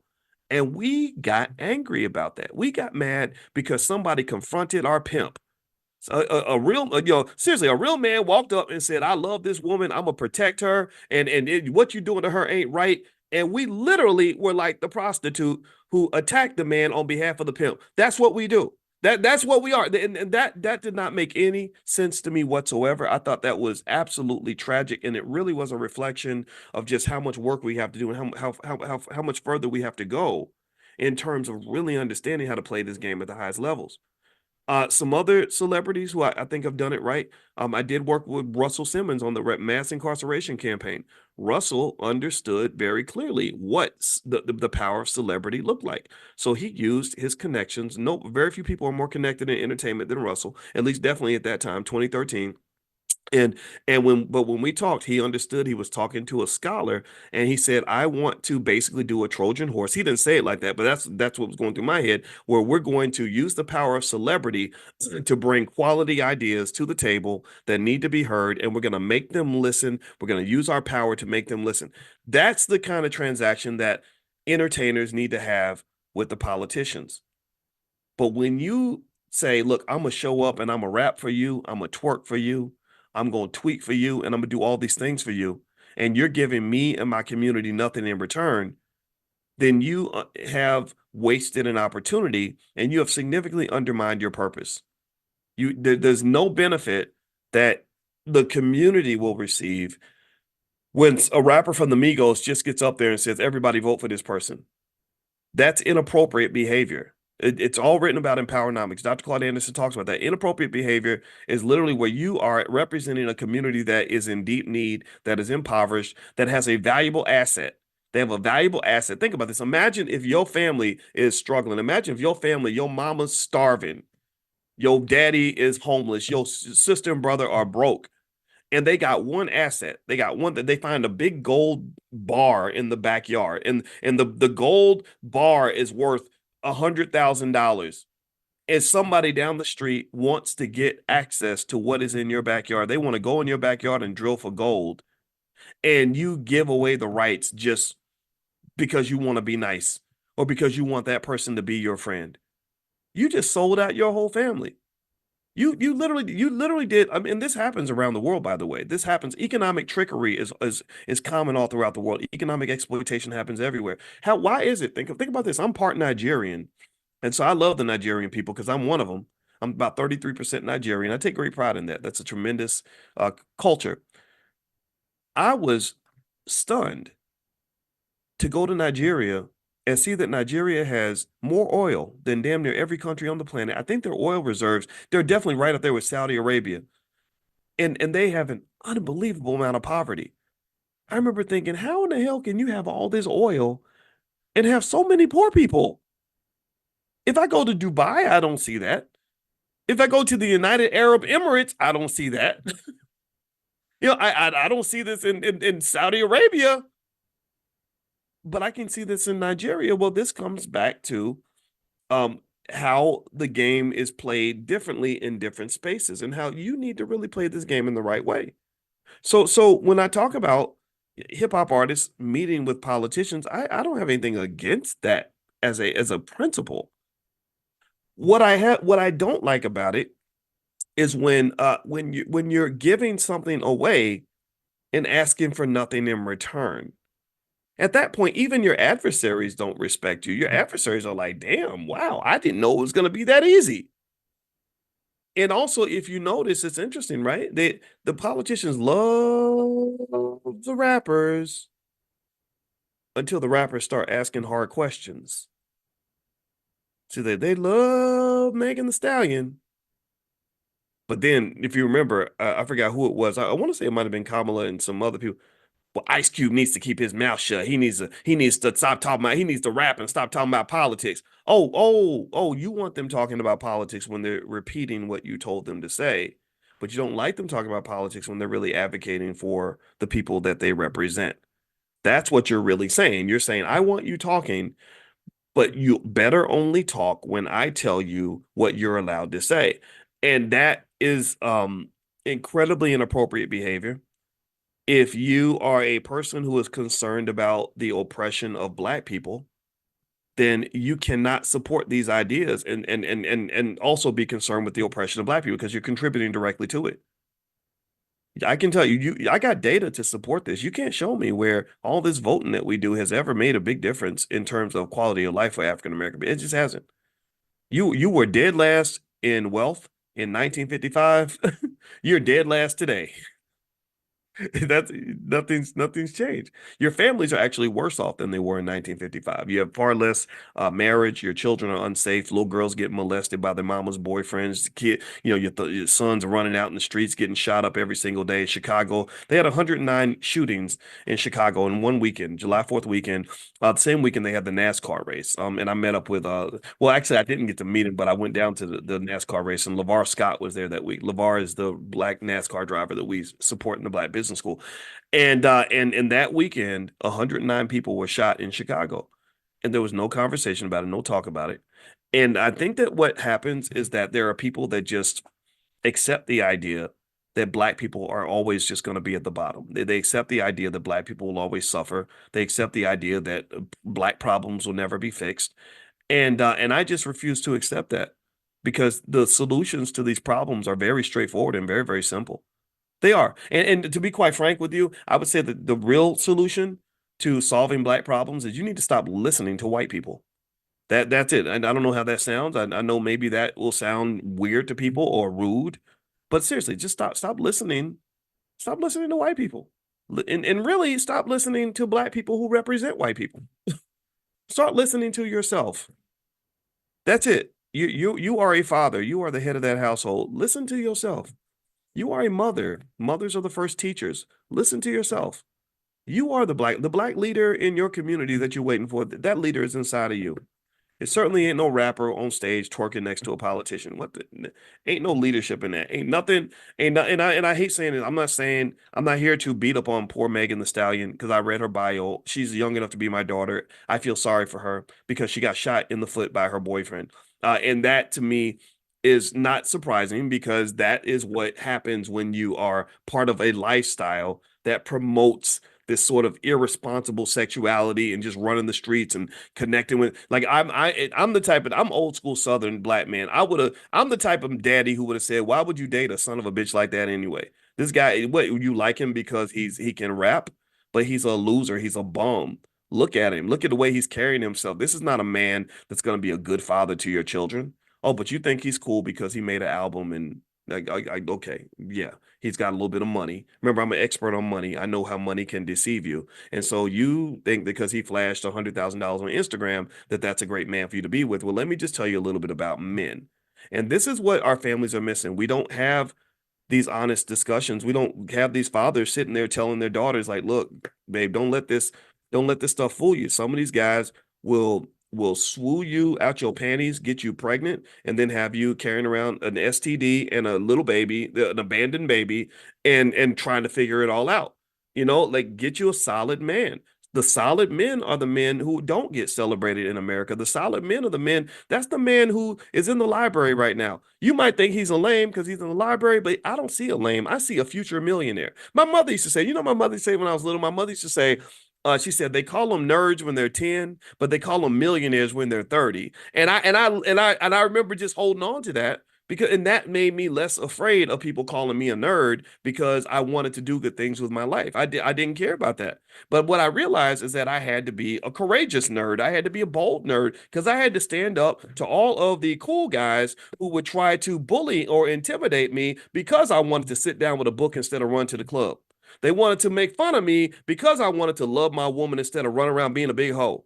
They wanted to make me feel bad because I wanted to plan for my future and grind all night instead of going out and getting into whatever ridiculous shit you're getting into that's going to get you locked up, killed, or turn you into a drug addict. I had to stand up to those guys. And believe me, I told you, I'm the son of Larry Watkins. This man has killed people. I ain't scared of none of y'all. So I stood up in their face. I said, look, I don't care. We can fight it out if you want to, but you're a punk. You're a loser. You're a bum. You're going to ruin somebody's life. Your children are going to be ashamed of you because you're not planning for your future. Because for a man to be successful in America, especially a black man, he's got to be prepared. He must have a soldier mentality, because you are at war, you dumbass. They wanted to kill you before you were born. They were trying to abort. They wanted your mama to abort you. That's how much they hate you. And then they put you in the school system and they didn't teach you nothing because you sat around. Somebody was crazy enough to think that these white folks are really going to educate a black boy to be a black man. They're not going to do that. They want him wearing panties. They want him to be a wimp. They want him to be lost. They want him to be high on dope. They want him to be confused. They want him to be a victim. They're not going to raise a man to be a man. That's why I tell you, seriously, and it sounds radical. People get mad. I do not care. Our Black children should not be getting educated by people who don't have their best interests at heart. And the public school system shows you that every single day of the week. So I had to fight. I had to fight people. I did. I had to learn to love myself because sometimes I was by myself. I was alone. I didn't, boys, why don't you drink? You try to make fun of me because I'm like, I was like, F you, man. Why are you making fun of me because I don't drink? You know how many alcoholics I got in my family? Do you know what alcohol does to men? Do you know how many men there are in prison because of stupid stuff they did at the club, drinking liquor and all? Do you know how many people get sucked in and suckered by the thug culture that gets promoted in hip hop? Do you know how many guys that are 40 years old in prison who are like, man, I got tricked. They made me think that it was cool to do stupid things with my life. Now I'm 42 years old and I figured it out, but now it's kind of hard to play catch up. And I'm tired of Black men playing catch up. I just am. It's sad to me. You can't win a race playing catch up. If you're in the Tour de France, that bike race, and it's hundreds of miles and everybody's riding 70 miles an hour or whatever they're riding in those bike races, you can't sleep for half of the race and then think you got a chance to win. You're not going to win. You have to get an early start. You have to get a head start. So if you want to use a term like head start, to me, head start means giving our boys and our girls a head start on this challenge that occurs in life called being Black in America. Being Black ain't easy. Being Black means you got some obstacles. Racism is very real. The competition really has shown up. The defense is really going to be defending. They're not going to give you nothing. They're not going to make it easy for you. So you've got to be prepared. So the best messages I got in my life were people from my grandmother who told me that you have to be twice as good to get half as much. So when I come in with that mindset, then I got my head on the swivel. I'm prepared. I'm not going around making reckless mistakes and reckless errors because I know that the margin of error is thinner because I'm a Black male. I wrote a whole book about that. My book that I gave to Charlemagne, What If George Bush Were a Black Man? I think it's on Amazon somewhere if you want to get it. That's all I wrote about. I wrote statistically. I was on the faculty of Syracuse at the time. And I said, I want you to pay attention to how the margin of error for the Black male in America is so much smaller than everyone else. A Black male can make the exact same mistake as a white boy on a college campus, but the white boy gets off and gets to move on with his life. The black male ends up spending, the next 30 years in prison and gets vilified by society. That's the difference in your experience. And just knowing these things and accepting that reality, to me, is better than believing in the false reality of this beautiful post-racial integration nonsense that they feed us in school. This whole idea that as long as I integrate with my allies, everything's gonna be all right. I just got to make sure I go and work for the nicest white man I can find, and that I always vote Democrat in every election, and that I do what they tell me to do. Everything's gonna be okay. And then when they kick you in your head and pimp you and leave you in the gutter, you're always in shock. And then you get to run and say, gosh, I'm such a victim because being Black is so hard and it's so bad being Black. But I'm sitting here thinking, what made you think that you could trust these other people in the first place? What made you think that they had your best interests at heart? What made you think that they were going to treat you fairly? So I really kind of think that sometimes we don't understand the game that we're in. I think we lose the game because we don't even know that it's a competition. We lose the battle because we don't even know that war's been declared on us. And I get it and I understand it, but I'm just going to tell you that when you point to most problems that the average Black person might talk about or face, most of these problems are directly solvable if you simply stop listening to what white people tell you to think. For example, CNN might tell you that the worst thing that ever happened to Black people ever was the George Floyd killing. That this whole situation is something we need to put it on murals and compare him to Martin Luther King, and that this is the biggest thing happening in the Black community. And I'm not saying that it's not important. I'm not in any way disparaging George or his family. But what I'm saying is I don't consider George Floyd to be any more important than any little girl that got shot by a stray bullet on the south side of Chicago. I don't consider the George Floyd killing to be more significant than the 109 people who got shot in Chicago on July 4th weekend, and none of y'all were talking about it. I don't consider George Floyd's situation to be any more meaningful than the thousands and thousands and thousands of black men and women right now who are being raped in prison right now as we speak. And no one even knows. Nobody hears their screams. Nobody's hearing that man crying in his cell every night because he's in this unbelievably horrible situation. I think all those things matter. And so I don't let other people tell me where my attention needs to be. You got to trust your instincts. So let me sum this up. My wife and I are traveling today, and she just called me. That's why I had to turn my phone off. So because we're going on that trip to Egypt. Um, I'm gonna summarize it like this.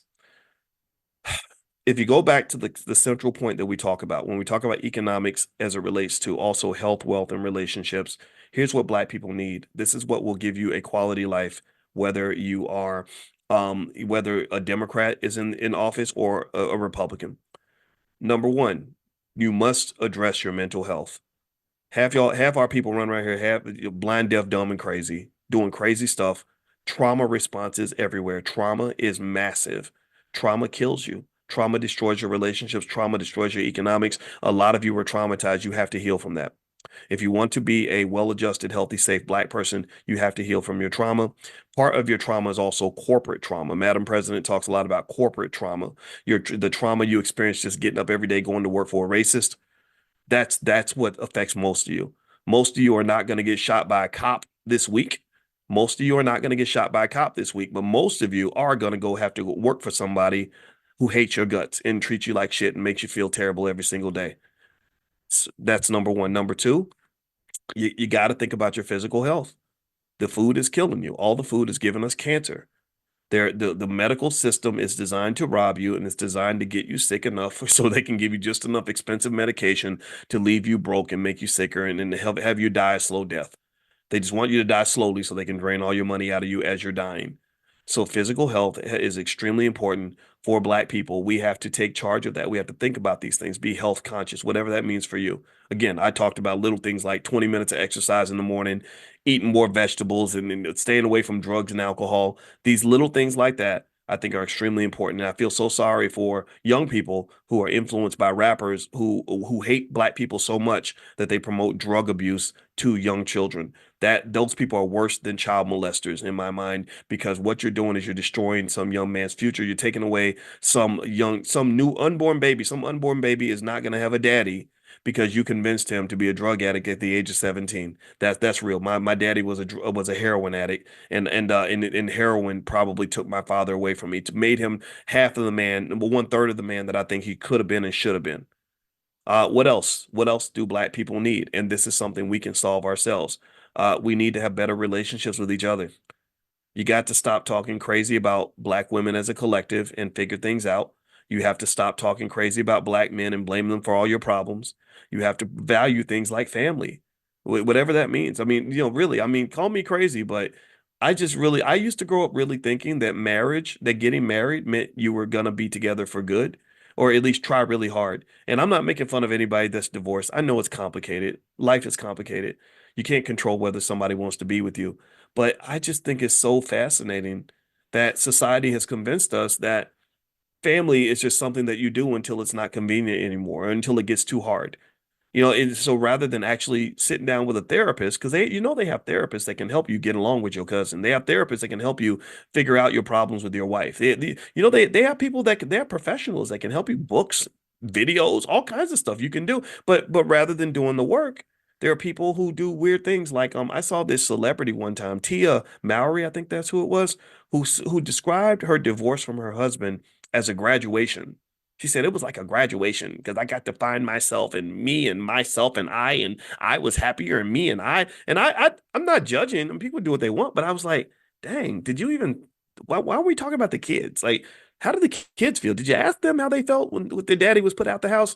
And then when I heard her father, the kid's father, her ex-husband, he was crying on the show. He said, "I cried myself to sleep every night because I lost my family." And I was sitting there, I felt his trauma. I said, that's interesting that we can't even empathize with the trauma that a man might feel if he loses his family. We can empathize with the trauma a mother feels if she loses her child, but we act like, but society's taught us to just, just blame the man, and then they kind of let you live your life unaccountable. And again, I don't want to get into that accountability conversation. I know that that's complex, and I do believe accountability starts at home, though. But I think at the end of the day, when you're talking about something like family, I think it's very important to, at the very least, understand how important and sacred family is. That's the first thing. Every culture understands this. We've lost some of this, to be honest with you. Um, but then, two, understanding what family means as a vehicle for the building and the preservation of wealth. Most wealth is family wealth. It's very hard to build wealth without a family. That's like trying to win a football game when you don't even have a football team. That's what it is. One player, Deion Sanders, was a great player, one of the greatest I ever saw. Deion Sanders could never win a game by himself. He needed the other players on the Dallas Cowboys to win. So if they couldn't get on the same page, then they don't win that Super Bowl or two that they won. I don't know how many Super Bowls he won with the Cowboys. I think it was at least one. There's no Super Bowl if the whole team can't work together. So if you want to win a Super Bowl in life, you've got to find some way to be able to humble yourself, to commit to the group that you've assigned yourself to, whatever that means. Again, I'm not telling anybody what that means, but I personally, if you want to, my personal advice, I hope it's okay. Is it okay if I go a little bit Uncle Boyce and give you my advice on how I try to approach it? And I don't have it all figured out. It's hard. I'm telling you, especially Black folks, we crazy, right? So, and I'm crazy, so it's very hard. But I'm gonna tell you my little 2 cents. When I talked to you earlier about how I made an intentional effort to get rid of emotions like jealousy and hate, because I find them to be very unhealthy and very toxic. That is also what helps me to get along with the group that's around me. When I look at my wife and my children, I remind myself every day that I'm not the most important person in this group. That my ego, my wants, feelings, desires, I try to make them secondary as much as I can. I mean, don't get me wrong. I have time where I just think about Boyce and I take care of Boyce. Self-care is very important, especially in the world I live in, because I have a big circle of people that are constantly pulling and asking for things from me. So sometimes I shut the door and say, Boyce is going to do what Boyce wants to do. So that space is there. But most of the time, I always try to remember I'm a part of something bigger than myself. So that means that as the leader of the household, my actions have weight, my words have weight, my movements have weight. I have the power to improve someone's life or to destroy it. That's the power of a father. Fathers are noble, meaningful, relevant figures if they present themselves in that way. And I'm gonna tell you, my wife calls me the juggernaut because she knows that I know I'm a king, and she knows I'm a king. I'm not scared to call myself a king, but that does not make me better than you. Leadership is service. So as the king, I'm going to serve to the highest level. That's what being the king means. As I'm going to go out into the battlefield first, right? So I would encourage you that to really really understand family. I think that we've lost it. I think also family is something that can be studied. How you build these relationships with other people. I'm not talking about just spouses and all that. I'm talking about just friendships and business partnerships. And when you build the family, when you build your group and you have your clique, it's really a science, and a very critical science, to know how to make sure that you're always on the same page so you don't ruin what you have going on. I can't tell you how many times that I have been involved with projects. I was in LA a lot with a guy that was famous, but he was kind of an asshole. And he thought that being famous meant that he could be an asshole. And every project he got involved with would fall apart. Money would get lost. Everything he got involved with would lose money. And he didn't understand why. No one would want to work with him. And I was thinking to myself, it's because you're such a prick that when you go into a situation and your ego is out front, no one wants to work with you. That was, so anyway, so don't be that prick. That's it. Just don't be an asshole. Learn, being a good person, I think, goes a long way, and so anyway, the last thing I'll say is that if you talk about what Black people need, this is another thing we can deliver without the endorsement or the support or the help of a single white person, and that's just the wealth thing. I really think that we need a revolution of entrepreneurship unlike anything the world has ever seen. I think that we need a community where every Black child knows how to start a business before the age of 12. They're even introduced to the concept of ownership and being the boss at the age of 4, 5, 6. Every child in our community needs to want to acquire real estate as aggressively as the Jewish community does, as aggressively as as the billionaires and millionaires do. I believe that we need a community where everybody is owning shares of stock, buying as much stock as we possibly can and owning it as much as we possibly can, and knowing that ownership is the key to power. If the more you own and the more you control, the more power you're going to have. So we have to do this, and this is something that we can do without anybody's permission. This is something we can do. Financial literacy. I've never met a white man who told me that I could not read a book about economics. I've never met a white man who told me I couldn't buy a share of stock. I've never met a white man who told me I couldn't start a business.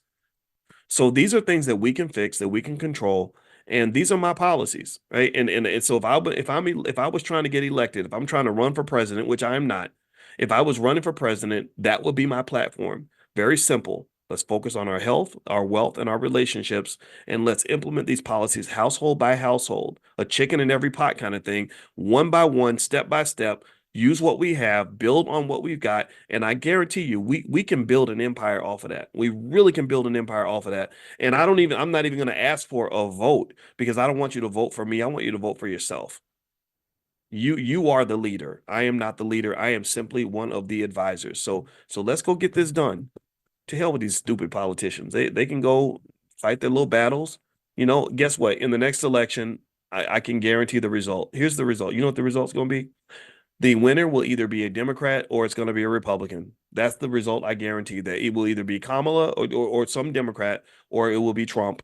And then also, I guarantee this, that after they are in office for 4 years, the same thing is going to happen. There are going to be black people who are going to be upset because they lied to them. Nothing's going to really change your community. A whole lot of black people are still going to get shot in Philadelphia and Chicago and other places around the country. Black kids are still not going to get educated in public school systems. Black people are still going to be complaining in the next election about the very same things we're complaining about now. We're going to be complaining about our black jobs and some other things, and nothing's really going to change. That's the prediction I have, that every election is going to be just like the last one. And I guarantee you that in the 2028 election, mark my word, there will be some other life or death situation that emerges that is designed to get you to operate on the fear frequency so that you will comply without asking questions, that is designed to just scare you into doing what they tell you to do. So go play that game if you want to. Go participate. It's fine.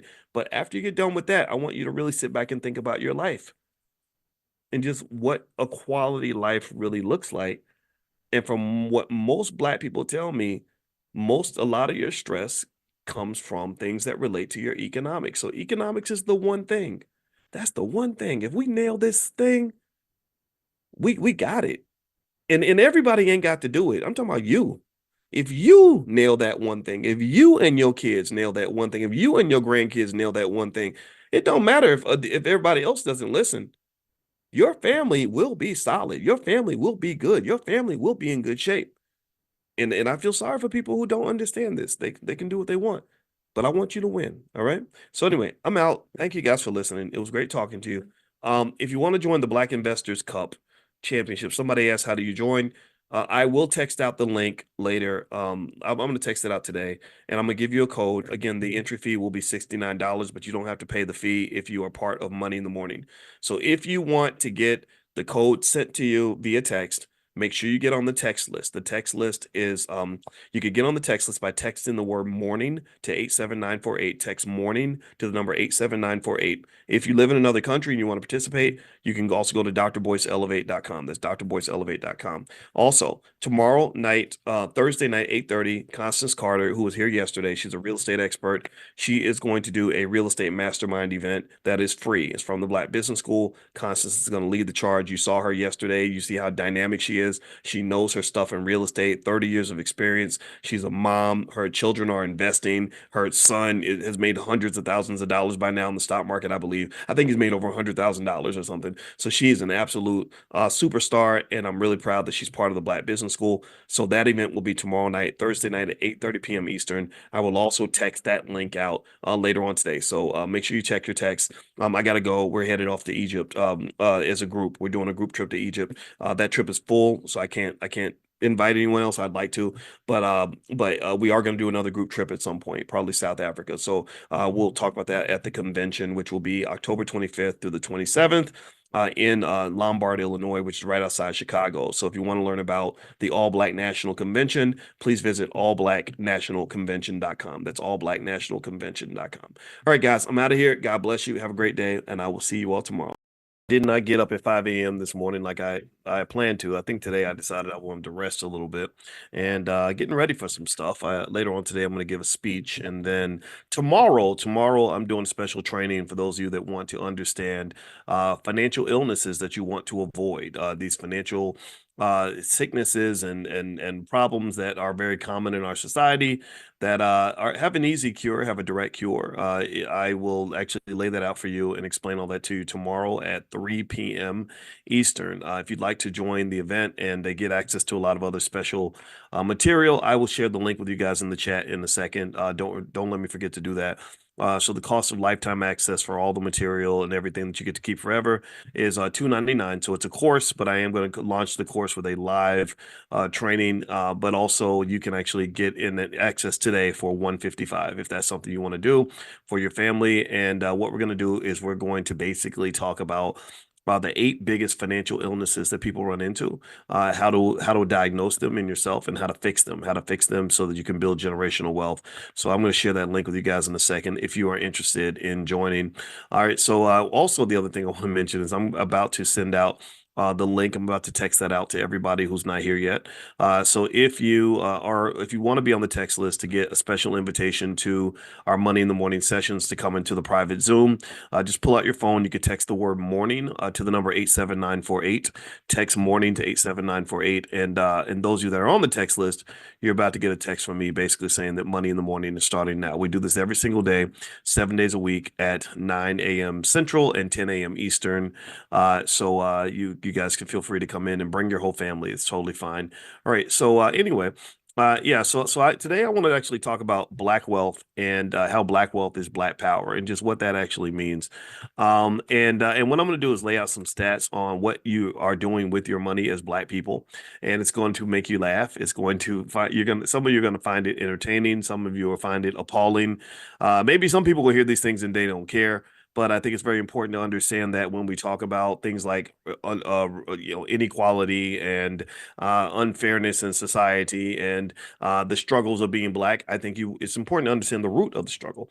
I think it's important to understand why you're struggling. I think it's important to understand exactly how far behind you are financially, and or if you feel powerless, why you feel powerless. If you get concerned, say somebody gets shot by the police because we don't have the economic power to control our communities, it's important to understand like what happened here, like why don't we have this power, and how could we get this power, right? So after we finish sort of being upset about a problem, I think it's important to sort of diagnose and figure out the problem, right? Let me know if you agree with that. Let me know if you understand where I'm coming from. All right. So anyway, I'm sending out the text now. So if you're on the text list, you will get a text from me in 3, 2, 1, and there we go. All right. So I just sent out the text to invite others in who want to come in to Monday in the Morning. If you want to get on the text list, this class is free. Just text the word morning to 87948. And also I'll give you guys don't let me forget to give you guys the link to the event on Sunday so you can kind of take a look at it and decide if that's something that you want to participate in. It's going to happen actually in a platform I have called the Dr. Boyce Academy. And in the Dr. Boyce Academy, it's a space where you can go in and get certifications in certain areas of Black economics. It's the only place that offers certifications in Black economics. And that's something as a college professor that I'm qualified to do. We gave away college degrees at Syracuse University. And so here in the Dr. Boyce Academy, you can actually get a certificate. Once you go through all the material, you will be fully trained on Black Wealth 101. That's what I actually call this course. It covers everything from credit card dependence, impulse buying disorder, the spend luxury syndrome, underinsurance syndrome, retirement neglect, debt accumulation, lack of savings, poor credit management, and all of the things that cause so many problems for so many people, all of the seemingly unfixable problems that we have. Well, there's a solution out there. They can all be fixed. I think it's a matter of just us deciding that we want to fix these things. So as a financial scientist, that's kind of what we do. All right. So anyway, I want to say good morning to Maddie Jackson, Carolyn Powell, Novell, I see you. Noel, I'm sorry. Fannie Wilson from South Carolina, Laquana Dawkins, good morning to you. Jonathan, Terrence Tech, Mari Wilson. Good morning, Calvin McWilliams, Josephine Rainwater. Claudia is in London. I love London, one of my favorite cities in the world. I was just in Europe. I did that. I went to a bunch. I didn't go to London though. I went to Luxembourg and Basel and Brussels and Amsterdam and Croatia, which was pretty amazing. And so, but at some point, I want to go back to London because I just love London that much. Anyway, so let me go ahead and sort of break down some stuff that you may or may not know about Black spending, right? So a lot of people, sort of sit there. And I remember one time I was in a meeting with my brother. And my brother is, I changed his diapers, and so he owes me. And he's my homeboy, and he has been the best business partner I've ever had in my life. If you really want to understand what wealth and fulfillment feels like in the world of business, start a good business with family. If you get a chance to work with family, and I'm talking about your good relatives, not the crazy ones. Um, if you start a business with family and you build those bonds very early, people overlook this as a key to wealth. People don't even pay attention to this type of stuff, but I do because I understand like this is where wealth comes from. If you study the Rothschilds and all the other wealthy families, they see things that other people don't see, and one thing that they see is the value of family. So my brother, I used to change his diapers when he was 13, and we formed a very close bond because of that. I rock him to sleep and all that stuff, which really gave me a whole new set of nurturing skills that most 13-year-old boys don't have. When you're 13, you want to play football, beat people up, and throw stuff. At least I did. I was running and jumping and kicking and fighting and everything else. So that, sort of rocking a baby and changing bottles and all that. That was not natural. That did not feel it did not feel like something I should be doing when I was 13, but I'm glad I did it because it opened up a whole nother side of me. When they say talk about getting in touch with your feminine side and your masculine side, I think that's a superpower. I really do. And so anyway, we formed a bond because of that. And through the years, when I was trying to start a business and I didn't know what to do, I didn't have anybody that would help me. Nobody, because you ain't got no money. A lot of people don't want to work with people who ain't got no money. So, especially on their little harebrained idea, and it's not a real business. It's just your little stupid business, right? And but my brother came and worked with me. He believed in me, and that was really important. That's really important. Having somebody that believes in you really matters. And I think and I would just say, if you marry somebody or marry somebody, whatever you do with your life, don't marry somebody you don't believe in, because it's not going to bring the best out of them, right? If you marry that man, you got to believe in him, you got to support him, and that means believing in people even when they make mistakes. That means really sticking by them even when they do things wrong. You can't just sort of beat them up so badly when they make a mistake that they lose their confidence. It's like a basketball game. If that's your quarterback, that should be your quarterback. If that's your player, that should be your player, even when he misses shots, even when he has a bad game. And if you notice, good coaches do that. Good coaches say, that's our quarterback. We're sticking with him. That means they're willing to go down with the ship if required. Or to some extent anyway. And I don't know if people really understand that, right? So my brother was like that with me. He was willing to go down with the ship. And believe me, I've made a lot of mistakes, a ton of mistakes. And but he always stood with me, and that helped me to always have the confidence to know that no matter what I went through, no matter what I did, no matter whether I did it right or wrong, he would always be there. He wouldn't just say, well, gosh, things are going bad and there's not enough money here, so I gotta go. What I mean? Like nobody wants to work with anybody like that. You don't want to marry somebody like that, for example. And so through the years, my brother is probably the most important factor in my ability to be successful in anything. He's that variable. So don't underestimate family when it comes to wealth. Like just really know that that's God's little pot of gold that he gave you that people overlook all the time. Nowadays people say, oh, I don't want to have no kids because kids get in the way of me partying and having fun and all the traveling I want to do. And kids are expensive and they're a pain in the butt. And that means you don't see the value of the kids. That's like somebody laying a slab of, 80 pounds of like raw meat in front of you. And you say, well, I'm hungry. There's nothing to eat here. And they're like, no, there's food. That's food. You can actually, you can benefit from it. You just got to cook it. You just got to cook it. Like, so with kids, you got to kind of cook them. You got to kind of prepare them, right? You got to get them ready. But if you get them ready, then what I have seen, and I'm old enough to have seen that transition. I'm old enough to have seen people who were young and free and childless, and seeing them have little kids that were really, really a stressor to some extent and expensive. But then those kids grow up, and next thing you know, they've got this really strong family that's where they're able to get support when they need support. They can get help, but it requires some sort of structure, it requires some sort of organizational thinking, it requires some level of consciousness to say, look at everything we have. Instead of me going out and begging the white man to give me what I need, I got everything I need right here. I got 4 or 5 healthy adults all around me who are smart, who have free time, who can be taught skills, who can learn things. Let me put these people. Let's put this whole situation to work. And I'm just telling you that that line of thinking is absolutely essential for anybody that I think wants to figure out how to survive as a black person in the society. I really think that what happens is that because we're convinced that we are weak and powerless and pathetic and can't do anything for ourselves, we have no choice but to turn to massa and say, "Save me." That's what happens. That's what they do. That's deliberate. And I'm sorry if that's too direct for some people. Some people think that that talk is radical. Well, you're talking crazy talk. I'm like, why is this crazy talk? Because these folks are good to you. They treat you well. You feel empowered every time you go into these spaces full of melanin deficient people who treat you like shit. Like, excuse my French. I don't mean to cuss this morning, but seriously, you really feel empowered in that space. You got your little fancy corporate job and you working with Sarah from accounting and Mike from marketing, and they literally give you microaggressions all day. All they're doing is chipping away at your self-esteem, chipping away at your mental health, driving you crazy, got you going in your office punching at the air, hair falling out, stressed out, wrinkles under your eyes, dark circles, and you're losing sleep at night, and you really feel like you're winning. You really feel like that's the best you can do. That's what you really believe that's the best you can do. And you're mad at me because I'm saying to you that I don't think that that is. I think that there is a better plan for you, but I think that you got tricked. I really do. I think a lot of us got tricked. When I was on that faculty at Syracuse University and I would go into that office and I had people that didn't like me without even knowing me, who judged me before they met me, who just looked at me and said, "What is this 31-year-old black man doing up in here, listening to hip hop music and talking about stuff we don't understand." That was stressful. I didn't enjoy that. The only way I was able to overcome that stress and those microaggressions was when I took control. And I said, okay, you know what? I'm letting go of everything that you taught me about who I'm supposed to be.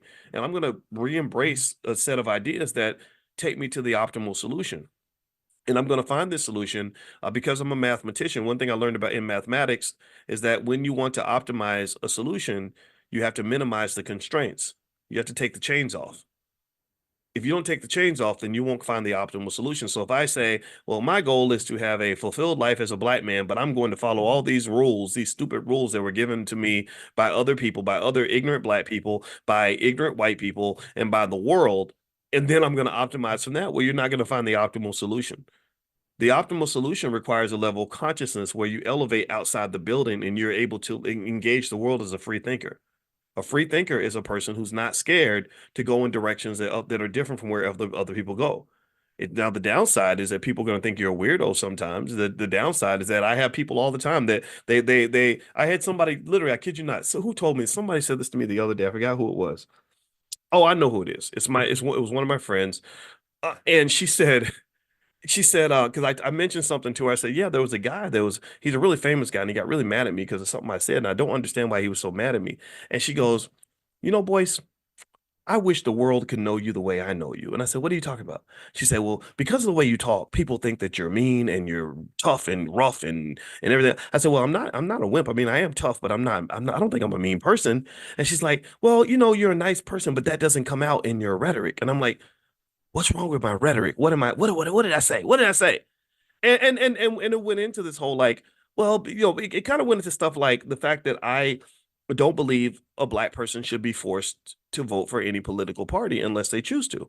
Like, I think, to me, that's a basic idea, right? I don't tell anybody what to do. Y'all know this. I just say, do what you want to do. Do what's best for you. They're doing what's best for them. That's why they're winning and you're not. Because they're doing what's best for them and you're doing what's best for them, but nobody's doing what's best for you. My question is not about them. It's really about you. And why are you paying more attention to what they need than you're paying attention to what you need and what y'all need and what we need?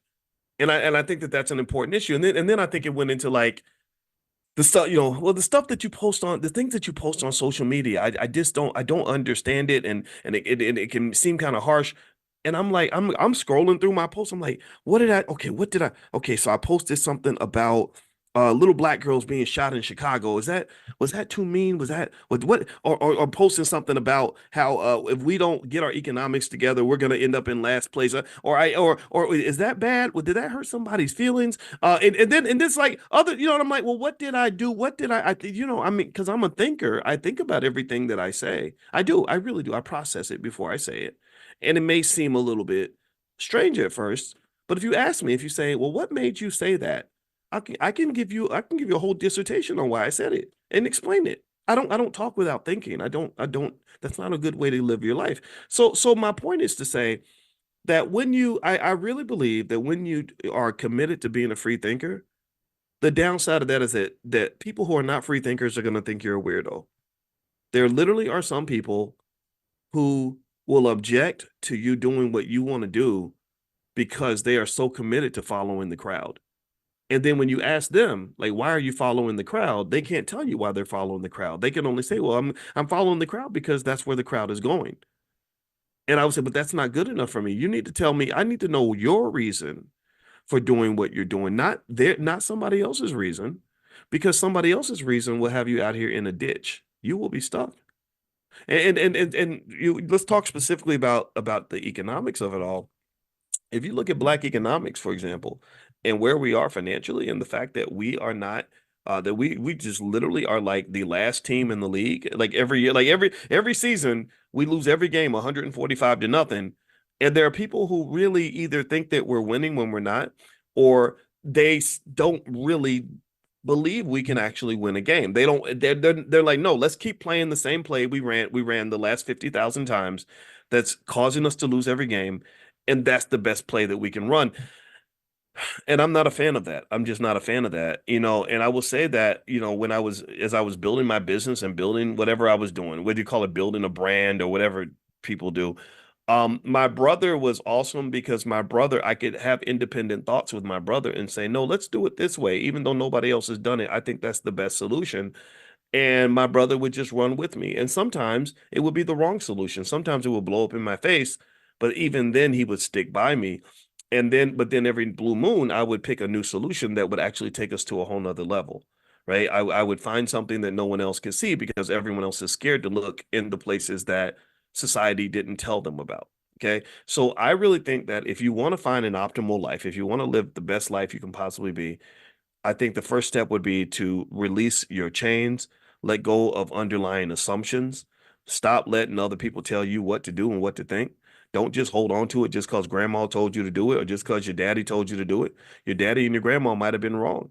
And then also, I would say this too: if you're trying to make choices in your life, if somebody's giving me advice, first thing I do is I look at your life and I say, okay, is it working for you? And if it's not working for you, if you're not where you want to be, then that unfortunately undermines the credibility of what you're seeking to tell me to do. So let me read something to you guys really quickly. In terms of what Black people do with our money. Here's a few things I dug up a few stats, and this is something that we're thinking about in terms of the financial STDs that many of us are given at birth and things that we really want to get rid of. First off, we have about 1.6 trillion in spending power. Most of that money doesn't circulate in the Black community. At least 80 to 90% of our retail spending goes to non-Black owned businesses. So Black owned businesses can't grow because we starve them of the resources they need to grow. Black consumers are significant contributors to the luxury market. We spend disproportionately more on high-end brands compared to other demographics, which is very strange considering we complain about money all the time, yet we're the first ones to spend the most money. So maybe the reason we complain about money is because we have no money, and the reason we have no money is because we spend it. Beauty products. Did y'all know? How many of y'all knew this? Did you know that we spend 9 times more on beauty products than non-Black people? Did y'all know that? I didn't know that. That's crazy. So if I'm somebody who's trying to extract wealth out of the Black community, I say, okay, we're going to go into the hair and makeup business. We're going to sell beauty products because they will spend every nickel in their bank account to get beauty products. And I did not know that we spend 9 times more than other communities. That's insane to me. I'm not telling you can't do it. I think my wife is getting her hair done tomorrow, and Black hair is expensive, right? And I like when my wife comes home looking good, but still though, that's something worth reflecting on to say, my goodness. So this may not be an excuse, but at least it's an explanation. It's not an excuse, but it's an explanation. An explanation would mean that this tells you whenever you sit around and you say, why don't Black people have financial security? Why are Black people stressed out and afraid that they're going to lose their jobs? Excuse me. Why are we so devastated when the money ain't right? Well, part of it is because maybe we give so much of the money away, right? Part of it may be you can go look in your hair closet and your makeup kits and kind of see where a lot of your money went.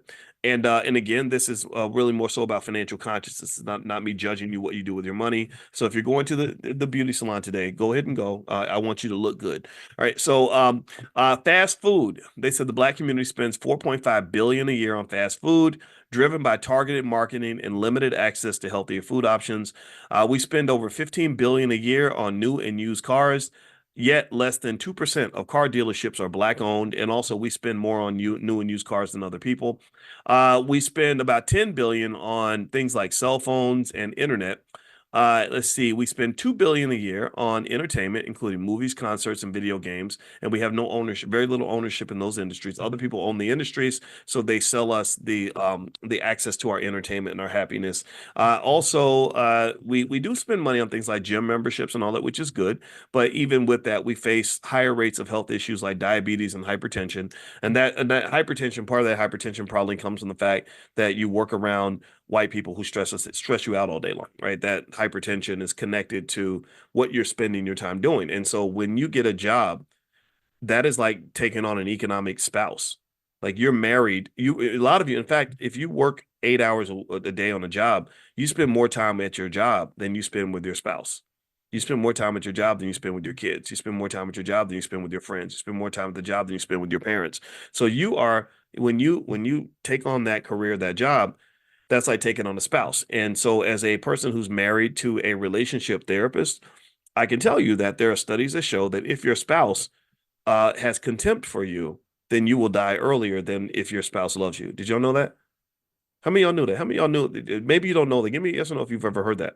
That if your spouse has contempt for you and every day you got to look at somebody who hates your guts and can't stand you and thinks that you're a piece of crap, that contempt will literally seep into your bone, like into your spirits. Like there's this crazy mind body connection where literally you'll just internalize that, and it'll cause all these other ailments. Like, it might trigger the cancer or trigger the diabetes or trigger the hypertension, right? So if you think about it like this, right, and you think about your job as your economic spouse, and you know that when you go to work every day and you work around these white folks who don't understand you, maybe they don't like you or they give you all these microaggressions. There's lots of studies that show that Black people are very stressed out when they go to work every day. So you basically are in an economic marriage where your spouse has the utmost contempt for you. And so you're swimming in this sea of trauma, this sea of mental illness. You're swimming in this toxic cesspool of negative energy, and then you wonder why Black people get sick and die.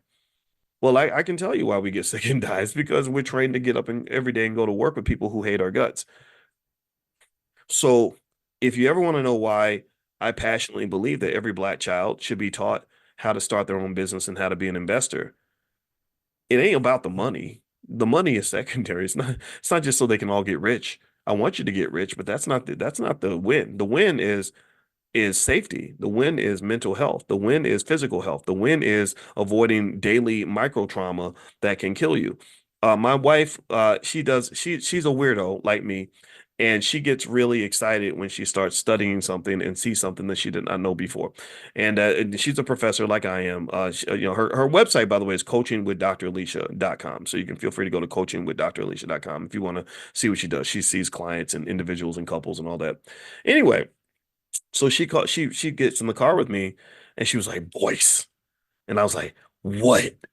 Because I know that sound when she says my name like that, like Boyce, that tells me, okay, she's about to tell me something juicy or something that's juicy to her.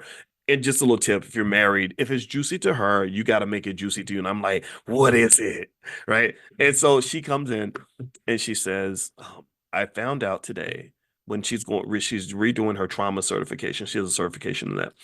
She said that now the research is showing that the one diagnosis that matters more than any other diagnosis when it comes to mental and physical health is trauma. She said trauma is everything. Trauma is the alpha and the omega for all of the mental and physical ailments that can affect you. Trauma like is the core. Trauma is the root. That is the nuclear bomb that can ruin everything. Trauma can mess up your finances and your economic choices. Trauma will mess up your relationships for life. Trauma will have you dying of cancer at the age of 35. Trauma will have you in crazy situations where you are in just a sea of depression and anxiety. Trauma is trauma is big, big, big. And I said, yeah, well, always knew trauma was important. She said, no, no, no. She said, no, no, no, you don't understand. Trauma is everything. And I said, oh shit. I got nervous because I took this test. It's called the ACEs test, Adverse Childhood Experiences. And I was high on the trauma scale. And I said, damn, like, oh my God.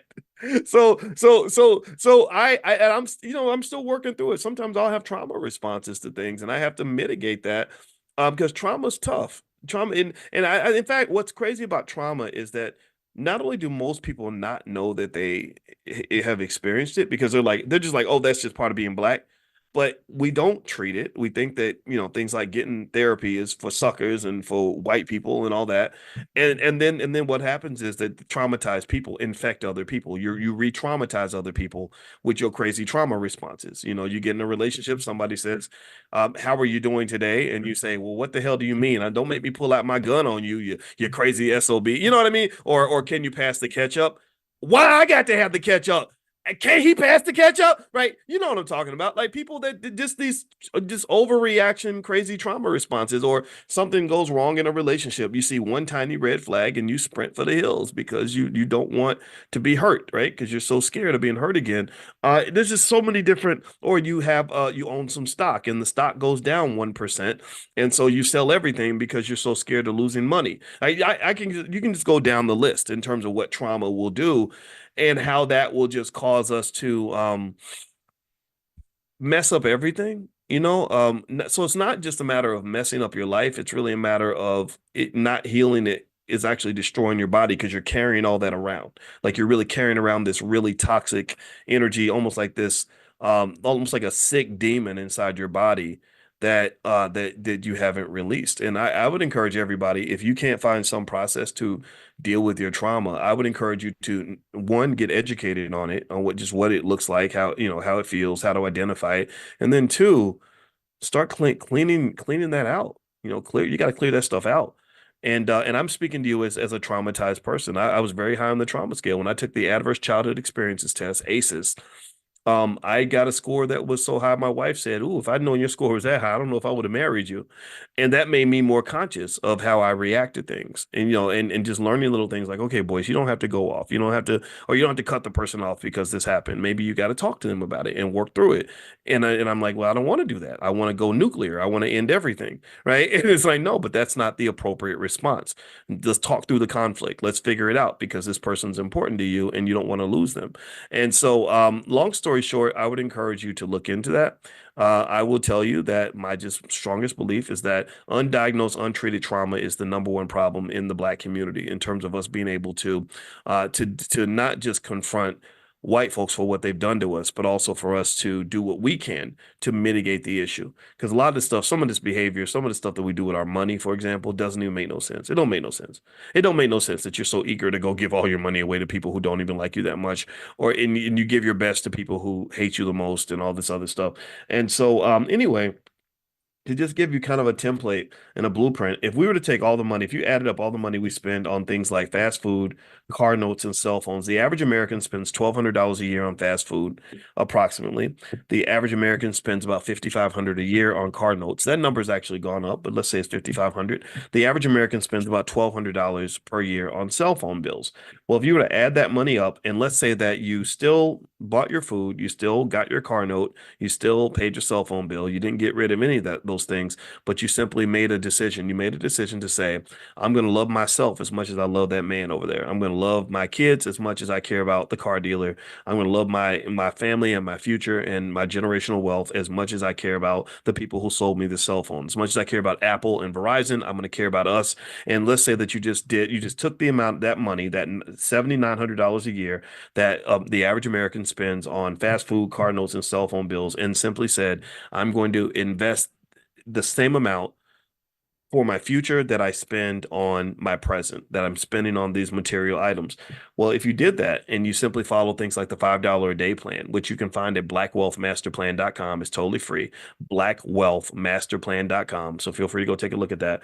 You literally, after about 10 years, your family would have roughly a little bit over $100,000 in wealth based on the past performance of the S&P 500. After 20 years, you're looking at maybe $400,000 that you have in family liquid wealth, which means you're now wealthy. You're now doing better than the overwhelming majority of American people. So in less than 20 years, the average black person, no matter how poor they are, if they simply love themselves economically as much as we love other people, then you literally climb right out of poverty and you shoot past equality and you start shooting toward black excellence, economically speaking. Anyway, you're not trying to catch up with white folks at that point. At that point, white folks are trying to catch up with you because they're looking over at you and they're saying, "My God, how did you get all this money?" And or you're only 20 years old. Well, the kid can say, "Well, my parents for the last 20 years they made a commitment to economic self-love, and the economic self-love means that every penny we spend on the cell phone bill, we're going to put a penny in our S&P 500. Every penny we spend on fast food, we're going to put a penny in our stock portfolio. Every time we spend $1,000 on the car note, we're going to put $1,000 into our stocks, buying S&P 500 companies." So now, because my parents did that, I'm 20 years old and I got $400,000 liquid in assets. So I don't actually have to take a job working for anybody if I don't want to. I just may choose to work for someone, but I don't actually have to because I don't want to necessarily expose myself or expose my spirit to daily economic trauma that comes from me swimming in this cesspool of microaggression and mistreatment and contempt from people who don't really want me there. I don't want to be in a space where people are tolerating me. I don't want to be in a space where people will hire me despite the fact that I'm black. I want people that want me in that space because I am black. I want people that love me. I want to be around people that respect me. And so if a job doesn't respect me, I'm not taking that job because I've got $400,000 liquid in the bank and I can do whatever I want. And I can tell you this in my experience now that I think about this. My brother, when he came to work with me, I really appreciated him coming to work with me after college because he got a nice job offer from Ford, making maybe $50,000-$60,000 a year, and my family wanted him to take the job. Because that's just what we did. If you got a good job offer from Ford, you're supposed to take it. And he wanted to come and work with me, and so he did. And I said, "Hey, I can't promise you anything, but I can give you a place to stay, and whatever money I have is your money." And I was making some money at Syracuse, so he came and he worked with me. And in the first few years, we weren't really killing it, but we had enough success that we felt like, okay, maybe there's something here. And so we built, by that time, maybe in the first 3 or 4 years, we built a strong enough business that when he went to get his MBA, he only did it because my mother wanted all of her kids to have a master's degree. That was the only reason why he went to get his MBA. He went to Cornell, and also he appreciated, by that time as a businessman, he wasn't thinking about getting jobs. He was thinking more so about networking and sort of meeting people that have access to things. And so when he went to Cornell, he was meeting like the children of billionaires and all this other stuff. And when he came out of Cornell, they had a whole big market, a big job market, where all these companies were coming in, hiring these Ivy League graduates and offering them $200,000 a year. And he did not go to one single interview. He didn't go to a single interview. And I said, so you're not interested in any of these good jobs? Like, well, what's going on? And he said, "You know what?" He said, "After I got the experience of having the freedom of owning my own business, I can't work for anybody anymore. I can't do it." And we were making enough money that he had plenty of money. He didn't have to go to work every day. He was actually happy with that life. And I was very proud that I was able to, I was happy and I was appreciative of what he gave me. But I was also very proud as a older brother slash daddish kind of figure because I'm 12 years older than him. So I was almost a little bit like a dad because I told you I used to change his diapers. I was very, very proud to be able to give him a safe, comfortable space he could come to and be loved without him having to go out into spaces where he's hated just so he can pay his rent. Do you understand? Right? It was nice to be able to say, "Hey, you know what? Screw those people. Come work with me." Right. And we did, and it was great and it was amazing. So I will just say to you that this to me is a better model. This is the Black Wealth Blueprint, in my opinion. The Black Blueprint of economics should be one that is centered not just on how much money you make and having your little black job. It should also focus on the other things that are black, like black owned, black wealth, black family, black mutual support, black love, Black connection, like all the Black community, right? All these things connect to wealth. They're all connected to wealth. So to me, when you're just talking about Black jobs and you're disconnecting it from all the other things that make that job even meaningful and relevant, then I think you're missing a big part of the puzzle. Like, I think that a holistic framework of thinking about our economics is extremely important. Capitalism is extremely limited. Take it from me. Again, remember, I'm not a guy just talking. I'm a finance professor. All we did was we studied capitalism, and going all the way back to Adam Smith, and then I studied Marxism and everything else. And I respect all these ideas. I don't have any problem with any of these ideas, because I think that if you integrate them properly, you can create the right mix that actually works. American capitalism doesn't work very well. I'm not saying capitalism is always bad, but it doesn't work very well. In this country, you have a society that is failing because our obsession with making money causes us to destroy everything else. Money is a big, powerful beast. If you don't control it, it will eat everything in the house. And basically, your politics is jacked up because of the money. We talked yesterday in our financial consciousness discussion. We talked a long time about how it costs what, 2 or 3 or at least $1 to $1.5 billion just to run for president, because these super PACs are raising $3-4 billion, and it's just made your politics all about the money. So your politicians can't do what's right for the voters, because they have to do what's right for the people that control the money. Do you understand? So the money has leaked. It's almost in a toxic fashion, like almost like a toxic leak, where something has gotten, some nasty chemical has leaked out and has gotten into the food supply and the water supply. Your money has leaked into areas where money really doesn't belong. Like, you should not have a healthcare system that's overwhelmed by money. You can't have a society where the politicians are thinking so much about the money, they forget about things like the children, because the children that is your future. That's far more important than any amount of money you could ever put on the table. But we ignore our kids. We don't even educate them. Look at how many millions of our kids. These are your kids. These are my kids. These are our children that are coming out of school every year who can't even read, write, or do math at a basic level. But they all twerking. They all know how to recite lyrics from their favorite gangster rapper. They know all this slang that relates to anything toxic. They got that down. They've studied toxic behavior. They literally sat there like some of them like little scientists sat there and took notes from some of the rappers, getting paid by these damn record labels, on how to destroy your life. Really, I mean, think about this. They got 16-year-old kids that want to go and get high every day on drugs that will fry your brain so badly that you can't come back after you decide you want to just put down the Molly and put down the weed and put down the liquor and put down the pills. You come back, you half crazy, because your brain has been destroyed, because nobody ever taught you the value of your brain. Nobody helped you understand, like, you're a genius, you're smart, you can really do amazing things, but you got to protect your brain. No, you destroyed it. No different from some of the poor football players who gets all this brain damage in high school, and then their brain ain't working right. And then we all act surprised when some football player punches his girlfriend in the face and throws her out the window. What would make a man do that? Brain damage. That doesn't make any sense. Who would do something so crazy like Aaron Hernandez and win a Super Bowl and shoot somebody at the club? Brain damage. But we don't. If you never taught the value of what you have, then you're gonna waste it. You're gonna throw it away. No different from like a little girl who was never taught the value of her body, and then she just shares it with everybody, right? Because she doesn't see it as being important or valuable. When you don't value something, you'll waste it. You'll throw it away. You'll give it away to anybody. You'll give it away for free. So learning little things like self-worth, I think, is not just critical, but that's something we got to do. That's something we got to teach. We have to do this, and we have to think about this like a military invasion, in my opinion. I really do. I think, and I understand why. I really get it when people in the establishment see me as a dangerous person and as a threat.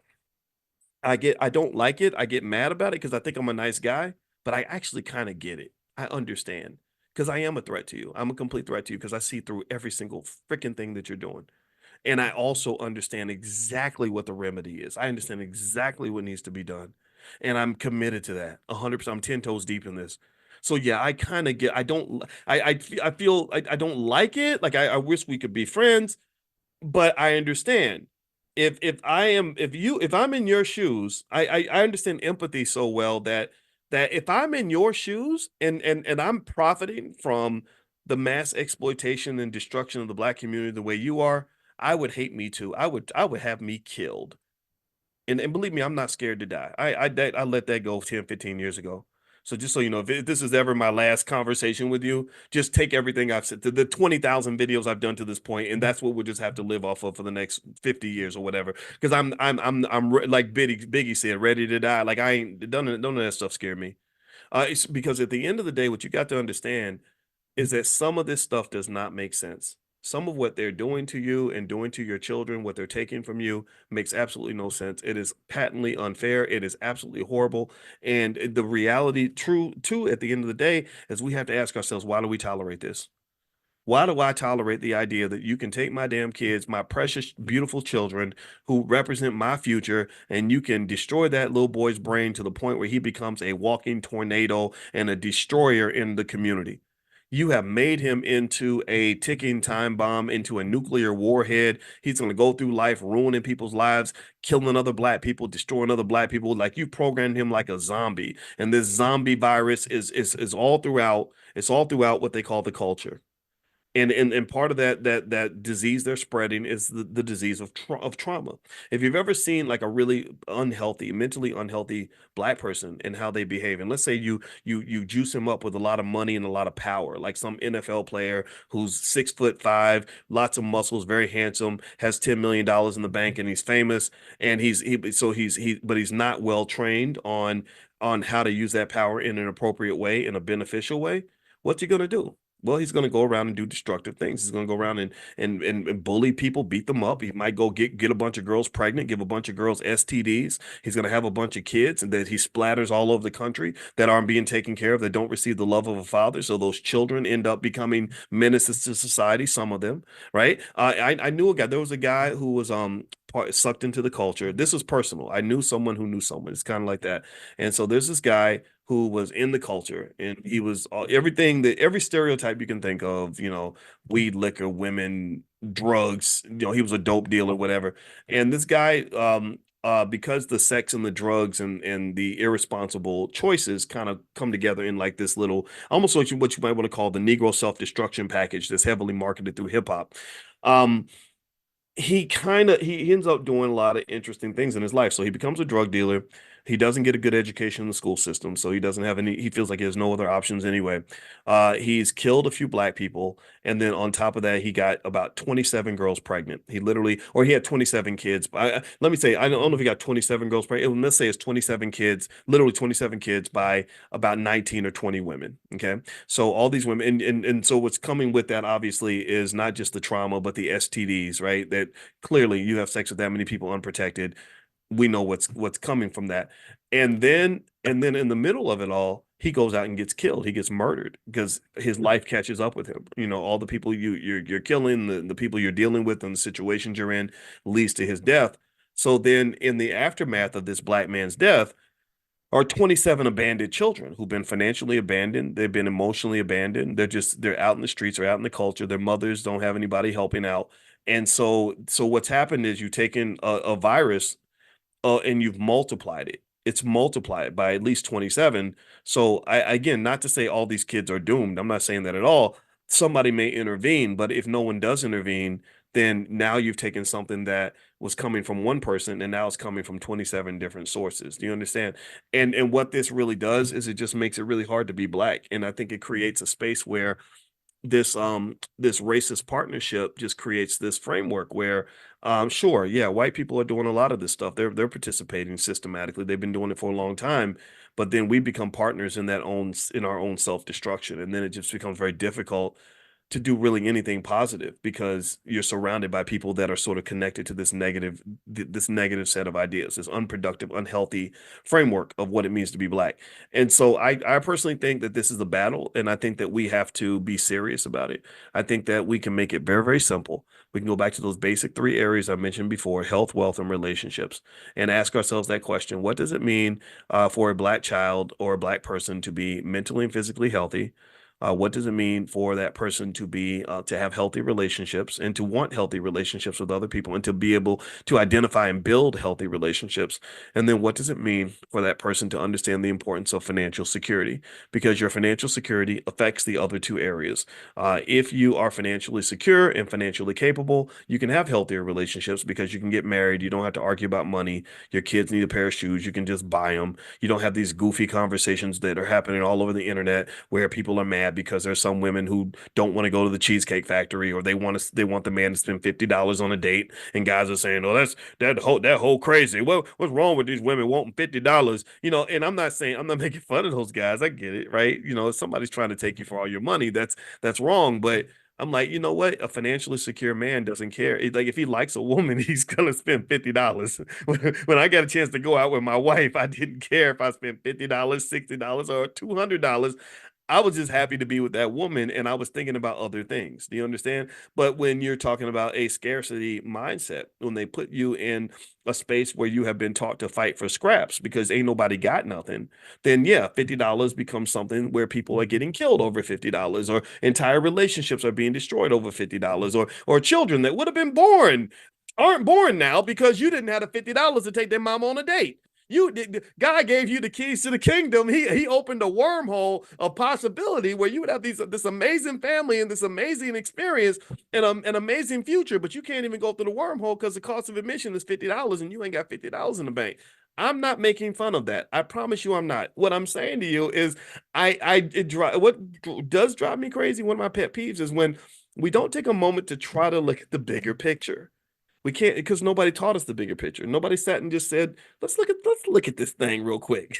Let's go 50 years in the future and look back at you at the age of 25, and you're meeting this young woman, and I know, I get it. You're focused on how cute she is and that she has a big booty and that Cheesecake Factory is going to cost you $50. But also kind of look at it like, what if she's the person that's supposed to give birth to your children? What if she's the person that's going to make you a grandfather one day? And 50 years from now, you're going to be sitting at a Thanksgiving dinner with 70 people at the dinner who are descendants of yours, children, grandchildren, and great grandchildren. And it all starts with this seed of this little moment that God has put in front of you that is giving you the keys to the universe, but you can't see it because you think about $50 and a big booty. Do you understand? Do you follow what I'm saying? Like I think that really part of solving this problem is going to require us to be able to meditate and raise the consciousness level. Consciousness is leveling up. Consciousness is is seeing the bigger picture. Okay, seeing the bigger picture. Now, someone's asking about things like creating trust. We are going to have a class on that soon in the Black Business School. Kelly Baker is the attorney who wants to come in and do some stuff here.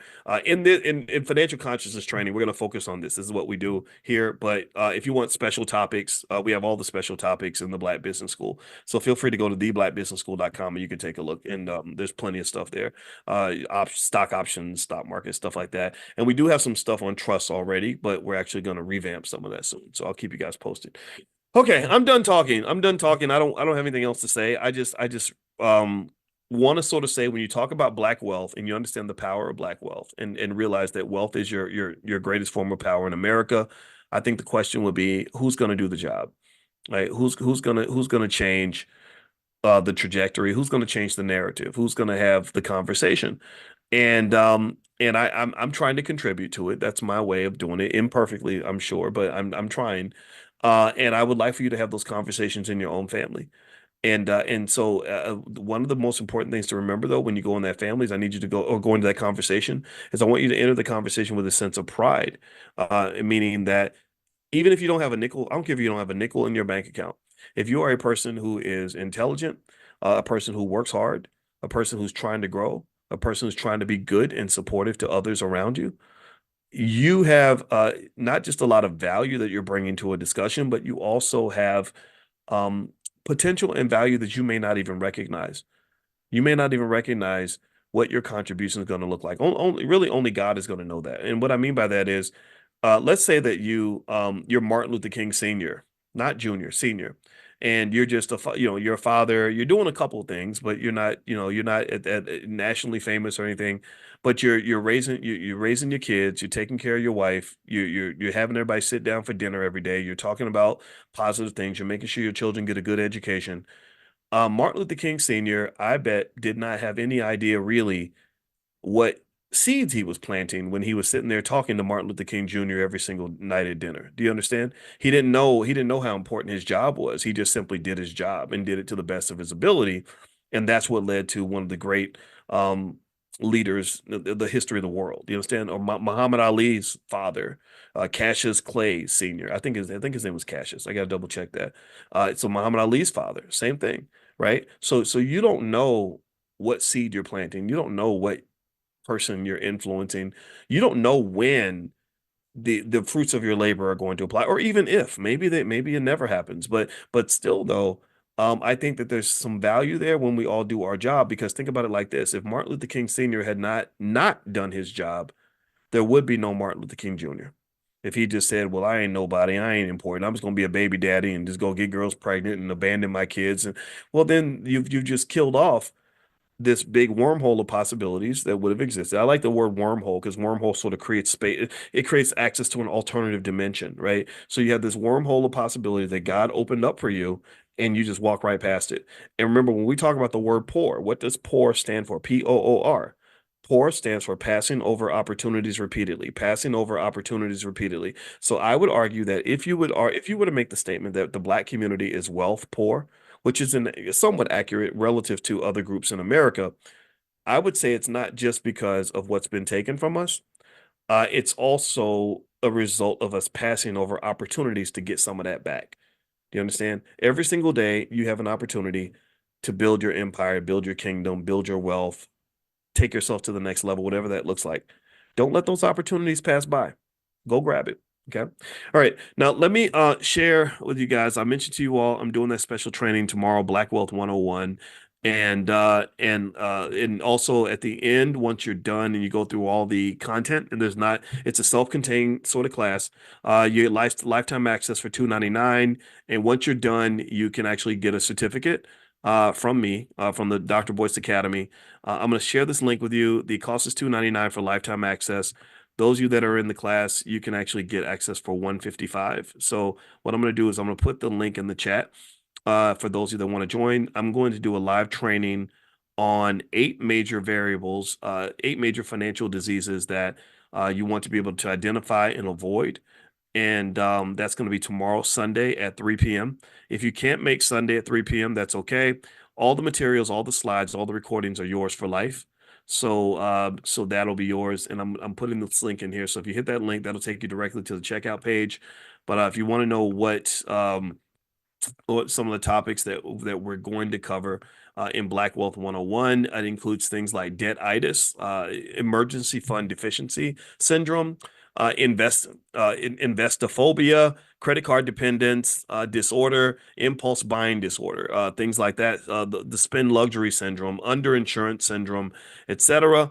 And I'm sure Aisha Verzi has a lot to say about that. And Aisha is actually in this class if you want to talk to her about insurance needs or anything else. Her phone number is actually on my site, drboyceoffers.com. So you can go to drboyceoffers.com and feel free to talk to Aisha. Tell her that I sent you. I think Aisha's in here. There she is. Hey, Aisha, how you doing? All right. And so, yeah, so the code, if you hit the code Calvin, it will give you the discount immediately. It will take you right to the page that reduces the price from $299 for lifetime access to $155. And so in addition to the training, you can also get access to all the material that's in there. And then once you're done, you are eligible to print out your certificate.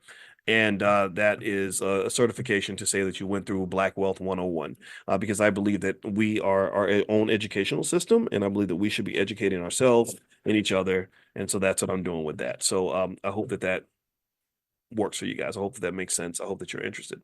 All right. So anyway, I'm going to get out of here, guys. Have a great day. God bless you. And I will see you all tomorrow. And let's go get it. Have a good day, everybody. Oh, the code? Do you see the code, Tracy? Okay. I put it in there. I put it in there again. Let me know if you see it. There's the link again. One more time. Does everybody see it? Let me know if you see it. If you don't see it, then I don't know what else I could do, but there it is. So, okay, great. All right. go to blackwealthmasterplan.com, and there's kind of a beginner on how you can get started with the $5 a day investing plan, which will make your family wealthy in less than a generation. And so that's the first thing. The second thing I wanted to say was I actually put together some stocks that I can share with you today that are expected to do well in the event that you are in support of a Kamala Harris presidency. If Kamala Harris is elected, these are some stocks that are expected to do well. So give me 1 second, and I'll share that list with you.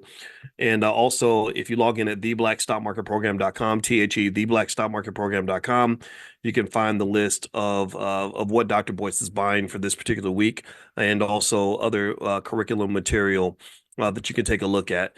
All right. So anyway, I hope everyone's doing well. And so what I'll say to you right now is, in terms of the stock market, the big conversation is around interest rate cuts, when the Fed is going to make their move, what the cuts are going to look like for the rest of the year. That's very, very big. And also, the economy seems to be humming along pretty strongly. There are some indicators that it could be slowing down just a little bit.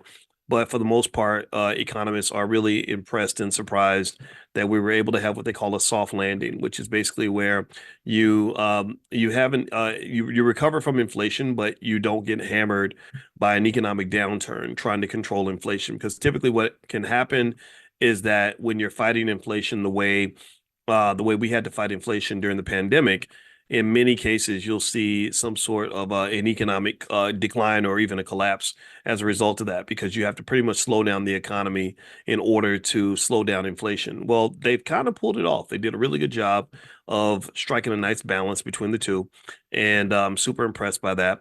And so that's the first thing I'll share with you in terms of what's going on. I'm going to pull up some news stories so we can kind of talk through some of this. And also, I'll share some of those stocks in a second that I actually like right now that you can feel free to take a look at. All right. Okay. So, all right. So the first thing is also those of you that are in the Prime program. Last night we did a session where we were talking about generating income from stock options. A lot of these stocks that generate options income, they are cheaper now, which is a buying opportunity. It's a chance for you to hop in and get some of those assets cheap.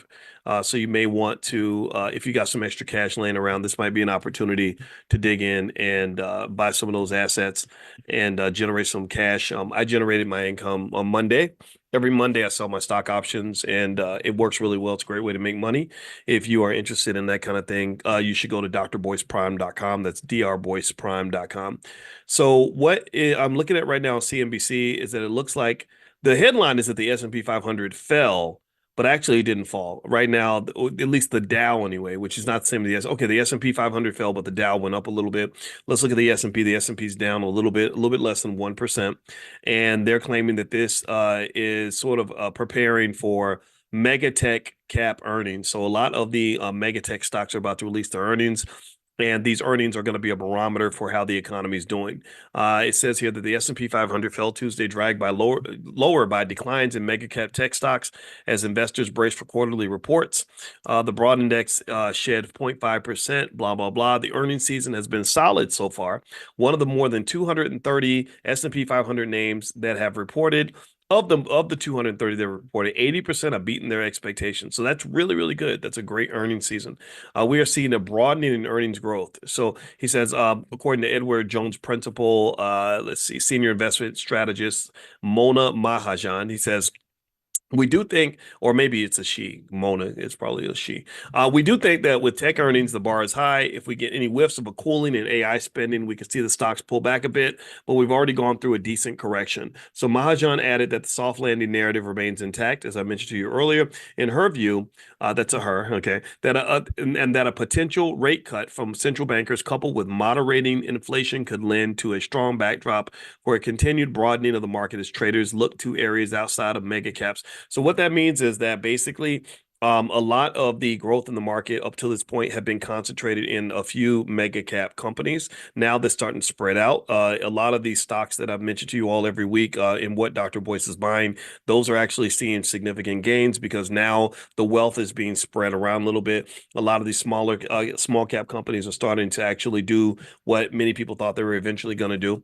The Fed's 2-day policy meeting began Tuesday. So the Fed is meeting right now to make a decision about what they want to do with interest rates. Traders have priced a 100% chance for a September rate reduction. So they're not expecting one sooner. They're expecting one in September. They said inflation is trending lower, supporting Federal Reserve rate cuts, says Seema Shah, Chief Global Strategist of Principal Asset Management. This, coupled with a still robust economic outlook and strong corporate earnings, should bolster risk assets and lead to a broadening of returns away from just technology. Let's see. CrowdStrike shares fell 9.5% after CNBC reported that Delta Airlines hired attorney David Boyce. Ooh, buddy, David Boyce, he'll go get that money to seek damages from the cybersecurity company and Microsoft after an outage this month led to thousands of flight cancellations. So CrowdStrike's about to pay billions of dollars, most likely, for the fact that they pretty much shut down, you know, global travel with Delta. I was really lucky. I actually flew Delta from Europe. KLM is a partner in the Delta Sky Alliance.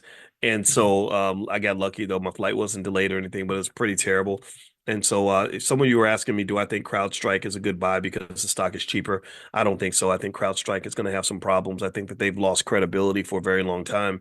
I think Microsoft is going to reconsider their relationship with CrowdStrike because the CrowdStrike debacle impacted Microsoft's reputation too, and it made me just wonder, like, what was the plan B? Like, was your plan B to write all your boarding passes on paper? Is that what you were thinking you do? Like, what about when we have a real calamity? At some point, we're gonna have a real major outage. I think that all these little outages are just kind of, I don't know, like warming us up, getting us ready for something bigger. So really, I think thinking about the plan B is really important. Now, let me give you one stock that is expected to benefit. If you are how many of you are Kamala fans? Give me a yes if you're a Kamala fan or you're voting for Kamala. Give me a yes if you're a Trump fan. Let me know. Type Trump or Kamala in the chat, or you can type neither if you are a fan of neither and you're not going to vote for either one. You're going to vote independent or maybe not vote at all. All that's welcome. All that is welcome. All that is respected in this space. I want to make that clear. I'm not going to argue with another black person about who you're voting for. I'm just not. It's a waste of my energy and time, honestly. So here's the deal. Some of you like Trump, and that's fine. And some of you like Kamala. All right. So what I'd like to do is share a couple of stocks that are expected to do well if Kamala gets elected. One of them is a company called Green Energy. Scratch that. It's the category of green energy. The company's called Next Era Energy. The ticker symbol is NEE. And basically, Kamala is known for having support for green energy initiatives. So NEE could be a stock that it would be good to own if Kamala gets elected. If you think that she's going to be president, then these companies are expected to, do well. Another one is Caterpillar. Caterpillar focuses on rebuilding and improving America's infrastructure, or that's what they would be involved with construction, heavy machinery, stuff like that. America's infrastructure is a piece of crap. And so ultimately, I think any president would have to invest in infrastructure, but Kamala is expected to do more than Trump, I guess, or at least that's where her strength might be. I don't know.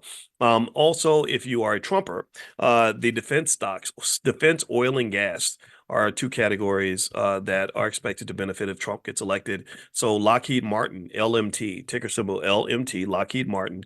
I mean, I just like Lockheed Martin in general, just because we know America is not going to stop spending on defense, period. And another one is ExxonMobil. The ticker is XOM. Trump's policies pretty much support the deregulation of fossil fuels or the mining of fossil fuels. And so oil companies are probably going to be happy if Trump gets elected. So those are some assets you can look at. Depending on who you want to vote for, if you don't care, you can maybe pick them all. I think that's a fine strategy too. But these are some of the companies that experts expect to do well if Kamala or Trump gets elected. For Kamala, the ticker symbols were CAT for Caterpillar and NEE for Next Era Energy. For Trump, it was LMT for Lockheed Martin and XOM for ExxonMobil. Okay, and also, if in case you're not getting notifications when I share these profit alerts, just text the word stock to the number 87948. If you text stock to 87948, I will also send you a list of AI stocks that I like long term. I think AI is a good investment. The big question with AI right now is that people don't know if AI is going to manifest at the level that it's expected to manifest. They know that AI is going to be big. They know it's going to be relevant, but AI has not shown itself to generate the kind of revenue to justify the unbelievable amount of capex spend that's being dropped into AI. So artificial intelligence is it's big. It's not going away. It's going to make a big difference. But what a lot of people are confused by is they're like, okay, well, show us the money. Where's the money? There's no money. It's not generating the kind of money we would expect it to generate. Now, one thing I want to mention to you all also is that in the Black Business School, because we just have the coolest, most innovative team on the planet, we actually decided I wanted to create a competition around investing. So we created something called the Black Investors Cup or the Black Investors Championships. And the Black Investors Cup is a competition for stock market investing where we give you $50,000 in fake money, and you can go in there for 6 weeks, invest like crazy with your family, your friends, and whoever has the most money at the end is the winner. The winner will receive the first ever Black Investors Cup, which is a big, beautiful cup that will be delivered to your house. Also, I'll bring you on my platform, and you can, introduce yourself to the world. Talk about your strategy. You can talk about your business. That's a good way to promote your business. Tell them about what you're doing with your family. And also, you get lifetime access to the Black Business School. So that's something that we're doing right now. The URL that's going to be set up is going to be blackinvestorscup.com. I don't know if the URL is connected though to that platform yet, so don't use it just yet. But if you want to receive notification on how to sign up, just make sure you join the Money in the Morning Economic Consciousness Training class that we do in the morning. So you can do that by texting the word morning to 87948. If you join that class, you can join for free. You can join every morning. We do this 7 days a week, and we talk about Black economics. So text the word morning, MORNING, to 87948. And I will send you a link. And Amani's in the chat, also inside the Zoom, and she's also shared the link. And is that the code? The code is Black Investors. Is that the code to get in for free? Okay. All right, great. So yeah, so hit that link, and Amani's giving you the information inside the chat. But also, if you're not inside the Zoom, you can actually just get on the text list, and I'll text this out. So text the word morning to the number 87948. And not only will I invite you to join us for the Black Investors Championship, we will also invite you to the special real estate event that we're having with Constance Carter this week, who is our Dean of Real Estate right now. So we have a lot of cool stuff going on. And Princess Gigi says she's looking forward to it. Yeah, I'm looking forward to it. I'm going to compete too. So we'll see how we can go. We're going to have a leaderboard. So we're all going to be competing with each other to see who the top Black investor in the world is. That's what we're going to do. This is our world championship. We don't care what everybody else is doing. We got what we going on. We got the important stuff happening right here in our community. All right. So let me just tell you a little bit more about what's going on in the economy. This is not going to be a long session today. If you have a question, you can put it in the Q&A section if you're inside the Zoom. If you're not in the Zoom, then you should definitely join the blackstockmarketprogram.com, and then you can come into the Zoom and you can send me questions. I'll answer your questions directly. What's happening here, I'm going to read a little bit to you. It says that consumer confidence has beat expectations. The Conference Board's Consumer Confidence Index rose to 100.3 this month from 97.8 in June, even as consumers felt less optimistic about current business and labor market conditions. So what they're saying is that consumers are more confident than they expected them to be, but that does not mean consumers are more confident than they typically are. You understand? It's like they have an expectation of of the level of confidence that consumers have. We exceeded the expectation, but that does not mean consumers are generally confident.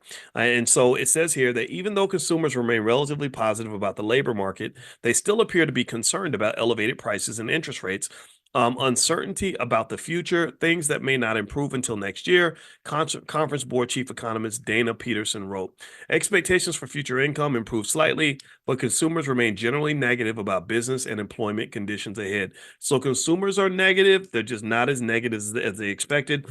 Why do they measure consumer confidence? They do that because confident consumers support the economy. Confident consumers buy things. Confident consumers make investments. Confident consumers are out in these streets doing things financially that keep the economy moving. The number one driver of America's economic strength right now is consumer spending.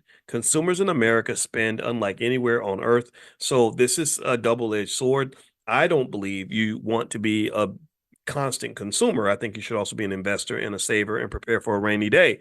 But because most Americans don't do that, that's what keeps the economy strong. So when they tell you how great the economy is doing, they're basically saying that rich people are getting rich because you're giving them all your money. And that's kind of what you want to be cautious about.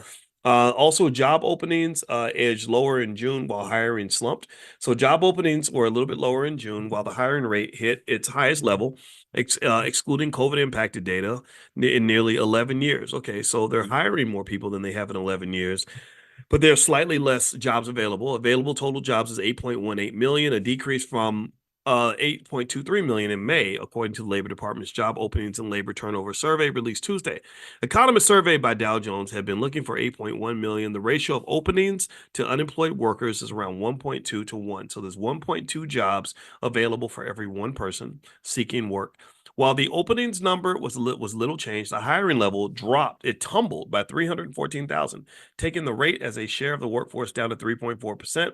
The last time it was lower was excluding April 2020, or April 2020. Did I say 2020? April 2020, sorry.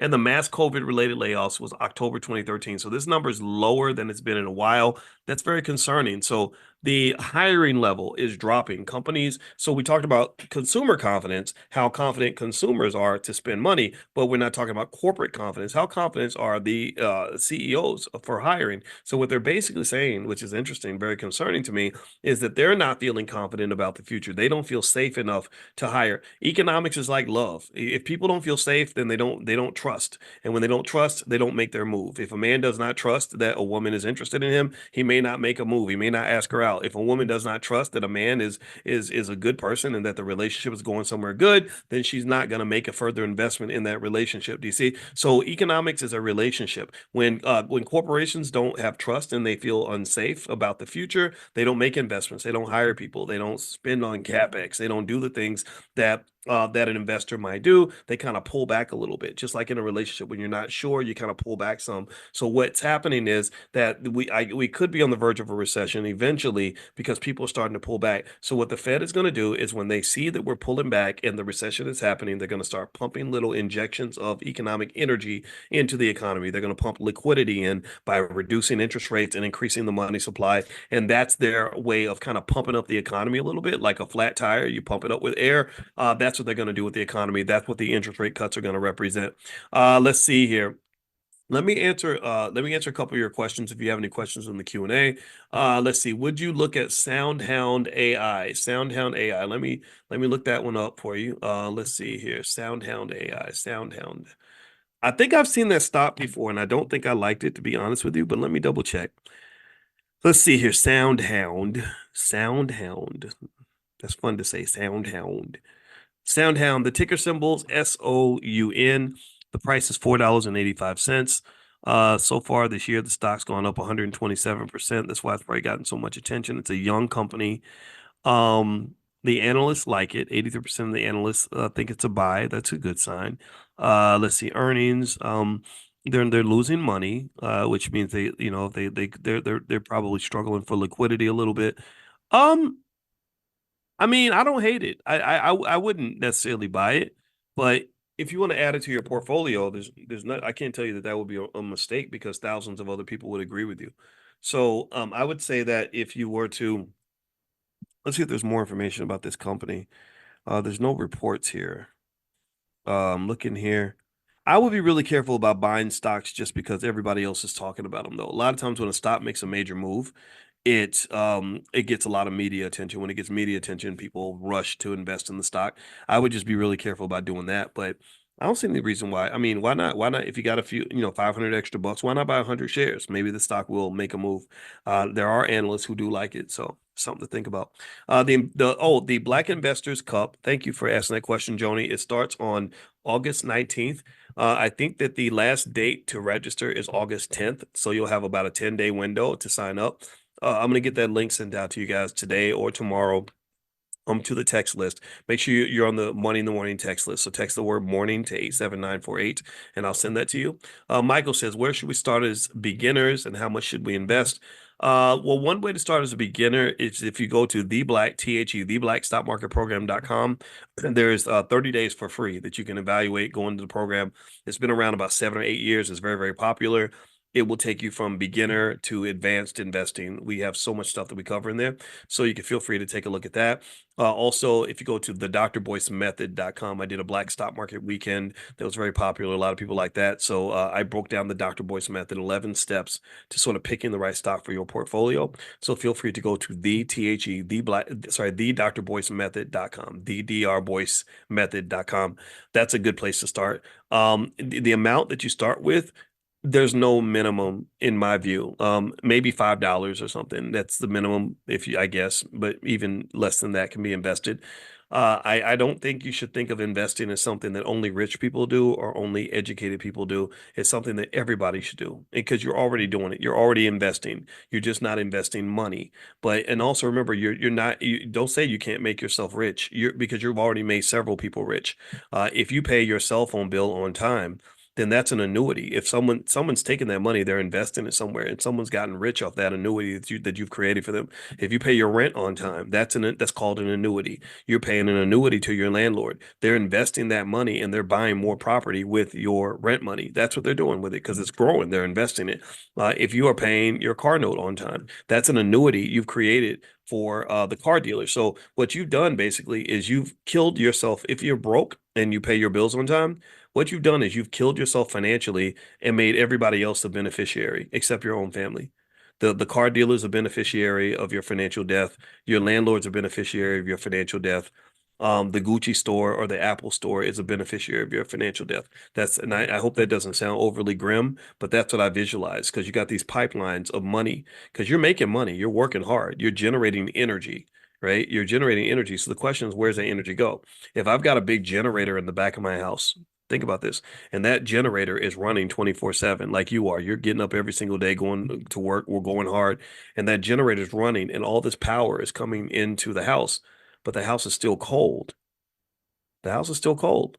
You got to ask yourself, like, what's going on here? Well, probably because you got windows and pipelines where the energy is going out. It's being spread out to other places. So your economic energy, money is energy. Money is energy. Your economic energy is being sent out to other places, and some of it should be reserved for you. Some of that energy has to be kept in the house. And to keep it in the house, you got to shut the window. If you shut the window, then you'd be amazed at how quickly your wealth grows. And what do I mean by that? Well, it means that if I'm spending $500 a month with my car dealer, I should be putting $500 a month in my investment portfolio to match that. So that means that as the car dealer gets rich, I'm getting rich too. That's all I'm asking you to consider. So again, theblackstockmarketprogram.com. You can get started there. Amani put the link for the Dr. Boyce Method, thedrboycemethod.com. That's another place you can go. We got plenty of assets in the Black Business School. If you're not sure what to do, where to go next, you can email our support team. Their email address is support@theblackbusinessschool.com. That's support@theblackbusinessschool.com. So just follow the Panther. Panther's behind me and on my shirt. Follow the Panther, and the Panther will guide you to a family legacy that you can be proud of. All right, so let's see here. How many analysts do you need to consider when looking for researching stocks on Robinhood? There's no magic number. I think analyst reports are important though, because analysts know more about the company than you do. And analysts cannot predict what a stock is going to do. Don't ever believe analysts just know for sure what's going to happen. They don't. What analysts can do though is they can help you understand what you're getting into. Analysts can tell you, what the characteristics of that company are. They can tell you about the risk factors, the things that you got to kind of think about. So think of it like a football game where you got, two really good teams playing against each other. Let's say the Philadelphia Eagles are about to play the San Francisco 49ers or something. And you don't know who's going to win. Let's say that they're evenly matched. So you don't know who's going to win, but an analyst could tell you, you know, what makes each team great. They can say, oh, the Eagles, they got a great quarterback, and look at their wide receivers, and their defensive line is amazing. And they'll look at the 49ers, oh, they got the best defensive backs in the league, and their special teams are really good. They can tell you, but they got to watch out because their quarterback is a little bit weak. Do you see what I mean? So they can tell you, help you describe the texture of the situation. Okay, that's what an analyst can do. An analyst report can just tell you, like, okay, this is what's going on in the company. This is what you're in for. But generally, I almost look at it like, if you date somebody and have a relationship, Nobody is going to be perfect in a relationship. Um, Everybody's going to have good and bad. And maybe when you're picking, like when I pick my wife for better or for worse on her good days and her bad days. And on her bad days, she can be pretty bad. On her good days, she can be amazing. And so maybe what you're looking for are situations where the good outweighs the bad, or at least situations where you're okay with dealing with whatever comes, because it's not just the unknown that you're dealing with. You're dealing with the known, the unknown, and then you're dealing with the unknown unknowns. So the known is the stuff that you know. You know what the company, how much money the company's made, how much they have in assets. You know how they do business right now. All that's public information, that's publicly revealed. What you don't know is how this is going to play out in the future. Maybe they're in an industry that's going to go into decline. Maybe their CEO is going to die tomorrow. Maybe they're going to make a bunch of bad decisions and have a bad 5 years like Disney did. You don't know that. But then you got the unknown unknown, and the unknown unknown is just the fact that the world is constantly changing. So while we know Disney is a big company that makes a lot of money, and they made most of their money through telling stories through with these cartoons and developing these brands that they monetize in various ways. What we did not know was that Disney was going to have like a 5 or 6 year period where they just were terrible. They oversold the Marvel franchise and made a lot of mistakes. But what you don't know. So the unknown unknown is things like streaming. The world changed. Suddenly, streaming becomes this big thing. So now Disney is trying to reposition itself as a streaming giant in a world where 25 years ago, it was all about things like network television. 25 years before that, TV didn't even matter, right? So really, it's like this constant change of the economic operating environment. So this is where maybe things like having confidence in the quality of the management of the company can go a long way. So if you have confidence, like I have confidence in the management at McDonald's, that that no matter how the world changes, McDonald's is going to adapt. I believe they just have people that are smart, that know how to figure out how to sell hamburgers in a new in an ever-changing world. So things like that can go a long way in picking the kinds of companies that you want to be in bed with long term. I'm a believer in the stronger, more stable companies. These penny stocks, like that little stock your cousin recommended to you that cost 48 cents, chances are that's a company that's on the brink of bankruptcy. That's a company that's had some struggles. That's a company that doesn't always know what it's doing. That's a company that's going to have a tough time growing and surviving. So just be really careful about that kind of thing. But then again, though, sometimes you meet a diamond in the rough. Like, I'm super proud of our son who introduced me to the Nvidia stock. He convinced me to buy it years ago because when you're a bonus dad, it takes time to get to know the kids and stuff. So I saw him playing video games. So I decided to learn how to play video games. Some of y'all may have seen me play video games online for fun, and people are surprised by this, but I'm not. I love it. It's so much fun. And I got into it because I used to love it. And I saw that he played video games a lot. And I was like, oh, maybe if I learn how to play his favorite game, we'll have something to talk about. So I sat there and clumsily, I mean, I was so clumsy, I was terrible. And I learned how to play. And then it worked. We got time. We had something to talk about. We started playing together. And then one day he says, "Hey, you should buy Nvidia stock." I said, "Well, why do you think I should buy Nvidia?" He said, because I was interested in what he was doing. He became interested in what I was doing. And he knew that this guy his mom married is into stocks and investing. So he's like, "Yeah, why don't you look at Nvidia stock?" And I said, "Okay, tell me why." And he said, "Well, Nvidia makes the chips that we use in our video game." And I was like, "Oh, okay, sure." And so I bought a few shares and didn't even think about it. And I kid you not, I bought $5,000 worth of Nvidia stock that day. That stock years later was worth about $100,000. So he literally made me a bunch of money, and it was literally an investment that I didn't even think about. And that's really a lot of times where wealth can come from. It's like if you're just in the game, then you have a chance.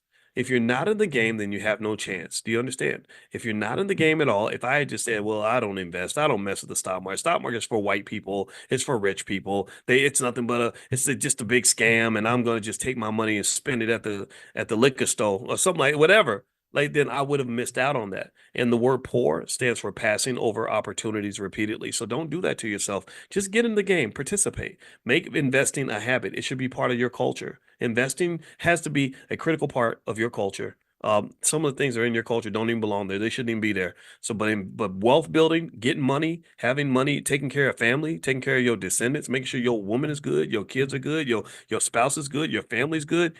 that has to be a foundational aspect of family culture, in my opinion. And I write about that a lot in my book. If you want to take a look at my book, it's you can go to drboycebooks.com. My latest book is called The 10 Commandments of Black Economic Power. I haven't mentioned it in a while. For those that are new, you may not know about it, but it's a great book, and it's all about building an economic culture that's gonna make your family strong.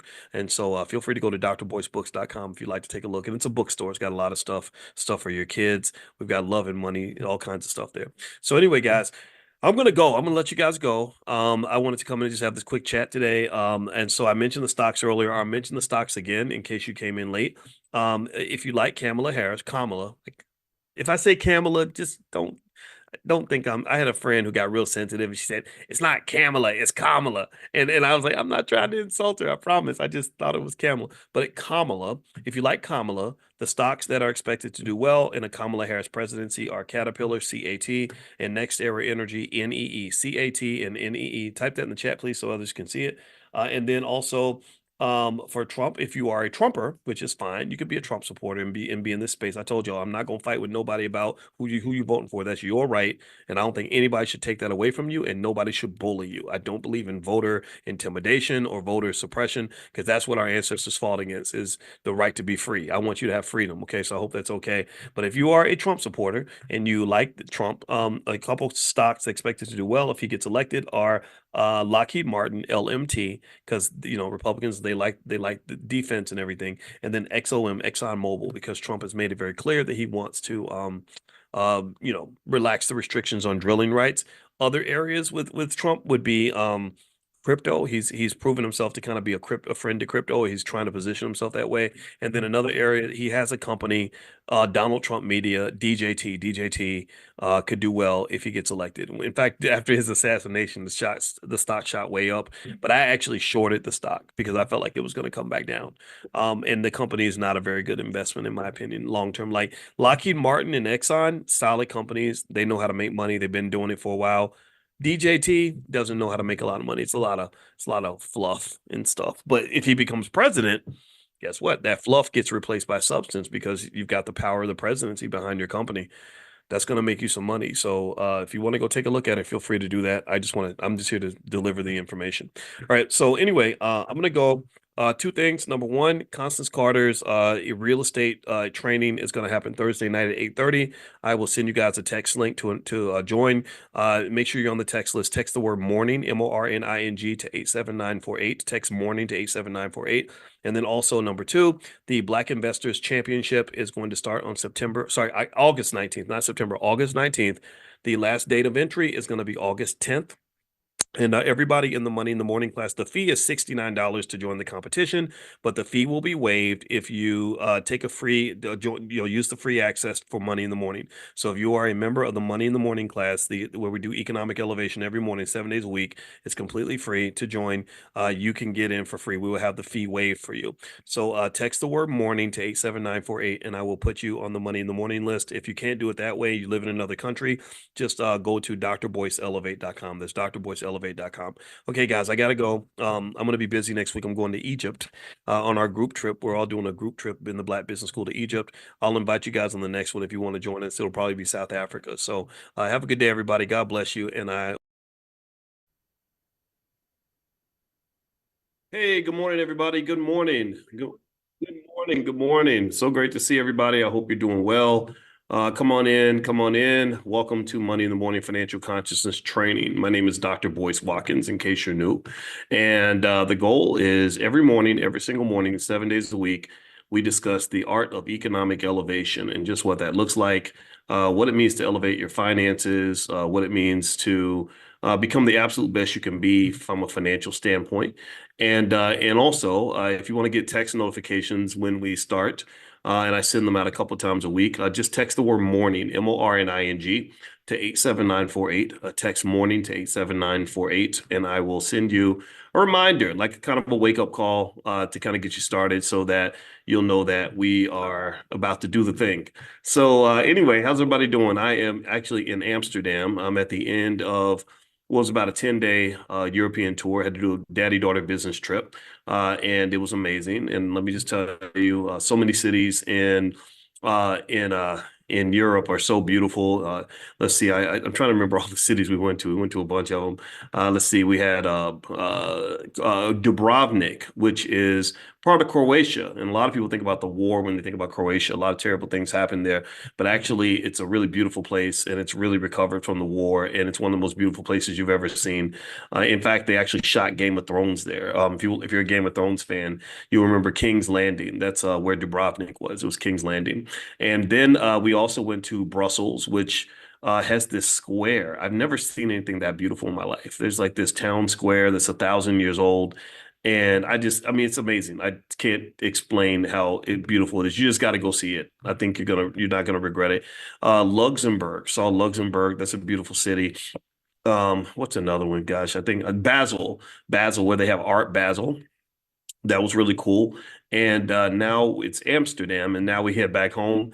And then I got to take another trip next week. We're going to Egypt, a group trip with the Black Business School. We're taking a trip to Egypt, thanks to Jay Cameron. I would invite you guys to go, but unfortunately, immediately all the tickets sold out. And so if you want to join us on the next trip, though, it's going to be South Africa. And I'll announce that first here because I'd rather travel with people that know me well and that I know you well and we're connected.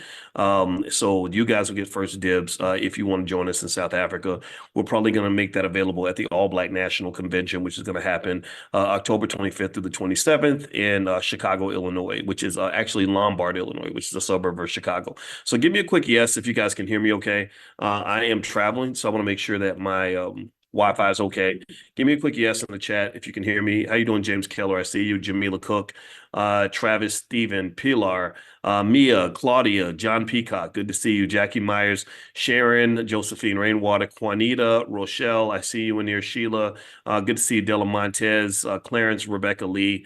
So great. It's always great to see all of you. And I want to apologize for the other day. I think there was a day where I could not actually formally cancel class. I didn't get to send out the text. And I just want to say I'm sorry if you came in and I wasn't here. That's not the way I should be doing things. And it is completely my fault, my responsibility, and I apologize for that. But if you want to keep joining us, just so you know, we do this every single day, 7 days a week, because I believe that for us to be a serious community, we got to be serious people, right? And I think that's a great place to begin. I think in order for us to really be taken seriously by the world, we first have to take ourselves seriously. And when I study a lot. I pay attention to everything. When I study, people that are seriously good at what they do, world champions, people who are the best at anything, communities that are succeeding. One thing I know is that, that people that are really good at things, they're very serious. So my belief, a very fundamental, simple idea is that if we're going to be taken seriously when it comes to our wealth, we're going to have to get serious. We're going to have to make sacrifices. We're going to have to be committed. Tell me if you agree. I hope that you agree with this. We're going to have to really talk about this in a serious way to say, okay, what are some serious things we can do to make sure that we're seriously ready and seriously empowered for the next generation? As I was studying in Europe and I was going through and I was kind of paying attention to European history. I'm gonna do the same thing when I go to Egypt next week. So just know, and sometimes people, when I go to European countries, people say, oh, you only want to hang around white people. I'm like, no, I'm going to Africa next. And so Egypt is a part of Africa. And then there's Ghana and there's other places. But I went to China and I would go to South America. I want to go everywhere. I went to Antarctica. Well, not Antarctica. It was actually Reykjavik, Iceland, which, by the way, is a beautiful place too. Oh my gosh. Anyway, so I want to go everywhere. I want to learn from everybody. I like to learn the history of things. I like to learn why did this happen? What happened? How did this come to be? And so here's one of the things that I was noticing, and I'll start here, and then I'm going to go into the point that I wanted to make today for our financial consciousness training. I was curious about the Irish potato famine. And it's interesting. I haven't thought about Ireland for a long time. If you want to know what I think about it, what comes to mind, number one, I found out in my DNA test that I'm like 20% Irish or something, which is weird. It tells, but you know why that is, right? Some slave master snuck in the barn and took something that didn't belong to him. I'm gonna suspect that was the case. My great grandfather's name was Boyce, and his slave master gave him that name. So that's the history there. So anyway, with Ireland, I remember in college, I had a scholarship to go to Ireland, and I did not take it. I got my dream job actually that summer working for General Electric Aircraft Engines Division in Lynn, Massachusetts, and they paid me a ton of money. They put me in a really expensive apartment and gave me a ton of money, and it was the worst, most horrible job I ever had. I had a racist boss who ignored me and didn't teach me anything, and this black mentor I had nothing in common with, and I was so uninspired. And I remember just being so bored and walking around the factory trying to find stuff to do because I hated that job so much. And that was when I decided that I wasn't going to spend my life on the corporate plantation. Just the idea of doing that job for the next 30 or 40 years was very depressing. And so I had my black job, and it was a good black job. I made good black money on that black job, but I did not want that job. I instead of just the black job, I decided maybe I want something that's black owned, or at the very least, I wanted a better job. That's why I became a professor. So anyway, with going back to Ireland here, another thought that came to Ireland, which was really just a random thought. In case you don't know, that's what we do. We talk about money and we do streams of consciousness, but I promise you, everything comes back to money. I remember in college, and I took this class. College is full of like, it's this great place where you learn a lot, but they also spend a lot of time teaching you a bunch of random things that don't actually help your life. So when I was 19, I had to take a class about old Irish peasants or something, and it was Irish peasants in the 19th century. I don't know what the hell I would have in common with them, except for the fact that I got that Irish blood in there somewhere, which ain't really supposed to be there. And I remember learning about this drink called Boney Clabber. And Boney Clabber is, check this out. This is crazy. It's going to freak you out. It's where you take milk and you put it on the front porch until it spoils, and it curdles when it spoils, and then you mix it with cow's blood, and people drink that. Like people would drink that stuff. Spoiled milk and cow's blood. That's the nastiest thing in the world. That's the only thing I remember from that class. That's the nastiest thing I remember from that class. And I remember sitting in this class, and it was a big old gigantic room, like auditorium style, 300 people. And the teacher is some old man who bored me to death. And he was talking about all this Irish stuff. I've been hardly paying attention to it, but I had learned enough to get a good grade in the class. And then I raised my hand and asked a question. He says something. He says, well, here's what happened and blah, blah, blah, blah. And he says, but the caveat is, and I raised my hand and he said, yes. And I said, what is a caveat? And he goes, it's a disclaimer. And then he starts talking. He goes, so blah, blah, blah, blah, blah. And I raised my hand again and he goes, yes. And I said, what's a disclaimer? Because I didn't know what a caveat was. I did not know what a disclaimer was. I was just being honest. But those are the asshole-ish things that I've done in my life that have gotten me into a lot of trouble. So if you ever want to know why I get in trouble sometimes, it's because I ask those annoying questions. So anyway, so speaking of Ireland, let's circle back to that. So here's what happened with Ireland, right? So they had this potato famine. And if you want to know what happened in the potato famine, and I want to link this back to Black families and the lesson we can learn about economics here. So what happened in the potato famine was that the Irish had a big part of their economy and a big part of their diet based on potato production. Potatoes apparently are nutritious. They have high nutritional value, and you can grow a lot of potatoes in a small plot of land. So the Irish love potatoes. Well, something happened where the potatoes got poisoned or something, or they caught it some sort of infection, and a bunch of potatoes got sick and died.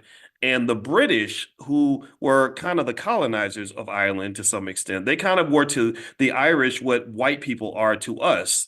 They would kind of come in and take what they want and do what they want.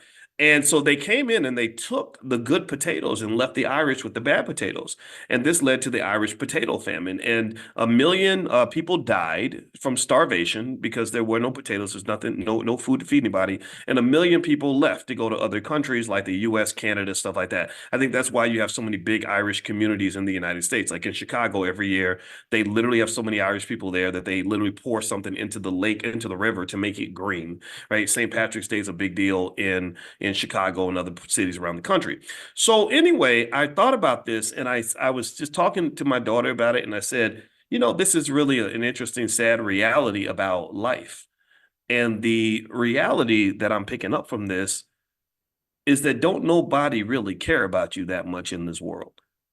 I'm not saying nobody does, but how brutal do you have to be? How brutal did the British have to be to say, we're going to take all the good potatoes and we're going to let you starve.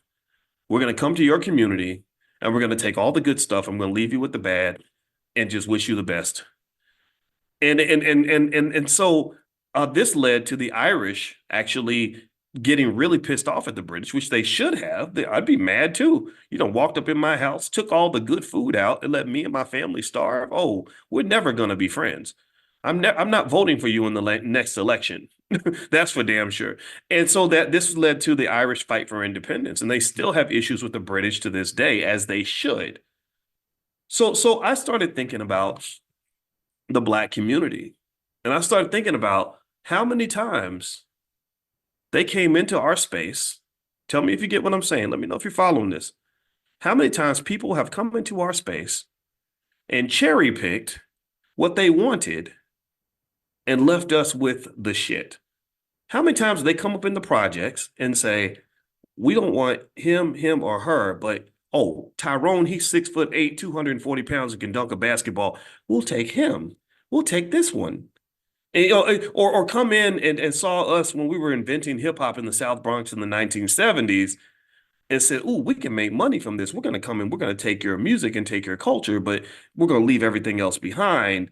We're going to let you starve while we go and we feed ourselves off of something that we directly extracted from your community." Look at how many times they came into our community, took our wealth, took our talent, took our culture, took our children, took all of our resources, took even our land, right, and left us with nothing. Just left us there to just starve and whatever, fall apart. And so really, when I thought about this and I thought about the Irish potato famine, I said, man, that's cold. They came in and they didn't give a damn. They took their stuff and just left them with nothing. I started thinking about all these Jackie Robinson moments that we've had in our community where you had a prosperous enterprise, a growing prosperous enterprise that would have become a multi-billion-dollar asset called the Negro Leagues, where you had the most talented, most extraordinary athletes in the world, in this league, kicking ass, taking names, getting fans, filling up stadiums, doing their thing. Thousands of businesses built off of this.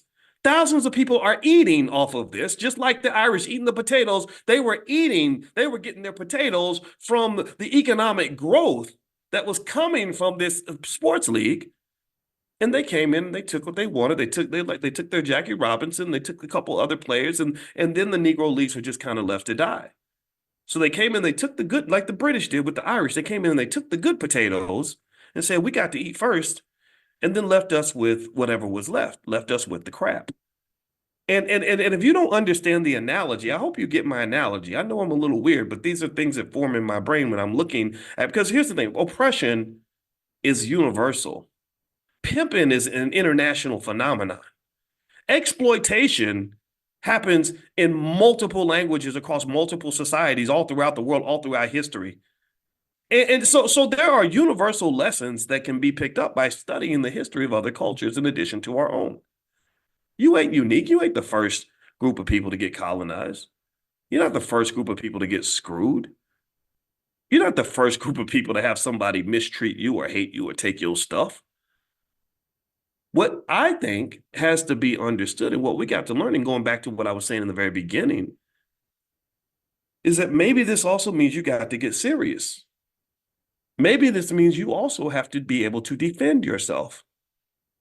Maybe this means that you have to kind of look at the pattern here and say, okay, what's going on here? What is it that made us so vulnerable that somebody could come in here and just take our stuff like that? What happened with what was the thinking in the ownership of the Negro Leagues that made them not negotiate a better deal? Like, why didn't they say to the Yankees or the Dodgers and say, you can get a piece of this, but you can't own this. But we'll do a trade. You come play in our stadium, we'll come play in yours.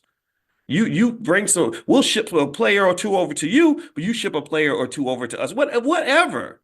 You own this, we own that. What led you to think that it made sense to say, we're going to take our most valuable assets, we're going to take all of our good potatoes, and we're going to give you all the good potatoes, and we're going to keep the rotten ones? That don't even make no sense. That makes absolutely no economic sense. And that is why you were left to starve. Because the Major League Baseball, they eating good. They eating good. They got multi-billion-dollar franchises, and you can't own none of them. You got black people like Magic Johnson. I think Magic was able to own 5% of a team or something. They're like, we'll give you some crumbs. We'll give you the piece that we don't really want that much, and we'll give you a little bit just for the sake of diversity. We'll give you a little DEI here and there or something. Right? And now they don't even want to give you the DEI. And you trying to live off the crumbs, and they living off the feast. I think that there's something to learn there in terms of knowing who your friends are and who really doesn't care about you that much, and knowing what your responsibility is to defend what you have. You have a responsibility for that. And one of the biggest most problematic false ideas that we've been implanted in our heads because we get colonized from birth. When we start going to public school, that's when the colonization process takes place. And then media, they soften you up. It's like an airstrike that happens before you bring in the ground troops. You soften up the target with the airstrike. So the airstrike is the airwaves. What they put on the airwaves and the radio, get everybody twerking, get everybody listening to music that's telling you to send your son to prison at an early age, that's getting all the kids hooked on drugs, getting them out here thugging out and everything else. And then the public school system where they're learning how wonderful white people are and how ridiculously sad and pathetic black people are. That's the airstrike. That's getting you prepped up. That's softening you up, softening up the target so that when they want to take you to the big Diddy party that's going to happen to you in your life where you're going to get screwed for the rest of your life, you're ready for that. You've been softened up. You understand? So the lack of ability and the lack of discernment, the lack of consciousness, this is for economic consciousness, financial consciousness is what we cover every morning. The lack of consciousness shows itself in the sense that you're not stopping and saying, hold on, wait, what are you doing? What's in that drink right there? What are you trying to feed me? What's in this? What ingredients are in this thing that you're trying to feed me right now in this education you're trying to give me? What's in this? What is on this TV screen that you try? What's in this music? What poison did you put in the music to make us think that our kids want to grow up and become thugs and killers and gangsters and drug addicts and everything else? No, we're not doing that. Do you understand? That requires strategy. It requires consciousness. It requires preparation. It also requires courage. And in some cases, we are lacking all of these things. We lack all of these things because in many cases, unfortunately, whenever somebody comes along and says, why are we letting them do this to us? First thing you'll have another black person getting mad at that person, saying you're dangerous. Wait, that's a dangerous person. You'd be amazed. You'd be amazed. Even when I was on the faculty of Syracuse, and I don't know how smart I am. I don't know how smart I compare to other people, but I know that when it comes to economics, I'm one of the most highly trained people on this planet.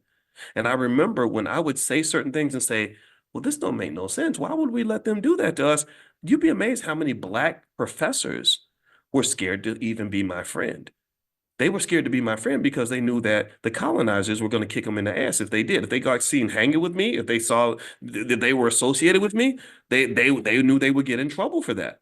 And so I didn't have a lot of friends, and I didn't need a lot of friends. I'm not that don't I leaned on the Nat Turner spirit, whatever. If I got to do this by myself, I'm going to do it. I'm not following a stupid crowd. I'm not following strategies that fail. I'm not following an approach that has clearly showed that it's not going to get us what we want because slavery is not fun. It's not fun to have somebody else control your life. It's not fun to have somebody else beating you up all the time. It's not fun to be at the bottom. It's not fun to be in last place. I don't want to be in last place. I want to be a winner. I like winning. I like succeeding. I like being the best. I like doing my best.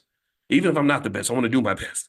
And I don't think, I'm going to tell you this, my little simple theory is that in many cases, we are not really doing our best. I really think that we're sort of afraid to shine. We're afraid to push. We're afraid to grow. We're afraid to stand up. We're afraid to be what we were meant to be. And so this colonization oppression that kind of occurs kind of stunts our growth. And just to tell you where my ideas have gotten on this, I literally remember whenever I would hear somebody complaining about how the public schools aren't going to teach Black history in the right way, my first reaction is, why do we need white people to teach us our history?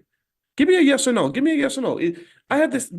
How many of y'all got a cell phone? Anybody else got a phone? Or am I the only one? It's this new technology. You probably haven't heard of it. Let me tell you about it. You haven't heard of this, so it's very cutting edge. It's called an iPhone. The iPhone. I don't know. So a few of y'all may have heard of it, but I've got this thing called an iPhone. And did you know that with my iPhone, I can look up anything that I want on this other amazing invention called the internet. Holy crap. Oh my God. And I know this is freaking y'all out. This is new stuff, man. This is the new stuff. And so if I use this thing called the internet on my iPhone, I can look up anything that a teacher could teach in a classroom. Did y'all know that? Did y'all know that? And I don't even need a white man's permission to do that. I don't got to ask massa to let me do nothing. So go tells your friends, tells your family, tells your children that we can teach ourselves now. We don't need to go to this building with some crusty lady from the suburbs who don't even know who the hell I am, who don't understand me, my struggle, my family, my children, or nothing, teaching them a bunch of very biased, false facts about who I am. I don't need to abuse my children by exposing them to that nonsense. I'm not saying your kids shouldn't go to school. I'm not telling you to go take your kids out of school. I'm not that extreme. But at the end of the day, we can educate ourselves. And not only can we do that, we should be doing that.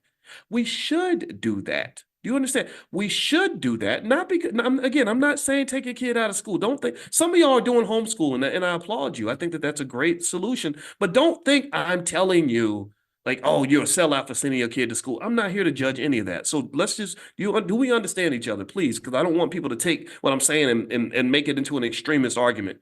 This is not extremism. This is not extremism. This is called common sense. Common sense says that when they are giving you Kool-Aid that's filled with pee and rat poison, you should probably think a little more carefully about what you allow your children to drink. And that's what they're giving them the Kool-Aid and it's got some pee in it. It does. It's got this thing called white supremacy, this idea that somehow everything wonderful that's ever happened in the world was done by a white man, and black people, the only thing you've ever done is you were freed from slavery, which you didn't even do because there was this bearded white guy named Abraham Lincoln who did it for you. That's the best that ever happened to you. So you celebrate Juneteenth every year like it's the greatest thing you've ever accomplished because the best thing you ever accomplished was letting white people free you and get you out of jail.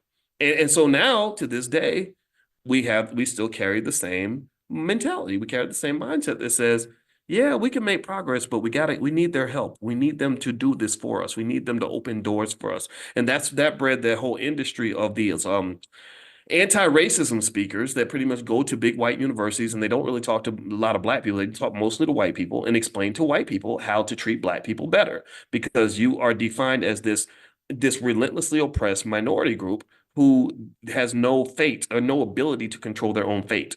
And what I want you to understand is that is very, very dangerous. It does not mean that good white folks who truly want to heal and truly want to do the right thing can't play a role. There's nothing against that. Some of you are white in this room, and I applaud you for having the courage to hear from a loud, angry black man every morning. I respect that immensely. You're your family too, if you got the right energy. But what I am saying is that you have to also ask yourself, can we do this if they never help us? If no one ever comes in and saves us, if we're the Irish, if we are where the Irish were, with British oppression, under British rule, where the British were coming in, taking their resources, taking their women, taking their food, and kicking their asses, if we are the Irish and the British are just being the British, what if the British never help us at all? What if they never change their behavior? What if they never shift? What are you going to do? At that point, it's all on you, Jack. It's all on you.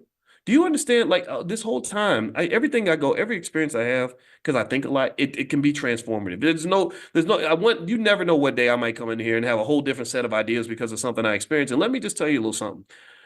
Every city I went to this week, when I went to Dubrovnik in Croatia, when I went to Luxembourg, Basel, Brussels, and Amsterdam, in every single city, every single country, every single province, all I would hear are stories about how they had to defend their freedom.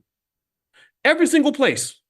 Every place there will be a history of they fought this war to stop these invaders. They built this wall to go and stop these other people from there. See, this is what you need to understand is that bullying and pimping are universal. The bullying is something that's happened internationally for thousands of years. If you don't have a plan for you and your family, if you don't play defense, then somebody else is going to play offense. Do you get what I'm saying? If you can't protect what you got, some asshole's gonna come along and try to take it. And this false idea where we're raised to be victims and we're raised to sit there defenseless and without a plan, without a strategy, without a sacrifice, and just hope that our oppressors decide to be nicer to us, that is by design. That is by design.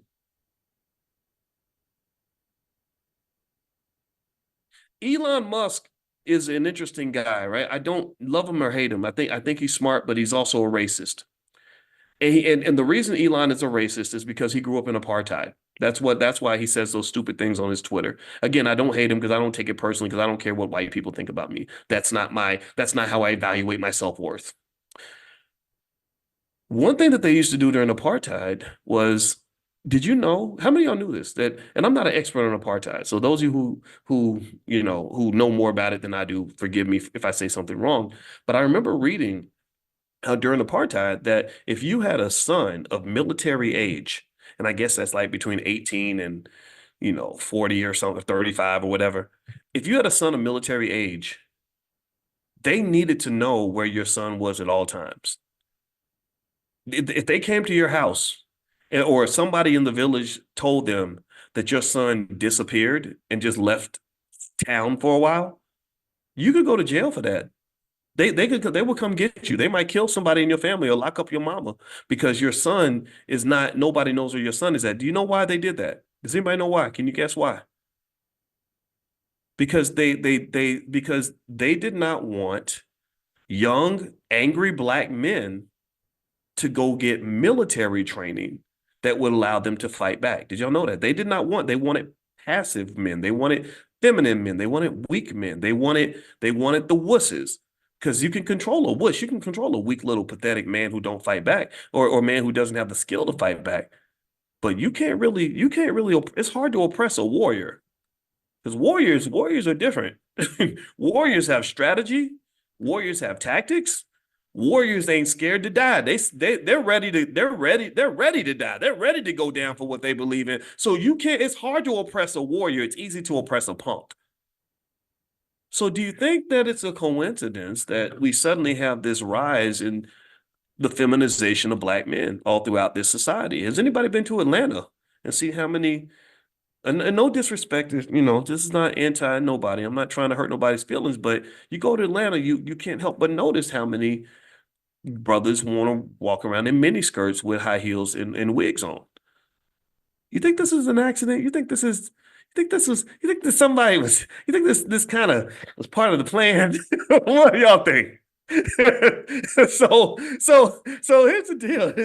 It's one thing if the bully can beat you up. Sure, but beating you up is hard to do if you fight back. It's easier for the bully to soften you up so that you are scared to fight in the first place. And the reality is that a lot of our people are scared to fight. And then if they're not scared to fight, they don't know how to fight. Because you never had conversations like this.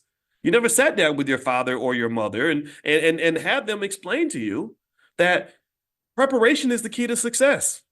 They never told you that the way to prevent a problem is to prevent a problem. They never told you that the way to overcome the attack is to get ready for the attack. They never taught you that in Sun Tzu's book, The Art of War, that battles are won before they even begin. They never taught you that. You just get spilled and flooded with a culture from the BETs of the world, who are white-owned companies that pretend to be in blackface. They spill a culture of instant gratification, very sloppy living, very irresponsible choices, so that you simply are just sloshing through life, being a victim of problems that sometimes you created yourself. Like, so when you're that guy that's 36 years old and you can't figure out how to pay your child support because you got 7 babies mamas, well, You made those babies, and nobody ever talked to you about sexual discipline and the importance of that as a form of economic preservation. Nobody talked to you about that. Or you sitting in a bad situation because you chose not to get an education because you out thugging and following the crowd and getting into street life and all this other stuff because that was marketed to you. They packaged that up and marketed that to you. And then now you 30 something years old trying to play catch up because you spent your 20s in the streets. That was all by design. They marketed that to you. So what I'm here to say on this is that when you're talking about the accumulation of Black wealth, that is something that requires discipline and planning. When you talk about the preservation of that wealth, that also requires discipline and planning. Uh, it requires a mindset where you understand that your economics is a form of self-defense. See, money is used to enslave people all throughout the world. Economic warfare is very, very real, not just in the United States, but it happens all over the globe. And so my question that I would ask you is, have I at least convinced you to consider that your choices in terms of how economically intelligent and economically prepared you and your children are is a really important part of your self-defense strategy? Have I convinced you that this is connected, that a lot of the victimization occurs because we're not thinking in terms of preparation and strategy? Do you understand? And actually, I'm going to talk to you about my conversation I had yesterday with Dr. George C. Frazier in a second. But before I do that, I want to mention to you all really quickly that there is something that we're doing now that I've offered you called the Freedom Challenge, where literally you guys know in Money in the Morning, I've probably done about 200 lectures so far just this year alone. And by the time we're done, it'll be up in the thousands. And so what we did was one of my team members put something together where if you text the word freedom to 87948, you'll get one of those lectures sent to you every single morning. So if you like the Money in the Morning vibe and this is great for you, then if you text freedom to 87948, you will get one of those Money in the Morning lectures that maybe something I did in January or February that'll be sent to you, because these ideas are universal. And I'd like for you to also, if you just, so you can have it all for free, if you would just please share this with your family, share this with your loved ones, because I really believe deeply that economic intelligence is one of the keys to our freedom. It's not going to solve every problem, but having resources, having money makes a big difference in your life. It makes a big difference in the options that you have. So just text freedom to 87948 and we can send that to you. And also just a reminder, later on today, and I'm not going to keep talking for too long, but later on today, I am going to do a Q&A for those of you that are interested in stock options and learning how to buy and sell stock options to make money. It's really more so for beginners. So if you'd like to join that, then feel free to join our options class. It's drboyceprime.com, drboyceprime.com. Prime members, you can come in. You guys should have gotten a link in your text messages this morning. That's going to happen today at noon Eastern. All right. So let me finish up on a conversation I had yesterday with Dr. George C. Frazier. So Dr. Frazier, in case you don't know, he runs the Power Networking Conference every year. He is by far, in my view, the greatest networking guru in the United States. And the reason that what Dr. Frazier does is so important is because not only is Dr. Frazier the OG, I think he's approaching 80, but he looks like he's 50 or 40, and he is one of the sharpest men I know, one of the greatest men I know, and I counsel with him on a regular basis, just like I do with Dr. Claude Anderson. And the reason that his job is so important is because he does one of the most important things that Black people should consider as it pertains to wealth accumulation. He talks about bringing us together. He talks about collaboration over competition. He talks about connecting, networking, working as a group economics as a team sport, which is the Powernomics principle. And the reason I have so much appreciation for what Dr. Frazier does is because when I was in grad school working on my doctorate in finance, I remember all of these economic models that pretty much showed that when you bring people together, you are actually creating wealth.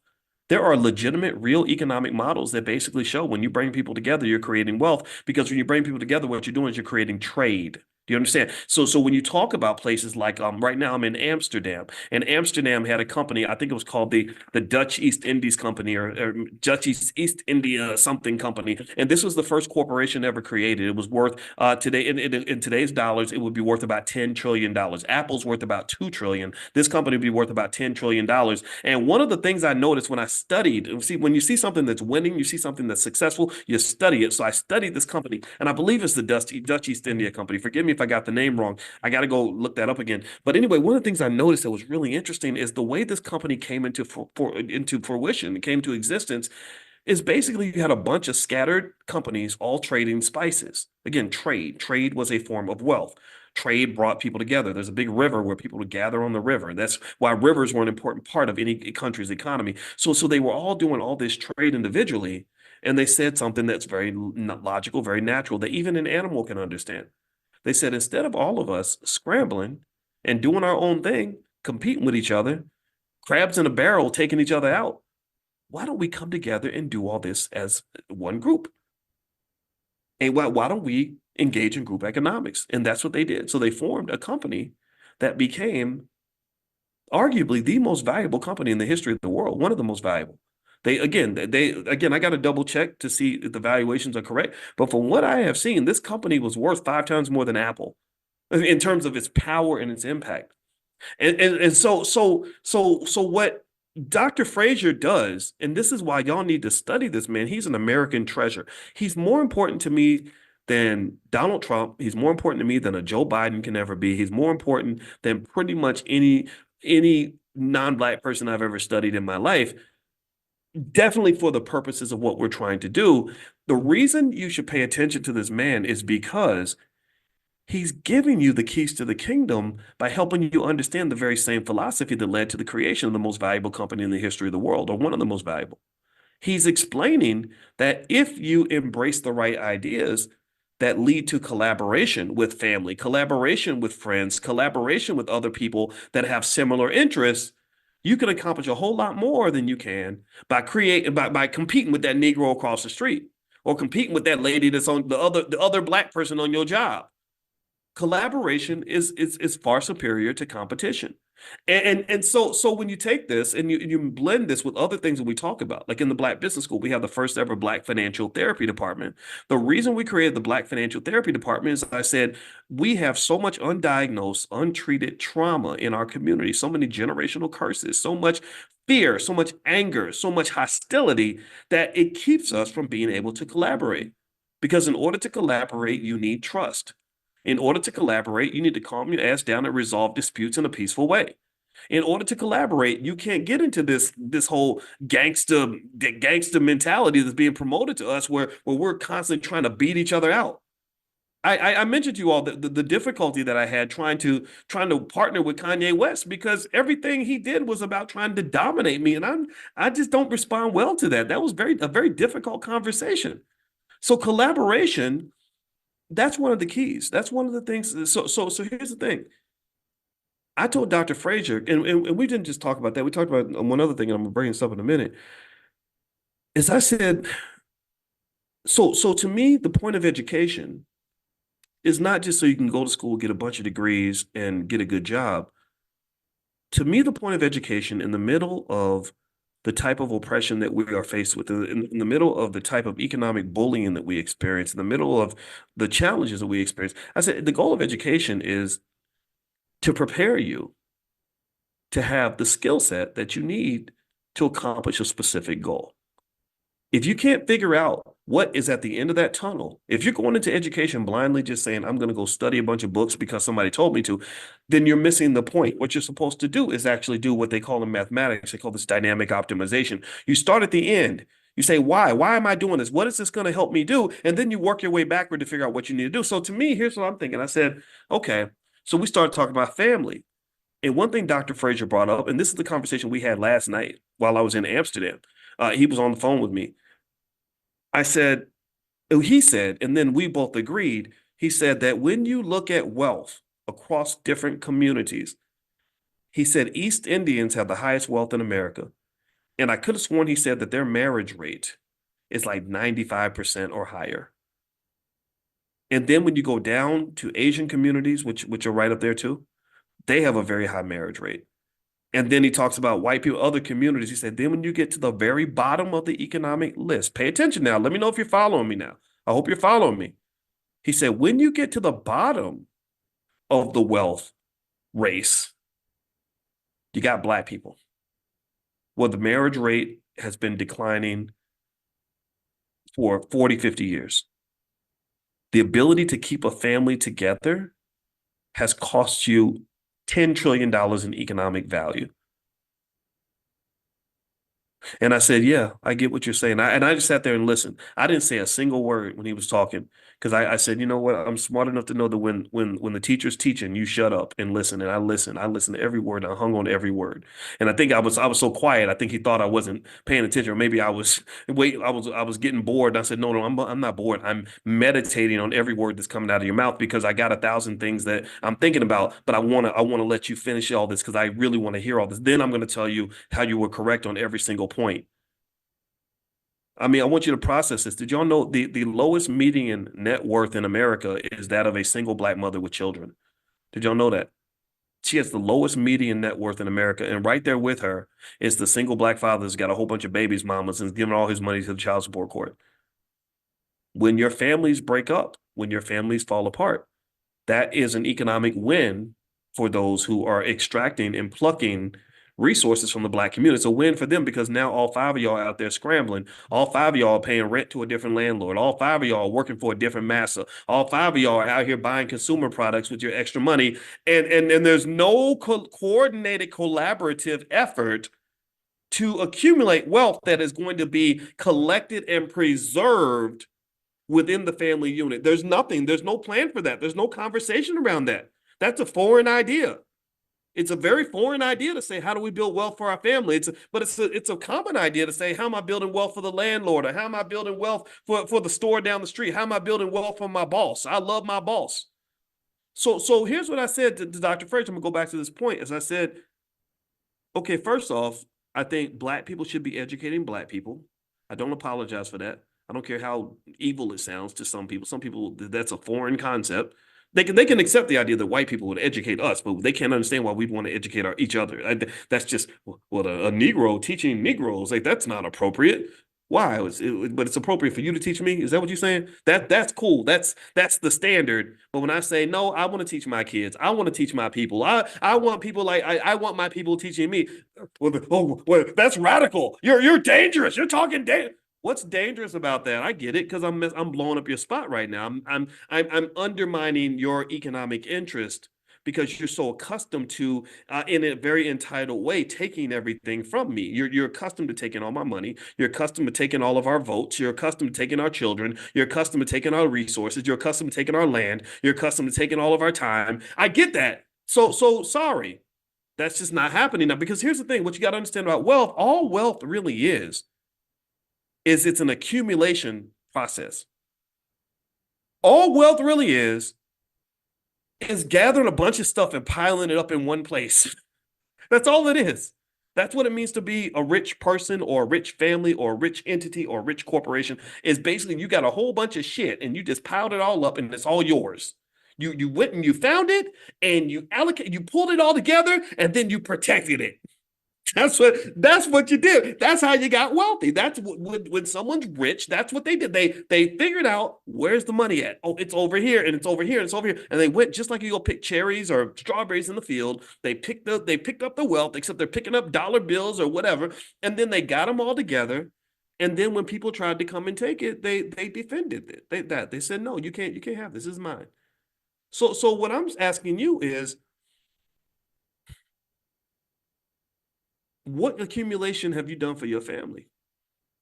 Where have you, where in your training, anywhere in your educational process at all, at any point, were you ever trained on this very basic idea of looking at the family unit as something that must be protected and preserved, seeing the family unit as not just this thing that you just do because you got nothing better to do, or this thing that you create because you found some girl that was cute and you decided to have sex with her.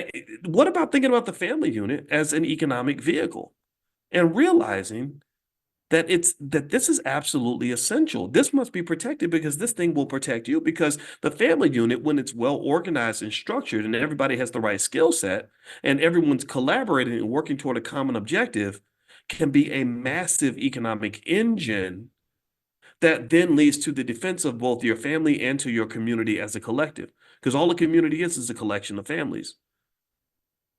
Why is this not part of our educational process? I'll make it more concrete. Let me make it more concrete for you so we can actually have some direct ideas to walk away with. If I was building a school right now, and maybe one day I'll figure out how to get enough money to build a complete school. We got the Black Business School. That's very real. There's 156,000 students in the school, but my ambitions are bigger. I'd like to have training centers all around the world. If I had this school, here's what I would teach. I would have experts teach these things. I would teach the children things like conflict resolution, so that you're not trying to go fight and disassociate with every Black person who pisses you off. I would teach them how to manage relationships at an early age so they can build the right relationships with the right people and repair those relationships when necessary. I would teach them the value and the importance of the family unit, and why you should be willing to sacrifice to preserve that family unit, instead of thinking that if I break up with this girl, I can go and sleep with some other women, or I can go be a city girl now because I ain't got no husband no more. I would teach kids how to be a husband. Your boys don't know how to be husbands. That's why women who are ready to get married have a hard time on the dating scene, because y'all know what it is. These guys, 29 years old, looking for ass on the third date, and that's all they want because they don't see the value of what lies on the other side of the orgasm. That, again, instant gratification culture, that's that BET nonsense that they're getting taught on TV every single day, and they're not realizing how lonely they're going to be when they're 70 years old and don't nobody give a damn about you. When you done had a stroke and you sit up in the hospital and you need somebody to wipe your ass, you know, a wife would have been a handy thing to have, but they're not thinking about that. They're thinking they're going to be 29 years old forever. I've seen this happen. A lot of men die alone because of that, because nobody prepares them for the long term. They're not thinking strategically. I would teach young girls. I would have women teach young girls how to be wives, how to appreciate men. We don't appreciate men in our society. We got a lot of good men who get made fun of, get attacked, get disrespected, get beat up on, get abused, and nobody talks about that. I think that is atrocious. You know, I tell you, I work really hard. I do my absolute best to be the best man that I can be, because I was raised by a man who taught me that these things were important. And one of the things I can appreciate about my wife is that her and my mother-in-law go out of their way to let me know how much they appreciate me. And that's a wonderful thing. That's a great feeling. That makes me want to be a better man. I would have young girls learn these things. Let's just be honest with you. Honest for a minute. If you grew up in a house where you never saw two people love each other and work together to build a strong family, how do you even know what to do? You don't know what to do. And I want you to think about this, right? We spend years and years and years getting training to learn how to work for NASA. We will spend 4 or 5 years learning how to do a skill so we can get a degree, so we can go get a job working for a white man. We'll dedicate years in training for that. But we give no time to train on how to do the thing that's most important, the most important task of your life, which is the nurture and reproduction of children, the protection of a family. That's far more important than your job at Ford. But you'll go to school 4 years to go work at Ford, but you won't spend 10 minutes learning how to be a good spouse or learning how to be a good parent. So education, I think, should be reshaped. I really think we should literally start education by saying, what are the most important things? What are the top 5 priorities for any African-American person between, say, the ages of 30 and 50? Let's start there. Okay, so and then once we figure out what those top 5 priorities are, we're going to train the kids and get them ready for this. And there are some cultures that already do this. That's why they have things like the debutante balls and all that stuff. You're teaching the ladies and the men how to interact with each other, because they understand the importance of reproduction. Because when you don't have these things, when you don't have the training, then what you get is what you see all throughout society. You just see sloppiness. Some dude just making a bunch of babies everywhere because he's being led by his penis. Girls laying down with guys that have absolutely no future whatsoever, but still think that somehow he's a great man to be with because he looks like my favorite rapper. And it just creates a big mess. And then in the mess, you can never build wealth in the middle of mess. You can't build wealth in the middle of chaos. You can't build wealth in the middle of war. You can't. And to tell you how it ended with the Dutch East India Company, when I studied how they became so powerful, I said, well, what happened to them? How did they fall apart? And I was so interested in it. I wrote notes. I said, oh man, I got to tell everybody this. Oh, here's a few things that caused them to decline. They were the most powerful company in the world. This is the downfall. The biggest was they were constantly fighting. They were constantly fighting. They had wars that with France and England, because when you get rich, you're gonna have haters. You're gonna have people that are gonna fight you. So they were fighting these wars, and that bankrupt them. And then they were fighting with each other. They were fighting internally. A lot of your families are like that. A lot of your families always fighting. Everybody's fighting all the time. You can't build nothing in the middle of fighting and chaos. And so this is why, as a family, I think that when you're building your family wealth or you're doing whatever you want to do, I think that having a process for mediation is very important. Having family meetings is very important. Getting a therapist to help you work through your conflicts is very important. Even if you're talking about 3 friends that you started a great business with, I think having somebody that can help you mediate disputes will go a very long way. Also, there was a mismanagement issue, mismanagement of the resources. When they became wealthy, they got sloppy and greedy, and people were stealing and doing corrupt things. And then next thing you know, everything declined. So I think about this. That made me think about the fact that, did you all know that 70% of all wealthy families lose all their wealth in one generation? 70% of all wealthy families lose their wealth in one generation. 90% of all wealthy families lose their wealth in 2 generations. And that's because sometimes success can make you complacent and make you get comfortable, make you think the money's never going to run out. And next thing you know, you're broke. Just ask a lot of these professional athletes who do these ESPN 30 for 30s, where they talk about how much they had and then they eventually lost it all. And this is a common story that you see. So not only does climbing to the top require a certain type of collaborative effort, a certain type of planning and strategy, but protecting your position once you're at the top is also important. So things like estate planning and having a generational wealth plan, things like that, really important for every family. And I want you to think for a second about how many times you see people that die that didn't even have a will. People that died that didn't have life insurance. People that died didn't even have any plan for who was going to get what. And these are real stories, and these are these are things to think about as you're talking about building your wealth and protecting it. Okay. All right. I'm going to go, guys. I hope this discussion was beneficial to you. I hope that this helps you in terms of how to process these things. And again, if I say anything that's offensive, I apologize, but really I don't, because I just say what I have to say. And I hope we can disagree and still be loved. So let me remind you, number one, if you want to do the Freedom Challenge and get the training sent to you every day for 30 straight days, it's 30 days to wealth and power. It's totally free. Just text the word freedom to the number 87948. Text freedom to 87948, and you'll start getting the text messages tomorrow. Number two, we're going to do the stock options Q&A at noon Eastern today. That's in an hour. So if you still like to join, just go to drboyceprime.com, drboyceprime.com. You can join the Prime program. It's a great program in terms of generating income from selling stock options. That's how I make my money. And then number three, I wanted to announce something that we're developing. We decided to create something called the Black Investors Cup. And the Black Investors Cup is a stock market investing competition that we want to do in the Black Business School. And we're going to basically set it up where you guys can compete with each other and invest. And whoever does well and makes the most money, we will give them lifetime access to the Black Business School, to any class they want to take. So the Black Investors Cup, we're going to announce that soon. And that's going to be kind of a cool big thing that we want to do, because I kind of like competition and stuff that makes investing fun. So that's something we came up with. So anyway, I'll let you guys know how that goes, and I'll brief you on all of that. And also, don't forget, the All Black National Convention happens October 25th through the 27th in Chicago, which actually is in Lombard, Illinois, which is right outside of Chicago. So if you'd like to come to the convention and join us and hang out with us, it's usually about 600 or 700 people. So enough people to have a big, a decent crowd, but not so big that it becomes impersonal. We're not interested in something that has thousands of people. I'd rather have 500 or 600 of the right people with the right mindset. And we bring together the best experts in the community for one purpose, and that is to solve problems in our community with our people first. And that's it. That's all that matters. That's the Black agenda. As far as I'm concerned, the Black agenda is the only only agenda because it requires that much effort, that much focus, that much concentration in order for us to do this. Now, let's see, Gigi, I did not see your question. Let's see, Gigi says, can you please talk about how to purchase bonds for monthly income?